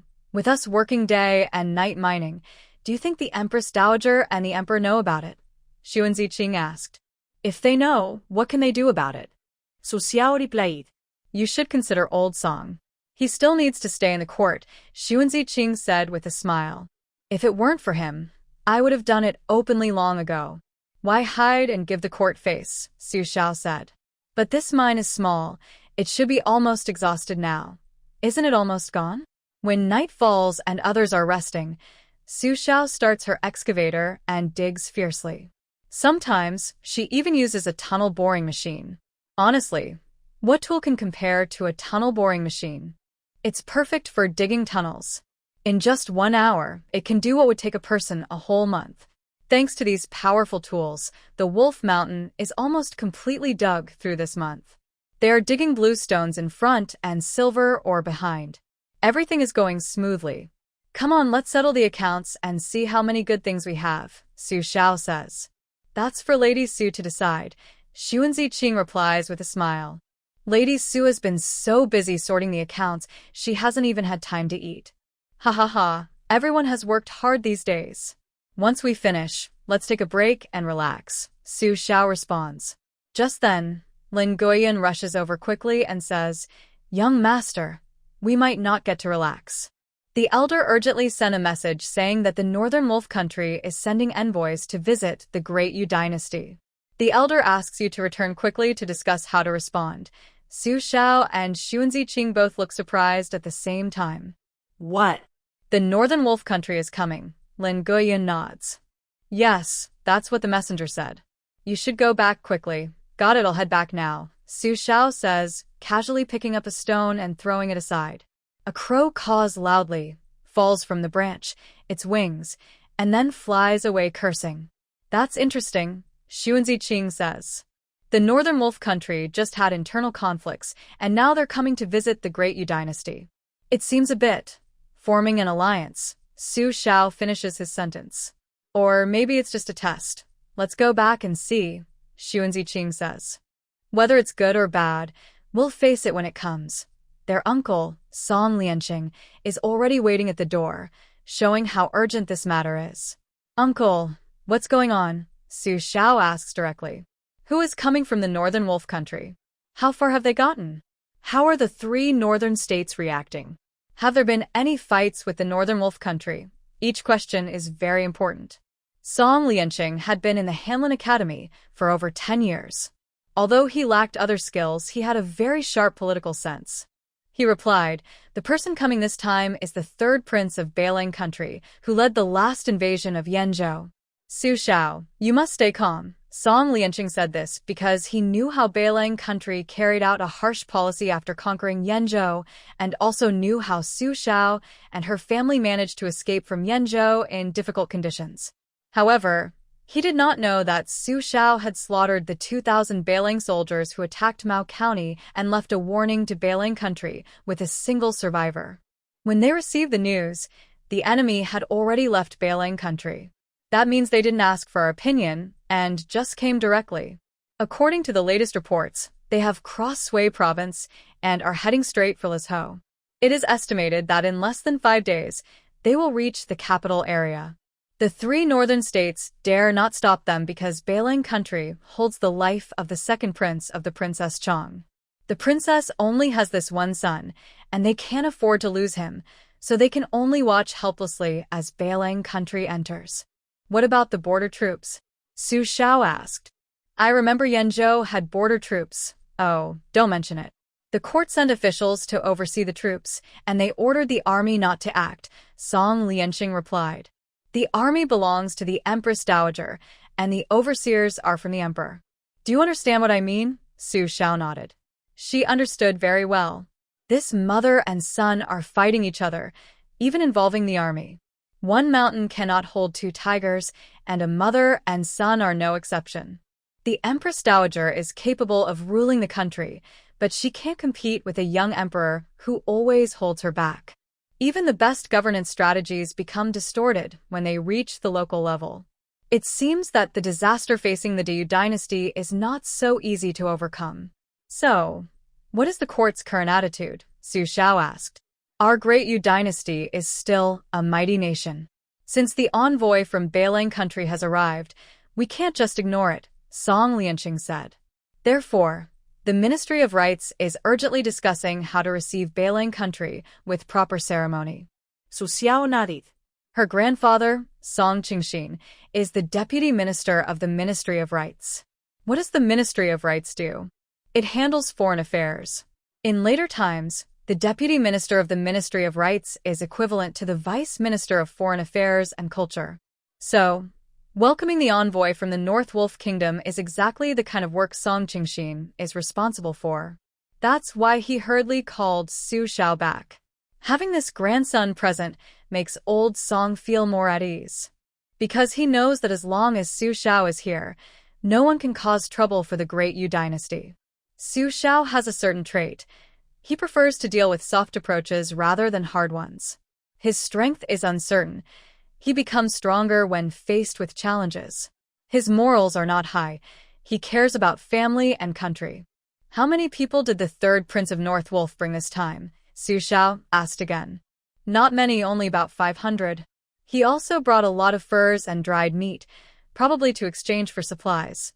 Song Lianqing replied. Because they brought goods, we're not sure what their true purpose is. I see. I'll go check with the Ministry of Rights, Su Shao said. Hey, Song Lianqing said. Father has already given the word. You can go directly. Plus, you have your own pass, so no one will dare to stop you. Su Shao smiled, changed into a different outfit, and headed straight to the Ministry of Rights. Just as Song Lianqing said. When Su Shao appeared at the gate of the 6 ministries, someone immediately let him in without hesitation.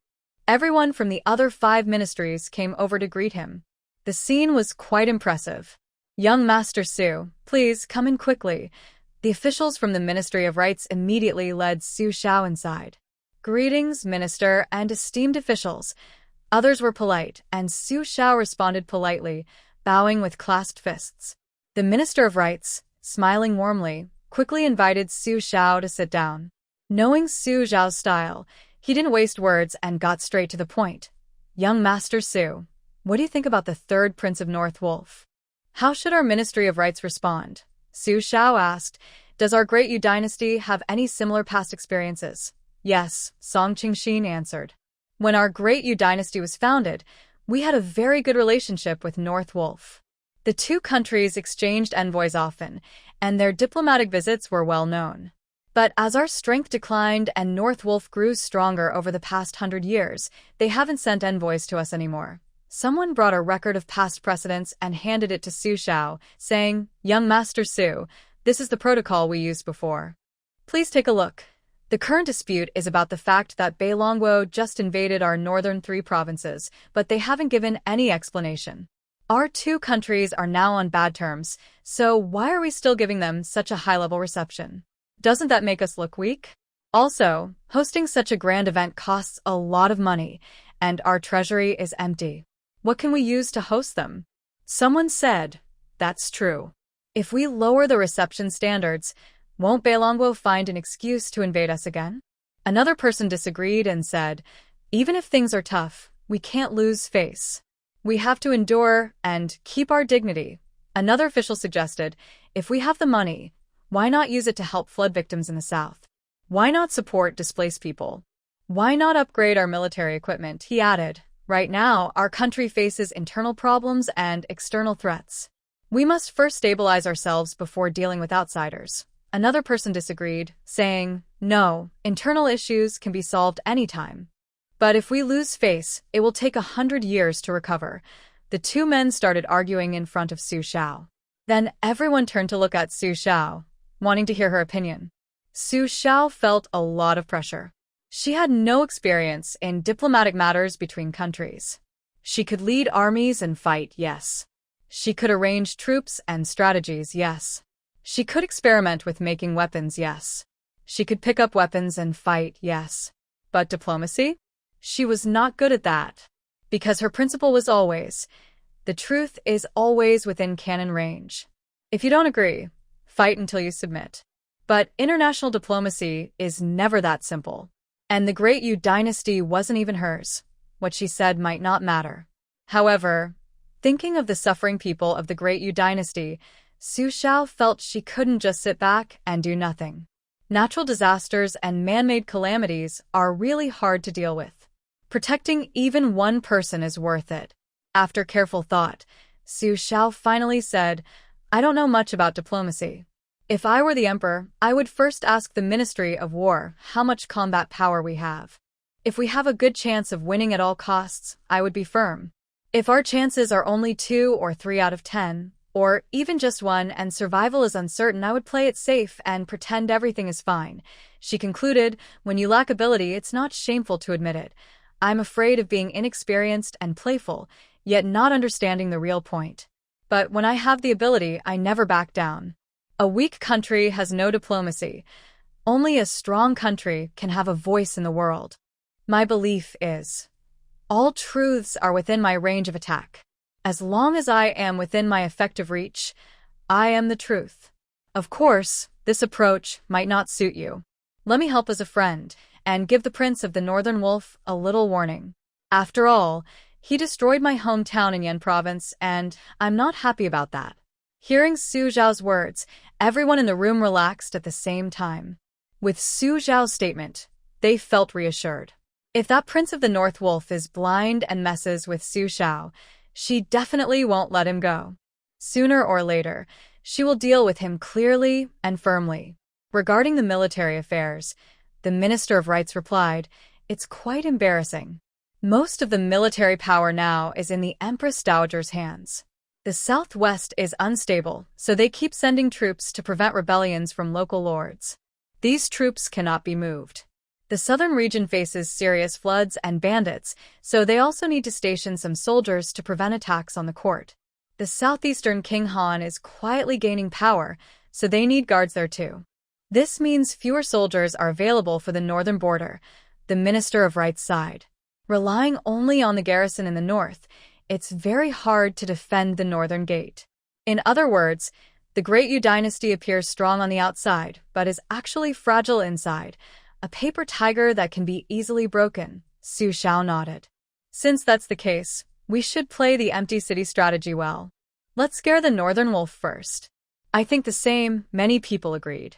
"Then we'll reduce our forces by 20% as before, to show our dissatisfaction with the northern wolf without being too rude," the Minister of Rights decided. He then turned to Su Shao and asked, Would you be willing to come to my Ministry of Rights as a guest official for a few days? Su Shao thought for a moment and nodded in agreement. Mainly, she wanted to understand the true intentions of the Northern Wolf's visit to the Great Yu dynasty. Based on the international situation, she would decide how long to stay in the capital. After discussing these matters, Old Song continued working at the 6 ministries, and Su Shao returned to the Song residence. When I returned home, I saw that the house was very quiet. Everyone who could be moved from the palace had been sent to Mine Mountain to dig for minerals, so the house was naturally quiet. Fortunately, I had stored plenty of food in my space, so I wasn't hungry. Su Shao called Xuanziqing over, and the two of them ate and talked together. Su Shao told Xuanziqing about her discussions with the Ministry of Rights, saying, "This is a very sensitive time. The Diyu dynasty is so fragile, like an eggshell. Any slight touch could make it break." "But the Northern Wolf Kingdom isn't doing much better," Xuanziqing replied. "Whenever a new king replaces the old one, the neighboring Cuifang and Western Xia kingdoms get restless. They call themselves the Three Fools and often poke at each other. So, things might not be as bad as you think. Still, we need to be careful," Xuanziqing comforted her. "If you really can't bear to see the people of the Diyu dynasty suffer, you could give the third prince of the Northern Wolf Kingdom a small lesson to make him hold back for a while." "Has the Diyu dynasty established diplomatic relations with Cuifang and Western Xia?" Su Shao asked. "Used to be, but not anymore." Xuanziqing poured her a glass of clear wine. "They're too far apart, and the border areas are mostly dangerous terrain. So for now, things are relatively stable. So, both the Diyu dynasty and the Northern Wolf Kingdom face the same problem, whether to prioritize face or substance," Su Shao nodded. "In that case, there's quite a lot of room for manipulation." Xuanziqing smiled and nodded. Yes. The visit from the Northern Wolf Kingdom's third prince might also be an opportunity.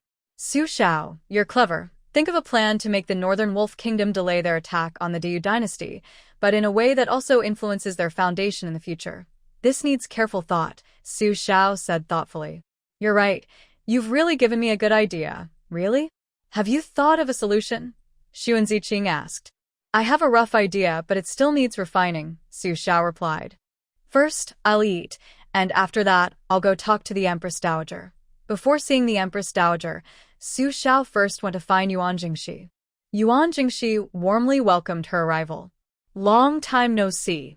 Have you been very busy lately?" Yuan Jingxi poured her a cup of tea. Yes, Su Xiao nodded. She got straight to the point. "You've heard about the Northern Wolf Kingdom's third prince bringing envoys to the Diyu dynasty, right?" "Nature," Yuan Jingxi nodded. "They crossed from Yenzhou." How could I not know? "I understand what you're asking," Yuan Jingxi continued. "The border troops in Yenzhou were already prepared to stop them, but the court issued 3 imperial edicts in a row, ordering the border troops not to block the Northern Wolf country's people and to let them pass. The border soldiers watched helplessly as they went through Yenzhou. When they reached Suzhou, the second prince of the Princess Chong was somehow captured by them, and the princess could only watch as they passed through Suzhou. Just before leaving Suzhou, the capital finally received news of their approach. It was a surprise to everyone," Yuan Jingxi said. "The little emperor," Su Shao quickly understood. "He handed power back to the Empress Daajager, but he's never truly willing. So, he teamed up with the third prince of Northern Wolf Country, helping each other for mutual benefit. Northern Wolf's prince helps him regain power, and he helps the prince ascend the throne smoothly." "Exactly," Yuan Jingxi nodded. "That's what I think too."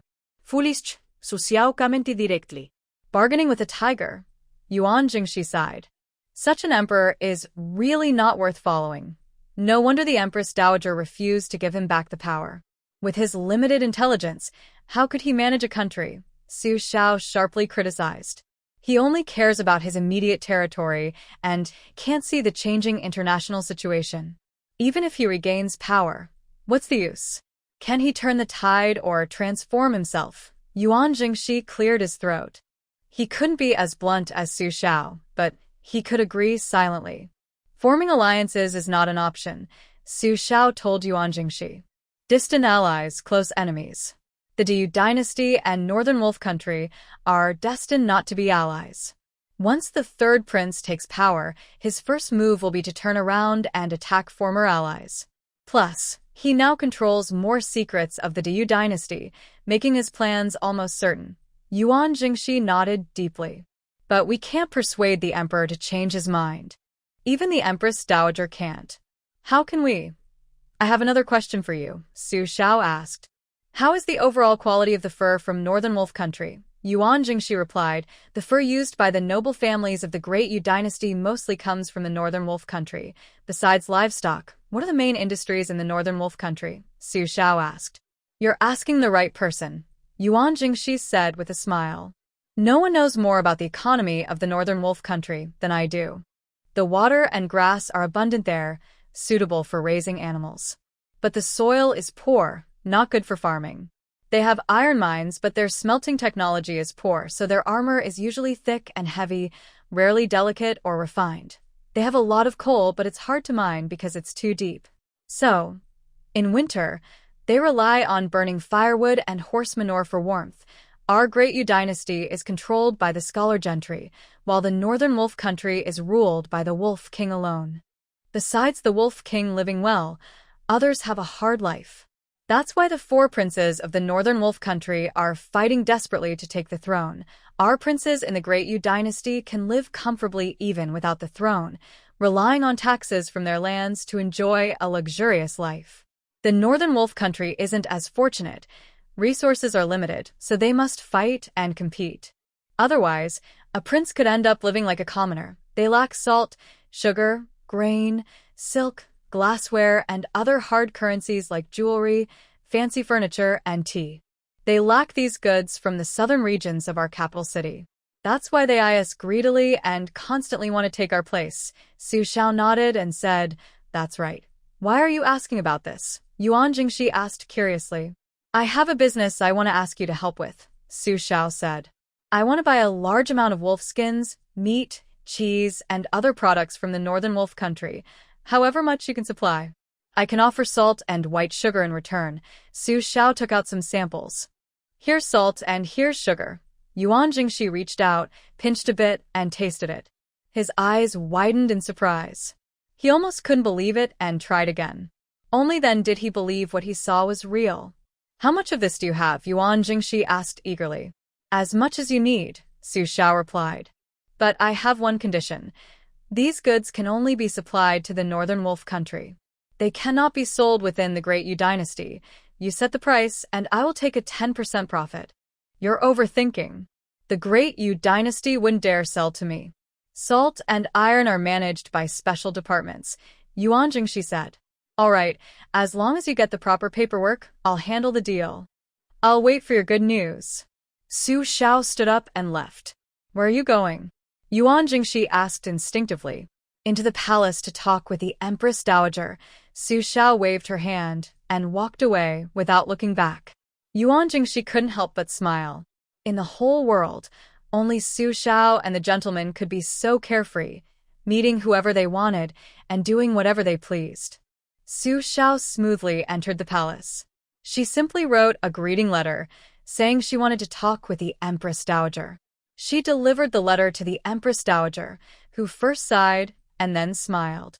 She almost immediately guessed Su Xiao's purpose. She ordered someone to meet her at the palace gate and took her directly to her office palace. She truly is the strongest woman of the Great Yu dynasty. Noting disappointed Su Xiao. You came to see me about the visit from the North Wolf Kingdom, the Empress Dowager said, as soon as they met. It was a statement, not a question. Exactly, Su Xiao replied with a respectful bow. It's been a few days. The Empress Dowager looks much more tired. Only you would tell the truth.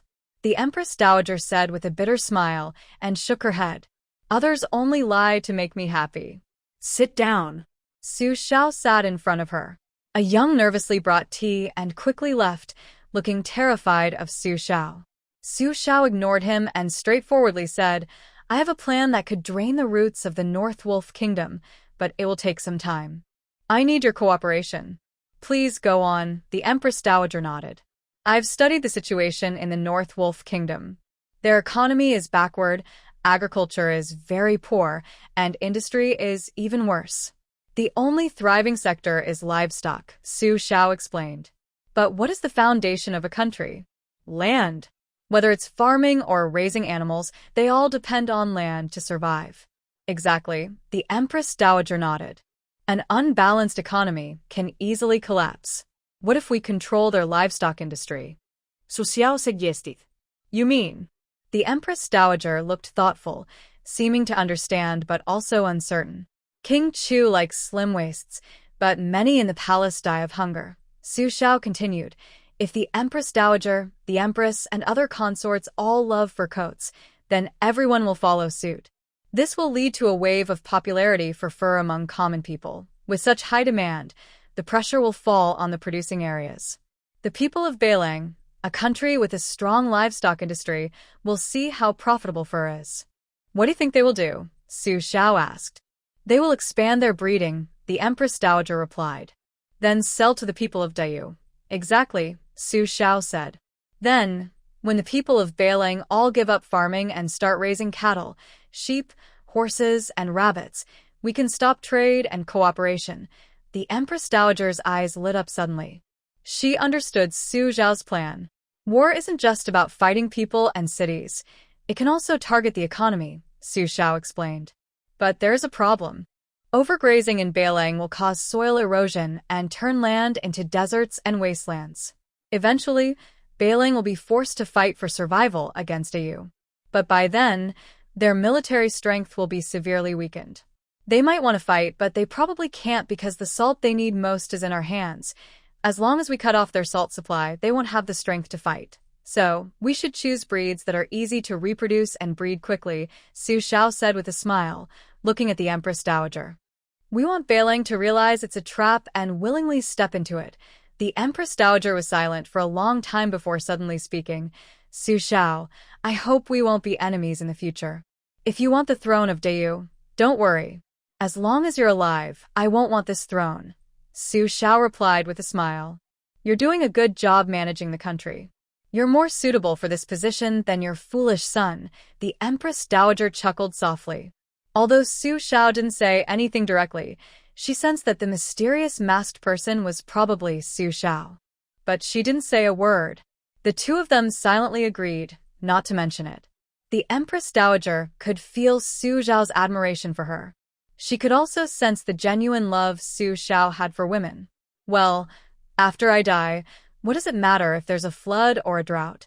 The Empress Dowager chuckled self-deprecatingly, saying, as long as I try my best, even if I die and go underground, I will have no regrets for my ancestors. When Su Shao left the palace, she was followed by a group of people carrying luxurious fur coats given to her by the Empress Dowager. Unfortunately, the weather was too hot now, so she couldn't use them. But when winter comes, these will be perfect warm clothing. From that day on, the Empress Dowager suddenly became very fond of hosting banquets. Everyone quickly noticed that the Empress Dowager's dress had a small red fox fur pouch hanging from her hem, shaped like a flower petal. Very beautiful. The hairpin in the Empress's hair was decorated with a plush flower made from dyed rabbit fur. The two most important women in the palace were both showing off their new favorite accessories at the same time. Then, the noble ladies attending the banquets quickly followed suit.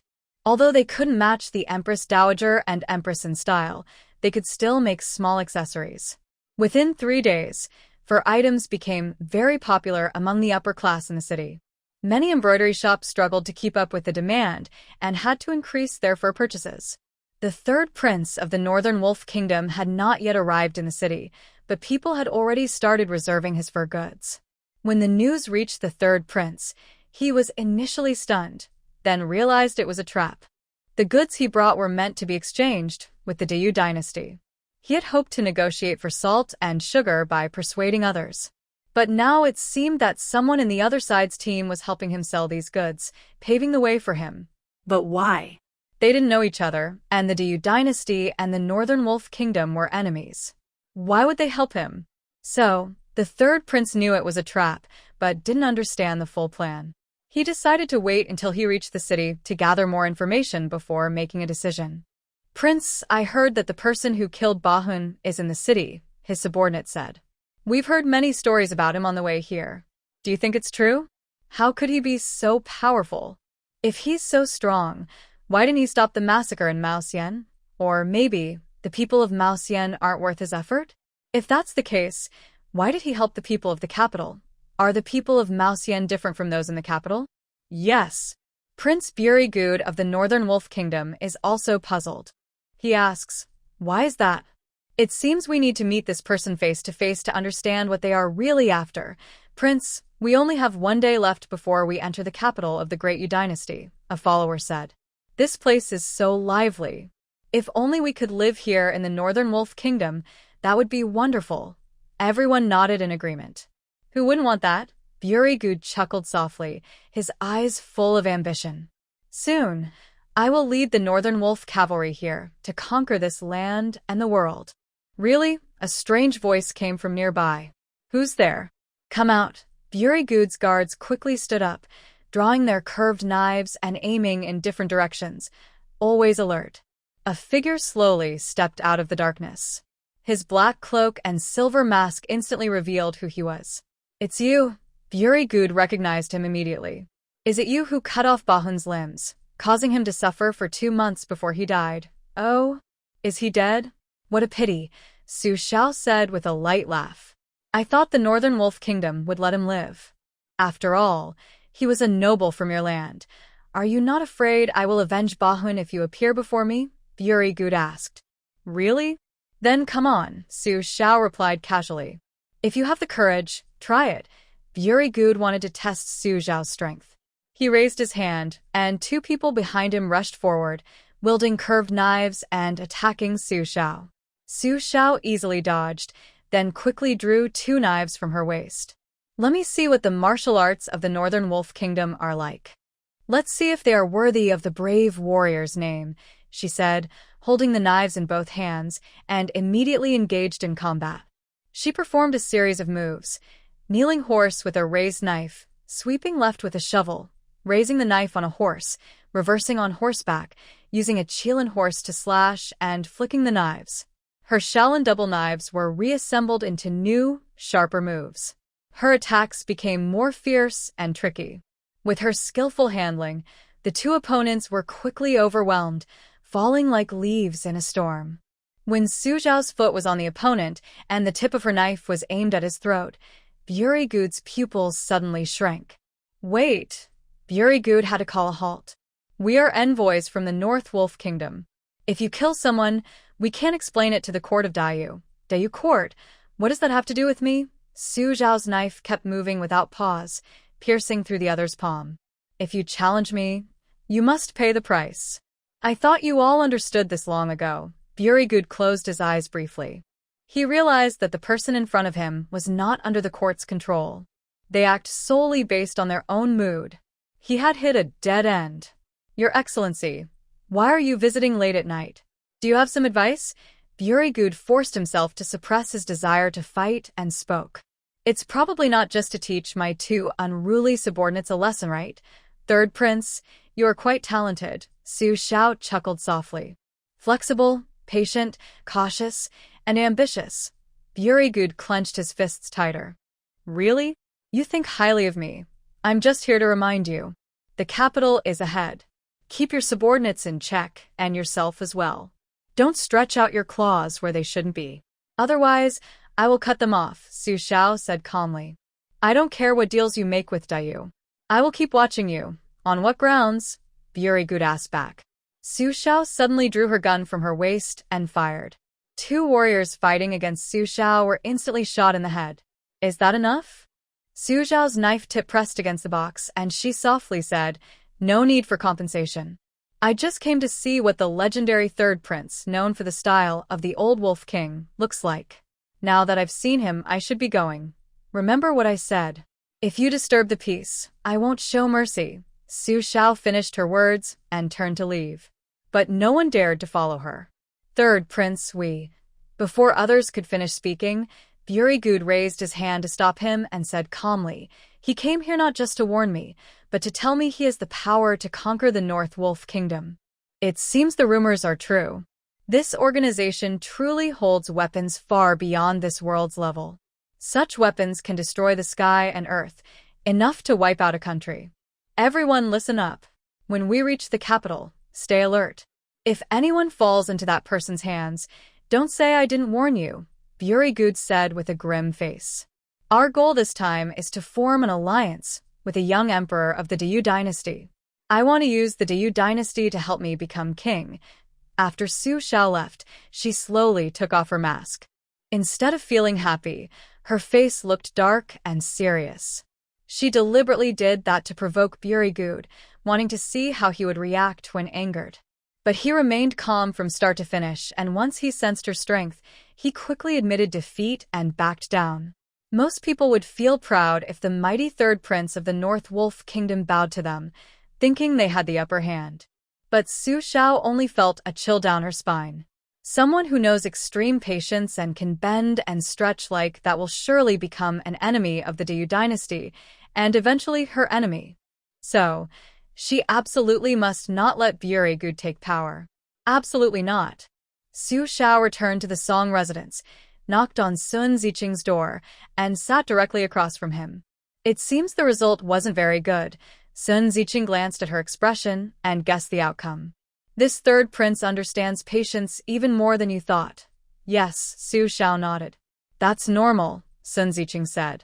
Compared to the other three princes, the third prince has the least confidence and support. If he didn't understand patience, how could he survive under the pressure from his brother's influence? How can they share a piece of the pie among the three of them? But he is too patient, too tolerant. Su Xiao sighed and said, every bit of his patience now will turn into a sharp sword of revenge in the future, piercing deeply into those who once oppressed him. The Great Yu dynasty is also among them. If he truly allies with the young emperor, that alliance will become a symbol of shame for him. When he takes the throne of the Northern Wolf Kingdom, his first act will be to tear up that shameful agreement. At that time, the Northern Wolf army will march south. The people of the Great Yu dynasty will be in danger. Su Xiao told Xun Ziqing, we must not let Burigud take power. Absolutely not. The Great Yu dynasty cannot have such a ruthless neighbor. Good, Xun Ziqing nodded. Then we should support someone else to rise. Who would be better? There's no need to rush to choose now. Let them fight among themselves a bit more first, Su Xiao said. Burigud saw the internal conflict among the four, and since he has the weakest foundation, he will be the first to be eliminated. So, he simply left the royal court temporarily, staying away from the chaos, hiding as an envoy in the Great Yu dynasty to avoid trouble. Very clever. Yes, Su Xiao nodded. That's why he can't stay, but we can't kill him here. Otherwise, the Northern Wolf Kingdom will have a reason to attack the Great Yu dynasty, Xun Ziqing warned. I know, Su Xiao replied. So, we must make Burigud a criminal in the eyes of the Northern Wolf Kingdom, hated by everyone, and firmly nail him to the pillar of shame. This was also what Su Xiao told the Empress Dowager. Su Xiao could see the issues clearly. How could the Empress Dowager not see through them? So, when Su Xiao made the suggestion, the Empress Dowager immediately understood that Su Xiao was killing 4 birds with 1 stone. The first bird, making money for the Northern Wolf Kingdom and its wealthy families. The second bird, pushing the Northern Wolf Kingdom into economic hardship, making its economy more dependent and easier to control. The third bird, causing the land of the Northern Wolf Kingdom to turn into desert, weakening its national strength and overall power. The fourth bird, making Burigud, who handles trade between the 2 countries, bear the blame for harming the nation and its people. When the people of the Northern Wolf Kingdom realize this, they will direct all their anger at him. Will Burigud fall into the trap smoothly? Even if he knows it's a trap, he has to step into it. Because national decline, soil desertification, and economic collapse happen only after a long time. Right now, he must rely on this achievement to eliminate the other 3 brothers and smoothly take the throne. Only when he is in power can he think about how to fill this gap. The best way to eliminate the 3 brothers is to let the old Wolf King see his abilities and his strength to share worries. If he brings back enough salt, sugar, grain, cloth, silk, and glassware from the Great Yu dynasty this time, then in the eyes of the old Wolf King, he will be seen as capable, competent, and qualified to succeed. So, this is a strategic plan. It's a gamble on human nature. Empress Dowager said to Su Shao, I want to do business with the North Wolf Kingdom. You give me the procedures, and I'll give you 3/10 of the profit. This money is your private fund. You can spend it wherever you want, and give it to whoever you want. And don't worry, this batch of goods is only for the North Wolf Kingdom, so it won't affect the taxes in the Great Yu Dynasty. Does the Empress Dowager have a reason to refuse? So, she quickly granted Su Shao permission and gave her full independence. Smart people don't need many words to cooperate. Just one sentence, or even a glance, is enough. When Su Shao handed the paperwork to Yuan Jingxi, he was stunned. Then he gave Su Shao a thumbs up. Su Shao, you really are this. Yuan Jingxi, have never obeyed anyone in my life. The only 2 people I've obeyed are my teacher and you. On the day before the 3rd prince of the North Wolf Kingdom was about to enter the capital, Su Shao and everyone from the Song residence worked overtime for a whole day and night. Finally, they dug out all the silver ore and stored it in the space. Then the people from the Song residence claimed their vacation was over, and they returned in a rush. But everyone who returned looked dark and sunburned, as if they had been working hard outdoors. When asked, they said they had been sightseeing and got sunburned. As for the calluses on their hands, that was because they personally experienced the hardships of ordinary people by working themselves. Anyway, they work as much as they want and get as much grain as they need.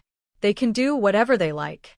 Now that they have lost their main source of income from robbery, what else can they do besides digging stones and sand? If they don't work, they will go hungry. The night before Burigyud is about to enter the capital, Su Shao is again invited to the Ministry of Rights. She sits quietly and listens as all the members of the ministry review the process of receiving guests. Su Shao realizes that diplomacy is actually very complicated. In the future, when she establishes her own country, she must choose a qualified diplomat and spokesperson. She is really too lazy to bother with such formalities. After hearing all the procedures, Su Shao directly asks, how many occasions do I need to attend? If young Master Su is free, it would be best if you could attend all. Of course, we understand that's not realistic. So, besides the welcome dinner, just pick a few events you're interested in. The Minister of Rights responds politely. Su Xiao nods. All right, I understand. That's settled. I have other things to do, so I'll go now. Oh, by the way, where are the North Wolf country envoys staying? Su Shao asks. They're staying at the guest house, the other replies. It's on the official street, about 3 blocks away from Song's residence. Su Shao nods immediately, indicating she understands, and bows slightly. Then I'll take my leave now. Safe travels, young Master Su. After leaving the Ministry of Rights, Su Shao finds Yuan Jingxi. How are the preparations coming along? Everything is ready, just waiting for the right moment. Yuan Jingxi gives a very confident answer. Once they enter the capital, I have a plan to make sure they spend all their money here and can't take a single coin back. The goods you gave me are excellent quality. Can't they be sold within the Great Yu Dynasty? No, they can't, Su Shao honestly replies. That's the basic principle of my deal with the Empress Dowager. The taxes of the Great Yu Dynasty mainly come from salt and iron. If I tamper with salt, the taxes will collapse. Without taxes, who will manage this territory? Exactly, Yuan Jingxi says regretfully. What a pity. It's not really a pity, Su Shao says. Although we can't sell within the Great Yu Dynasty, we can sell to North Wolf, to Western Xia, and to Tubo. The economies of those 3 places are quite similar, and they all have plenty of money. Yuan Jingxi excitedly responds, that's what I was thinking too. I was just about to bring up this matter with you. Although Tibet and Western Xia are a bit far, with proper management, they can be very profitable. Yanzhou is my territory. From Yanzhou, the transportation costs can be cut in half. Yes, you can handle the details yourself. I won't interfere with the specifics. Whether you make a big profit depends on you. Don't worry. I promise I won't let you down. By the way, Brother Yuan, with your abilities, is the Yuan family planning to entrust the future to you? You're the legitimate heir after all. Yuan Zhengxi smiled awkwardly, sighed, and said, "No matter how capable I am, I can't be the oldest son. That's why I chose to marry the daughter of the Minister of Revenue, to help improve my position.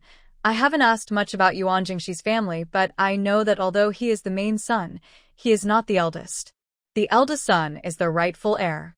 The competition among noble children is just as fierce as vying for the throne. However, I am confident I can surpass my brothers and show my grandfather my strength and ability." Yuan Jingxi said, "Grandfather treats all of us brothers equally. The capable rise to the top, the weaker are eliminated. That's good too." Su Xiao patted Yuan Jingxi's shoulder and said, "Keep it up. The gates of the capital are wide open." The Minister of Rights, along with his subordinates, stands on the red carpet to welcome the unexpected arrival of the third prince of Beilang, Burigud. Burigud had already bathed, changed into new clothes, and prepared himself for his official visit to Daegu. Su Xiao stands beside the Minister of Rights, dressed in dark silk, with a white jade lotus hairpin, looking brave and confident. Although she only holds the title of advisor, she stands at the front with everyone, next to this high-ranking official, and no one dares to question her authority. Everyone is convinced, because this person is the one who speaks with the Empress Daajager. Guns fire, music plays. Burigud, with a dozen attendants, walks slowly down the red carpet. When they meet, they bow to each other. "I am Su Xiao, your personal advisor in the capital," she said to Burigud. "If you have any questions, feel free to ask me." A simple sentence immediately caught Burigud's attention. At first, he felt a little upset.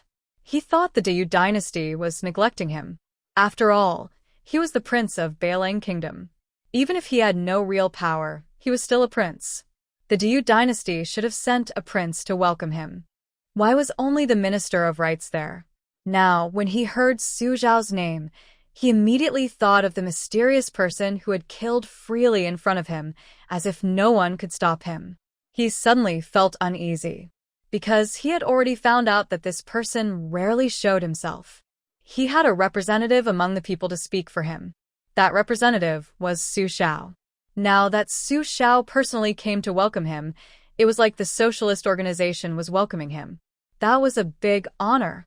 Burigud was surprised and said politely, "Thank you very much, young Master Su," who said the Beilang Kingdom was full of barbarians. In front of absolute strength, everyone is a gentleman. Su Xiao smiled and said, "This is the first time the third prince has come to the Dayu dynasty. If you want to know anything new or interesting, just ask me. If I don't know, I will ask others to help answer. But some personal or private matters, let's respect others' privacy. If they don't want to say, we shouldn't ask. Do you agree, third prince?" Burigud's face stiffened as he smiled. Yes, young Master Su, you are right. Third prince, please come inside." Burigud smiled politely and followed Su Xiao and the Minister of Rights into the city, but his heart sank little by little. What did Su Xiao just mean? Did she find out something? Or was she deliberately tricking him?